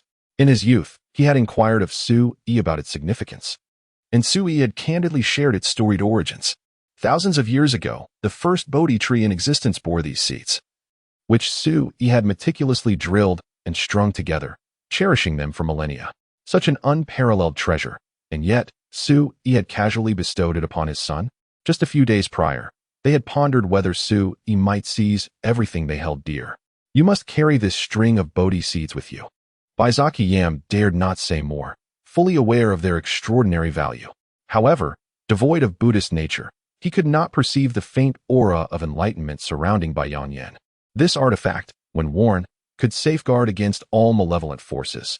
If its seal were to be broken and it utilized as a talisman, it would surpass even the legendary four swords of the celestial master.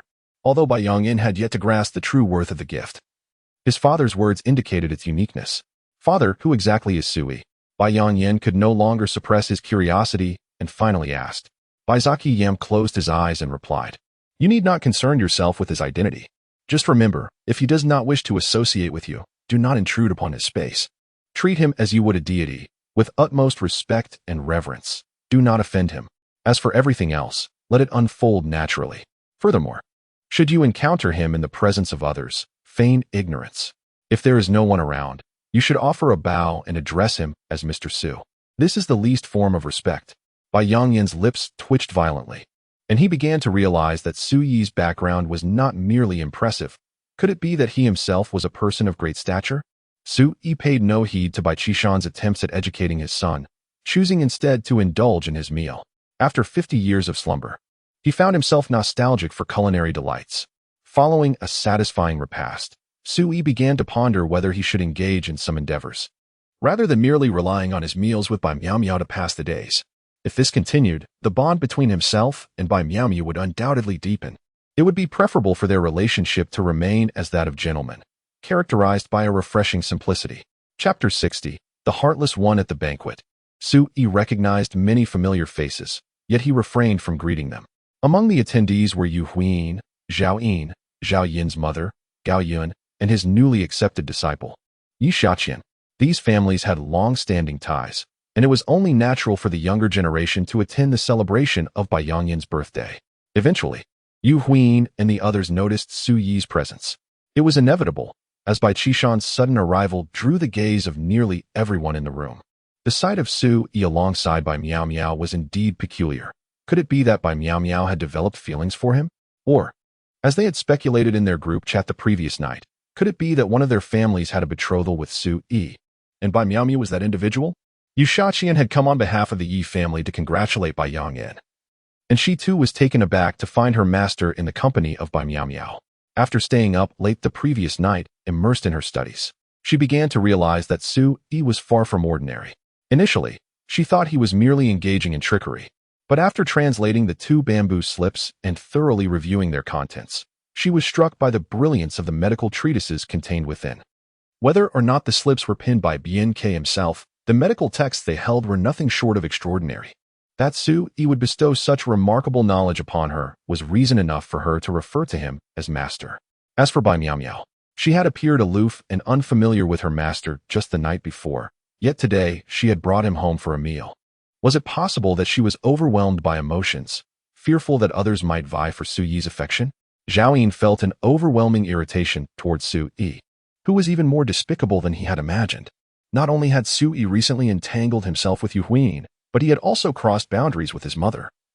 And now he was seen in the company of Bai Miao. Such a scoundrel. Mother, do you see this? Zhao Yin considered this revelation to be fortuitous, as it allowed his mother to witness Su Yi's vile nature firsthand. At least he would no longer have to address Su Yi as uncle. Gao Yun cast a cold glance at Zhao Yin, inquiring, "Am I blind?"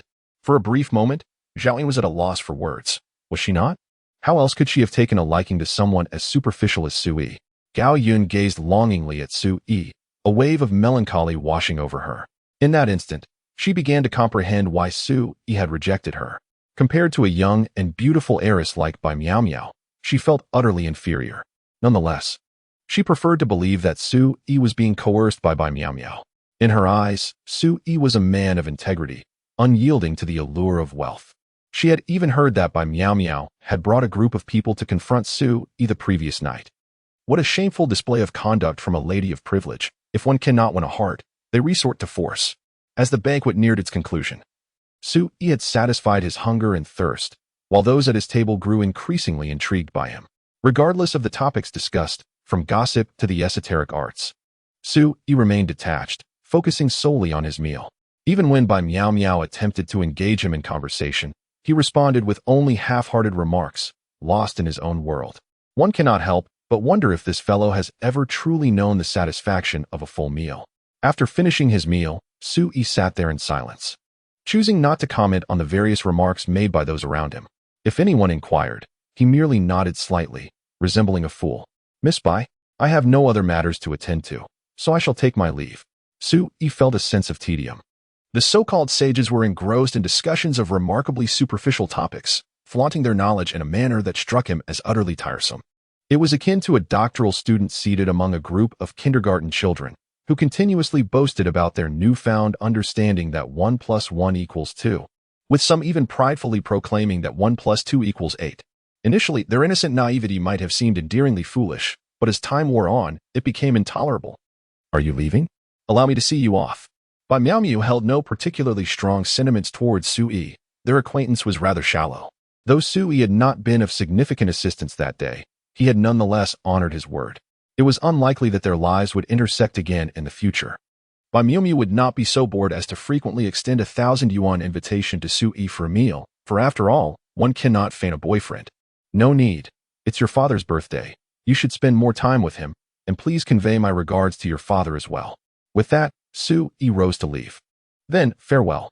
Bai Miaomiu was not particularly close to Sui, and excessive warmth would be inappropriate. Sui nodded slightly and departed from the table. As he rose from his seat, Gao Yun could no longer contain herself and stood up as well. Additionally, Yu Xiaoshuan expressed her desire to accompany Sui. Yu Huin initially intended to ask Sui to plead on behalf of her brother, but upon seeing Yu Xiaoshuan follow him, she found herself momentarily frozen in place. When Sui reached the entrance of the hotel, Gao Yun had already caught up with him. The nature of the relationship between this woman and Sui was quite straightforward. They were merely client and service provider. Sui, being a person who approaches his endeavors with diligence and resolution, was unperturbed by any complications. He deliberately slowed his pace, waiting for Gao Yun to join him. Sui, I heard you no longer work at Qingxing? Gao Yun was somewhat at a loss for words in front of him.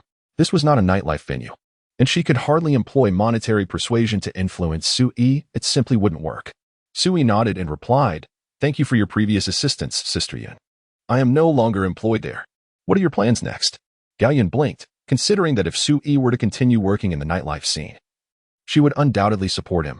Conversely, if he was without a job, she could certainly assist in finding him one. Perhaps I should explore various professions, Sui mused, having come to a realization that the times had changed. Although he had previously dabbled in numerous careers, the landscape of any given profession had transformed significantly. It might be worthwhile to venture into diverse fields. To truly comprehend society, one must delve into its myriad occupations. While some ordinary individuals may only engage in one or two professions throughout their lives, Sui possessed ample time. What skills do you plan to pursue? Gao Yun also perceived that, at least for now, Sui remained uncertain about his intentions. After some contemplation, Sui responded, I suppose it might be possible. Gao Yun quickly interjected, In fact, as a university student, you could offer tutoring to younger students, and the remuneration is quite favorable. Sui raised an eyebrow. While the knowledge he possessed seemed rather elementary to him, the thought of teaching children. Sister Yun, you must understand that we are merely playing a part in this scenario. I will seek employment on my own, so there is no need for you to concern yourself with it. I also prefer not to owe you any favors. His response was resolute, and to some, it might even come across as callous. However, as someone who had experienced similar situations, he was acutely aware that failing to clarify his stance could easily lead to misunderstandings. Given that Gao Yun and he were not yet very acquainted, it was prudent to address the matter clearly now. Chapter 61. You lack the spirit of labor. Gao Yun did not linger on the matter with Sui, for he had spoken quite plainly. Being an adult herself, she chose to let go of her feelings after everything had been clarified. Fortunately, her feelings for Sui were still in their nascent stages. She had harbored some thoughts when he worked in the nightlife, but now that he had left that behind, it would be unreasonable to impose upon him further. Well then, they had crossed paths. Perhaps fate would allow them to share a drink again in the future. Gao Yun, having weathered many storms in her life, maintained her composure in this moment of clarity, not succumbing to the despondence of a rejected girl, but rather smiling graciously at Sui. No one's existence hinges on the absence of another, especially since they had only known each other for a mere 2 or 3 days. As Gao Yun turned back to the gathering, she encountered Yu Xiaoshuan, who had been standing behind her for a while. They had met once before and exchanged a nod in acknowledgement. Yu Xiaoshuan noticed Sui conversing with Gao Yun and approached with her hands clasped behind her back, a curious smile gracing her face as she asked, Master, do you two know each other? Sui shot her a glance and retorted, Is it strange that we are acquainted? Not at all, but I find it rather curious. Are you quite familiar with Miao Miao? Yu Xiaoshuan mused, struggling to reconcile the rapid developments. Just last night, they had been discussing Sui in their group chat, and now Bai Miao had brought him to meet her family. The pace seemed rather swift. Sui chose not to respond to her inquiry, but instead countered, Would you like to join us? The insatiable curiosity of children is always so profound. It is unreasonable for Su Yi to answer every question. Naturally, they are meant to be together. Otherwise, what purpose would his outing serve? Yu Xiaoshuan ventured forth solely to inquire about the medical texts that perplexed her.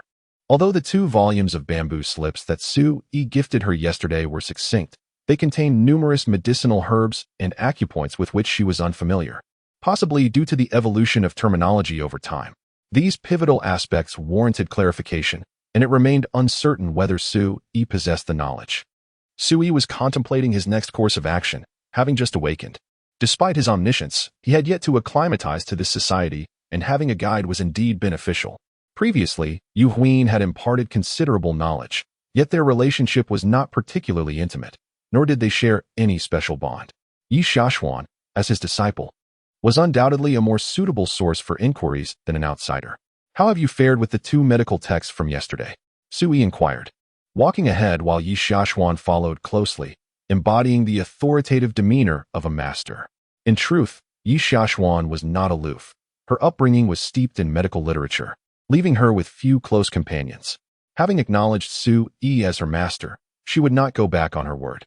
However, she also yearned to discover the extent of Su Yi's abilities. Gaining her complete respect would require more than merely gifting her 2 medical volumes. Her initial intent in seeking Su Yi was to resolve her doubts, and with his inquiry, she felt no hesitation in responding candidly. Last night, when I translated those 2 volumes of medical texts, it was already quite late.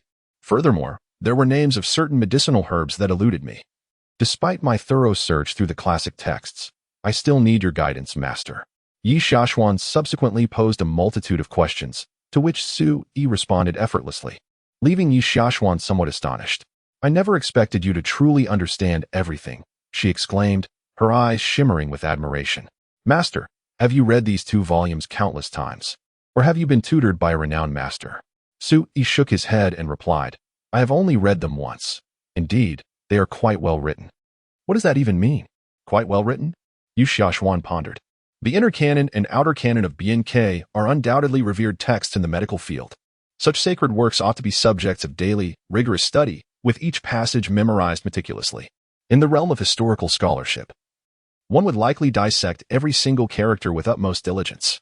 However, Su Yi's nonchalant remarks felt akin to evaluating an ordinary novel or even an essay. I read it once. It was well written. What kind of statement is that? Master, are you suggesting that you have only read it once? Yu Xiaoshuan found it difficult to comprehend Su Yi's profound mastery in medicine, a realm she could never truly grasp. For someone like Su Yi, conventional medical skills had long lost their significance. Though he could not resurrect the deceased, tasks such as regenerating flesh from bone remained deceptively simple for him. To him, practicing medicine was akin to a university student deliberately dumbing down to solve elementary math problems. Yesterday, the 2 volumes of medical classics I presented to you were rather simplistic. Peruse them for now, and once you fully comprehend their essence, I shall instruct you further. Su Yi genuinely believed that the works penned by BNK were excessively elementary. While they may be deemed insightful, it is likely only in the eyes of the average person. Simplistic? Yu Xiaoshuan was at a loss for words. The content within the medical classics was far from simple. Achieving true understanding would certainly require considerable effort. Su Yi merely smiled in silence, offering no explanations. The inner and outer canon of BNK could be regarded merely as foundational texts. In Taoism, the fundamental concepts of mountains, medicine, fate, physiognomy, divination, and medical practice are relatively uncomplicated. Having formally taken him as her mentor, Yi Xiaoshuan anticipated learning more advanced techniques from him. I wish to seek employment. Do you have any worthwhile recommendations? Su Yi inquired casually. Yu Xiaoshuan's eyes sparkled with excitement as she responded, Are you looking for a job? Do you possess a medical license? To be a physician? Su Yi shook his head. I can teach you, but I have no desire to practice medicine. The noble heart of a healer, dedicated to saving lives, is indeed admirable. However, Su Yi lacked the time for such endeavors. With countless individuals in the world, he was no savior. Such pursuits were not unfamiliar to him, and he had grown weary of them. Yi Xiaoshuan posed another question akin to that of Gao Yun. What other skills do you possess? Su Yi squinted slightly, rather than inquiring about his abilities. It would be more pertinent to ask what sort of life he aspired to lead. I simply wish to live a more leisurely life, to read, to engage in painting, to play the piano, and so forth. Sui articulated his true sentiments with sincerity. Previously, he worked as a host in a bar, which was quite an experience. However, he has now resolved to pursue a more tranquil life. Yu Xiaoshuan gazed at him, pursing her lips and shaking her head. You lack the spirit of a worker. Perhaps you should consider becoming a boss instead. Oh, Sui pondered for a moment. It seemed to hold some truth. Why must he confine himself to a specific profession? He could simply open a shop, doing whatever he pleased and selling whatever he desired. He could sell fruits on odd days and calligraphy or antiques on even days. Do you have the money? Yu Xiaoshuan posed a soul-searching question. Sui retrieved his phone and quietly inquired, 30,000, is that sufficient? This time, it was Yu Xiaoshuan's turn to smile in silence. 30,000 yuan to be a boss in Qingzhou City? Surely, he was jesting. Chapter 62. The master is being bullied currently. Sui possesses a mere 30,000 yuan. Upon making some inquiries, he discovered that even a moderately sized storefront demands nearly 100,000 yuan per year in rent, with the lease typically starting at 3 to 5 years. I might as well purchase a storefront, he contemplated. Sui had never been accustomed to renting commercial space. In the past, if he desired a small shop or a place to settle, he could construct one himself. Even acquiring land was relatively affordable. Certainly not as exorbitant as the current market conditions, where every inch is precious. To buy a property, if it were in the city center, it would likely cost several million, if not close to 10 million. Yu Xiaoshuan pondered for a moment and suggested, I do have some funds. Perhaps I could ask my grandfather for a bit. The 2 bamboo scrolls Sui had gifted her were of immeasurable value. Even if she were to offer Sui a storefront in return, it would merely serve as a token of gratitude or filial piety to her master. There's no need for that. Accompany me to the antique street instead, Sui replied, shaking his head. Is it around 10 million I require? Money held little significance for him. If his intention were solely to amass wealth, he possessed countless strategies at his disposal. Transforming 30,000 into 10 million would be a trivial endeavor for him. Antique street? Are you planning to go treasure hunting? Yu Xiaoshuan's eyes narrowed slightly, amused by her master's youthful age yet formidable demeanor. The inner and outer canon of BNK, in his hands, were merely well-written texts. Yet now, with only 30,000 yuan in hand, he aimed to purchase a storefront and thought a visit to the antique street would suffice. Yu Xiaoshuan felt a spark of curiosity regarding Sui's methods. Thus far, he had yet to reveal any remarkable abilities. Let's get in the car, she said, taking on the role of the driver as she transported Sui to the antique street. Today, she was eager to see if her master could transform 30,000 into 10 million. The strategies employed in the antique street were rather intricate. Decades ago, genuine antiques were relatively abundant in this area, and one could even stumble upon some extraordinary treasures.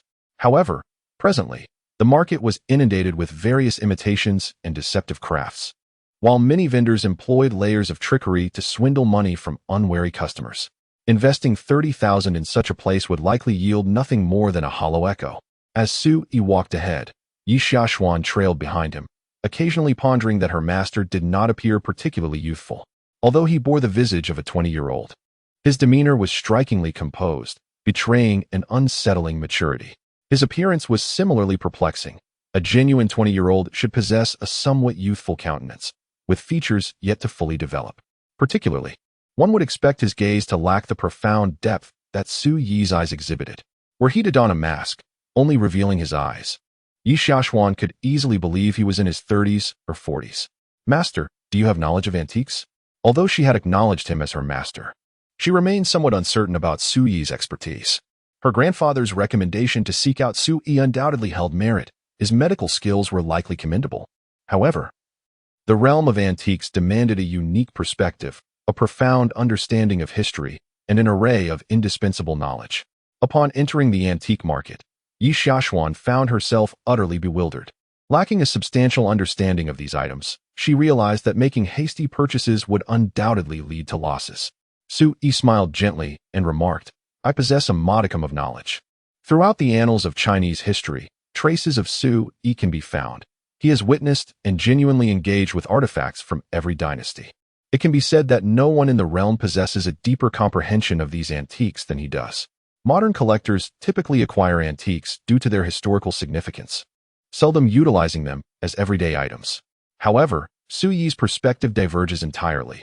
He believes that antiques may not offer the same comfort as contemporary craftsmanship. As for the so-called historical value, it holds no relevance for him. The bustling antique street buzzed with activity, and Su Yi's presence attracted the attention of numerous vendors. Each seller had become astute over time, and upon seeing Yu Xiaoxuan's attire, they quickly discerned that she was a young heiress.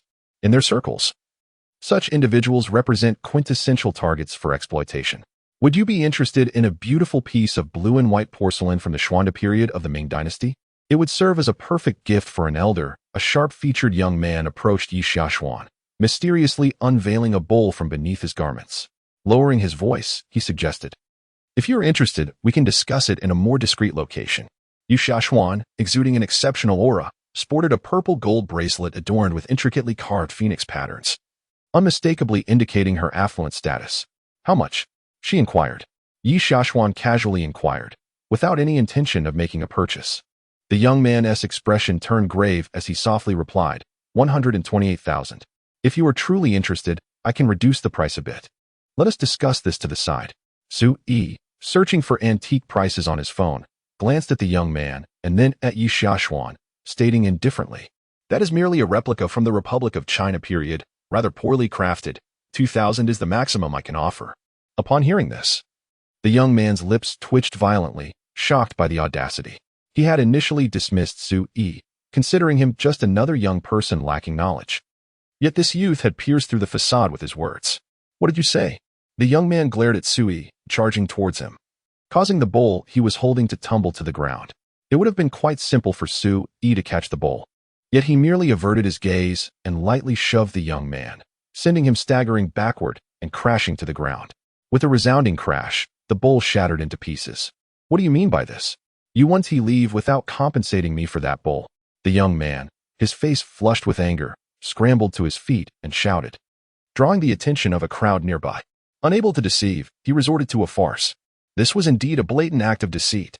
Despite recognizing that Yu Xiaoxuan hailed from wealth, it was common for such young ladies to be rather timid, often willing to pay to avoid trouble in situations like this.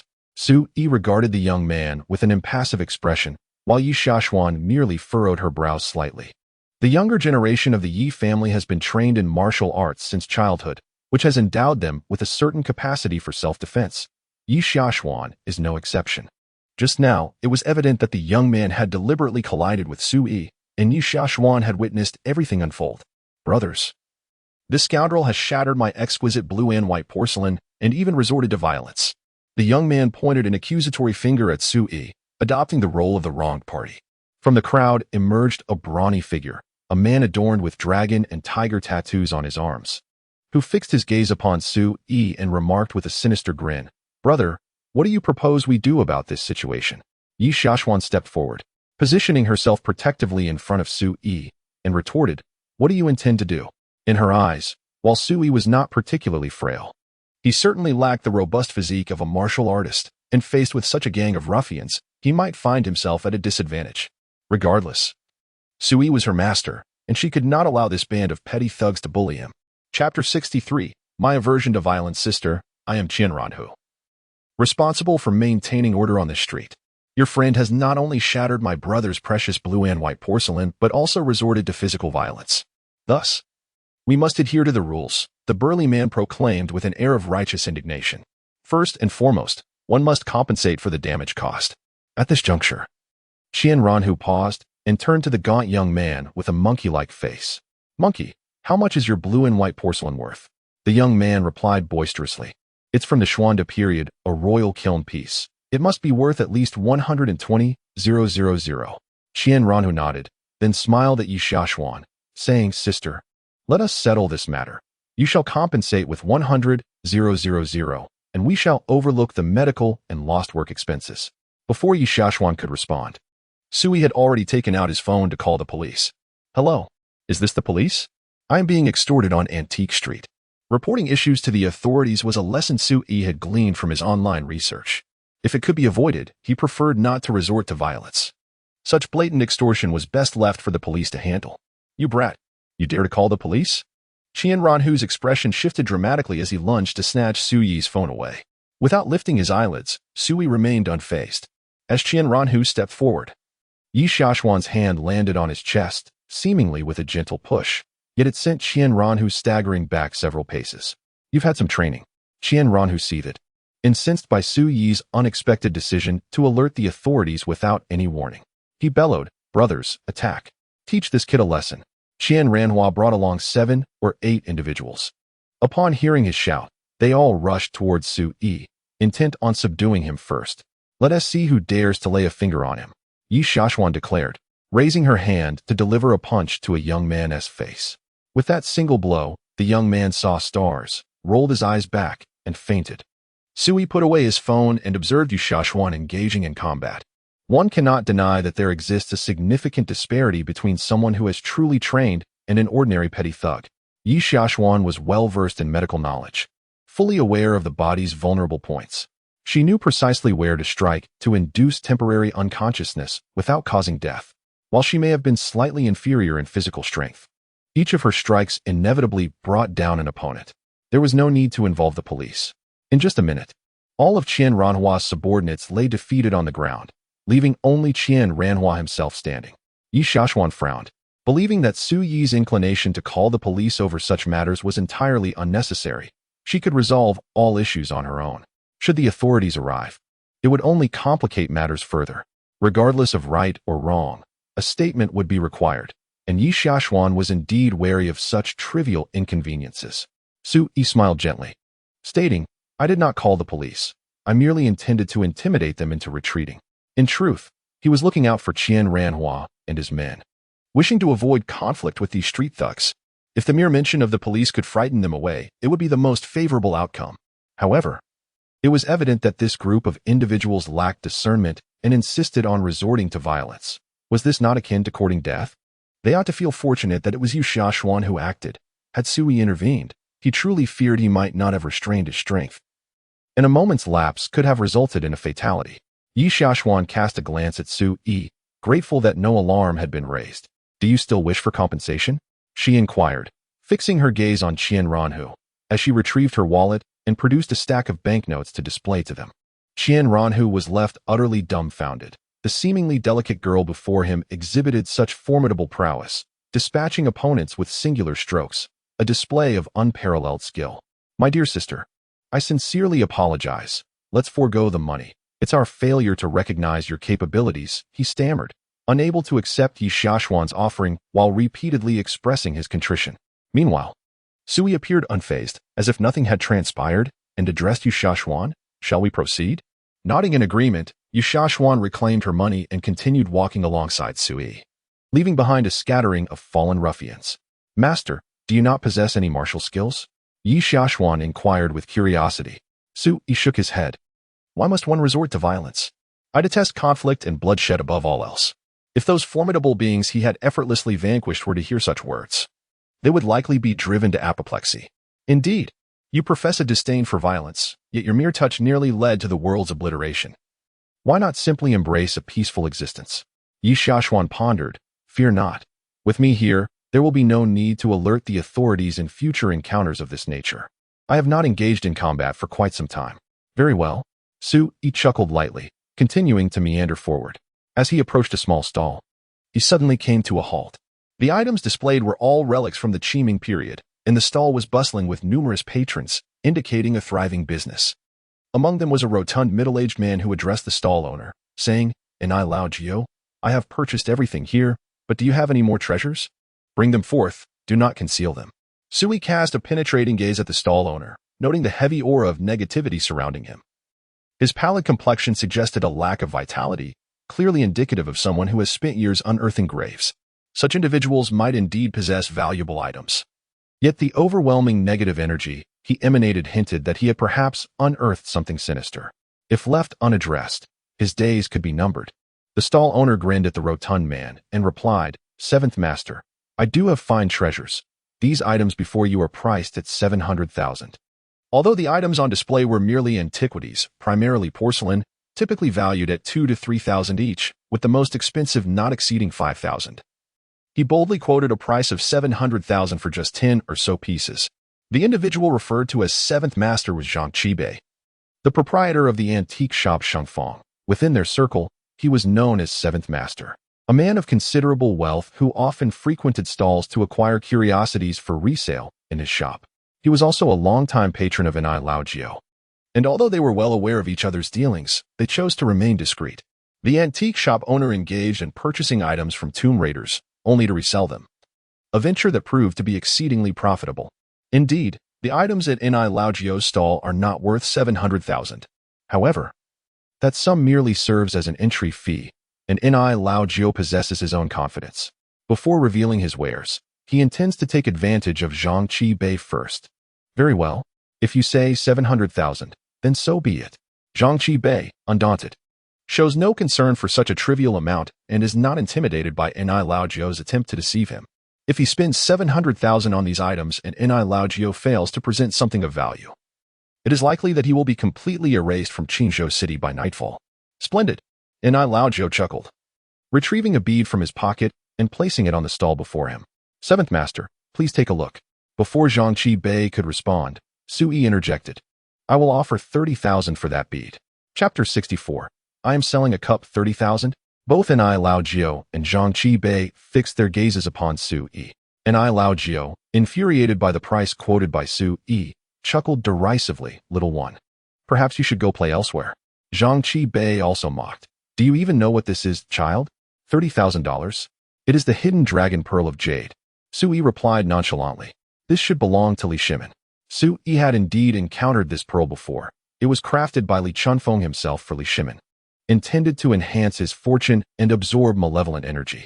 However, due to Li Shimin's excessive bloodshed, the hidden dragon pearl absorbed countless grievances and was ultimately buried in the imperial tomb at Li Chunfeng's behest after Li Shimin ascended to the throne. Now that the hidden dragon pearl has resurfaced, its malevolence is palpable. For ordinary individuals, it is undoubtedly a harbinger of calamity. Only a sovereign like Li Shimin could suppress its ominous aura. Enai Laojiao, astonishingly, had it concealed within his garments. Was he courting disaster? Li Shimin's possession? Enai Laojiao's eyes gleamed with interest. If it were indeed Li Shimin's treasure, its value would skyrocket. Jiang Qibei furrowed his brow. He could discern the exquisite craftsmanship of the pearl, a translucent pale yellow orb with a dragon faintly visible within its depths. What could the worth of an artifact from the Tang dynasty, belonging to Li Shimin, possibly be? Child, what do you understand? If you are unaware, it would be wise not to speak out of turn. Go play elsewhere. Jiang Qibei chuckled, dismissing Suyi's words, regardless of their veracity. Even if it were genuinely Li Shimin's possession, Jiang Qibei would never concede to such a claim. Due to the price, he was unable to purchase it. Sui candidly recounted the origins of the pearl to them, and finally addressed Enai Laojiao, saying, You must have recently acquired this pearl. Have you not felt an overwhelming lethargy each day, only to find your spirits lifted at noon, while the midnight hours bring forth cold sweats and incessant nightmares? Enai Laojiao inhaled sharply, for as a frequent tomb raider, he could hardly dismiss the notions of spirits in the supernatural.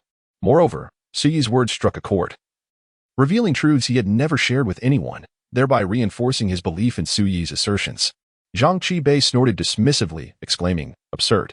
If what you claim is true, that this pearl was crafted by Li Chunfeng and gifted to Li Shimin to enhance his fortune, then it ought to be a harbinger of great auspiciousness. What you are saying is utterly preposterous. He scrutinized the hidden dragon pearl and remarked to Enai Laojiao, I have also examined it. This object is from the late Tang dynasty and is certainly not Li Shimin's hidden dragon pearl. Have you ever heard of such a pearl in any historical accounts? Neither official history nor folklore contains any mention of it. Yet, Sui was fully aware of its significance. This pearl has a profound impact on you. Originally, you could have lived for another 3 to 5 years. However, having kept this pearl close to your heart for an undetermined time, even if you were to sell it now, you would assuredly survive no more than 3 days. Ignoring Jiang Qibei entirely, Sui turned to Enai Laojiao and said, If you sell me this pearl, I could grant you several more years of life. Ha! Young one, your talent for conjuring the supernatural is quite remarkable. Jiang Qibei possessed a discerning eye, although he could not ascertain the veracity of Suyi's claims. It was undeniable that the bead in question was a remarkable treasure. Should he manage to acquire it, substantial profits would surely follow. Enai Laojiao, however, found himself in a quandary. It was evident that Jiang Qibei intended to purchase the bead, and even when appraised at the prices from the late Tang dynasty, its worth would undoubtedly exceed 10 million. Yet, if Su Yi's words held any truth, he would not survive beyond 3 days. With a firm resolve, Lao Jiao clenched his teeth and addressed Zhang Qibei, seventh master, please make an offer. He had ultimately decided to sell the bead to Zhang Qibei. Parting with it for 30,000 to Su Yi was simply out of the question. Furthermore, how could he trust Su Yi's assertion of impending doom? Those who engage in tomb raiding are already steeped in malevolence. Having chosen such a perilous profession, they are not easily deterred by the specter of death. It was a gamble worth taking, a chance for sudden wealth. What did it matter if it was deemed a harbinger of misfortune? Zhang Qibei extended his hand, gesturing an aid, and smiled. Lao Jiao, if I were to resell this bead, it would fetch at least 10 million. Surely, you must allow me some profit. A tomb raider's possessions are seldom pristine, and such transactions are inherently illicit, making it challenging to find a significant buyer. Few, like Zhang Qibei, would readily part with several million for his bead. Moreover, Su Yi's earlier words have been rather cryptic. 1,000. It cannot be any less. Otherwise, I shall sell it to this young man for 30,000. Lao Jiao steeled himself. His life was wagered upon this transaction. Should it succeed, he resolved to wash his hands of this profession and embrace the pleasures of life. It was undeniable that Su Yi's earlier statements had indeed unsettled him. Zhang Qibei hesitated for a moment, glanced at Su Yi, and gritted his teeth, declaring, all right, I accept. Noticing that their transaction had been settled, Su Yi chose not to say more, leading Yu Shaqian forward as if he had witnessed nothing. Was that orb truly a gift from Li Chunfeng to Li Shimin? Yi Shaqian whispered in Su Yi's ear. I observed that man's pallor was indeed concerning, yet I was unaware of such an orb's existence in history. You aren't deceiving him, are you? Su Yi merely smiled in silence. Did he need to articulate anything further? He had already granted the tomb raider a chance at life. In all the realm, it seemed only Su Yi possessed the means to save him. Yet, in pursuit of a mere 10 million, the man had chosen a path to demise. Men perish for wealth, just as birds fall for sustenance. The pair continued their stroll, and Su Yi encountered numerous enticing items. However, the sellers were no fools, pricing their wares far beyond 30,000. Perhaps I should ask my grandfather for a bid, Yi Shaqian mused, having accompanied Su Yi for 2 hours without him purchasing anything, beginning to doubt whether he could indeed amass such wealth. If Su Yi wished to transform 30,000 into 10 million, the task was not insurmountable. He could procure a slightly more expensive item and resell it, leveraging his skills to accomplish this within 3 hours. Yet, finding it somewhat tedious, he opted against making a purchase. Instead, he casually retrieved a teacup from a box at home and then entered the Chongqing workshop with Yu Shaqian. What treasures could possibly be discovered within here? Yi Shaqian furrowed her brow, pondering how one could possibly unearth treasures in such a large antique shop. Genuine artifacts are easily recognized by connoisseurs, and attempting to profit from price discrepancies in such a place seemed utterly improbable. Su Yi chuckled and said, I'll sell a cup. Yi Shaqian looked at Su Yi in confusion. Su Yi handed her the cup, stating, take it and sell it for 10 million. Yu Shaqian accepted the teacup from Su Yi's hand, recognizing it as one used in his home. She recalled that there were 4 of them in his residence. Is this mere object truly worth 10 million? Chapter 65. 80 million. Just like that, Yi Shaqian possessed only a cursory understanding of antiques. Yet she was familiar with the Song Dynasty June porcelain.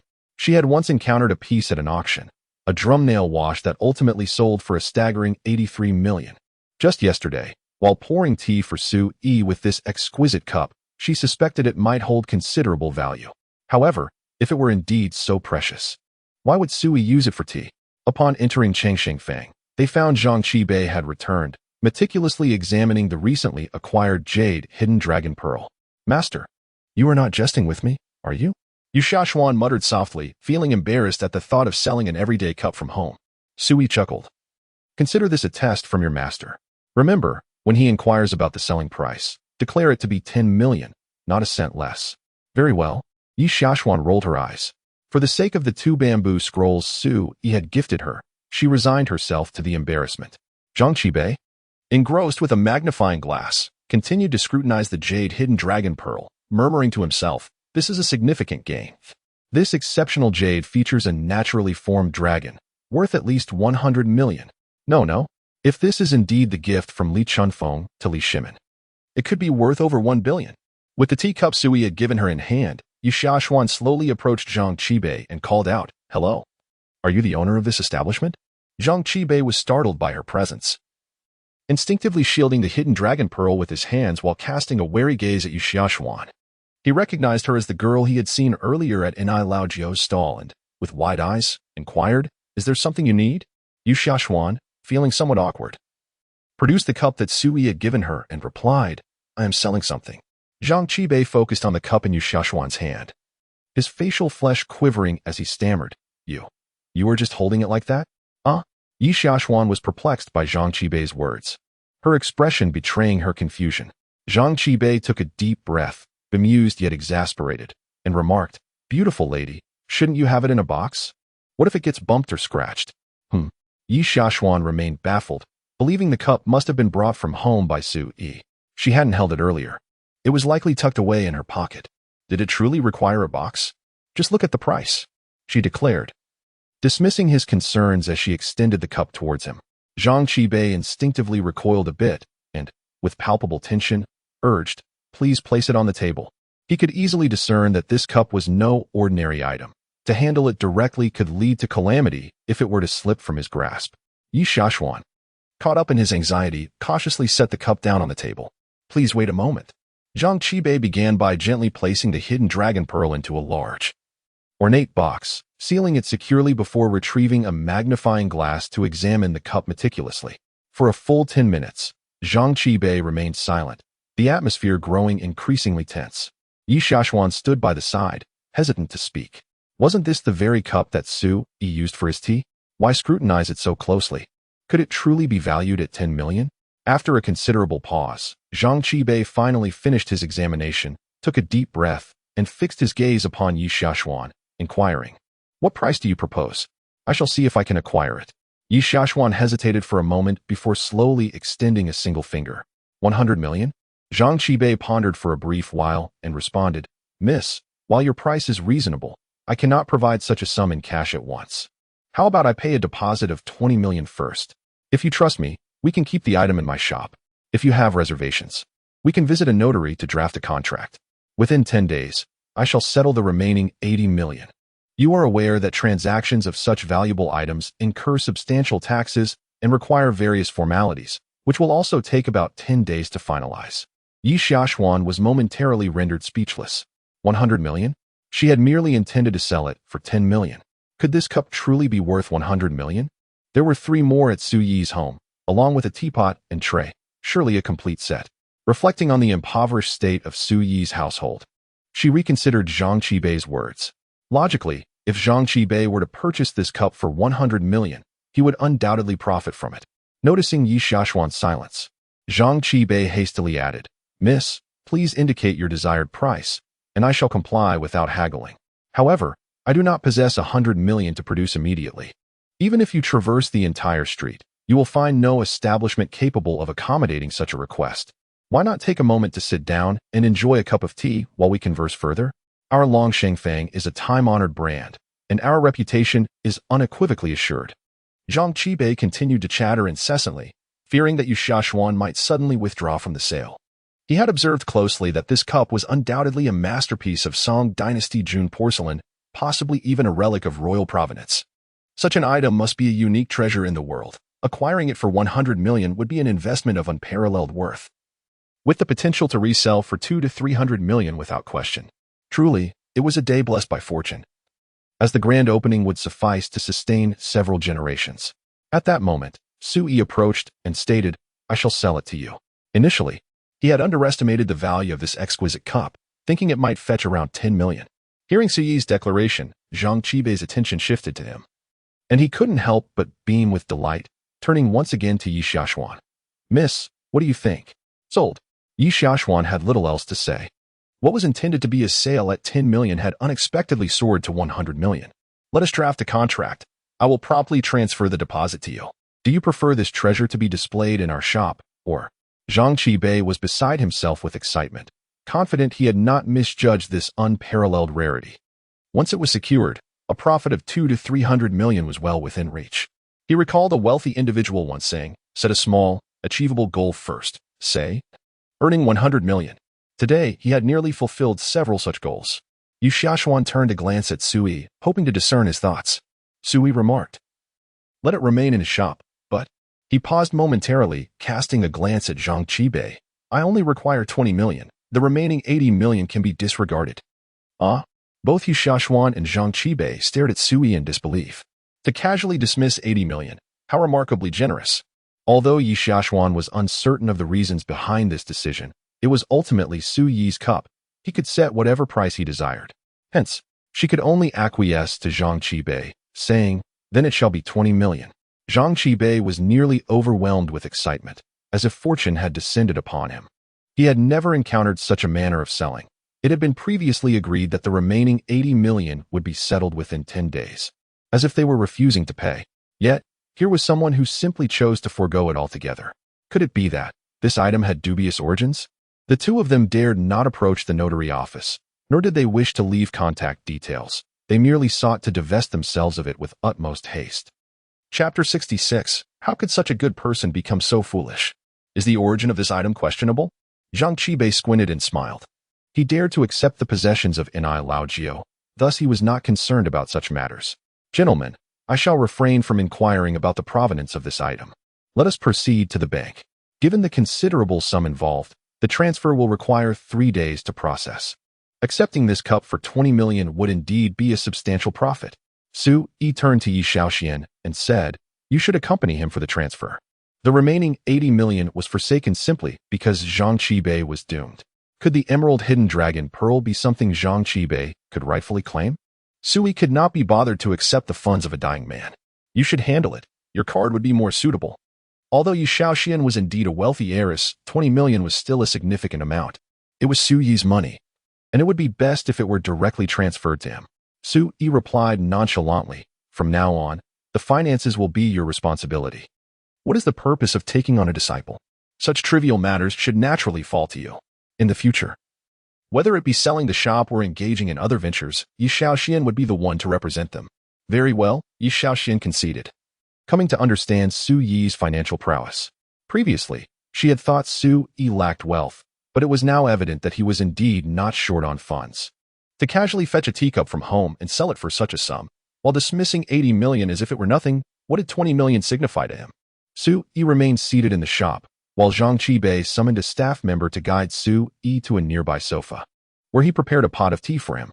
After Jiang Qibei placed the hidden dragon pearl and Su Yi into a safe, he proceeded to the bank with Yi Xiaoshuan for a transfer. Su Yi sat on the sofa, engrossed in a book for about 10 minutes, when a young man clad in black entered the Chongqing Fong. He resembled a keenly perceptive hound, scanning the surroundings before his gaze finally settled on Jiang Qibei's safe, his eyes igniting with fervor.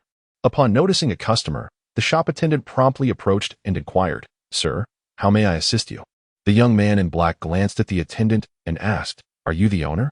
The attendant smiled and replied, I am not the owner, but the owner happens to be my father. You may directly tell me what you seek.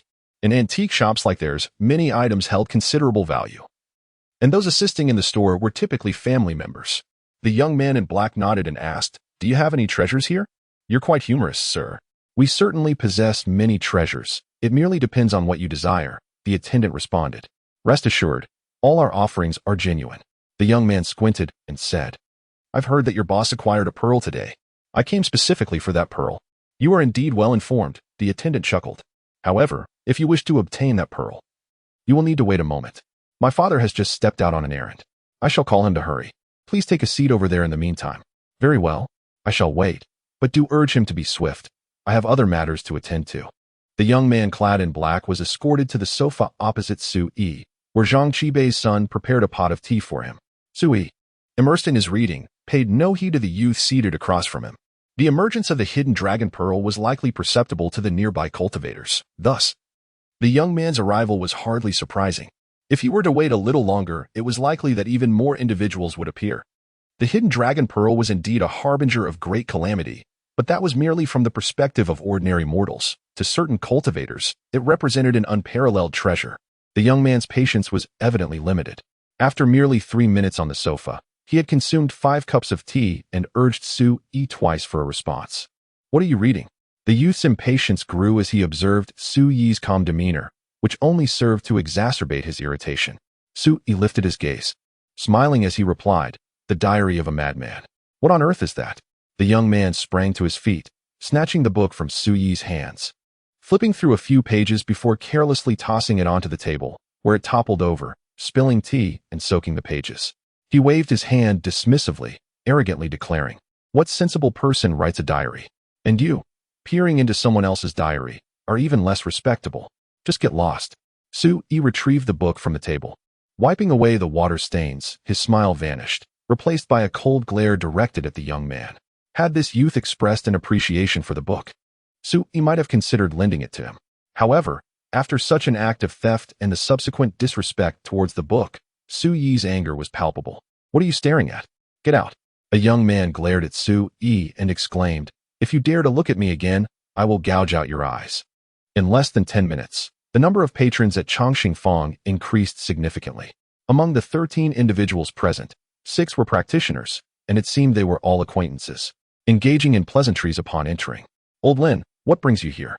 A middle-aged man in a tailored suit greeted an elderly gentleman clad in traditional Chinese attire with a respectful gesture, smiling as he inquired, "Is there anything in this humble establishment that piques your interest?" The elder chuckled, responding, "Tang, you do not feign ignorance. I've heard that the proprietor of Changxing Fong acquired a pearl, one that I find quite appealing. I have already sent my son to secure it. So do refrain from competing with me for it, shall we? Shall see, why aren't you coming over to greet Mr. Tang?" The elder, referred to as Old Lin, called to the young man across from Su Yi. Yet, the youth merely drooled, displaying a vacant expression, completely unresponsive. Furrowing his brow, the elder approached him and gently patted his cheek, calling out a few more times, but still received no reply. At that moment, his gaze shifted to Su Yi. "Young man, do you have any idea what is wrong with my grandson?"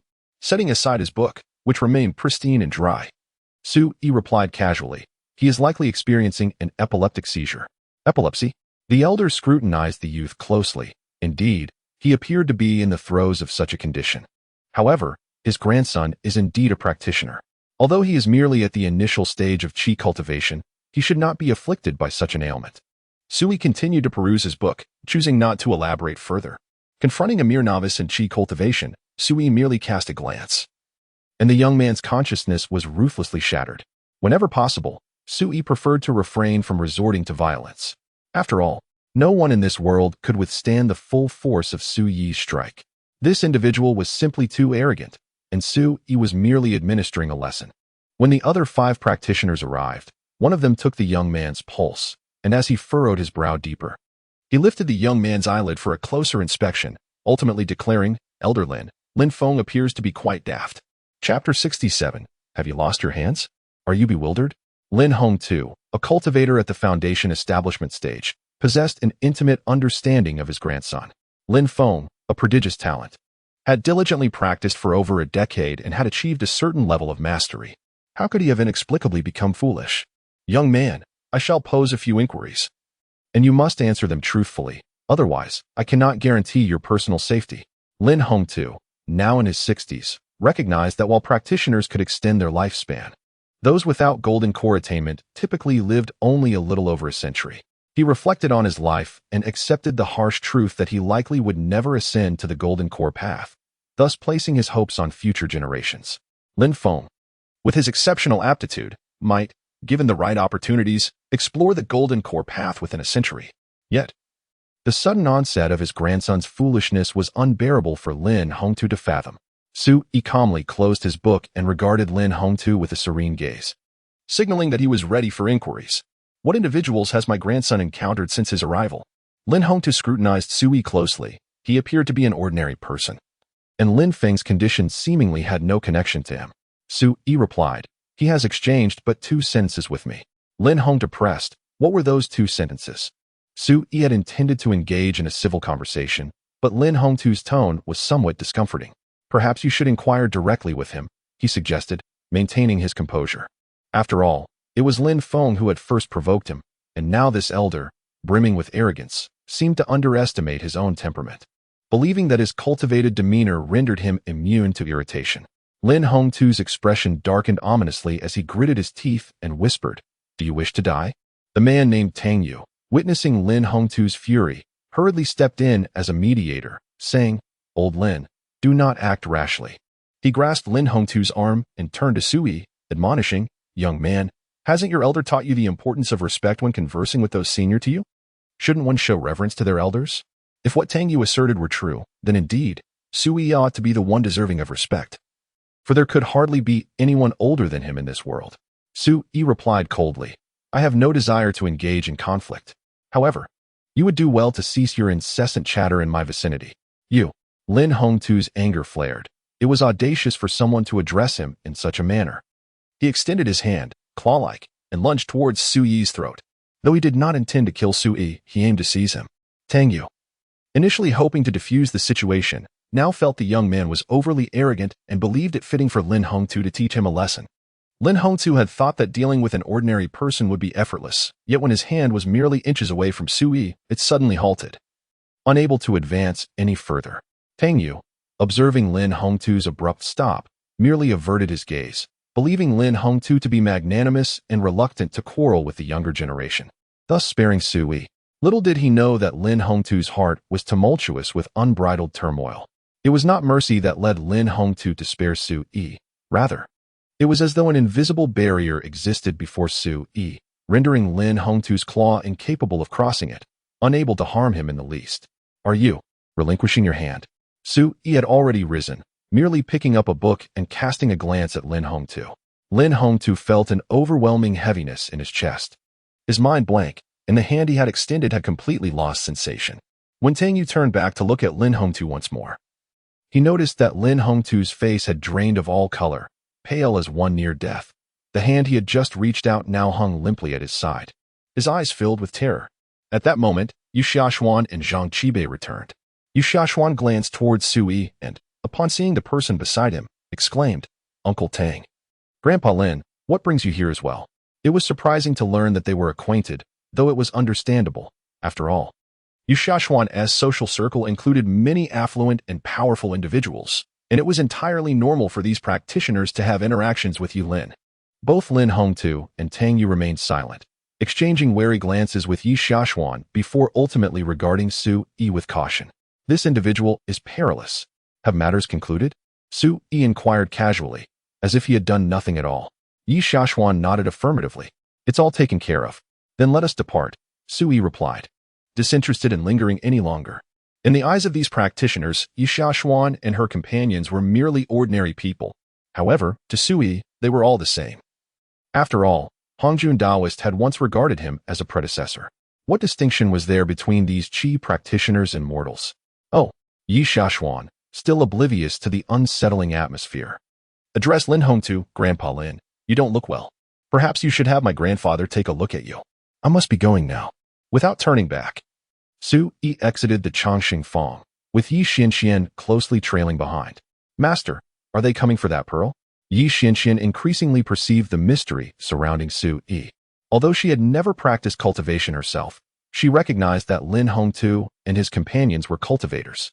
Their gathering at Changxing Fong could only signify a singular possibility, the hidden dragon pearl that Sui spoke of. That seems likely, Sui nodded, acknowledging the overwhelming aura of the dragon pearl. Once it manifested in the world, it would be impossible for cultivators to remain oblivious. And the purpose of this group's presence required no further elaboration.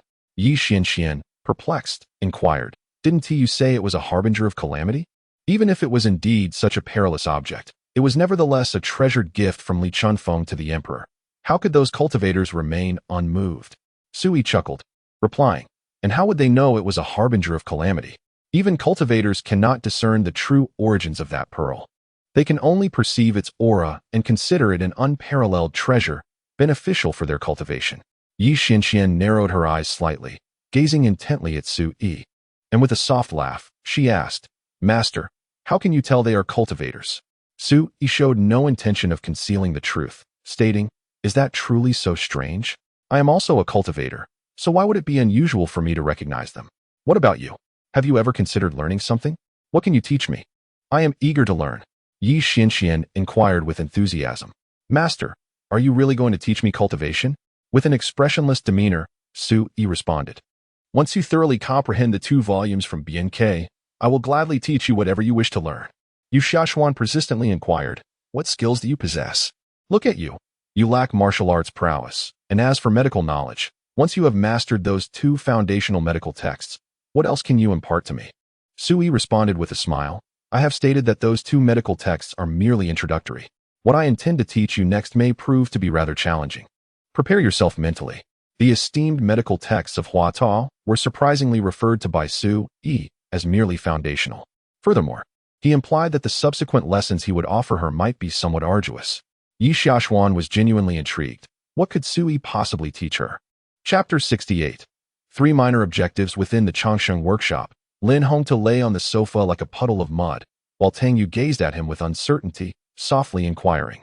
Old Lin, who was that just now? Lin Hongtu had yet to recover from the shock of recent events, trembling as he replied, Do not ask. His right hand was rendered useless. The mere glance from Sui had inflicted upon him a psychological pressure akin to a ferocious beast. Though Lin Hongtu was a cultivator at the foundation establishment stage, which might have been considered inconsequential a millennium or two ago, in this current era, such a practitioner was regarded as a formidable expert. Yet, Sui had not even lifted a finger against him, and had simply incapacitated one of his hands. What unfathomable terror this represented. Most alarming was the youthful visage of Sui. As Lin Hongtu understood, a cultivator could only extend their lifespan by 3 to 5 centuries upon reaching the golden core stage, yet they would not regain their youthful appearance. It was only upon achieving the nascent soul stage that one could revert gray hair to black and attain millennia of longevity. Upon reflection, Lin Hongtu felt he had likely encountered a senior of the nascent soul realm.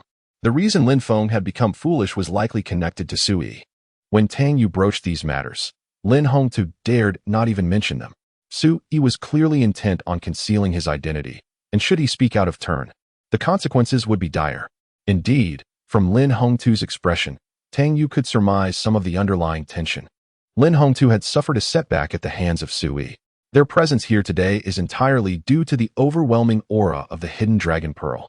With such a treasure emerging, devoid of any array suppression, the knowledge of its existence will only proliferate. Upon entering, Jiang Qibei and Yi Xiaoxuan observed a throng of guests lingering in the shop, yet after bidding farewell to Sui and his companions, they attended to the patrons.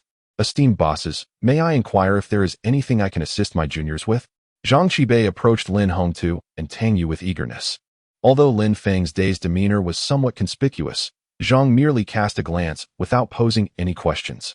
He remained oblivious to the fact that Lin Feng had only become foolish after entering his establishment. What could he say about bringing a simpleton into the shop? Probing too deeply could offend. Lin Hongtu hesitated momentarily before rising and instructing a middle-aged man beside him. Take Lin Feng away. The pressure exerted by Sui moments ago was simply too formidable. In his perspective, Sui must have set his sights on the treasure unveiled today. Daring to vie for an item against such a formidable opponent would be tantamount to courting death. Though Sui had departed, who could guarantee that upon acquiring the treasure, he would not return to seize it? A nascent soul cultivator. That was beyond his capacity to confront. Tang Yu, witnessing Lin Hongtu's departure, felt his countenance shift between uncertainty and apprehension.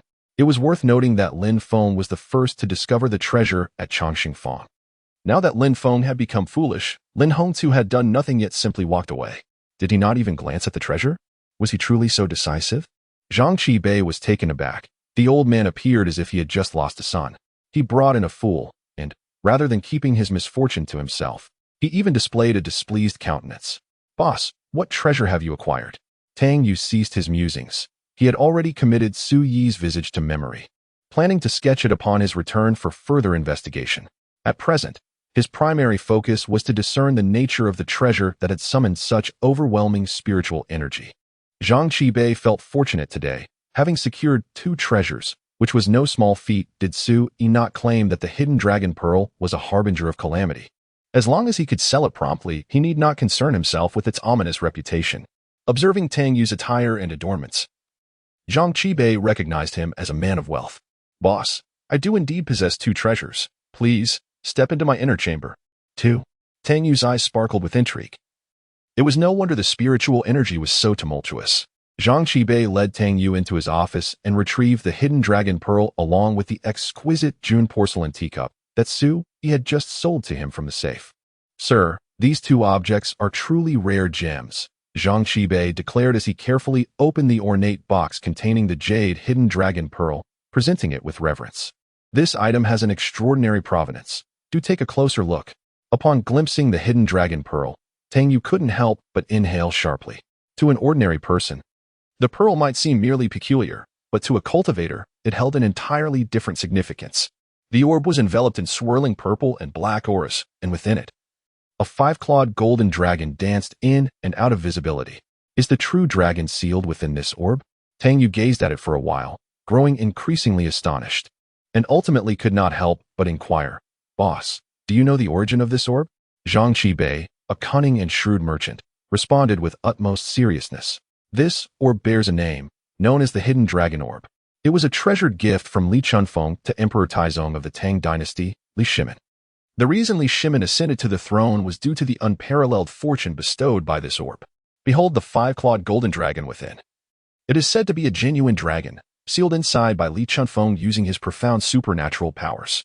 Little did Jiang Qibei realize the truth behind the so-called true dragon. From his perspective, it was merely a peculiar piece of jade, while it appeared to be of the Tang dynasty. The notion of a true dragon seemed nothing more than a ruse. Regardless of Tang Yu's belief, it was imperative to embellish the merchandise. As for Su Yi's mention of a malevolent object, he certainly could not disclose that. Who would sell something while revealing such ominous details? Tang Yu was no fool. After a prolonged silence, he retorted, "How do you know this so well?" Without batting an eye, Jiang Qibei replied, "To be frank, I stumbled upon this information over a decade ago in a historical manuscript, back when my father was still around. That fragmented wild history clearly documented the existence of such an orb. However, due to some family circumstances, my father, in a fit of rage, burned the book. I reckon very few know of this matter."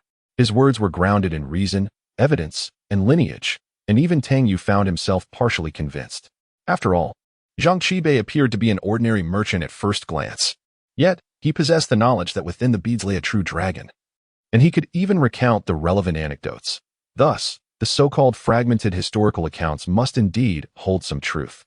"Name your price," Tang Yu uttered, his words succinct. For acquiring this item at the earliest opportunity was paramount. Jiang Qibei feigned reluctance for a moment before chuckling. "Sir, I trust you are aware that my words ring true. This is a remarkable item, and naturally, its price will not be modest. I propose a firm price of 300 million. He had procured these beads for a mere 10 million, yet he was now demanding 300 million. Should this transaction succeed, it would undoubtedly yield a considerable profit. Tang Yu raised an eyebrow slightly. The price of 300 million was not unreasonable and, in fact, seemed quite justifiable. Chapter 69. The impossibility of calling her master's wife. Tang Yu did not rush to finalize the transaction. Instead, he inquired, "You mentioned you possess 2 treasures. What about the other one?" Jiang Qibei could not help but feel a surge of excitement, as both items were freshly acquired that very day. If he could swiftly sell them, it would truly entail no risk whatsoever. This piece, take a look, Song Dynasty June porcelain, crafted with such exquisite artistry, delicate and complete. I dare say, there is no other like it in the world. Even the pieces in museums pale in comparison. Jiang Qibei spoke eloquently, keenly observing Tang Yu's expression. He tentatively added, "I procured this treasure at a considerable price. Do you find it to your liking? Such exceptional June porcelain is undoubtedly not difficult to sell. However, finding a wealthy patron directly would be far more advantageous than consigning it to auction. Indeed, it is a remarkable item."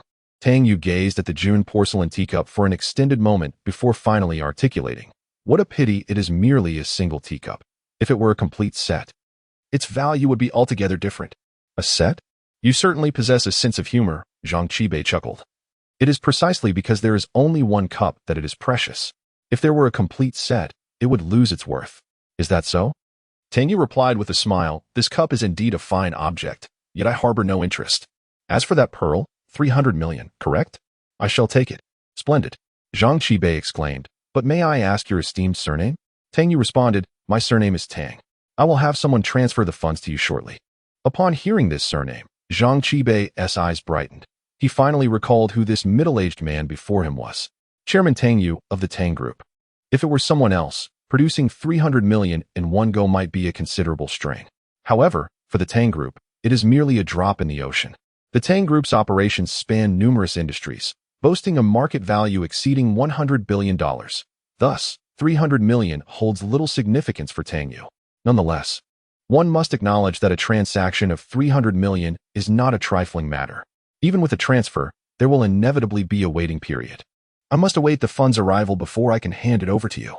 Jiang Qibei is well versed in the intricacies of such transactions. Even tens of millions do not arrive instantaneously.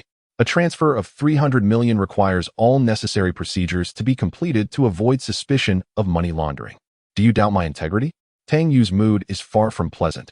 Only days prior, his son, Tang Jingqian, met a tragic end on the Shijin mountain. Were it not for the emergence of this extraordinary treasure, he would not have ventured out. Jiang Qibei felt somewhat awkward upon being questioned in this manner, his smile becoming strained. Mr. Tang, you jest. How could I possibly doubt you? Yet, these are the rules.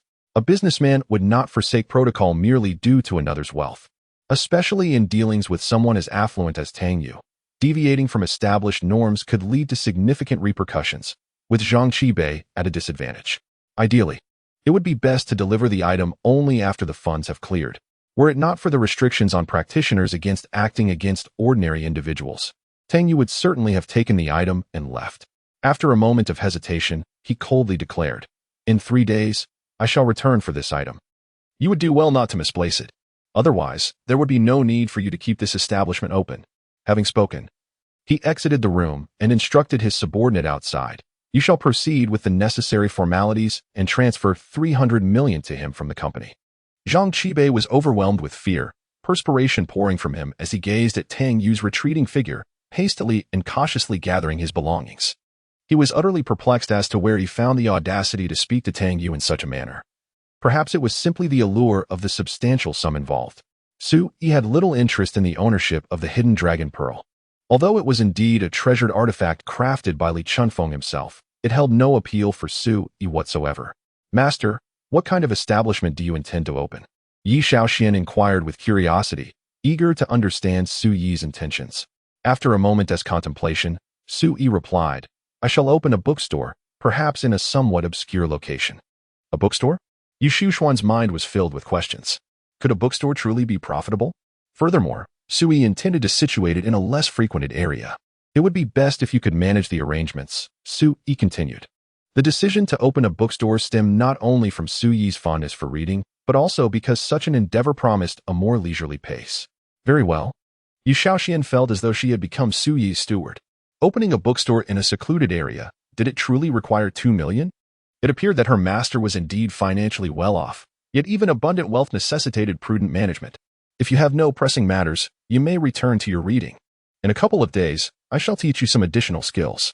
You need not come tomorrow, as I am expecting a friend." Su Yi still needed to make a trip to the bar, as He Liao had yet to give him the lottery ticket. Tomorrow was Sunday, a day of rest, and Lin Yun would be returning home as well. Although Su Yi and Lin Yun were merely ordinary friends at this moment, he wished to avoid any misunderstandings.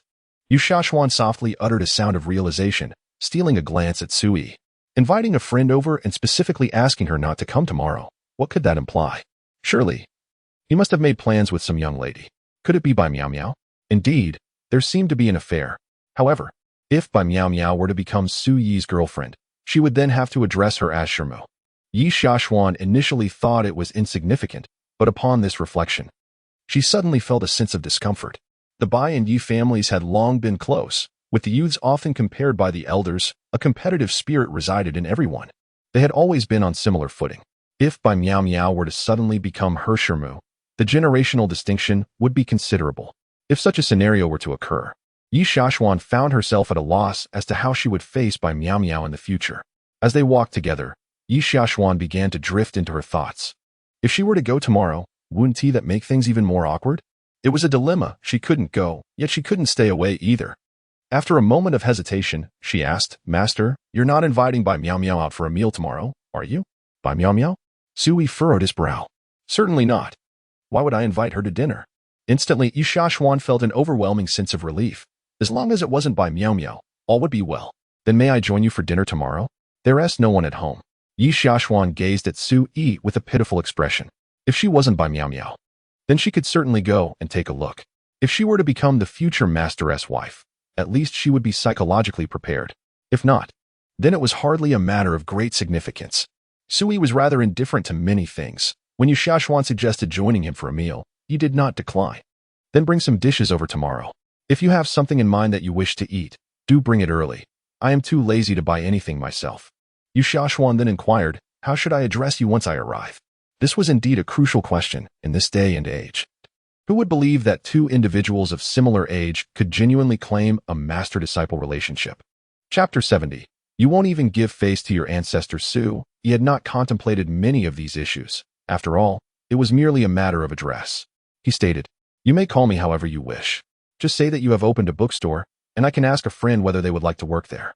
Although a bar is ultimately a place where various characters intermingle, Sui felt indifferent. However, Lin Yiyun was a young lady, and working in such an environment could inevitably present certain challenges. Jiang Ting was indeed quite loyal. Yet what if they encountered someone beyond her means to handle? Yi Shixuan appeared somewhat bewildered and remarked, you didn't open the bookstore solely for your friend, did you? Not at all. It merely crossed my mind temporarily.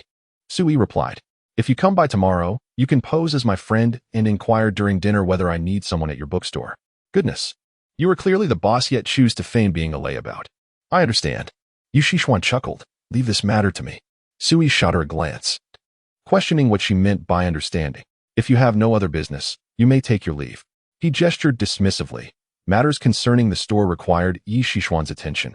While he yearned to wander alone for a while, he still had unresolved issues stemming from the Tang family. He held some affection for the servants from those days. Yet what the descendants of the Tang family were doing on Sword-Washing Mountain was anything but straightforward. Yi Xiaoshuan couldn't help but lament that her master was indeed capricious. He summoned her when he needed her and dismissed her when he did not. Even regarding tomorrow's meal, had she not boldly invited herself to join, Sui would have had no intention of including her. After parting ways, Yi Xiaoshuan returned home directly, as she had yet to peruse the 2 volumes of medical texts by Bien Quebec. If not for Su Yi's suggestion to visit the antique street, she would not have been wandering about. As for the matters concerning the shop, it was better left to others in her family to handle. Meanwhile, Su Yi strolled leisurely through the streets before making his way to the private estate of the Tang family. This estate, located on the northern outskirts of Qingzhou City, was heavily guarded, and several cultivators from the Tang family were stationed there. Yet, Su Yi entered as if he were in an uninhabited realm. A few days ago, on Shijian Mountain, Tang Jingchen, a descendant of the Tang family, had claimed that his grandfather had passed away. However, Sui was well aware that this was far from the truth. If it were merely the descendants of the Tang family acting recklessly by pressuring Jiang Chanfeng on Shijian Mountain, and if Tang Jingchen had indeed died, Sui could simply disregard the incident. But since Tang Jingchen's grandfather was still alive, the situation was entirely different. At this moment, the elder of the Tang family, Tang Wenyao, was seated in the courtyard, flanked by a tall bodyguard, with the tea before him already cold. As Sui approached the courtyard, the bodyguard barked, who goes there? In an instant, 7 or 8 cultivators emerged from outside the courtyard. Tang Wenyao raised his gaze to meet Su Yi's, his voice raspy as he remarked, Master, you still appear so youthful. Sui approached Tang Wenyao with the ease of a leisurely stroll. Halt. The bodyguard beside Tang Wenyao pointed at Su Yi and threatened, take another step forward, and I assure you, your death will be most gruesome. With a scoff, Sui took a step forward, and the bodyguard instantly transformed into a mist of blood, dissipating into the air. How audacious for a mere foundation establishment practitioner to speak so arrogantly. Tang Wenyao's complexion turned an ashen white. Initially, he was aware that Su Yi was a cultivator, yet he remained oblivious to the extent of Su Yi's cultivation. Indeed, it is true that a cultivator must reach the nascent soul stage to regain their youth, but it is also conceivable that Su Yi might have employed a disguise technique. Furthermore, even if Su Yi were a master at the nascent soul level, it would be unwise to provoke him now. You'll regret it when you die, Su Yi said, advancing 2 more steps, causing those who had rushed from the shadows to hesitate in their approach. Su Yi had done nothing. Yet a peak foundation establishment expert had been obliterated. Such a presence was beyond their capacity to confront. Tang Wenao gritted his teeth and declared, Su Yi, after 50 years, we are no longer connected. Is that so? Su Yi replied, stepping forward again before abruptly halting. He chuckled, are you truly so afraid of me? Did you even go so far as to invite a nascent soul cultivator to wait for me? As soon as Su Yi finished speaking, several afterimages darted through the air, and a middle-aged man clad in a Taoist robe appeared before Tang Wenao. This was the so-called nascent soul expert. Friend, why must you relentlessly press an elderly man? The middle-aged man regarded Su Yi coldly, saying, Tang Jusher is a friend of our Orthodox Tao. I kindly ask you to show some respect. Orthodox Tao? As Sui lifted his eyelids, he remarked, Jiang Dowling would not dare to ask this of me. What gives you the audacity? The middle-aged man, filled with bravado, boldly uttered disrespectful words. With both hands forming a seal, he summoned a yellow talisman that floated in midair. As the talisman ignited, a clap of thunder fell from the heavens. Boom! The sound of thunder was deafening, as the violet lightning seemed destined for Sui. Just as it was about to strike him, it abruptly veered off course and struck the middle-aged Taoist instead. How is this possible? The man, known as Zhang Luolin, was a formidable practitioner at the early stage of the nascent soul realm. In the realm of cultivation, certain protocols must be observed. And as a master of the Jingyi sect, he was bound to uphold these traditions. Recently, Tang Wenyo had approached him, warning that a practitioner of the nascent soul realm sought his life. Naturally, Zhang Luolin would not permit such a thing to transpire. Thus, he took residence at the Tang family estate. Just moments ago, he had unleashed the thunderous arts of the Jingyi sect, fully capable of contending with a mid-stage nascent soul cultivator. Yet, before Sui, his lightning arts proved utterly ineffective, even rebounding upon him. Throughout the entire ordeal, Sui had not employed any visible techniques. Unworthy descendant, how dare you lay hands upon a senior? Kneel at once. At that moment, a voice echoed within Zhang Luolin's mind. Ancestor? In a daze, Zhang Luolin perceived the figure of Jiang Dowling. Indeed, the Zhangyi sect possessed rituals for summoning deities, but he had not invoked such powers. Do you comprehend whom you are addressing? The individual before you is one whom even I would respectfully acknowledge as a senior. The voice of Jiang Dowling resonated in Zhang Luolin's ears, causing him to kneel before Sui in astonishment. Sui narrowed his eyes slightly, perceiving the presence of Jiang Dowling's spirit. However, this bore no relevance to him. The deities and demons he had once obliterated with a mere gesture still lingered in this realm, albeit in a different dimension. Occasionally, they would possess individuals, reincarnating or seeking out fragments of their legacy. Yet this was of little consequence. Zhang Luolin refrained from any further action, remaining kneeling as he addressed Sui. Senior, I have acted recklessly. I implore you to mete out punishment. Tang Wenyo's eyes nearly bulged in disbelief. Had he truly knelt in surrender and sought reprimand after just a brief encounter? Sui waved his hand dismissively. You may take them away. This matter does not concern you. Chapter 71. The Grudge of Rice and Grain. Zhang Luolin led a group of people away from the Tang family's courtyard. In this era, cultivators at the nascent soul stage were akin to terrestrial deities. Yet, before Sui, they were rendered utterly insignificant, unworthy of his engagement. The remaining lesser cultivators were even more hesitant to confront him. Do you have anything further to say? Sui inquired, his expression impassive as he gazed at Tang Wenyo, whose actions had left him somewhat disheartened. He had never harbored intentions of seizing what Tang Wenyo and his kin possessed. Rather, Tang Wenyo had overthought and overcalculated. First, he feigned death to compel Jiang Chanfeng to test whether Sui had truly returned. Then he orchestrated an ambush with the intent to eliminate Sui. A nascent soulmaster, indeed. This was a grand scheme. Tang Wenyo found himself in a state of acute anxiety, trembling from head to toe. My lord, it is all my fault, 1,000 times over. I implore you to show mercy, considering our past, upon my family. Please, spare them. Sui chuckled, wondering if Tang Wenyo perceived him as a ruthless tyrant, one who annihilated entire families for mere offenses. If memory served him right, Tang Wenyo had been the child he rescued from the clutches of bandits, the leader of whom Sui had eradicated. Thus he held no ill will toward Tang Wenyo. Enough, Sui declared. I have come merely to see you. Given your age, I am disinclined to take action. He turned away, then added, I merely wish to pose a few questions. Upon hearing Sui's declaration of restraint, Tang Wenyo's emotions became increasingly complicated. If Sui had eradicated him with a single strike, perhaps everything would have come to an end. However, Sui chose not to kill him. Tang Wenyo spoke hoarsely. Please, go ahead. Sui inquired, upon bringing you back, have I ever subjected you to maltreatment or abuse? After a prolonged silence, Tang Wenyo, with a raspy voice, replied, The master treats me as his own son. I have never experienced any form of punishment. Sui pressed on, I have taught you martial arts and literature. Have I ever wronged you in any way? Tang Wenyo closed his eyes, sighed deeply, and said, The master has bestowed upon me boundless grace. He holds no debts against me. A cold smile escaped Sui as he turned away, exiting the Tang family estate. Such profound gratitude. He was reluctant to utter another word. Even if Tang Wenyo retained a shred of humanity, it should not have manifested in such a manner towards him. It would be more merciful to let him languish in his own guilt than to end his life. After this encounter, Sui resolved to sever all ties with the Tang family. Should Tang Wenyo persist in provoking him, a calamity awaited the Tang family. Upon leaving the Tang residence, Sui's spirit swiftly returned to its normal state. Though Tang Wenyo's actions were indeed disheartening, to someone like Sui, who had lived for over 100,000 years, they seemed trivial. From this point forward, he vowed never to adopt a child again.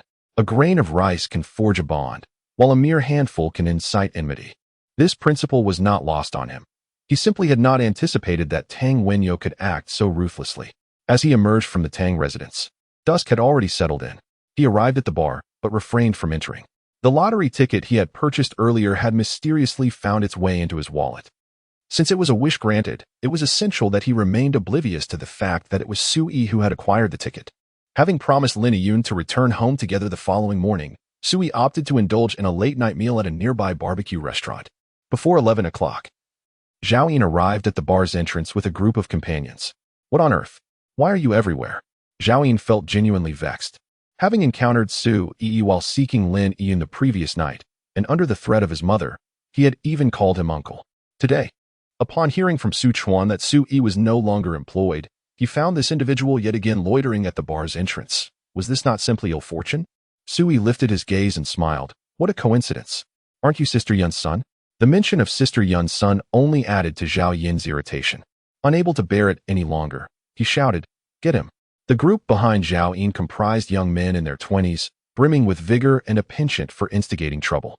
At Zhao Yin's command, one youth with bleached hair raised his leg to kick Sui. Seated there enjoying his barbecue, Sui had been awaiting Lin Yun's arrival, quietly studying on his phone. Clearly, Zhao Yin's arrival had disrupted his plans. Adhering to his principle of avoiding lethal confrontation, as the bleached-haired youth's kick was unleashed, Sui swiftly seized a bamboo skewer meant for grilling, rising with an air of nonchalance to insert it with precision. The bamboo skewer had pierced directly into the thigh of the white-haired youth. Ah! The piercing scream echoed, a harrowing sound that resonated with intense agony, causing him to falter and collapse to the ground, clutching his leg as blood gushed through his fingers, staining the earth. This singular bamboo skewer had unequivocally penetrated the thigh of the white-haired boy. The young men behind Zhao Yin, who had initially intended to take action, were rendered speechless. Could this truly be human? It was merely a skewer meant for barbecuing, slender enough to be several times thinner than a pinky finger. Yet it had managed to impale a human thigh. I'm not in a particularly good mood today. It would be wise for you not to provoke me further, Sui declared, pausing momentarily before continuing. Do not even think about entering the bar. I am aware that you seek Lin Yun. Do not disturb her again, or you shall meet a most gruesome end.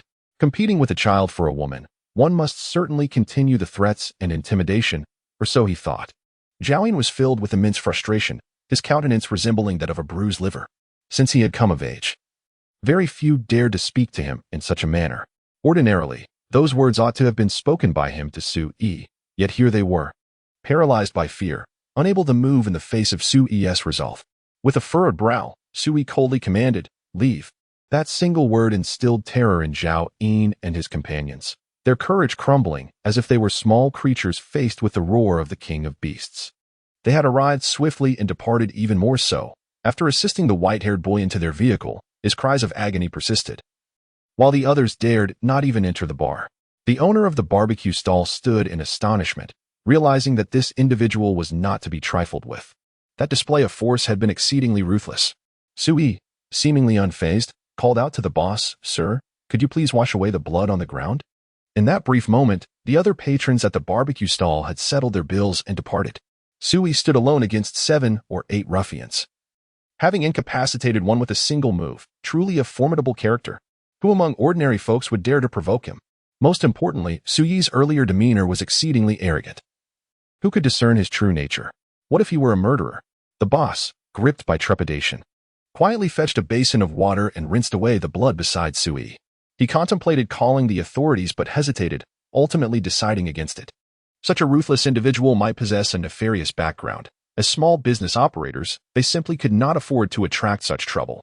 Chapter 72, The Ultimate Boss Outside a Bar.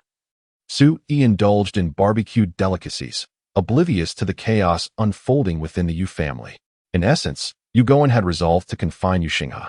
Upon returning home, Yu Huin was greeted by a scene of utter disarray. Her mother, Jiang Chunlan, knelt before Yu Goen and upon the sight of her daughter, merely cast a glance before resuming her silence. Her father, Yu Xiu, stood nearby, hardly daring to breathe. As for Yu Xinghe, he knelt there, head bowed, motionless, as if mourning a great loss. The decision had been made, and kneeling proved futile. Noticing Yu Huin's arrival, Yu Goen addressed her, saying, "Huin, tomorrow at school, you shall handle Yu Xinghe's expulsion paperwork." Expulsion? Yu Huin was taken aback. Earlier that day, her grandfather had declared that for 10 years, Yu Xinghe was not to leave the house. She had assumed it was merely an idle threat. After all, Yu Xinghe was the sole male heir of the Yu lineage, destined to carry on the family name. How could they possibly deny him an education? Though Yu Xinghe had erred in the past, such misdemeanors had typically warranted minor reprimands, at most, confinement for a few days.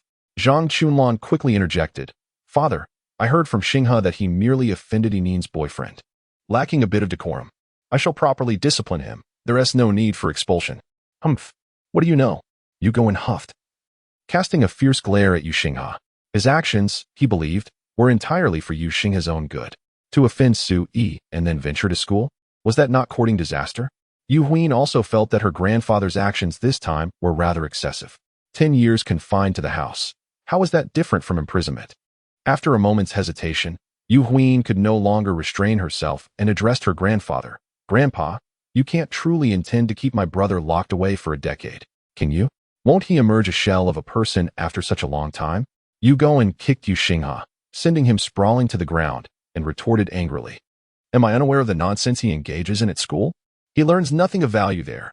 It would be far better to hire a few tutors to come here, and I shall personally oversee his studies to see what he is truly capable of." The Yu family was indeed well established, and all Yu Xinghe needed to do was acquire real skills rather than chase after a mere diploma. As long as he refrained from causing trouble or committing grave misdeeds, he could remain at home for life, doing nothing, and still enjoy a life of luxury and abundance. While others might be ignorant of Su-yi's background, Yu Goen was certainly not oblivious. Earlier that afternoon, Tang Wenyan had called him, simply stating that the elder had found him and requested that Yu Goen inform a few old friends that there was no need to take action against the Tang family. The elder would take matters into his own hands the following day. The Tang family's enterprises would then be distributed among his old friends to prevent the employees from losing their livelihoods. The descendants of the Tang family would henceforth retreat from the city to live a rural life. Notably, just before hanging up, Tang Wenyan remarked, "I initially believed the elder to be a master of the nascent soul stage, so I invited Zhang Luolin from the Jingyi school. Little did I expect that Zhang Luolin would kneel before the elder as well." Upon receiving the call, Yu Goen could not help but feel a surge of trepidation. Although he harbored suspicions regarding Tang Wenyo's feigned demise, he had no intention of delving into an investigation. His feelings towards Su-yi were equally intricate, yet he could not embody the same resoluteness as Tang Wenyo. Having learned from past experiences, he had come to recognize Su-yi's formidable capabilities. Yu Goen was also familiar with Zhang Luolin from the Jingyi sect. In a time when cultivators must refrain from displaying their powers before ordinary individuals, he stood as one of the guardians of this decree. Thus, Zhang Luolin could be regarded as one of the foremost figures among contemporary practitioners. Even so, he could only bow before Su-yi. Ironically, they had previously harbored ulterior motives toward him. Hearing her grandfather speak with such gravity, Yu Huin could only venture a cautious inquiry. "Grandfather, if Su-yi were to overlook the mistakes committed by my brother, could he then return to school?" Since it was her grandfather who had imposed confinement on Yu Xinghe due to Su-yi, surely, if Su-yi were to forgive, there would be no issue. During lunch, Yu Huin had contemplated inviting Su-yi to dine with Yu Xinghe, hoping to resolve the misunderstandings between them. Now, it seemed imperative to seek out Su-yi. Yu Goen's expression softened slightly as he sat there, casually asking, "Yinin, do you think Su-yi would be inclined to grant you this favor? If I recall correctly, there has not been any significant conflict between him and Xinghe." Yu Huin smiled and replied, "I believe Su-yi is not the petty type, grandfather. There is truly no need for such concern." Yu Xinghe, feeling aggrieved, knelt and lamented, "Su-yi possesses such remarkable skills. I have never harmed him. So why should he be angry?" Just then, Yu Goen, in a fit of rage, kicked him to the ground and trembled with fury, exclaiming, "How dare you even think of confronting him? If you truly had the ability to hurt him, I would have to call you Grandpa." Indeed, among those who had clashed with Su Yi and lived to tell the tale, Yu Xinghe could be considered a rare exception. Yu Huin hastily intervened, grasping her grandfather's arm. "Grandfather, please calm down. I will go find Su Yi right away." Although she did not dispute her grandfather's assertions, she understood that confining Yu Xinghe at home for a decade would be unbearable for anyone, herself included. "You may go, but do not let him perceive that I sent you to seek him out. As for Yu Xinghe, regardless of his attitude, he cannot remain in that school any longer." Yu Huin found herself perplexed by her grandfather's unusual favoritism towards Su Yi, especially since he had previously doted on Yu Xinghe. Now, he was willing to go to such lengths for Su Yi. As the clock inched toward midnight, Yu Huin ventured out. Fully aware that if Su Yi did not take a stand on this matter, Yu Xinghe would indeed be confined at home for an entire decade. Unbeknownst to Su Yi, he had ordered only a modest amount of barbecue, finishing his meal swiftly. As he contemplated waiting for Lin Yun, he requested a plate of peanuts to accompany his drink, remaining seated for a remarkable 2 hours. Under normal circumstances, the owner would have grumbled about such an extended stay. After all, who in their right mind would sit with a mere plate of peanuts for so long? It is evident that Su Yi once pierced a person's thigh with a bamboo skewer, and although the boss felt an immense displeasure, he dared not exhibit it. Coupled with Su Yi's current demeanor, the situation appeared increasingly unsettling. The boss even began to suspect whether Su Yi might be an assassin. After all, weren't those movie assassins akin to him? Was he perhaps lurking here for someone? The more the boss pondered, the more anxious he became. Initially, he had no intention of reporting to the authorities, but the thought of a potential homicide occurring on his premises made him reconsider, as it would undoubtedly jeopardize his business. He glanced at Su Yi, who responded with a polite smile. Su Yi, with his refined and somewhat cultured appearance, seemed quite genteel. However, when juxtaposed with the earlier incident of the bamboo skewer, his aura transformed entirely, rendering him reminiscent of a hidden mastermind from the climax of a film. Chapter 73. The world has changed. Before Su Yi could finish his plate of peanuts, the police had already arrived at the barbecue stall. He could hardly fathom that the seemingly amiable owner had reported him. In times past, such stall owners would likely have regarded him as a hero, a solitary figure instilling fear in the hearts of ruffians. Indeed, the world has changed. The police originally intended to interrogate the barbecue stall owner, but just as he was about to divulge crucial information, he fainted. Su Yi had merely employed a few minor tactics to induce a slumber lasting a day or two. Upon awakening, the owner would forget the events of today. Being under police scrutiny was undoubtedly troublesome. The officers were equally perplexed. The stall owner had reported a seemingly dangerous individual, suggesting the possibility of a contract killer. In this era, within a society marked by stringent firearm regulations and relative stability, the profession of a killer predominantly resides within the realms of cinema and literature. However, with a report made and the stall owner's demeanor indicating he had been startled, the police had no choice but to respond.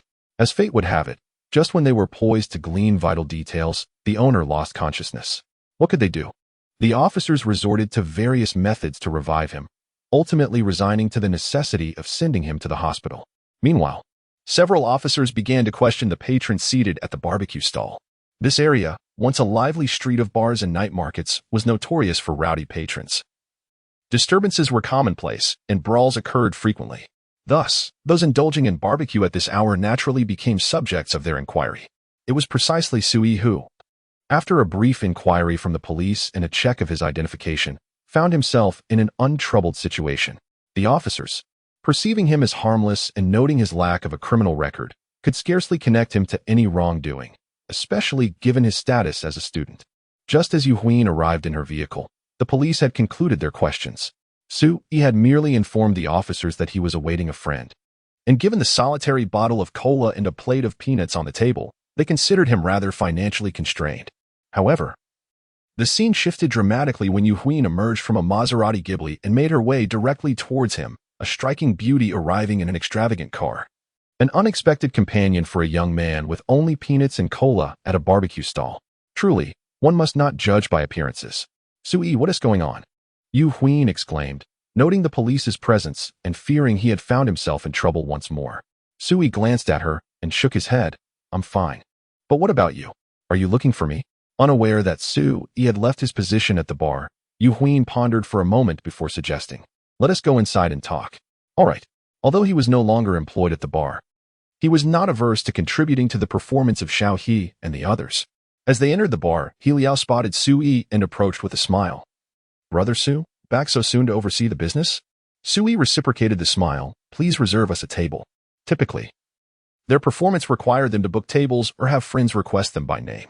Upon hearing his words, He Liao couldn't help but chuckle, and after some pleasantries, he reserved a slightly quieter booth at the bar for them. Yu Huin symbolically ordered a bottle of red wine priced over 1,000 for her. This amount was hardly significant.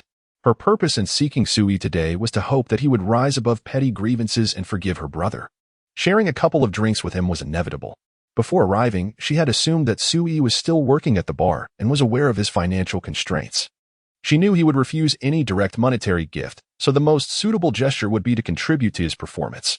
However, it now seemed unnecessary. Without further ado, "I would like to extend my apologies on behalf of my brother, Yu Xinghe, and sincerely hope you can forgive him." Yu Huin poured 2 glasses of wine, lifted her glass, and remarked, "Though my brother may be a bit unruly, he is not inherently bad. I will ensure he is properly guided in the future." Su Yi couldn't help but smile. "Do you think I would hold a grudge against a child?" His smile remained calm and infectious. Yu Huin shot him a sidelong glance and replied, "He seems to be older than you. Yet in my eyes, he is still merely a child." Su Yi raised his glass to clink with Yu Huin's, downing the contents in one go. "You can tell your grandfather that I will not make things difficult for him. But the child indeed requires proper discipline."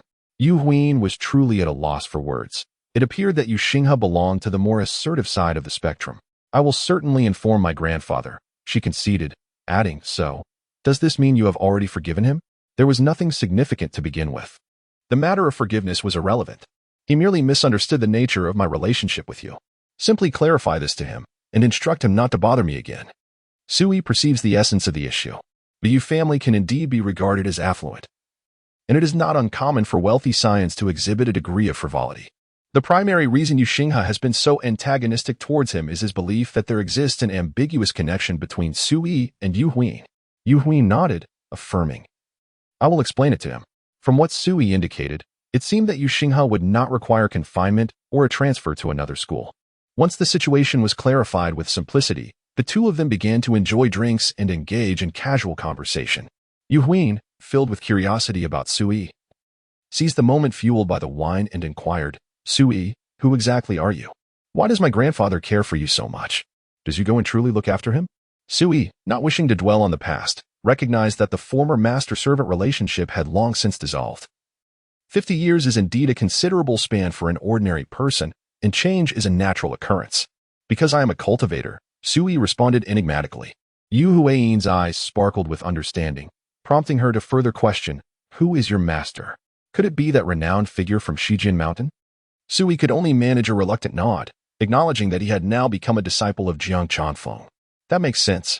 After coming to terms with everything, Yu Huin contemplated returning to caution Yu Xinghe once more. Although the Yu family is grand and prosperous, it would be unwise to provoke a cultivator. Particularly, this practitioner is a disciple of the venerable immortal from Sword-Washing Mountain. Su Yi took a couple more sips of wine and abruptly rose, stating, "As for the matter of Yu Xinghe, it stands as is. I have some urgent business now." Are you leaving now?" Yu Huin wished to inquire further about the practitioner, yet she noticed that Su Yi had already made his way to a booth at the back. Today, the duty manager was Su Chuan, Zhang Ting's husband. Lin Yun had already been drawn into a gathering by Su Chuan and had consumed several drinks. Her face was flushed, as she raised her glass in a toast to each individual, wearing a forced smile. Zhang Ting had previously mentioned that she need not participate in drinking. But with Zhang Ting absent today, Su Chuan was indifferent to such stipulations. "Working in a bar, and you claim you don't drink?" Chapter 74 finally took action. Xiao Yun.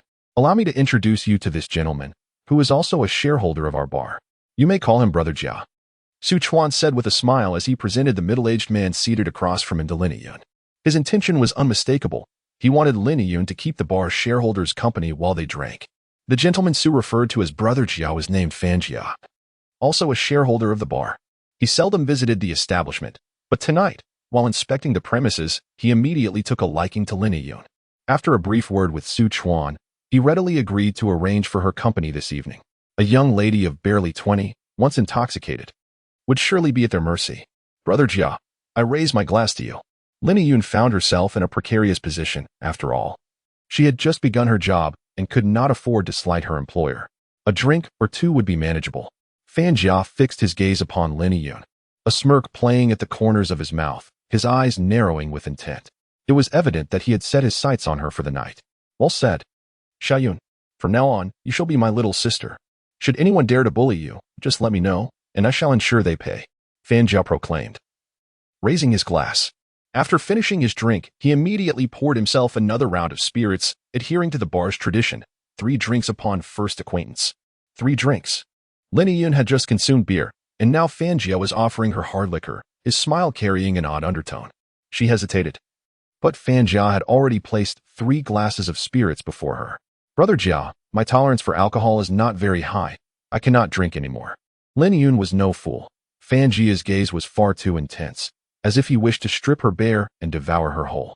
She was acutely aware that she could not indulge in any more alcohol. However, Fan Jia waved his hand with a laugh, declaring, girls naturally possess a modicum of tolerance for liquor. We've scarcely begun. Tonight, we shall not return until we are thoroughly intoxicated. His words incited a chorus of agreement from the men surrounding their table. Indeed, this is merely the beginning. Little sister, you wouldn't dare snub Jiago, would you? Su Chuan chimed in, urging, Xiaoyun, drink up. I will have Ting Jie come over to keep you company. If you get drunk, I'll ensure she takes you home. Lin Yun shook her head repeatedly, struggling to respond. Chuan Gu, you know my poor alcohol tolerance. If I drink any more, it will be disastrous. I have matters to attend to tomorrow. What matters? Just tell me, and I shall assist you. Fan Jia interjected, rising to sit beside Lin Yun, his hand reaching out as if to drape over her shoulder, a typical lecherous move. Just as his hand was about to descend, Su Yi approached the table, exclaiming, Xiaoyun, let us go. Fan Jia was taken aback, turning to Su Yi with a frown, inquiring, and who might you be? Su Chuan quickly stood up, addressing Su Yi. Su Yi, what are you doing? Lin Yun, has tea finished work yet? Where do you think you're taking her? With a glint of curiosity, Fan Jia scrutinized Su Yi and then asked Su Chuan, Chuan Gu, who is this person? He worked with us a few days ago, but was dismissed yesterday for provoking Zhao Yin and Yu Xinghe along with their group. Su Chuan addressed Su Yi, saying, Su Yi, are you truly unaware of the considerable trouble you have stirred? It would be prudent for you to refrain from visiting our bar in the future. Consider this a piece of advice from me. Indeed, I am acquainted with Zhao Yin and Yu Xinghe, the latter being a young master from the Yu family. If I recall correctly, those 2 dared to provoke, yet they still roam freely here. How remarkable. Fan Jia, having heard that Su Yi had recently been employed at the bar, naturally dismissed him with a derisive laugh. Youngster, it's time for you to leave. The night has fallen. Be careful not to stumble. This remark carried an implicit warning. Su Yi remained silent, stepping forward to seize a bottle of foreign liquor. What do you intend to do? Fan Jia and his companions rose, their gazes fixed upon Su Yi with palpable hostility. Generally, when such young individuals grasp a bottle, it signals an impending confrontation. They were numerous and seasoned in the ways of the world, thus regarding Su Yi with disdain. Su Yi chuckled, why the eagerness? Did you not desire to drink? Allow me to consume a bottle on her behalf, and then I shall escort her away. How does that sound? He had no intention of engaging in a brawl with this group. Since the matter arose in a drinking establishment, it would be resolved with liquor. Fan Jia, amused, retorted with a mocking tone, what gives you the right to drink with me? I am here to drink with Xiaoyun. Why should you intervene? Upon hearing this, Su Yi casually set down the bottle, forcefully pushed Fan Jia aside, and grasped Lin Yun's wrist, saying, you should consider finding a different job. This one is truly unsuitable for you. Lin Yun felt a surge of anxiety as she witnessed Fan Jia being forcefully pushed to the ground by Su Yi. It was evident that the situation was far from simple. Damn it, you dare to push me, Fan Jia exclaimed, incensed. His friends, oblivious to the subtlety of Su Yi's actions, had already raised their fists and brandished bottles, ready to retaliate. In a state of desperation, Lin Yun shouted, stop. Don't take action. I can drink, can't I? Fan Jia, seething with rage, bellowed, drink my foot. If we don't send this brat to the hospital tonight, I might as well be wasting my time. And you must stay with me. Do you understand? If you dare to leave this bar, you'll regret it. Lin Yun's face turned pale, overwhelmed by uncertainty. After all, Su Yi was alone, and she was acutely aware that individuals like Fan Jia, who owned bars, often had certain connections. How could Sui possibly contend with him? Do you not come any closer? Do you believe I will call the police? She stammered, attempting to pull Sui behind her, but to no avail. Sui, with a calm smile, had no intention of engaging with these ordinary individuals. However, should they choose to act unruly, he would not hesitate to dispense a minor lesson. The first burly man to strike had found himself caught by Sui, lifted effortlessly by the neck, leaving the others in stunned silence. Even Fan Jiao was taken aback, unable to fathom how such a seemingly frail individual could possess such formidable strength to lift a person with one hand. What are you all doing? Yu Huin has already arrived. Upon seeing Su Yi's demeanor, she sensed trouble brewing. If he were to confront a group of ruffians, wouldn't they be reduced to foolishness? It is important to note that Su Yi is a cultivator. Lifting a person with one hand is but a trifling feat. Should he unleash his wrath, the consequences could be dire. Fan Jia, regaining his composure, glanced at Yu Huin. Noticing her merely as a charming young lady, he disregarded her and pointed at Su Yi, declaring, "If you have the guts, kill him. If you fail to do so today, do not expect to live." The commotion had drawn the attention of numerous onlookers, and the bar's security personnel quickly gathered around. Upon realizing the conflict involved Fan Jia, they began ushering patrons to leave, signaling the bar's closure. Su Yi would not find respite this night. Chapter 75. Already quite considerate, Yu Huin was determined to prevent the situation from escalating any further. She pushed past the individuals in front of her and addressed Su Chuan. "I intend to take them with me now. Do you have any objections?" She had already crossed paths with Su Chuan and was confident that he had discerned her identity. "Who the hell are you? If you wish to take him away, you must first remove your clothes." Fan Jia, possessing a certain level of influence, was irked that someone had dared to confront him in his own bar. The casual appearance of a stranger demanding to take Su Yi and the others away was intolerable. If he allowed it, who would respect him in the future? Su Chuan had consumed a bit of alcohol that evening, initially oblivious to Yu Huin's presence. However, upon recognizing her face, the effects of the drink dissipated instantly. He quickly grasped Fan Jia's arm and whispered, "Brother Jia, let it go. We shouldn't engage in a brawl in the bar." Fan Jia forcefully shoved Su Chuan aside, glaring at Yu Huin. "I don't care what your relationship with Su Chuan is. You cannot take these two away today, not even if the King of Heaven himself intervened." "Brother Jia, stop this. She is the eldest daughter of the Yu family." Su Chuan was alarmed by Fan Jia's reckless behavior. Offending the Yu family was tantamount to courting disaster. "What eldest daughter of the Yu family? Damn it, I said. If you take off your clothes, I will let you take him." Fan Jia, overwhelmed with rage, had completely lost his reason and momentarily forgot who the eldest daughter of the Yu family was. There were plenty of yes in Qingzhou. Su Chuan stood by, drenched in cold sweat, realizing the gravity of the situation. "My brother, you have truly gone too far. Forcing the eldest daughter of the Yu family to disrobe? This is the end. Absolutely the end." Yu Huin had always preferred to refrain from leveraging her family's influence. Upon hearing Fan Jia's words, she was infuriated, yet still retained her composure. Unfamiliar with Su Yi's temperament, the newly descended practitioner from the mountain, she was wary of his potential recklessness. Fearing that a grave incident might ensue, "Sui, do not act rashly. I will handle this." As soon as her words fell, she swiftly struck down the person beside her with an elbow and, in the next moment, had seized Fan Jia by the throat, her voice icy as she demanded, "I shall ask you once more, will you release them?" Although Yu Huin was not a practitioner, her skills were undeniably exceptional. Today, her sole intention was to ensure the safe departure of Su Yi and the others, ideally without escalating the situation. The security personnel surrounding Fan Jia attempted to intervene, but were halted by Su Chuan's sharp command. "How can we possibly intervene? If Yu Huin is harmed in my bar, the repercussions would be dire. Let them go." Su Chuan issued the order, recognizing that allowing Yu Huin and her companions to leave was the most prudent course of action. Yu Huin maintained her grip on Fan Jia as she forcefully ushered him to the bar's entrance. Sui was genuinely taken aback by Yu Huin's display of a damsel rescuing her hero. He gently took hold of Lin Yun and trailed behind, exiting the bar. "You two take a taxi." Yu Huin's vehicle could only accommodate 2 passengers, and she was still apprehensively clutching Fan Jia's throat, fearing that if she released him, he might retaliate.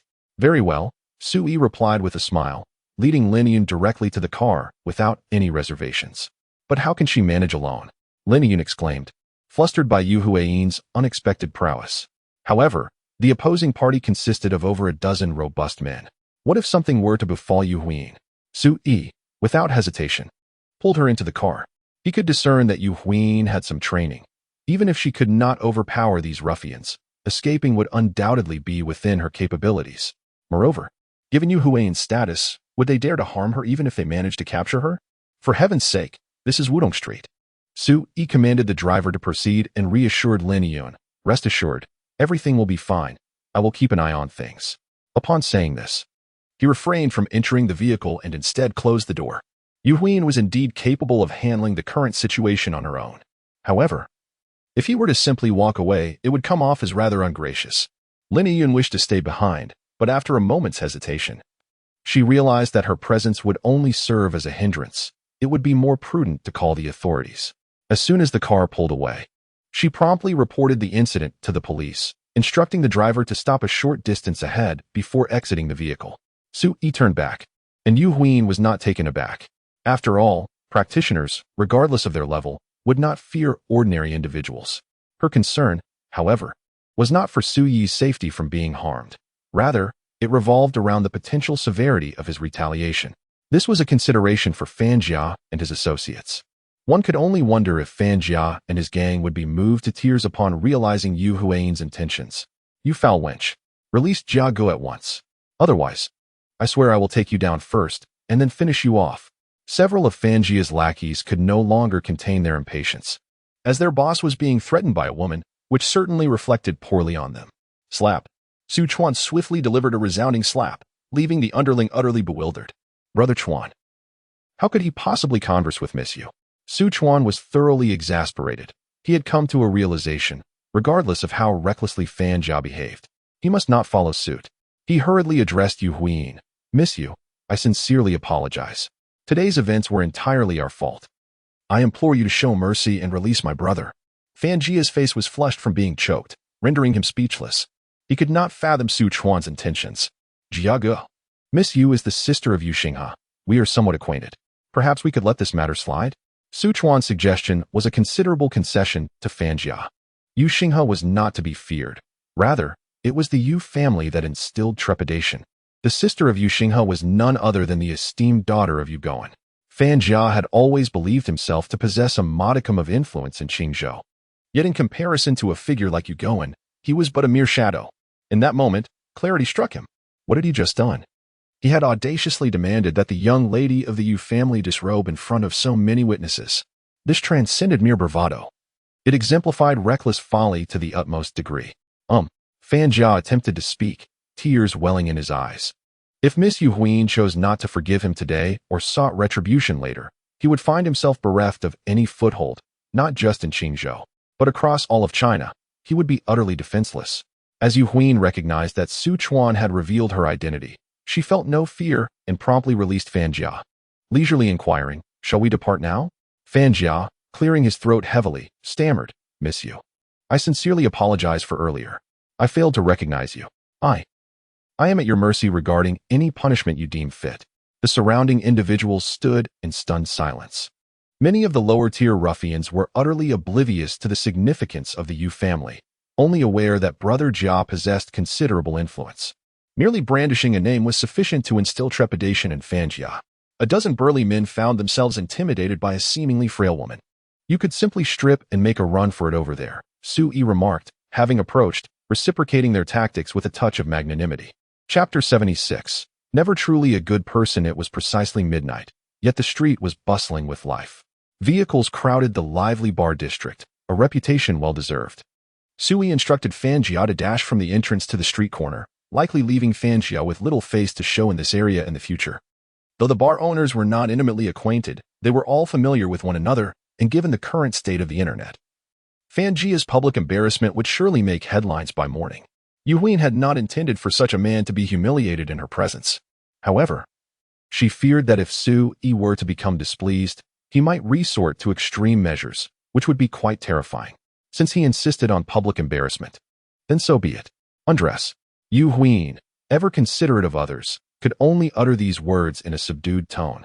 Fan Jia gritted his teeth, torn with inner turmoil. His fear stemmed not from Su Yi, but from Yu Huin, as he believed this was her directive. If he refrained from complying this evening, Yu Huin might retaliate later, and that could lead to dire consequences. It was better to appease her anger. I will undress. Fan Jia ultimately resolved, deciding that a slow death was preferable to a swift one. After all, tonight's events had stirred a hornet's nest. Any misstep could prevent him from establishing a foothold in Qizhou. It was wiser to allow Yu Huin a moment of reprieve. As long as this incident could be swiftly brushed aside, all would be well. The bar's security stood in stunned silence. Their boss was actually going to embarrass himself publicly? This was truly shocking. Disregarding any sense of shame, swiftly shed his attire until he was left with nothing but his crimson undergarments. At this point, he paused for a moment, casting a wistful gaze towards Yu Huin, silently yearning for her to provide him with a final shred of modesty. He pondered that a lady of her stature would likely prefer to avert her eyes from further exposure. Yu Huin opened her mouth to speak, but before she could utter a word, Sui interjected, urging, "Continue." Why stop now? Sui's whims dictated his actions. To him, there were no boundaries of propriety. When in high spirits, he might bestow great fortunes upon strangers, yet in darker moods, no one was deemed innocent in his eyes. The ancient conflicts between deities and mortals, as well as the plight of commoners in Japan, served as poignant examples. He had never been a virtuous man. Upon hearing Sui's remark, Yu Huin turned away and declared, "Strip completely and run. Head to the street, and let today's events be forgotten." With that, she tugged at Sui, attempting to lead him away. Sui, indifferent, complied and followed her. Lin Yun had just reported a disturbance at the entrance of the bar, and as the earlier officers had not ventured far, they promptly turned back. Upon their return, they found no brawl but instead beheld Fan Jia sprinting down the street in his complete nudity. Taken back, the officers, taken aback by the scene, marveled at the audacity of modern performance art.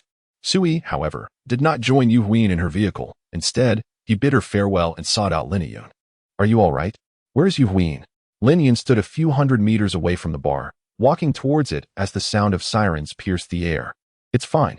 Yu Huin has returned," Sui replied just as Yu Huin's car pulled up beside them. She lowered the window and said to Lin Yun, "You should really consider finding a different job. If you need assistance, I can help you with job recommendations tomorrow."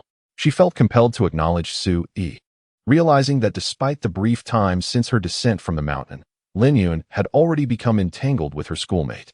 Just this afternoon, she had shared a meal with by Miao Miao. "What a cad." "No need for that," Sui interjected. "I have a friend who owns a bookstore and is currently hiring." "Very well, then I shall take my leave," Yu Huin said, recognizing the futility of her efforts. It was clear to her that Sui harbored feelings for Lin Yun. Since Sui had chosen to overlook the matter of Yu Xing'a, she resolved to assist Lin Yun. After Yu Huin departed, Lin Yun inquired, "Your friend's bookstore is hiring?" Sui nodded. "Yes, I intend to apply there as well." "That sounds good." Lin Yun felt no aversion towards Sui, particularly after tonight's events. Had it not been for Sui's timely intervention, she would have been at a loss. "Could you give me a ride?" "Let us head back directly."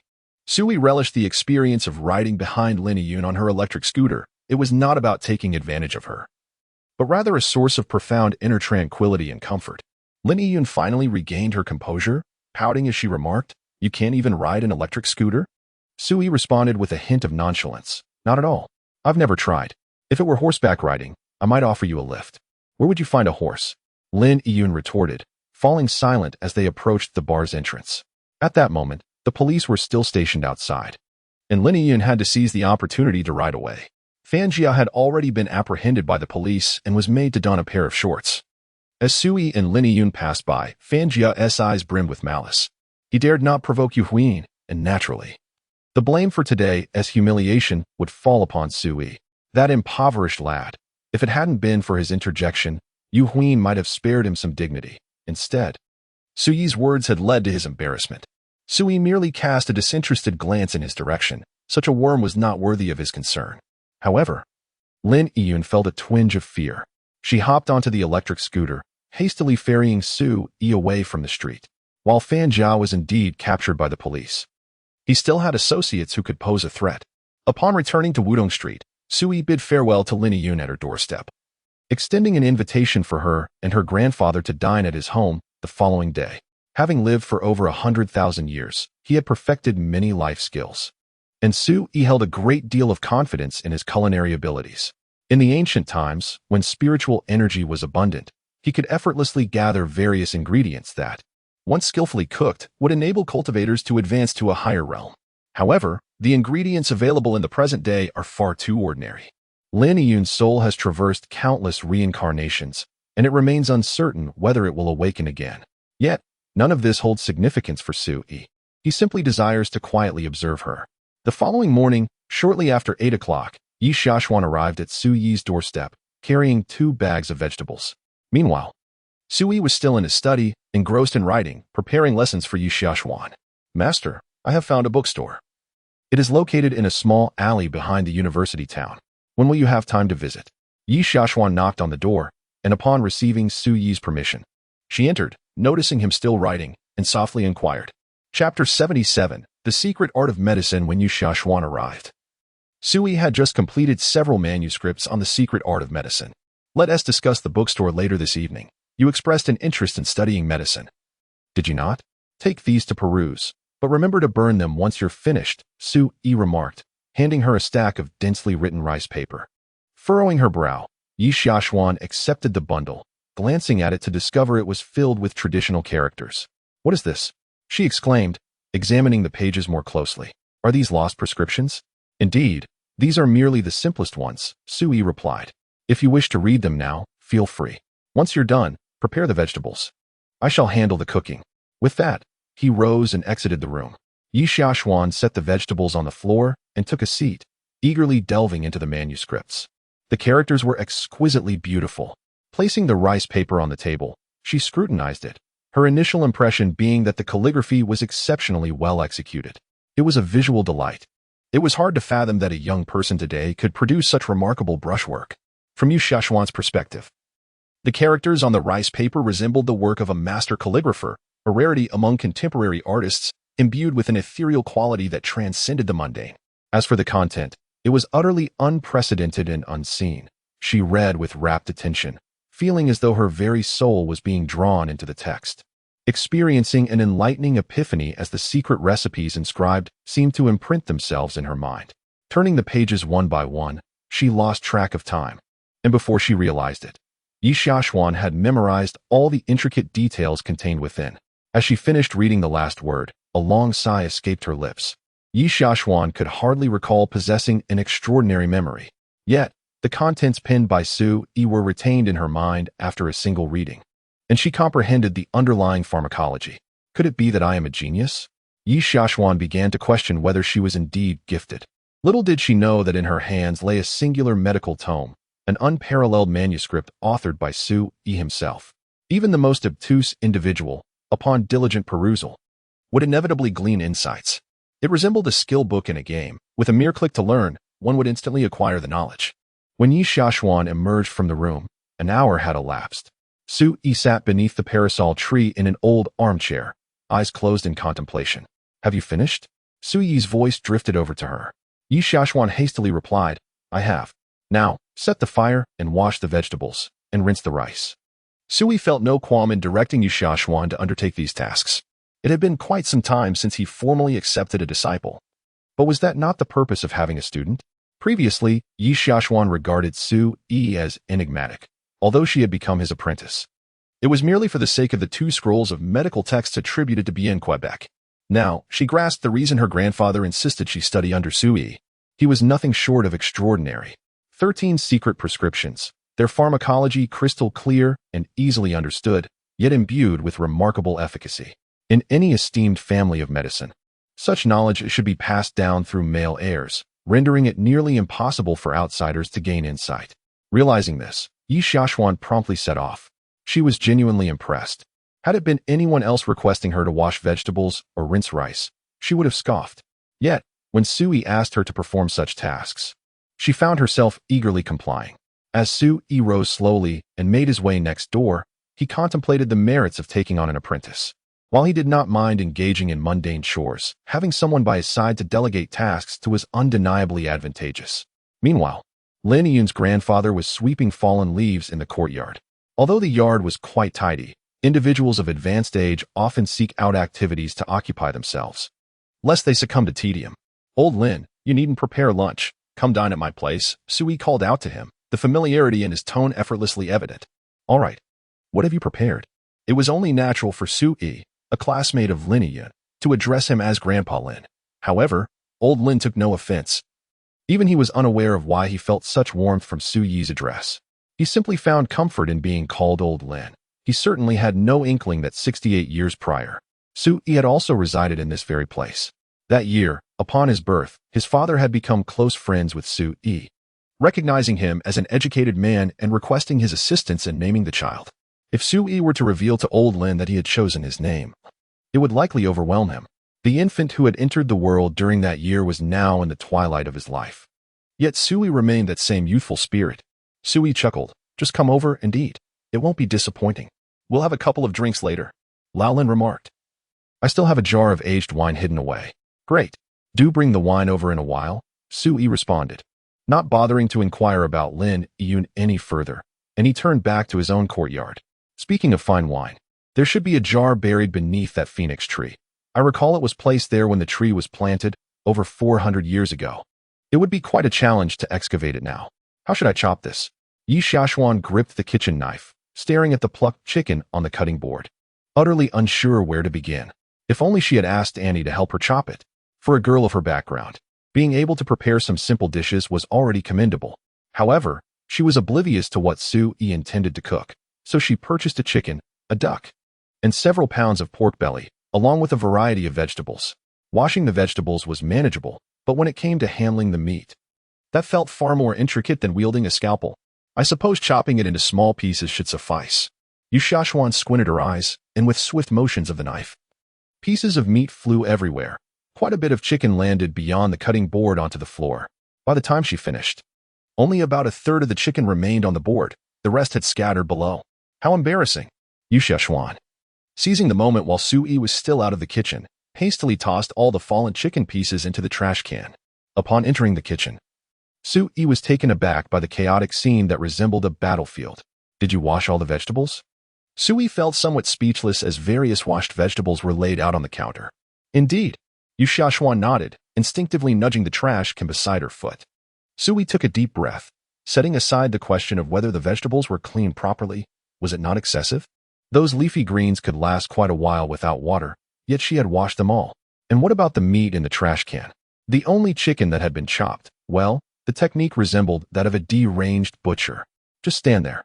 Su Yi truly could not comprehend how much the world had changed.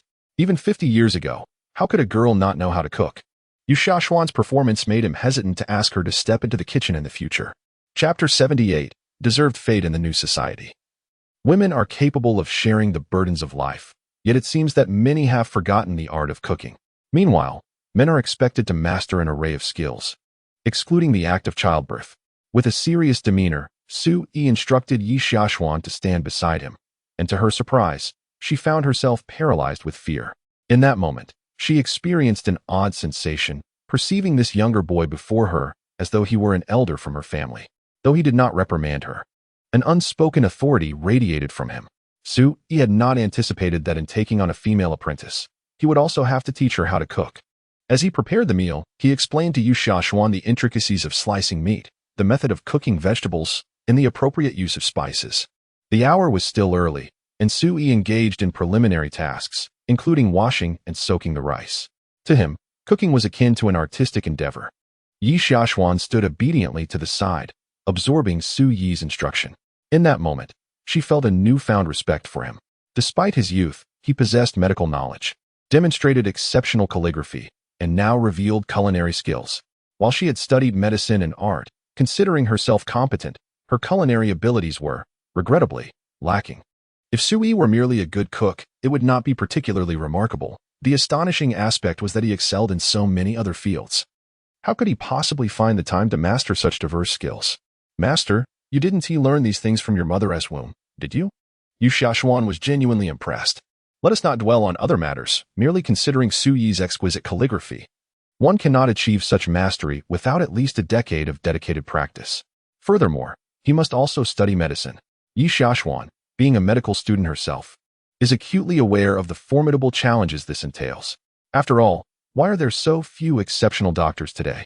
Upon hearing her inquiry, Su Yi quickly came to understand that not everyone has enjoyed his lengthy existence.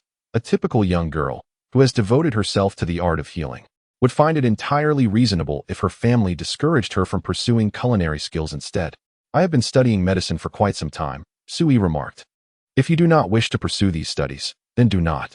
I shall teach you some self-defense techniques, which should suffice for your lifetime. Yi Xiaoshuan queried. Are you going to teach me martial arts? After a moment of contemplation, Sui responded, perhaps I shall impart some rudimentary celestial techniques. Celestial techniques? Yi Xiaoshuan could not help but smile, genuinely intrigued. Are there really such techniques? As he continued to prepare the dishes before him, Sui explained. One might also refer to them as arcane arts, mystical practices. Which among the 5 mystical arts would you like to learn? The 5 mystical arts. Yi Xiaoshuan had only a rudimentary understanding of these concepts, yet she was aware of their significance. Master, you cannot possibly mean that you are proficient in all of them? Is that so surprising? Sui replied. What I previously demonstrated was merely the tip of the iceberg of medical secrets. Your journey is still quite extensive. Since you have become my disciple, it would be prudent to acquire a modicum of knowledge in other areas, lest you bring disrepute upon me. Yi Xiaoshuan gasped in astonishment. What she had just witnessed was indeed merely the surface of a vast ocean. Choose from the following: healing, fate, divination, or physiognomy. In the course of an ordinary life, mastering even a small branch of the 5 major categories of metaphysics is considered quite commendable. However, Yi Xiaoshuan, as a disciple of Sui, naturally expects to be imparted with some genuine skills. Mountain arts are akin to celestial arts, are they not? I choose celestial arts. If someone else had posed such a question, Yi Xiaoshuan would have undoubtedly dismissed them as a charlatan. Yet, after a brief acquaintance, she began to entertain the notion that Sui might indeed possess some celestial abilities. First, master medicine, Sui replied, refraining from immediate instruction, for Yi Xiaoshuan was still immersed in her medical studies. It is no simple feat for an ordinary person to learn celestial arts, and he needed to ponder where to begin her education. Yi Xiaoshuan nodded and inquired, Master, who is coming over for dinner today? It's old Lin from next door and his granddaughter. The moment Yi Xiaoshuan heard this, she sensed an unusual undertone, her eyes sparkling with intrigue as she chuckled. It's mainly about old Lin's granddaughter, isn't it? Sui turned to her, and her smile shifted to one of slight embarrassment. She could very well be your future master wife. Is it that straightforward? Yi Xiaoshuan's curiosity ignited. Have you confessed your feelings to her? Confess? Sui looked at Yi Xiaoshuan as if she were being absurd. I've only known her for a few days. TCH. Still not tempted by her looks. Yi Xiaoshuan nearly gestured in exasperation, though her curiosity prevailed. She must be quite beautiful, right? About that, Sui responded, she's more attractive than you. Is it really that direct? Yi Xiaoshuan was rendered devoid of the desire to continue her conversation with Sui by a single remark. Her master truly lacked sensitivity. Even if the young lady was indeed more attractive than her, was it necessary to convey such a sentiment so bluntly? Could one not exercise a modicum of tact? Subsequently, Yi Xiaoshuan withdrew into a near state of solitude, standing idly by as she watched Sui prepare the meal. In her mind, cooking ought to be a chaotic endeavor, fraught with smoke and resulting in a mess. However, Sui executed each movement with a deliberate grace, as if he were engaged in a form of artistic expression. Little did she know that for someone like Sui, every action was imbued with an ethereal quality. Many millennia ago, the disciple of the celestial master, Lady Yuxiao, resided under the same roof as Sui for over a century, and through merely observing his mundane tasks, she attained enlightenment and achieved the status of a sage. It was merely her mortal limitations that prevented Yi Xiaoshuan from perceiving the profundity of his actions.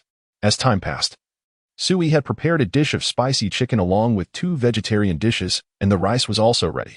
Yi Xiaoshuan, feeling somewhat bored standing idly, inquired, Master, do you truly believe that the peddler who sold the pearls yesterday will meet his demise?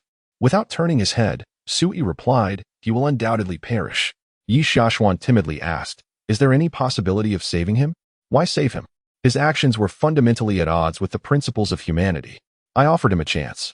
He chose his own path to destruction, Sui answered with an indifferent tone. To him, the cycle of life and death was an ordinary occurrence. Apart from those he held dear, the lives of others were inconsequential to him, and moreover, that grave robber had merely met his due retribution. Yi Xiaoshuan further questioned, what about the owner of the Changsheng workshop? Will he perish? As a healer, Yi Xiaoshuan always feels compelled to attempt a rescue when she knows someone is in peril. In her eyes, even a grave robber, when confronted with death, deserves a chance at salvation. If she can save him, she shall. And then ensure he is delivered to the authorities to face the consequences of his actions. I don't know, Sui replied, exhibiting no concern for the matter. Initially, he intended to acquire the hidden dragon pearl merely as a collector's item, if that portly man insisted on competing for it and met his demise. It was of no consequence to him. Chapter 79. A game of chance. Sui exhibited an utterly nonchalant attitude towards human life, while Yu Xiaoshuan felt a compelling urge to save those in peril.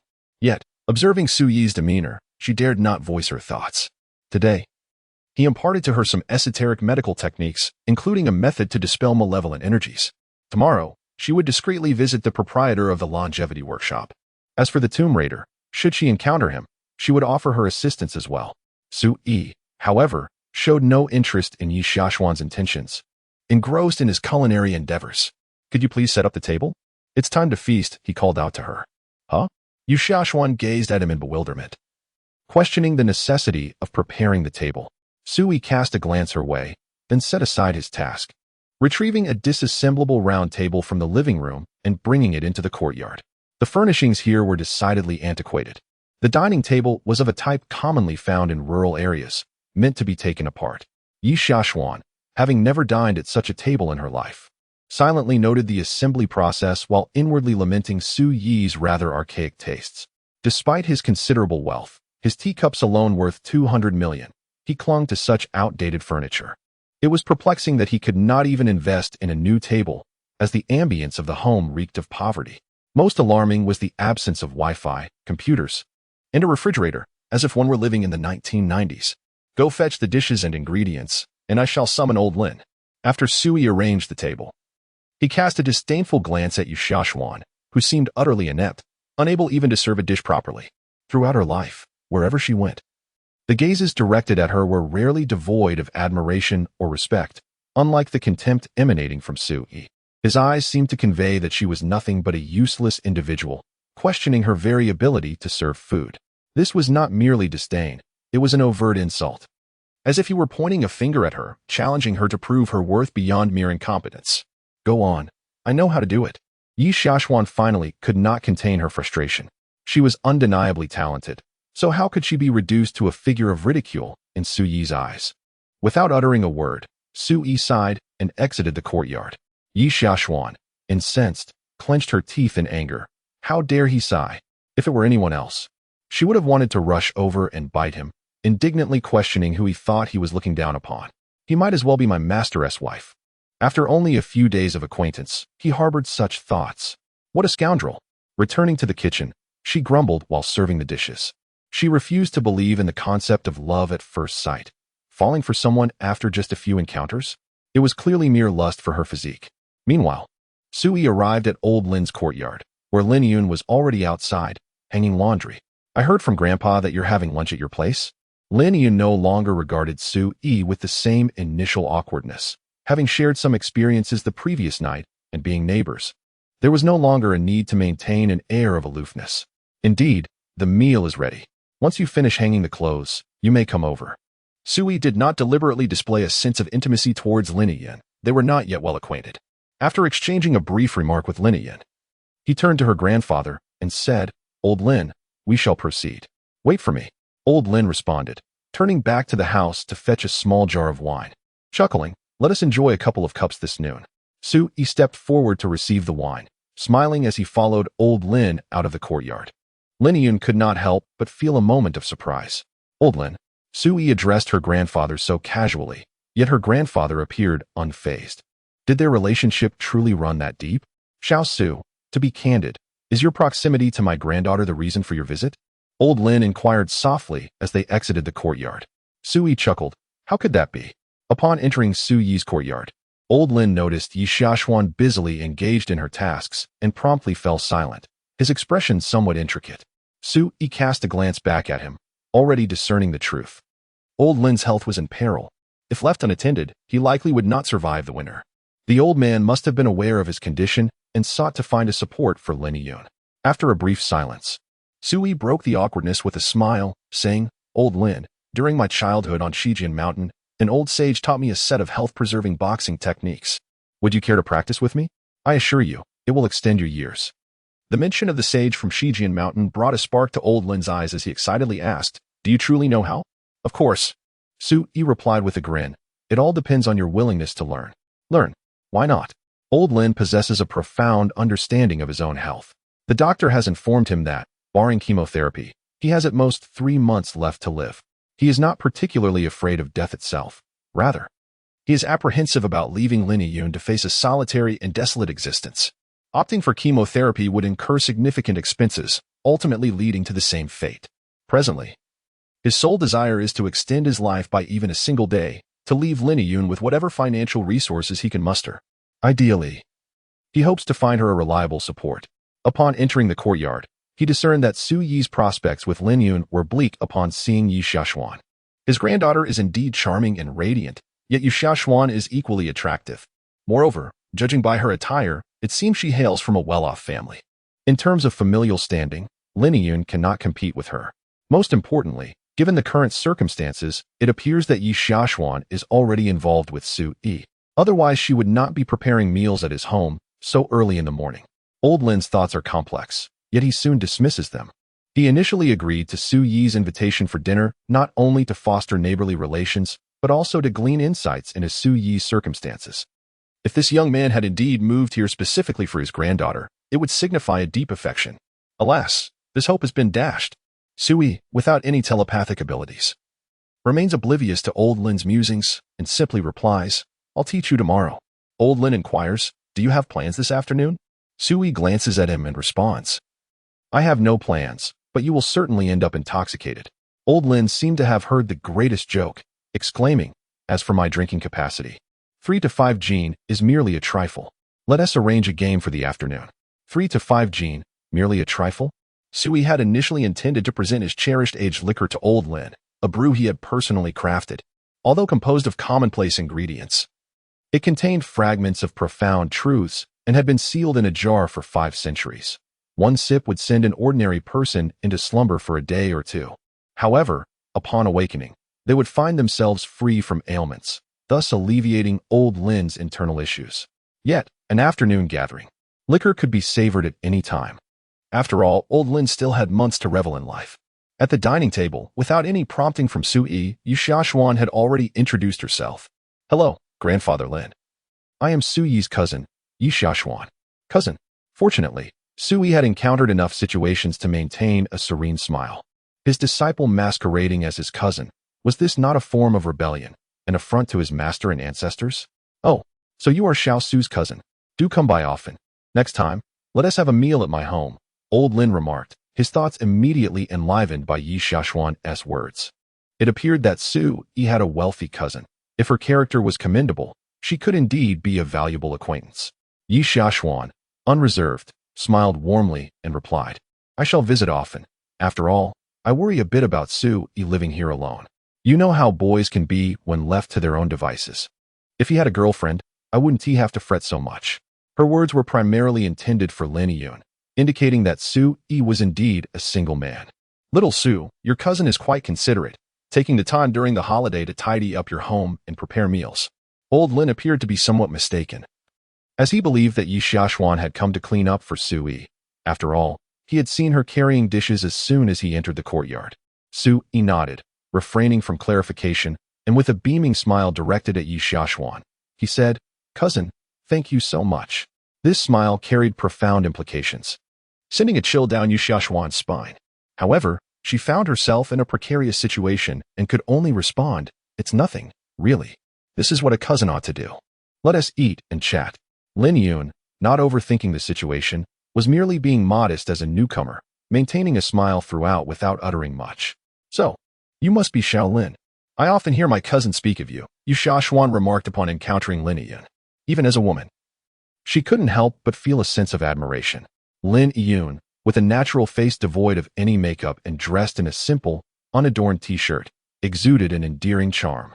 Her features were harmonious, her lines graceful, particularly her eyes, which sparkled with intelligence and purity. Upon hearing Yi Xiaoshuan's words, Lin Yun found herself at a loss for how to respond. "Has Su Yi mentioned me often?" she pondered, considering they had barely known each other for a few days. Why would he speak of her so frequently? Su Yi, unable to contain himself, bit his lip, and asked, "Do you even know her name? How could you say he mentions her often? He just brought her up a moment ago, making it sound as if he were a lovesick fool." Indeed, such a lecher, a term newly acquired by Sui. Yet Yi Xiaoshuan displayed no embarrassment, stating, "Of course, I am still unaware of the name. Did you not also refer to him as Xiaolin?" At this juncture, she paused, gazing at Lin Yun, and inquired, "By the way, Xiaolin, what is your name? I have asked for quite some time, yet Sui has not divulged it." A clever retort. Yi Xiaoshuan felt a sense of triumph during this meal. She had certainly taken advantage of Sui, who typically maintained a stern demeanor and acted rather maturely. Lin Yun's cheeks flushed slightly as she replied, "Sister Yi, hello. My name is Lin Yun." Yi Xiaoshuan promptly served Lin Yun a piece of chicken, saying, "Xiao Yun, you must visit often. This chicken is prepared by Sui himself. Do savor its flavor." Sui made this. Lin Yun was unaware of Sui's culinary skills. After tasting a piece, she could not help but exclaim, "Sui, your cooking is quite impressive. Indeed, my cousin possesses excellent culinary skills. In the future, should you desire any dish, simply request it from him," Yi Xiaoshuan replied. "To be candid, this entire spread was crafted by him. I merely assisted." "Is that so?" Lin Yun was even more astonished. The feast appeared quite sumptuous, and the home-style dishes were artfully arranged. The spicy chicken alone was a feast for the senses. Sui nodded, occasionally feeling conflicted about the notion of courting a youthful maiden while being an old soul who had lived for countless years. "Little Sue, your skills are commendable. Stronger than the chefs of those grand hotels." Old Lin began to express his admiration, increasingly impressed by the young man before him. Particularly after hearing the words of Sui's cousin, it was evident that this lad harbored feelings for his granddaughter, yet was too shy to confess. Regardless of whether the exquisite dishes were crafted by Sui, the young man was handsome, possessed a commendable character, and exhibited a pleasant demeanor, qualities that were indeed commendable. As the wine flowed and the table was nearly cleared of its sumptuous offerings, Yi Xiaoshuan took the initiative to tidy up the dishes, with Lin Yun following suit. Sui remained steadfast, sharing another drink with old Lin and arranging a game of mahjong for 2 o'clock that afternoon before concluding the gathering. After Lin Yun assisted old Lin back, Yi Xiaoshuan emerged from the kitchen, contemplating her escape. "Don't you have anything to explain to me?" Sui asked, his expression impassive. This woman was audacious, having initially pretended to be his friend, only to claim at the table that she was his cousin, and subsequently spoke so indiscriminately, leaving a peculiar impression. Such a disciple, by the standards of Ur, would have faced expulsion from the apprenticeship, or at the very least, a month of confinement as punishment. "Master," Yi Xiaoshuan pouted, gazing at Sui with a pitiful expression. "I did this all for you, didn't I?" Unmoved, Sui looked at her and replied, "I hear your fabrication." Yi Xiaoshuan was momentarily at a loss for words, though her eyes narrowed as she continued, "You saw it too." The moment the master's wife's grandfather entered, he began scrutinizing me. Would he believe I am merely your friend? Besides, what kind of female friend brings you dishes and cooks for you so early in the morning? You did the cooking? And you assisted as well? Sui raised an eyebrow, observing that this individual merely stood there throughout the entire process, having even arranged the table himself. To merely serve the dishes and claim to assist? "I never claimed to have cooked the meal," he retorted. "Did I not mention that all those dishes were prepared by you, master?" Yi Xiaoshuan interjected, "I will be visiting often in the future. After all, if we are to be regarded as friends who frequently meet, wouldn't you fear that the mistress might misunderstand? Thus, it is wiser to maintain the guise of being cousins. Then why do you insist on mentioning her in my presence so often?" Sui continued to gaze coldly at Yi Xiaoshuan. This rebellious disciple, if he were a man, would have been chastised already. "Oh, master, you seem unaware," Yi Xiaoshuan replied. "Girls, you see, if you have an affinity for her, you ought to provide some subtle hints, utter vague remarks that would leave her guessing, thus igniting her heart with curiosity. In time, she will develop feelings for you as well." Aside from her passion for medical texts, Yi Xiaoshuan also indulged in romantic novels. In matters of courtship, it was evident that Sui was rather inept. Sui chuckled, "Then I must extend my gratitude to you." Yi Xiaoshuan responded with a silly grin, "No need for thanks. Master, your culinary skills are truly remarkable. I shall simply join you at mealtime from now on." "Huh. As for those 2 assignments from BNK, copy them 1,000 times and submit them tomorrow." Chapter 81. Truly a madman master. It appears that Mr. Lin's health is somewhat concerning. Regarding Sui's punishment, Yi Yi Xiaoxuan dared not voice any objections. Today's incident could hardly be deemed her fault. However, the task of transcribing the inner and outer canon of BNK was ultimately beneficial for her, so she feigned indignation while secretly welcoming it. Sui responded with a non-committal hum and casually inquired, "What do you think should be done to treat him?" Yi Xiaoxuan furrowed her brow. "I merely discern that he is unwell, but I am not privy to the specifics." After a moment of silence, Sui gathered his thoughts and stated, "According to your current assessment, he is likely in the late stages of liver cancer." Yi Xiaoxuan pondered for a moment before replying, "In the late stages of liver cancer, one can only gradually manage the condition or undergo chemotherapy. Perhaps he might live a few more years. And if you were to completely cure him?" Sui had initially contemplated giving old Lin a single drink to eradicate his illness, but since Yi Xiaoxuan brought it up, the situation had shifted. Cure his ailment entirely? That seems rather implausible, Yi Xiaoxuan said hesitantly, unless a miracle occurs.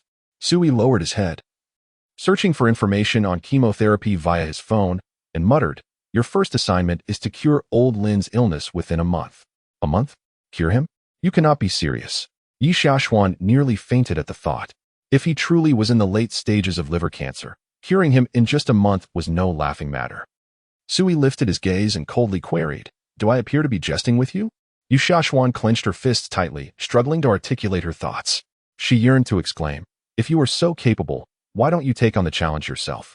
A month from now, if you fail to cure him, you shall transcribe the notes I provide you today 100 times, and should there be a single error, you shall repeat the task an additional 100 times." Sui frowned and remarked, "It is merely a liver issue. Is a month not sufficient for recovery?" Yi Xiaoxuan truly lacked the confidence. Yet Sui spoke as if it were a matter of course, as if old Lin's affliction were nothing more than a common cold rather than liver cancer. "There is no need for further discourse. If you have no other matters at hand, tend to the shop and complete the copying required. I shall return this evening." After rising, Sui dragged the old armchair beneath the parasol tree and reclined with a casual demeanor. Yi Xiaoxuan found herself at a loss regarding her current state of mind. At that moment, she even questioned whether she had been subtly manipulated by Sui. Despite being younger than her, he somehow rendered her feelings of inadequacy palpable, as if she were entirely subservient to him. The medical skills she had always prided herself on seemed insignificant in his presence. She felt clumsy and inept around him. As she approached the courtyard entrance, she suddenly heard a voice call out from behind, "Wait." Yi Xiaoxuan turned back to see Sui lazily sprawled in the shade, casually requesting, "Please fetch me the book Diary of a Madman from the desk." With a deep breath, Yi Xiaoxuan forced a semblance of a smile and replied, "Your humble disciple obeys." After speaking, she walked into the room, retrieving the book The Diary of a Madman and handing it to Sui. In a soft voice, she inquired, "Do you have any further instructions, master?" Sui accepted the book, waved his hand dismissively, and replied, "There's nothing more. You may go about your business." Yi Xiaoxian mimicked the mannerisms of ancient servants and took 2 steps back with a smile, saying, "Then I shall take my leave." Sui, however, ignored her and began to read. As she turned away, she couldn't help but roll her eyes, feeling a twinge of disgust at herself. How could Sui remain so composed? Truly, he embodied the essence of the Diary of a Madman. In her entire life, she had never encountered anyone as arrogant as Sui. It was one thing for the esteemed eldest daughter of the Yi family to be his disciple, but to be treated as a servant was utterly perplexing. Most astonishing was the fact that, had Sui been significantly older than her, it might have been more acceptable. Yet, he was actually younger. How could a mere 20-year-old possess such an air of maturity? From the earlier dinner table interactions, Yi Xiaoxian would never have guessed that Sui harbored feelings for Linian, had he not explicitly stated that she might become his future wife. When one is in love, shouldn't their eyes sparkle and their demeanor exude the unmistakable scent of romance? Yi Xiaoxian had never before encountered someone who could maintain such calmness in the presence of their affection. After Yi Xiaoxian departed, Sui had no desire to ponder any matters. He simply reclined in the shade of the tree, quietly engrossed in his book. Until old Lin and the others asked Sui to help move the mahjong table, he had resumed a leisurely lifestyle akin to that of the elderly. That afternoon, Sui diligently managed to lose 24 yuan, prompting old Lin to exclaim about Sui's poor card skills, and they arranged to continue their games next time. "Master, the matter regarding the shop has been settled. It is located in Wani Lane, south of Chizhou University, at Nanshan Bookstore." "Great. I shall come over immediately." Sui exited the courtyard, and walked next door to call out to Lin Yun. Are you free now? Let us visit my cousin's bookstore. Introducing Lin Yun to a job opportunity had been previously agreed upon, so she did not decline. As they stepped out of the courtyard, Su-yi remarked, "You drive me. You are quite demanding." Lin Yun had never encountered someone like Su-yi in this day and age. Isn't it common for even high school and middle school students to ride electric scooters? Su-yi replied, "I do not possess a vehicle, nor can I ride one. However, if you are willing to teach me, I would be open to learning. There is no need for extensive learning. It's quite simple. Just maintain your balance." Lin Yun glanced at the time and said, "Get on first, and I will teach you along the way." If Su-yi wished to learn to ride, he could certainly master it quickly, given his remarkable sense of balance. Yet, he had no intention of becoming proficient. If he did, how could he justify having Lin Yun ferry him in the future? Still, Lin Yun, rather foolishly, accommodated Su-yi, commenting, "I heard you were quite skilled at playing dice in the bar. Why then are you so slow to learn to ride an electric scooter?" Su-yi offered no explanation, merely sitting in the back, smiling silently. This old fox had an uncanny ability to discern when to engage and when to remain aloof. It was reminiscent of the first encounter with the celestial maiden, who insisted on sparring with him. He feigned being an ordinary mortal, nearly resorting to collapsing on the ground in an act of pretense. As the years have passed, Su-yi occasionally finds himself pondering a profound question. If a person loses their memories and undergoes reincarnation thousands of times, do they still remain the same individual they once were? Chapter 82. Do not take this job too lightly. When Su-yi and his companions arrived at Nanshan bookstore, Yi Xiaoxuan was still engrossed in transcribing the two medical classics of Bien Quebec. The content of these texts is not extensive, yet copying them 1,000 times would undoubtedly lead to weary hands.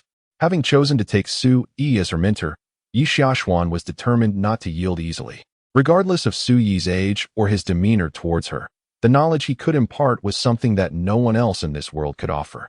After sitting in the bookstore and reflecting calmly, Yi Xiaoxuan came to a realization. Su-yi's cold and strict attitude was, in fact, advantageous. If he were overly amiable, asking after her well-being or expressing ambiguous affections, it would be far more difficult to accept. This place is rather pleasant. Upon entering, Su-yi surveyed the spacious bookstore, noting the orderly arrangement of books, simple and clean.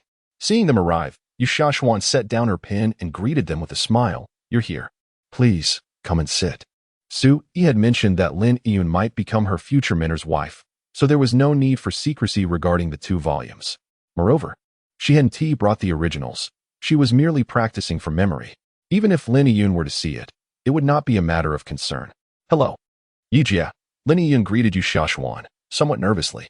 She had just learned on the way that the friend Su-yi referred to was indeed Yi Xiaoxuan. This meant that if she were to work here, Yi Xiaoxuan would be her future employer. "Greetings, Xiaoyun. I have heard from Su-yi that you are seeking employment. Coincidentally, I am also in need of assistance here. Would you care to join me?" Lin Yun felt a surge of anxiety, while Yi Xiaoyun's mood was decidedly peculiar. The future mistress of the house, referring to her as Xiaoyun and directly addressing her master by name, was oddly gratifying. After all, Su-yi's usual arrogance warranted such a response. Once seated, Lin Yun inquired, "Sister Yi, what are the working hours here?" "Well," Yi Xiaoyun cast a furtive glance at Su-yi, cleared her throat, and replied, "When are you available?" With a hint of timidity, Lin Yun responded, I have classes during the day, leaving only my lunch break and evening free." Now in her second year of university, she was no longer obligated to attend evening study sessions. If she could immerse herself in learning at the bookstore, the outcome would be equally beneficial. However, she was uncertain whether the bookstore operated during the evening hours. "Let us say evening then. Just come here after your classes," Yi Xiaoyun suggested. The former owner often spent time in the shop, although he was a bit elderly and tended to leave early. She continued, "You see, the original proprietor of this bookstore was the former president of Qingzhou University. He sold it to me on the condition that I would not transform it into another type of business. He intends to visit frequently, and you may seek his guidance on various matters." While her words were directed at Lin Yun, the underlying intention was primarily to inform Su-yi of her progress. This establishment was indeed purchased by Su-yi, who lavishly spent for the sake of a fair maiden while feigning any connection to it. Such a maneuver is something Yi Xiaoxuan actually finds quite commendable. "Sister Yi, the former principal you mentioned, could it be Principal Yang?" Lin Yun's eyes sparkled with realization. Could it be that this bookstore was once owned by Principal Yang? The former president of Qizhou University, Yang, is a truly erudite individual, a professor in the Department of History and a doctoral advisor. Nowadays, many aspire to meet him, yet few can manage it. Who would have thought he was hiding in this quaint little bookstore? Yu Xiaoshuan nodded affirmatively. Yes, it is Principal Yang. Upon hearing her words, Sui fell silent, indicating that there was indeed some connection between him and Yang Zhenqing. Among the plethora of bookstores in Qizhou City, Yu Xiaoshuan meticulously chose this one. Naturally, selecting this particular bookstore was a wise choice as it is situated within the academic district of Qingzhou University, making it convenient for Lin Yun's commute. May I inquire, what salary do you expect? Yi Xiaoshuan asked cautiously, as she suspected Su Yi's acquisition of the bookstore was primarily to arrange employment for Lin Yun. The amount offered was inconsequential given Su Yi's wealth. Lin Yun bit her lip and tentatively replied, would 2,000 be acceptable? 2,000? Yu Xiaoshuan's voice involuntarily rose a couple of octaves upon hearing that figure. Lin Yun, startled, quickly amended her response, 1,005 is fine too. That is hardly sufficient. Yi Xiaoshuan cast a glance at Su Yi and, seeing him remain silent, declared, 5,000 it shall be. 1,005 is far too low. Yi Xiaoshuan hailed from a wealthy family. During her high school years, her monthly allowance amounted to 10,000, and while attending university, her expenditures reached several tens of thousands each month. Not to mention, her annual red envelope money totaled over 100,000. 2,000 seemed rather trivial. It could easily vanish after treating friends to a meal. Su Yi had specially purchased a store to arrange employment for Lin Yun. It was inconceivable that he would offer her such a meager salary. Lin Yun was hearing for the first time that a boss could find the wages offered to employees too low. Casting a glance at the silent Su Yi, she sincerely addressed Yu Xiaoshuan, Sister Yi, I only require 2,000. You need not feel obligated to grant me a higher salary out of consideration for Su Yi. I believe in fairness. For the work done, one should receive commensurate pay. If it's not my due, I do not wish for it. 2,000. Yu Xiaoshuan took a deep breath and ultimately conceded to Su Yi, saying, all right. Then Su Yi, you shall also receive 2,000. Su Yi nodded. He did not have high expectations regarding salary, as long as it sufficed for living expenses. Previously, he had earned quite a sum at the bar, which was more than adequate for his daily needs. Your daily tasks will primarily involve tidying up the store. When customers come to purchase books, you will assist them. If there are no patrons in the evening, you can close up early. Yi Xiaoshuan succinctly outlined the responsibilities, stating, during the day, there will be others to manage the store, so you need not worry about that. Given that it was a bookstore, she could not possibly keep it closed during the day while only operating at night. She had to maintain appearances. As for staffing during the day, finding someone suitable was a simple task for her. Is that all? Lin Yun couldn't help but feel that this job was astonishingly effortless. Yi Xiaoshuan shrugged and smiled. There was nothing much to do, to begin with. Naishan Bookstore spans over 300 square meters and even boasts an attic. With such a prime location, it would undoubtedly be profitable in other industries. However, as a bookstore, it is destined to incur losses. The profit margins on books are rather meager. Then I must thank you, Sister Yi. Yi Xiaoshuan could distinctly sense that she was trying to assist her, yet she remained unaware that all of this had been orchestrated by Su Yi. Chapter 83. Not slaying the gentry. The following day, Su Yi rose early, prepared breakfast, and then went next door to teach old Lin how to box. Only after that did he accompany Lin Yun to school. His decision to pursue higher education stemmed from a desire to gain a deeper understanding of society and to engage more with contemporary youth. After attending a morning class on advanced mathematics, Su Yi returned a book to the library. The pace of learning through individual classes felt exceedingly slow to him. Endowed with a keen understanding, he discovered through various texts that during his 5 decades of slumber, China had undergone a profound transformation. The notion that anyone could access education was something he had never contemplated before. Even in the Song dynasty, known as a paradise for scholars, knowledge was not disseminated as widely as it is in modern times. Once immersed in the library, he began to self-study various aspects of contemporary knowledge and culture. Compared to the fragmented information available on his smartphone, the knowledge contained within books was far more systematic and cohesive. He could delve into any subject simply by selecting the appropriate texts. Yang Zhenqing received word that Su Yi was again at the library, prompting him to cancel a meeting of the Historical and Cultural Research Association and make his way there. After organizing the texts translated by Su Yi and submitting them to the Historical Research Institute the previous day, he had stirred considerable controversy, with numerous scholars casting doubts on the findings. The inscriptions on the stone tablet were utterly unsubstantiated, despite Yang Jingqing's considerable reputation in academia. He lacked the evidence necessary to validate the accuracy of the translations. Some have even claimed that Yang Jingqing is under some sort of delusion, while others suggest he is merely seeking attention, with his translations resembling the fantastical narratives found online. Yesterday, Yang Jingqing nearly succumbed to distress, for he had promised Sui not to attribute these translations to him. He had faith in Sui, however, as scholars have pointed out. Such texts have never been discovered in any other relics, nor is there any verifiable source. After a sleepless night, Yang Jingqing pondered deeply and ultimately resolved to have another conversation with Sui. If Sui is familiar with those ancient characters, could he possess other ancient texts as well? Given Sui's youth, he could not have simply been born with such knowledge. He must have acquired it somewhere. As Sui was engrossed in reading a popular science book on quantum mechanics, titled Seeing the Subtle to Understand the Profound, Yang Jingqing quietly took a seat beside him. Why is this old man here again? Sui couldn't say he disliked Yang Jingqing. On the contrary, the professor's unwavering dedication to academia, to the point of disregarding his own safety, was something Sui greatly admired. Principal Yang, is there something you need? Sui glanced over at Yang Jingqing. The latter chuckled awkwardly and, attempting to engage casually, asked, Teacher Sui, are you reading? It would surely create quite a stir if word got out that a former university president referred to a freshman as teacher. What do you think? Sui raised an eyebrow, his tone icy, as if to imply, are you blind? Yang Jingqing, feeling the awkwardness, laughed heartily and replied, haha. The reason I came today is to inquire, where did you learn those characters? Sui replied, I do not remember. Yang Jingqing inquired further, then, do you know if Professor Sui is available now?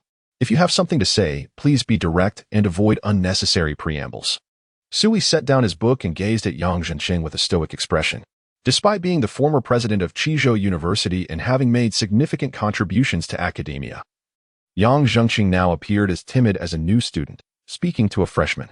I merely wish to inquire where you acquired those texts, Professor Sui, Yang Jingqing tentatively stated. You must understand that the study of historical culture is exceedingly rigorous. It is not a matter of distrust. However, to validate the accuracy of your translations, one must possess verifiable evidence. Sui responded, where do you expect to find evidence for texts from 100,000 years ago? I have nothing to provide as proof. You may consider it mere fabrication. How can this be dismissed as fabrication?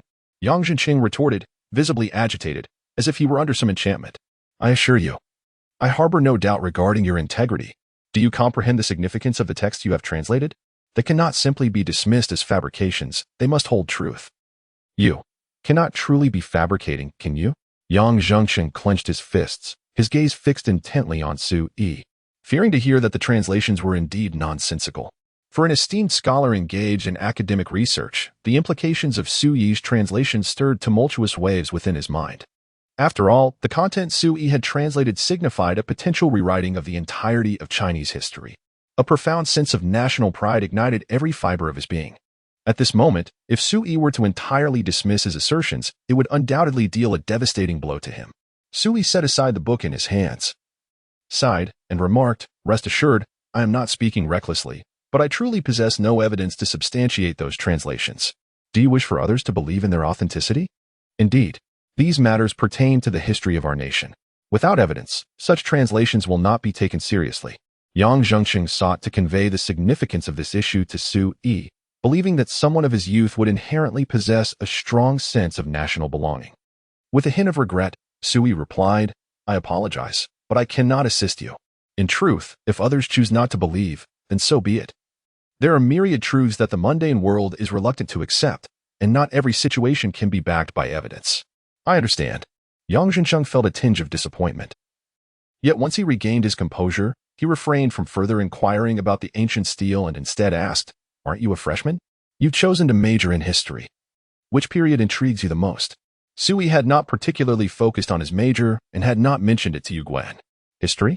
He was well versed in Chinese history, encompassing far more than what the current students were taught. Observing Sui's silence, Yang Jingqing pressed on, what are your thoughts on the history of the Song dynasty? The Song dynasty? Sui chuckled. It might be considered the weakest era of the Central Plains regimes. Yang Jingqing furrowed his brow and remarked, the Song dynasty must have been the pinnacle of literary achievement, wouldn't you agree? It was an era marked by the three great inventions and a wealth of monumental works such as Dream Stream Conversations, Along the River during the Qiming Festival, and the Record of Washing Away Injustice, all emerging from this illustrious period. The Song dynasty undoubtedly represents a zenith of economic, cultural, and scientific prosperity in Chinese history. Upon hearing this, Sui could not help but chuckle. "History is penned by scholars," he retorted. The territorial expanse of the Song was arguably the smallest in Chinese history. The Han, Tang, and Ming dynasties were celebrated as celestial empires, welcoming tribute from myriad nations, whereas the Song resorted to purchasing peace with annual tributes.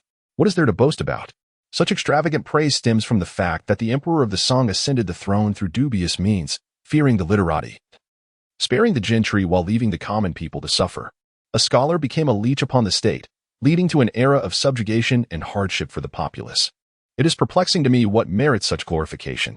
Sui faintly recalled that during the Song dynasty, scholars lived in remarkable luxury. One could attain official positions merely through studying.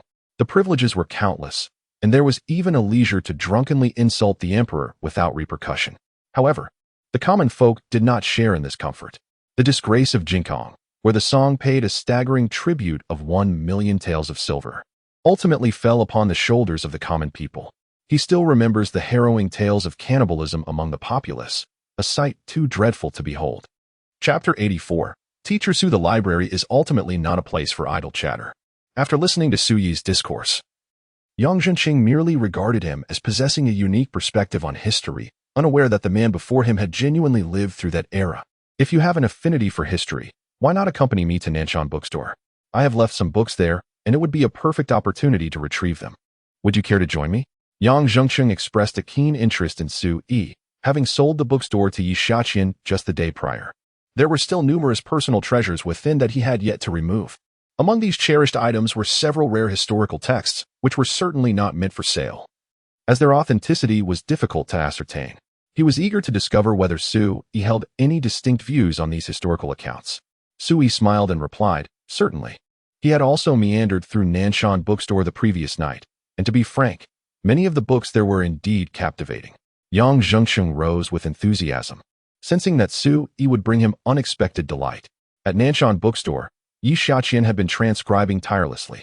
She had begun her work the previous evening, and although the 2 volumes of Bian K's bamboo slips contained relatively little content, writing them 1,000 times was still a considerable endeavor. Initially, she found it manageable, but by the time she reached 500 iterations, her hands had begun to ache. Nevertheless, her resolute nature and diligent upbringing compelled her to persevere. 1,000 times meant precisely that. From yesterday until now, she had completed 860 repetitions, and the contents of the bamboo slips were etched indelibly in her mind. To read 100 times is to have the meaning manifest itself. This principle was simple, and she faintly grasped Su Yi's intent. Frequent and relentless practice of transcription proves beneficial for her. The only thing that perplexes her is the question, is she not a genius? The 13 treatises on the art of medicine written by Su Yi are by no means negligible. Yet, after a single reading, she experienced an epiphany, not only memorizing all the content, but also comprehending the pharmacological properties in their entirety. In terms of difficulty, the 2 bamboo scrolls by Bian Ke are succinct, but despite transcribing them over 800 times, she has yet to achieve a similar effect. This aspect truly baffles Yi Shaqian. "Xiao Yi, what are you writing?" Yang Zhenqing entered the bookstore and noticed Yi Shaqian sitting upright, diligently engaged in her writing. By this time, several stacks of paper had already accumulated beside her. Prompting his curiosity, Yi Shaqian slowly lifted her head and, upon seeing Yang Zhenqing and Su Yi, paused her work. Rising, she greeted Yang Zhenqing with a smile. "Hello, Mr. Yang. I am completing the assignment given by my teacher." Yang Zhenqing, being an old acquaintance of Yi Shaqian, inquired with heightened curiosity, "Which teacher has assigned such a substantial amount of work?"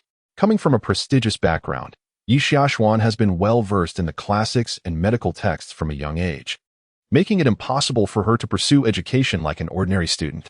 After completing high school, she withdrew from formal schooling to study at home. The teacher engaged by Yi Lin for Yi Shaqian is certainly no ordinary individual. Glancing at Su Yi, Yi Shaqian smiled and remarked, "This teacher is quite formidable. I was merely punished for my own mistakes." To be regarded as formidable by her undoubtedly indicates exceptional prowess. Yang Zhengqing nodded and turned to introduce. This student is Su Yi. You should get to know each other. Su Yi, this is Yi Xiaoshuan. You young people can become acquainted. Before Yi Xiaoshuan could speak, Su Yi interjected, she is my cousin. Yang Zhengqing's eyes widened in astonishment as he glanced from Su Yi to Yi Xiaoshuan. At that moment, confusion enveloped him. Su Yi was Yi Xiaoshuan's cousin. How was he unaware of this? It was known that Su Yi's enrollment had been facilitated by Yu Goen, with Yu Huin personally handling the process. Yang Zhengqing had always presumed Su Yi belonged to the Yu family, only to discover he was actually Yi Xiaoshuan's cousin. This revelation complicated Su Yi's social connections. Since you are already acquainted, I shall refrain from further introductions, Yang Zhengqing chuckled. Xiao Yi, I will be taking those books I left in the attic today. Su Yi, feel free to see if there is anything you fancy. You may keep it. Su Yi followed Yang Zhengqing upstairs, where additional bookshelves were neatly arranged with volumes, each meticulously placed. A large oak desk, over 3 meters wide, stood adorned with the 4 treasures of the study. Yang Zhengqing retrieved a dozen or so books from the shelves, their worn spines exuding a sense of history. Su Yi, take a look. Here are some secret histories from the Tang, Song, Yuan, Ming, and Qing dynasties, Yang Zhengqing proclaimed, as if presenting treasures, placing the ancient tomes on the desk, hopeful that Su Yi would peruse them. Su Yi picked up an ancient text from the Ming dynasty detailing the life of Zhu Yuanzong. The characters were relatively clear, chronicling his biography. He then flipped through another volume from the Tang dynasty. These ancient texts, irrespective of their academic value, hold considerable worth merely as antiques. However, Su Yi merely skimmed through them. To others, these might be cherished collectibles, yet to him, they bore no significance. He possessed a modicum of knowledge about the emperors throughout Chinese history, but it was of little concern to him. The number of sovereigns and generals he genuinely admired was exceedingly limited. As Su Yi perused the volumes, Yang Zhengqing remained silent, while a commotion arose from downstairs. Old Yang, you have indeed come here again. If you hadn't shown up today, Wang Yiping and those old fellows would have been in a relentless uproar. Alongside this resounding voice, heavy footsteps echoed in the stairwell. Before long, an elderly man with white hair ascended to the second floor. His name was Jiang, the vice president of the Historical and Cultural Research Association and a seasoned scholar.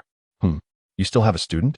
Jiang paused upon his arrival, mistakenly believing Su Yi to be one of Yang Zhengqing's pupils. Yang Zhengqing quickly interjected, he is not my student, although Su Yi is merely a freshman. In the realm of historical studies, I would be inclined to address him as teacher. What did you say? Jiang thought he had misheard. Yang Zhengqing was a towering figure in the field of historical research. One would typically rejoice at the prospect of receiving even a fleeting glance from a young talent. Yet now, he claimed he wished to refer to this youth as teacher? Yang Zhengqing reiterated, I had considered taking Su Yi as my mentor, but regrettably, he declined. Are you out of your mind? Jiang scrutinized Su Yi for a moment.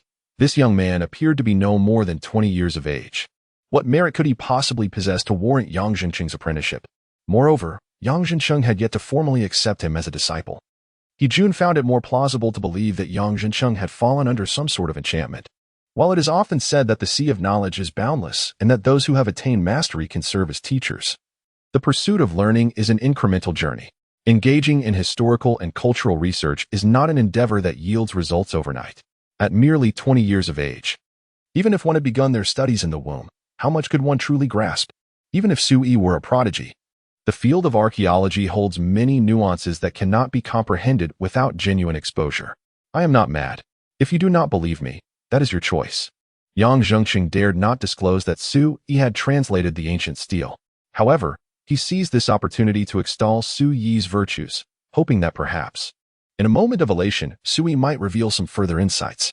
Chapter 85. A word to awaken the dreamer. Yang Zhengqing's intention was unmistakable. He sought to convey that Su Yi was truly remarkable. Jiang certainly grasped this, yet he found himself perplexed as to what made Su Yi so exceptional. At that moment, his gaze towards Su Yi transformed, infused with newfound respect. However, Su Yi remained unfazed by Yang Zhengqing's flattery. Accepting him as a mentor was not a trivial matter. It largely depended on one's disposition. In truth, Su Yi had no inclination to take an elderly man as a disciple. Even Confucius, after engaging in profound discussions with Su Yi, had entertained the notion of becoming his student, only to be met with Su Yi's unyielding rejection. With a nod and a smile towards Jiang, Su Yi set aside the ancient texts and addressed Yang Zhengcheng, saying, I have little interest in these books, so please take them back. Ancient tomes? Had Sui not perused enough in the past? While others might find them rare, he deemed them less captivating than quantum mechanics. Jun glanced at the books on the table, exclaiming, Old Yang, how can you bear to part with these? Why not give me a few? Is our friendship not strong enough? Upon hearing Jun's desire, Yang Zhengqing's demeanor shifted instantly, as he replied, If you wish to read them, just let me know. But return them once you are done. This was evidently a case of differential treatment. Jun, unable to suppress his curiosity, finally inquired of Su Yi, if I may ask, what are your thoughts on the fall of the Ming dynasty? Su Yi paused for a moment. His impressions of the Ming emperors still vividly etched in his mind. During the second northern expedition against the Mongolian tribes, the Yongle Emperor Zhu Di addressed his ministers in Beijing, proclaiming, The might of our dynasty surpasses that of ancient times, commanding respect from the northern barbarians, the western tribes, the southern islands, and the distant lands, without the need for the Han dynasty's matrimonial alliances, the Tang dynasty's treaties, the Song dynasty's tribute payments, nor the formalities of brotherly nations. This has led later generations to assert that throughout the 3 centuries of the Ming dynasty, there were no matrimonial alliances, no tribute payments, and no territorial concessions. The emperor guarded the nation's gates, and the sovereign sacrificed for the state. Such declarations resonate with a sense of grandeur and fortitude. However, Sui recognized that during the Ming period, the fiscal policies faced significant challenges. Zhu Yuanzhang, having risen from rebellion, naturally feared the potential for others to emulate his insurrection, leading to a profound sense of insecurity that prompted the establishment of a feudal system to protect his dynasty. One of Zhu Yuanzhang's most peculiar actions was his lack of formal education. Consequently, after founding the dynasty, the governance structures largely inherited those of the Yuan dynasty. The Mongols had poorly managed financial systems, issuing paper currency without producing sufficient copper coins and prohibiting the use of previous copper currency, akin to a deceptive plunder. Under Zhu Yuanzhang, the situation deteriorated further. While he relentlessly printed paper currency, he mandated that only 30% of taxes could be paid in this currency, with the remainder required in kind or silver and gold. This practice amounted to printing money without any mechanism for recovery.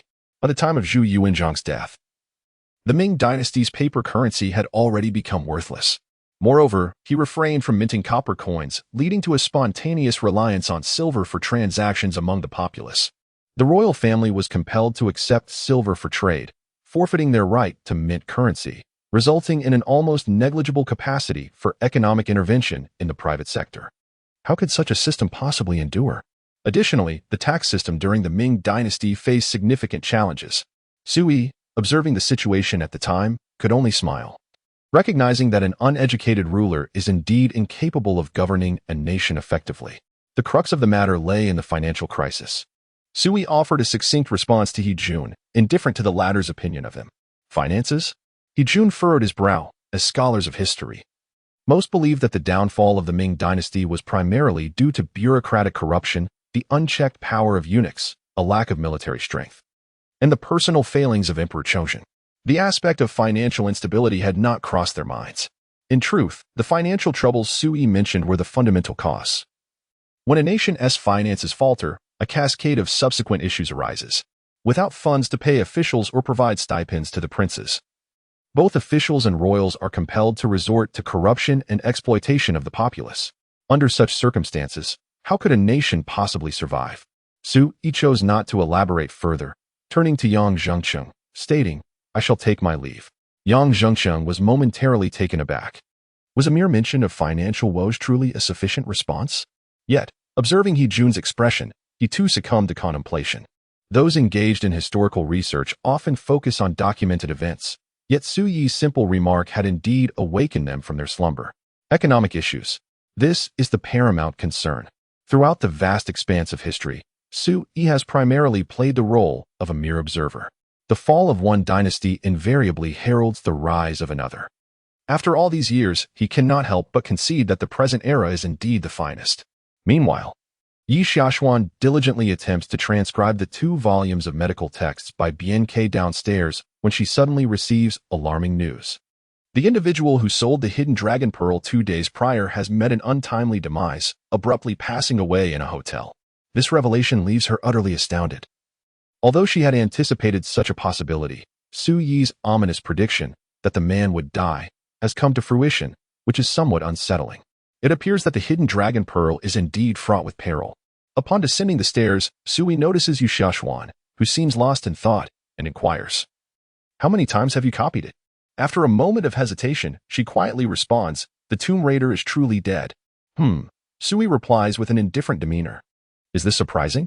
Yu Xiaoxuan continues, I wish to visit Chang Xingfeng." "You may go," Su Yi states, although he has no intention of rescuing anyone. He will not deter Yu Xiaoxuan.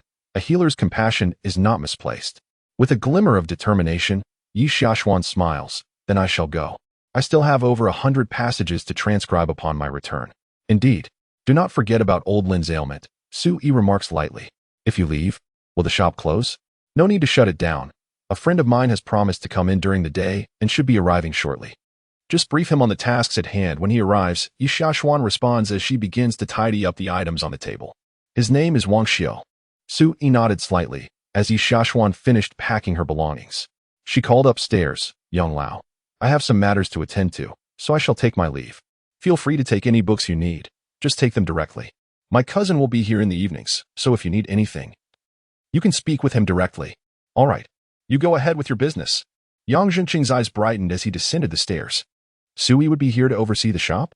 Did that mean he could visit frequently? It was worth noting that Mount Shijian held far more than just that ancient steel. There were countless treasures worthy of exploration. He wondered if Su Yi would be able to comprehend those artifacts. Of course, he was unaware that the items on Mount Shijian were essentially Su Yi's personal possessions. Had it been in the past, Su Yi would have likely reclaimed everything. But now, he regarded them as entrusted to the state for safekeeping, as they were of no further use to him. Chapter 86. Young aspirations. Merely half an hour after Yu Xiaoxuan's departure, a young man dressed in simple and unadorned attire entered the shop. "May I inquire if Yu Xiaoxuan is present?" he asked. Su Yi cast a fleeting glance at him and inquired nonchalantly, "Are you Wang Xiu?" Understanding that he was in search of Yu Xiaoxuan and was indeed a practitioner, Su Yi surmised that this must be the young man Yu Xiaoxuan had mentioned, who was to guard the shop. Wang Xiu nodded affirmatively. He had been recognized by a venerable master in his youth and accepted as a disciple. Having recently descended from the mountains, he had come to Qishou to seek out Yilin, following his master's instruction. Yilin had arranged for him to work as Yu Xiaoxuan's bodyguard. However, Yu Xiaoxuan had promptly assigned him to work at the bookstore, seemingly dismissing the notion of him serving as her protector. Having spent his formative years in secluded cultivation, Wang Xiu had little exposure to women. Upon meeting Yu Xiaoxuan, he was utterly captivated, perceiving her as a celestial being, and in his heart, he began to envision her as his future wife. It must be said that the capacity for youthful daydreaming is indeed potent. With his abilities navigating the bustling metropolis, vanquishing wealthy heirs, and winning the affection of a beautiful heiress seemed entirely within his reach. He regarded ordinary folk with a sense of disdain. "She must have spoken of me," Wang Xiu remarked, still the naive youth freshly emerged from the mountains. His understanding of social intricacies was limited. As he posed this question to Su Yi, his eyes sparkled with anticipation, reflecting his concern over Yu Xiaoxuan's perception of him. He epitomized the quintessential innocent young man, in stark contrast to Su Yi, who remained unfazed by the allure of beauty, embodying a seasoned and inscrutable presence.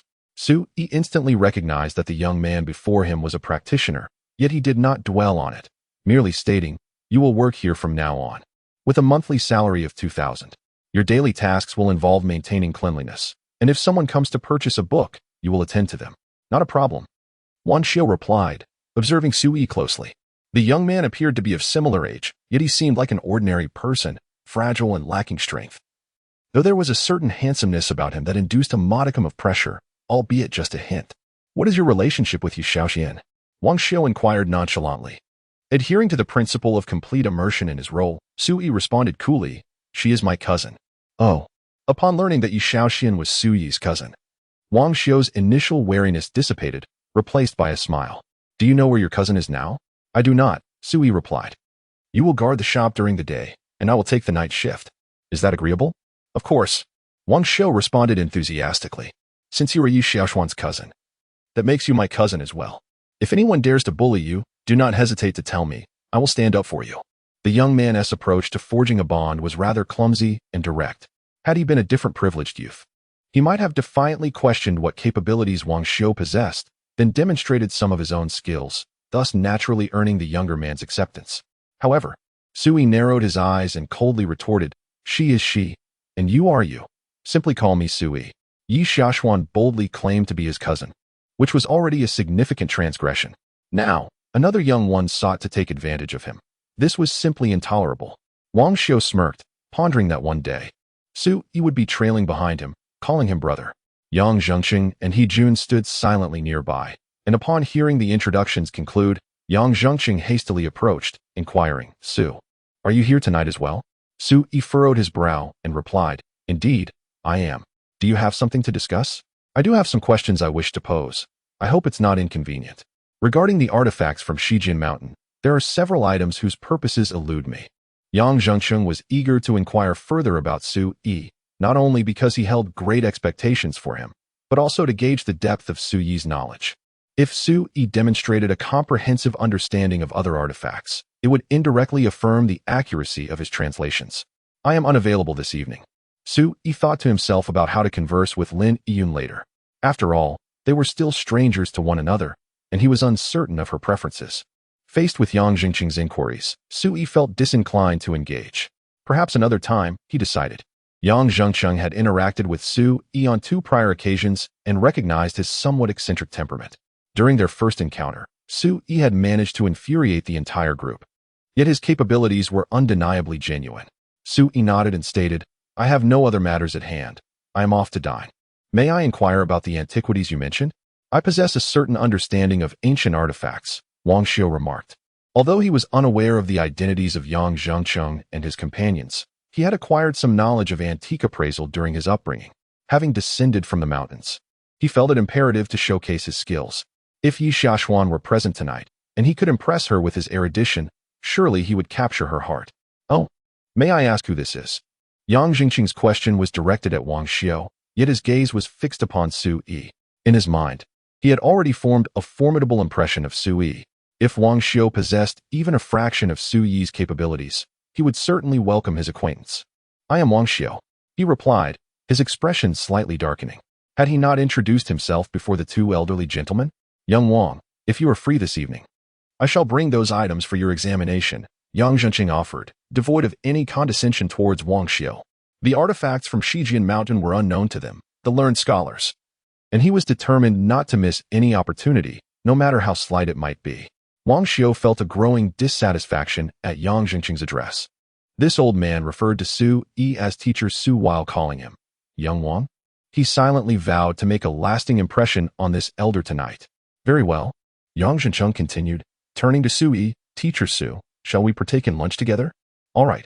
Sui did not distance himself from others, on the contrary. He found solitary dining rather tedious. He thought he might inquire about some contemporary matters from Yang Zhengqing. "Wang Xiu, have you had your meal? Would you care to join me?" Sui contemplated that it seemed rather inappropriate for their group to dine out while leaving this young lad to tend the shop. "No need. I've already eaten. I'll watch the store." Wang Xiu felt a tinge of anger simmering within him. The old man suggested dining without even asking him. And now Sui presumed he could join?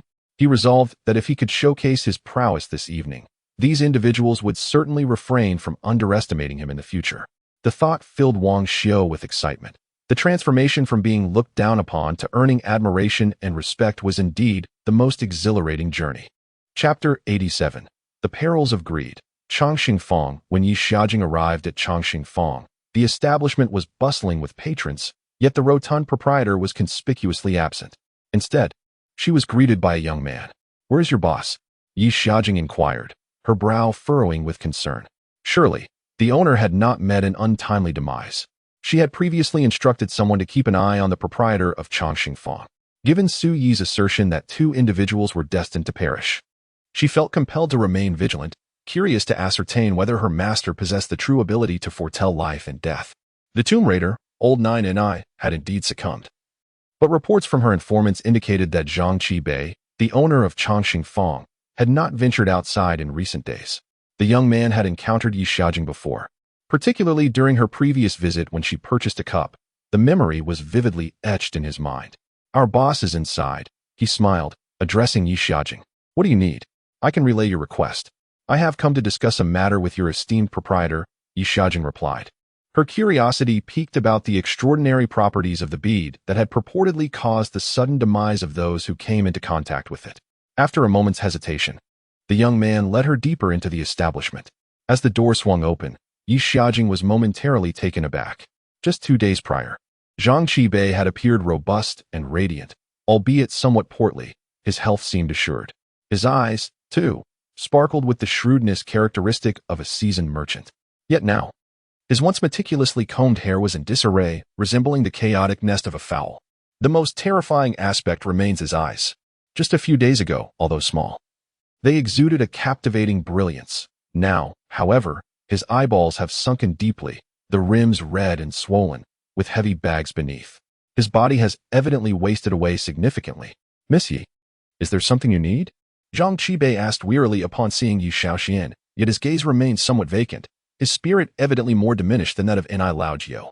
Yi Xiaoxian furrowed her brow and inquired, Haven't you slept these past few days? I haven't, Zhang Qibei replied. Is there something you need, Miss Yi? Yi Xiaoxian decided to be straightforward. You recall what my master mentioned before, right? Ni Laojiu is dead. Was he murdered? Zhang Qibei, still lacking vitality, displayed no shock at Yi Xiaoxian's words. He died suddenly, Yi Xiaoxian declared. The orb is in this room, isn't it? If you value your life, it would be wise to sell it to my master. You mean the young man who accompanied you?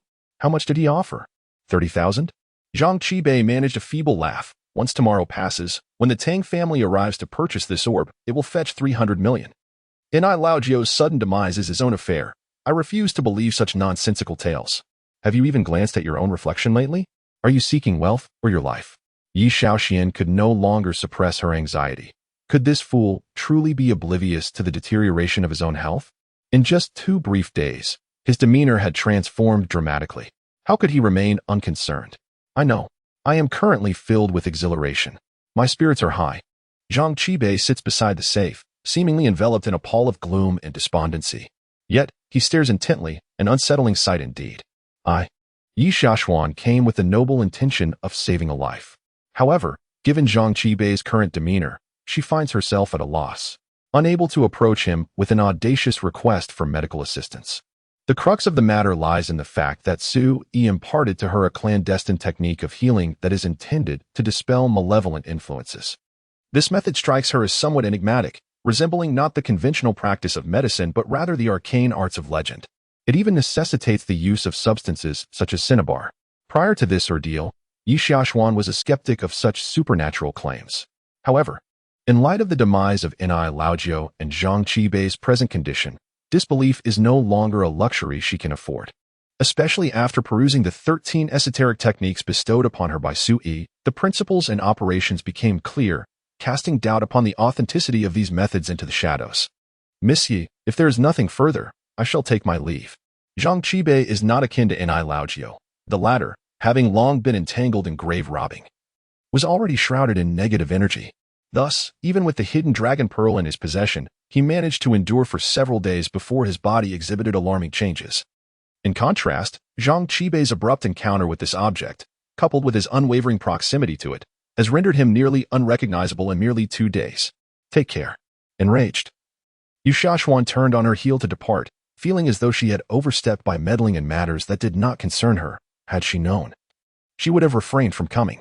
Just as she opened the door, Tang Yu entered, inquiring about the presence of the boss inside, and strode forward with purpose. Upon encountering Tang Yu, Yi Xiaoxian inquired directly, Uncle Tang, have you come to purchase that particular pearl? Indeed, the deposit has already been paid. You do not wish to acquire that pearl as well, do you? Several bodyguards behind Tang Yu were carrying a password-protected case. He had come prepared with cash, 300 million in total. Time was of the essence for Tang Yu. He was perplexed by the old man's irrational behavior, selling off all his assets and ordering everyone to return to their rural roots. Thus, he decided to procure the pearl outright with cash. In a few days, the Tang family would all be relocating back to the small town. Though Tang Yu wore a smile, he regarded Yi Xiaoxian with a hint of caution, wondering if the Yi family had also set their sights on the pearl. Despite not comprehending the old man's erratic whims, he felt he had no grounds to refuse. Before departing, he intended to secure the pearl. If it proved to be beneficial for cultivation, he would gladly retreat for a while. He had already experienced wealth and power. However, the pursuit of cultivation promised longevity. Should he attain a golden core or nascent soul, he could extend his life further, at which point all desires would be within reach.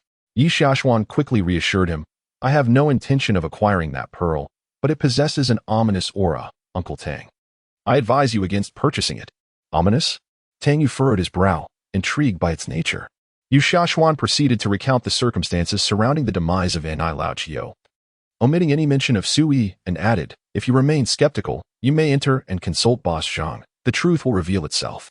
As Tang Yu stepped into the chamber, he paused momentarily upon seeing Jiang Qibei, his eyes gleaming with a newfound intensity. Jiang Qibei's transformation is indeed astonishing. Yet it attests to the extraordinary nature of that orb. Whether it is a spiritual treasure remains uncertain. Even if it is a malevolent object, it can still be wielded for dark cultivation. As a practitioner, what matters to him is power and longevity. He cares not for the distinctions between righteous and wicked paths. Boss Tang, you have finally arrived. Upon seeing Tang Yu, Jiang Qibei rose to his feet, invigorated further by the sight of the bodyguards carrying various boxes. The paperwork is all in order, albeit the transfer may be somewhat delayed. I will provide you with 300 million in cash. Now, hand over the goods. Tang Yu is eager to take the orb back for thorough examination. Everything else pales in comparison. Uncle Tang, why do you refuse to trust my words? Yu Xiaoshuan is genuinely exasperated, perceiving Jiang Qibei's greed as a fatal flaw. Yet, she fails to comprehend why someone of Tang Yu's stature would act in such a manner. The implications have been made abundantly clear. Can he truly be oblivious to the orb's underlying issues? Chapter 88. The night pot is just a night pot. Was there any issue with the hidden dragon pearl? How could Tang Yu be unaware? In response to Yi Xiaoshuan's admonitions, Tang Yu merely smiled and said, Xiaoxian, you need not concern yourself with this matter. I have already purchased it. After the delivery of 300 million in cash, Jiang Qibei gazed at the room overflowing with banknotes, opening box after box, his demeanor becoming increasingly frenzied. The sheer visual impact of 300 million in cash starkly contrasted with the same amount transferred electronically. The sight of numerous boxes filled with banknotes was utterly breathtaking. It is noteworthy that 10 million in new 100 yuan bills weighs approximately 150 kilograms. Thus, 100 million amounts to 1.5 tons. Consequently, 300 million equates to 4.5 tons. These banknotes completely filled the office space. Tang Yu did not linger in conversation with Yi Xiaoshuan. After acquiring the hidden dragon pearl, he departed with his entourage, leaving Jiang Qibei alone in the office, obsessively counting the cash as if ensnared by a spell. Observing Jiang Qibei's state, Yi Xiaoshuan felt no inclination to engage in further dialogue. After Tang Yu's departure, she turned and exited. Understanding that while the benevolence of a healer is commendable, Jiang Qibei had previously issued an eviction order. Her heart brimmed with resentment. Some individuals are truly unworthy of her efforts to save. Upon returning to Nanshan bookstore, Yi Xiaoshuan found only Wang Shou present. She inquired upon entering, Have you met Sui? Wang Shou nodded. He is your cousin, and he seems quite decent. Quite decent? Yi Xiaoshuan found herself at a loss for how to assess Sui. To say he was unpleasant would be inaccurate, for he had indeed treated her with a measure of kindness. Whether it be the medical classics of BNK or the secret techniques of medicine penned by Sui, both are treasures of immeasurable worth. Without uttering a single word, Sui bestowed them upon her. Yet, one might argue that he is a good person, at times. Merely conversing with him could provoke a person to the brink of exasperation. Then you shall work here from now on. Yi Xiaoshuan remarked succinctly before resuming her meticulous transcription of BNK's medical classics. She still had over 100 repetitions to complete. Failing to finish today would leave her unable to account for it to Sui. What are you writing? Wang Shou inquired. Leaning in to catch a glimpse of Yi Xiaoshuan's work, she hastily responded, Do not look. Uncertain of Wang Shou's knowledge of medicine, she understood that the medical classics had been entrusted to her by Sui, and thus, confidentiality remained imperative without his consent. All right, I shall not look. Wang Shou retreated a couple of steps, eager to avoid inciting her displeasure. After a moment's contemplation, Yi Xiaoshuan gathered the completed pages and ascended the stairs, where a table and chair awaited her. She settled down to write. You keep watch downstairs. If Sui returns, inform me immediately. Having accepted the notion of being possessed, she felt it necessary to discuss the matter of the hidden dragon pearl, which had been acquired by Tang Yu, with Sui. Wang Shou acknowledged her request and stationed himself below. If Sui had not proclaimed himself as Yi Xiaoshuan's cousin, his jealousy would undoubtedly have surged. It was not until after 7 in the evening that Sui, leisurely accompanied by Lin Yin, returned to the bookstore. Sui, Xiaoxian wishes for you to come upstairs, Wang Xiu declared, adopting an authoritative tone as if he were her brother-in-law. Sui nodded in response and ascended the stairs. Yi Xiaoshuan had just completed her 1000th repetition and had dozed off at her desk. Upon hearing Wang Xiu's voice, she was abruptly awakened. Wang Xiu was indeed audacious to speak to Sui in such a manner, although she had never witnessed Sui engaging in physical confrontation. The memory of Jiang Chao kneeling helplessly before him left her with a profound sense of her master's extraordinary prowess. You've returned, Yi Xiaoshuan remarked as she rose. The hidden dragon pearl has been acquired by someone from the Tang clan. I encountered the proprietor of the longevity workshop, and his demeanor was decidedly peculiar. Surely, he cannot be on the brink of death? Sui raised an eyebrow. Someone from the Tang clan? The Tang Yaowen family? Tang Yu. Do you have any knowledge of this? I do not. Sui replied nonchalantly. If he has made a purchase, let it be. No need to concern ourselves. Oh, and what about the proprietor of the longevity workshop? Should we not intervene on his behalf? Yi Xiaoshuan expressed a desire to assist Zhang Qibei. Are you particularly acquainted with him? Sui asked, his expression devoid of emotion. If you wish to save him, then do so. Just do not forget about old Lin. That matter is not mine to handle. Very well, Yi Xiaoshuan pouted slightly. I'll manage it myself. By the way, the individual downstairs, Wang Xiu. His master is a friend of my grandfather's and has recently come down from the mountains. Please, do not take offense at him. Why would I take offense? Sui casually flipped through the medical texts he had already transcribed, inquiring lightly, did you note down the 2 pieces by Bianke? I did. Tomorrow. I shall teach you the secrets of immortality.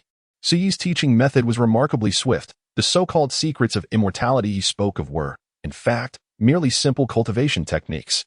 As he spoke, he picked up a pen and began to inscribe some fundamental concepts, while Sui was upstairs documenting the foundational knowledge of these immortal secrets. Yang Zhencheng had already arrived.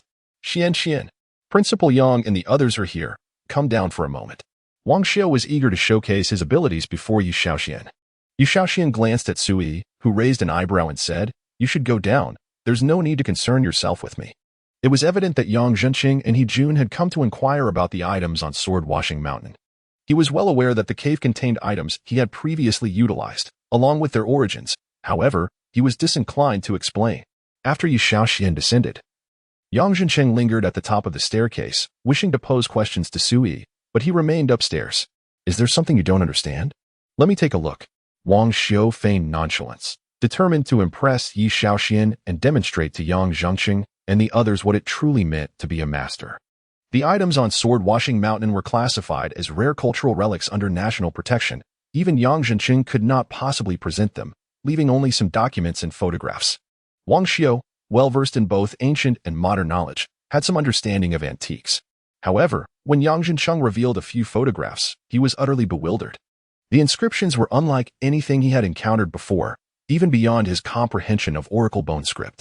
The inscriptions upon the objects atop Mount Washable are truly indecipherable. What do you think? Are you able to comprehend them? Yang Zhencheng, a master in the field of ancient script studies, finds himself at a loss with these inscriptions, as he can hardly recognize them.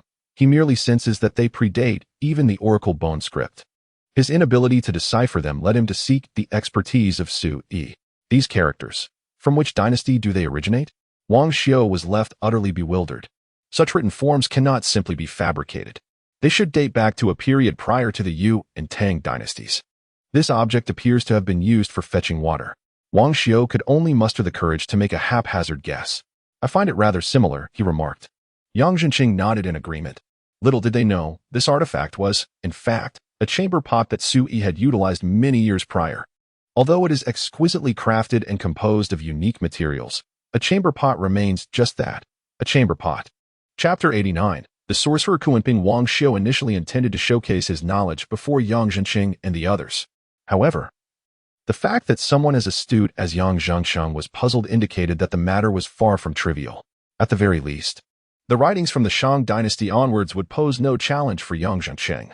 The texts preceding that era, however, were a different story. Though Wang Xiu had gleaned some insights regarding antiquities and jade from his master, he could not claim to be well-versed in the subject. Compared to a professional like Yang Zhencheng, he was still quite lacking. After a lengthy discussion, Yang Zhengsheng ultimately realized that this young man possessed no genuine talent or learning. This was not to say that Wang Xiu was entirely ignorant. Rather, his understanding was superficial at best, and it failed to illuminate the complexities at hand. Wang Xiu felt somewhat embarrassed, as it was impossible to feign comprehension when one could be so easily discerned. Is Teacher Su upstairs? Yang Zhengsheng held a profound respect for Sui. Among scholars, it was customary to refer to others as teacher, irrespective of age or position. Yu Xiaoshuan hesitated before responding. He is upstairs, but he is quite busy. At that moment, Sui was occupied with inscribing the secrets of celestial arts, a pursuit that seemed even more exalted than the secrets of medical arts. Would they be permitted to observe such a process? Then we shall wait downstairs. Yang Zhengsheng did not even inquire about Suyi's current task. He was solely focused on deciphering the significance of the artifacts on Shijian Mountain. However, from their previous encounters, he was aware that Su-yi had a rather irritable temperament, and should he inadvertently provoke him, it was certain that Su-yi would disregard him entirely. Yi Xiaoshuan graciously poured a cup of tea for each of them, inviting them to wait downstairs. She then ascended to inquire if Su-yi was available. Not only did Jun feel slighted, but even Wang Xiu wore an expression of displeasure. He could not comprehend the complexities at hand. How could Su-yi, an ordinary individual, possibly grasp them? The ancient scripts were beyond his understanding, as were numerous artifacts that he had neither heard of nor seen before. The exquisite nature of those items was surely beyond the capabilities of contemporary technology, yet Yang Zhengsheng claimed they were relics predating the Yin and Shang dynasties, which seemed utterly preposterous.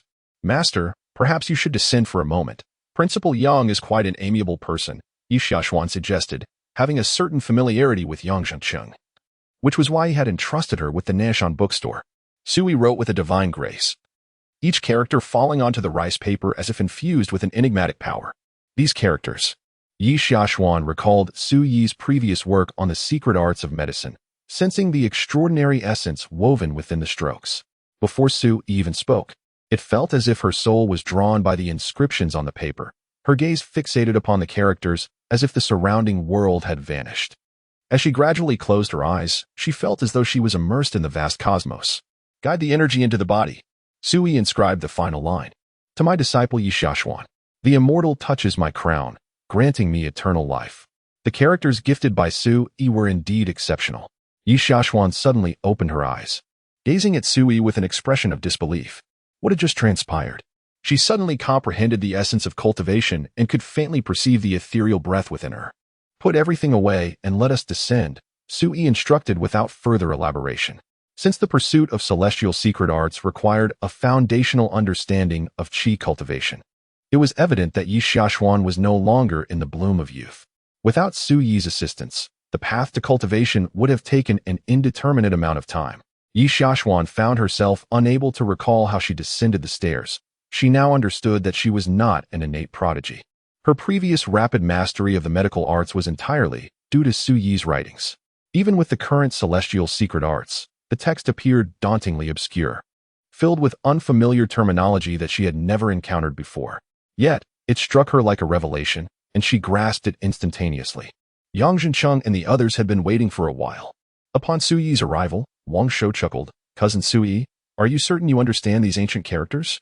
Wang Xiu, who had previously exuded confidence, found himself at a loss, which was somewhat embarrassing. However, if Su-yi also lacked understanding, it would diminish the significance of his own ignorance. After all, who could fault someone for not recognizing the scripts and artifacts from the Shang dynasty? Ignoring Wang Xiu, Su-yi approached Yang Zhengsheng and inquired, what did you wish to show me? Yang Zhengsheng promptly produced his phone, revealing a photograph, and asked, what do you make of this jade vessel? It is inscribed with numerous inscriptions and adorned with dragon and phoenix motifs. We believe it may have been used in ancient sacrificial rites or by royalty for drinking. Su-yi glanced at the photo, pondered for a moment, and replied, this is merely a night vessel. A night vessel? You possess remarkable discernment, Wang Xiu remarked with a chuckle. The craftsmanship and quality of this jade pot are nothing short of extraordinary, a treasure worthy of any dynasty. Even the first emperor would never have used such an exquisite item as a chamber pot.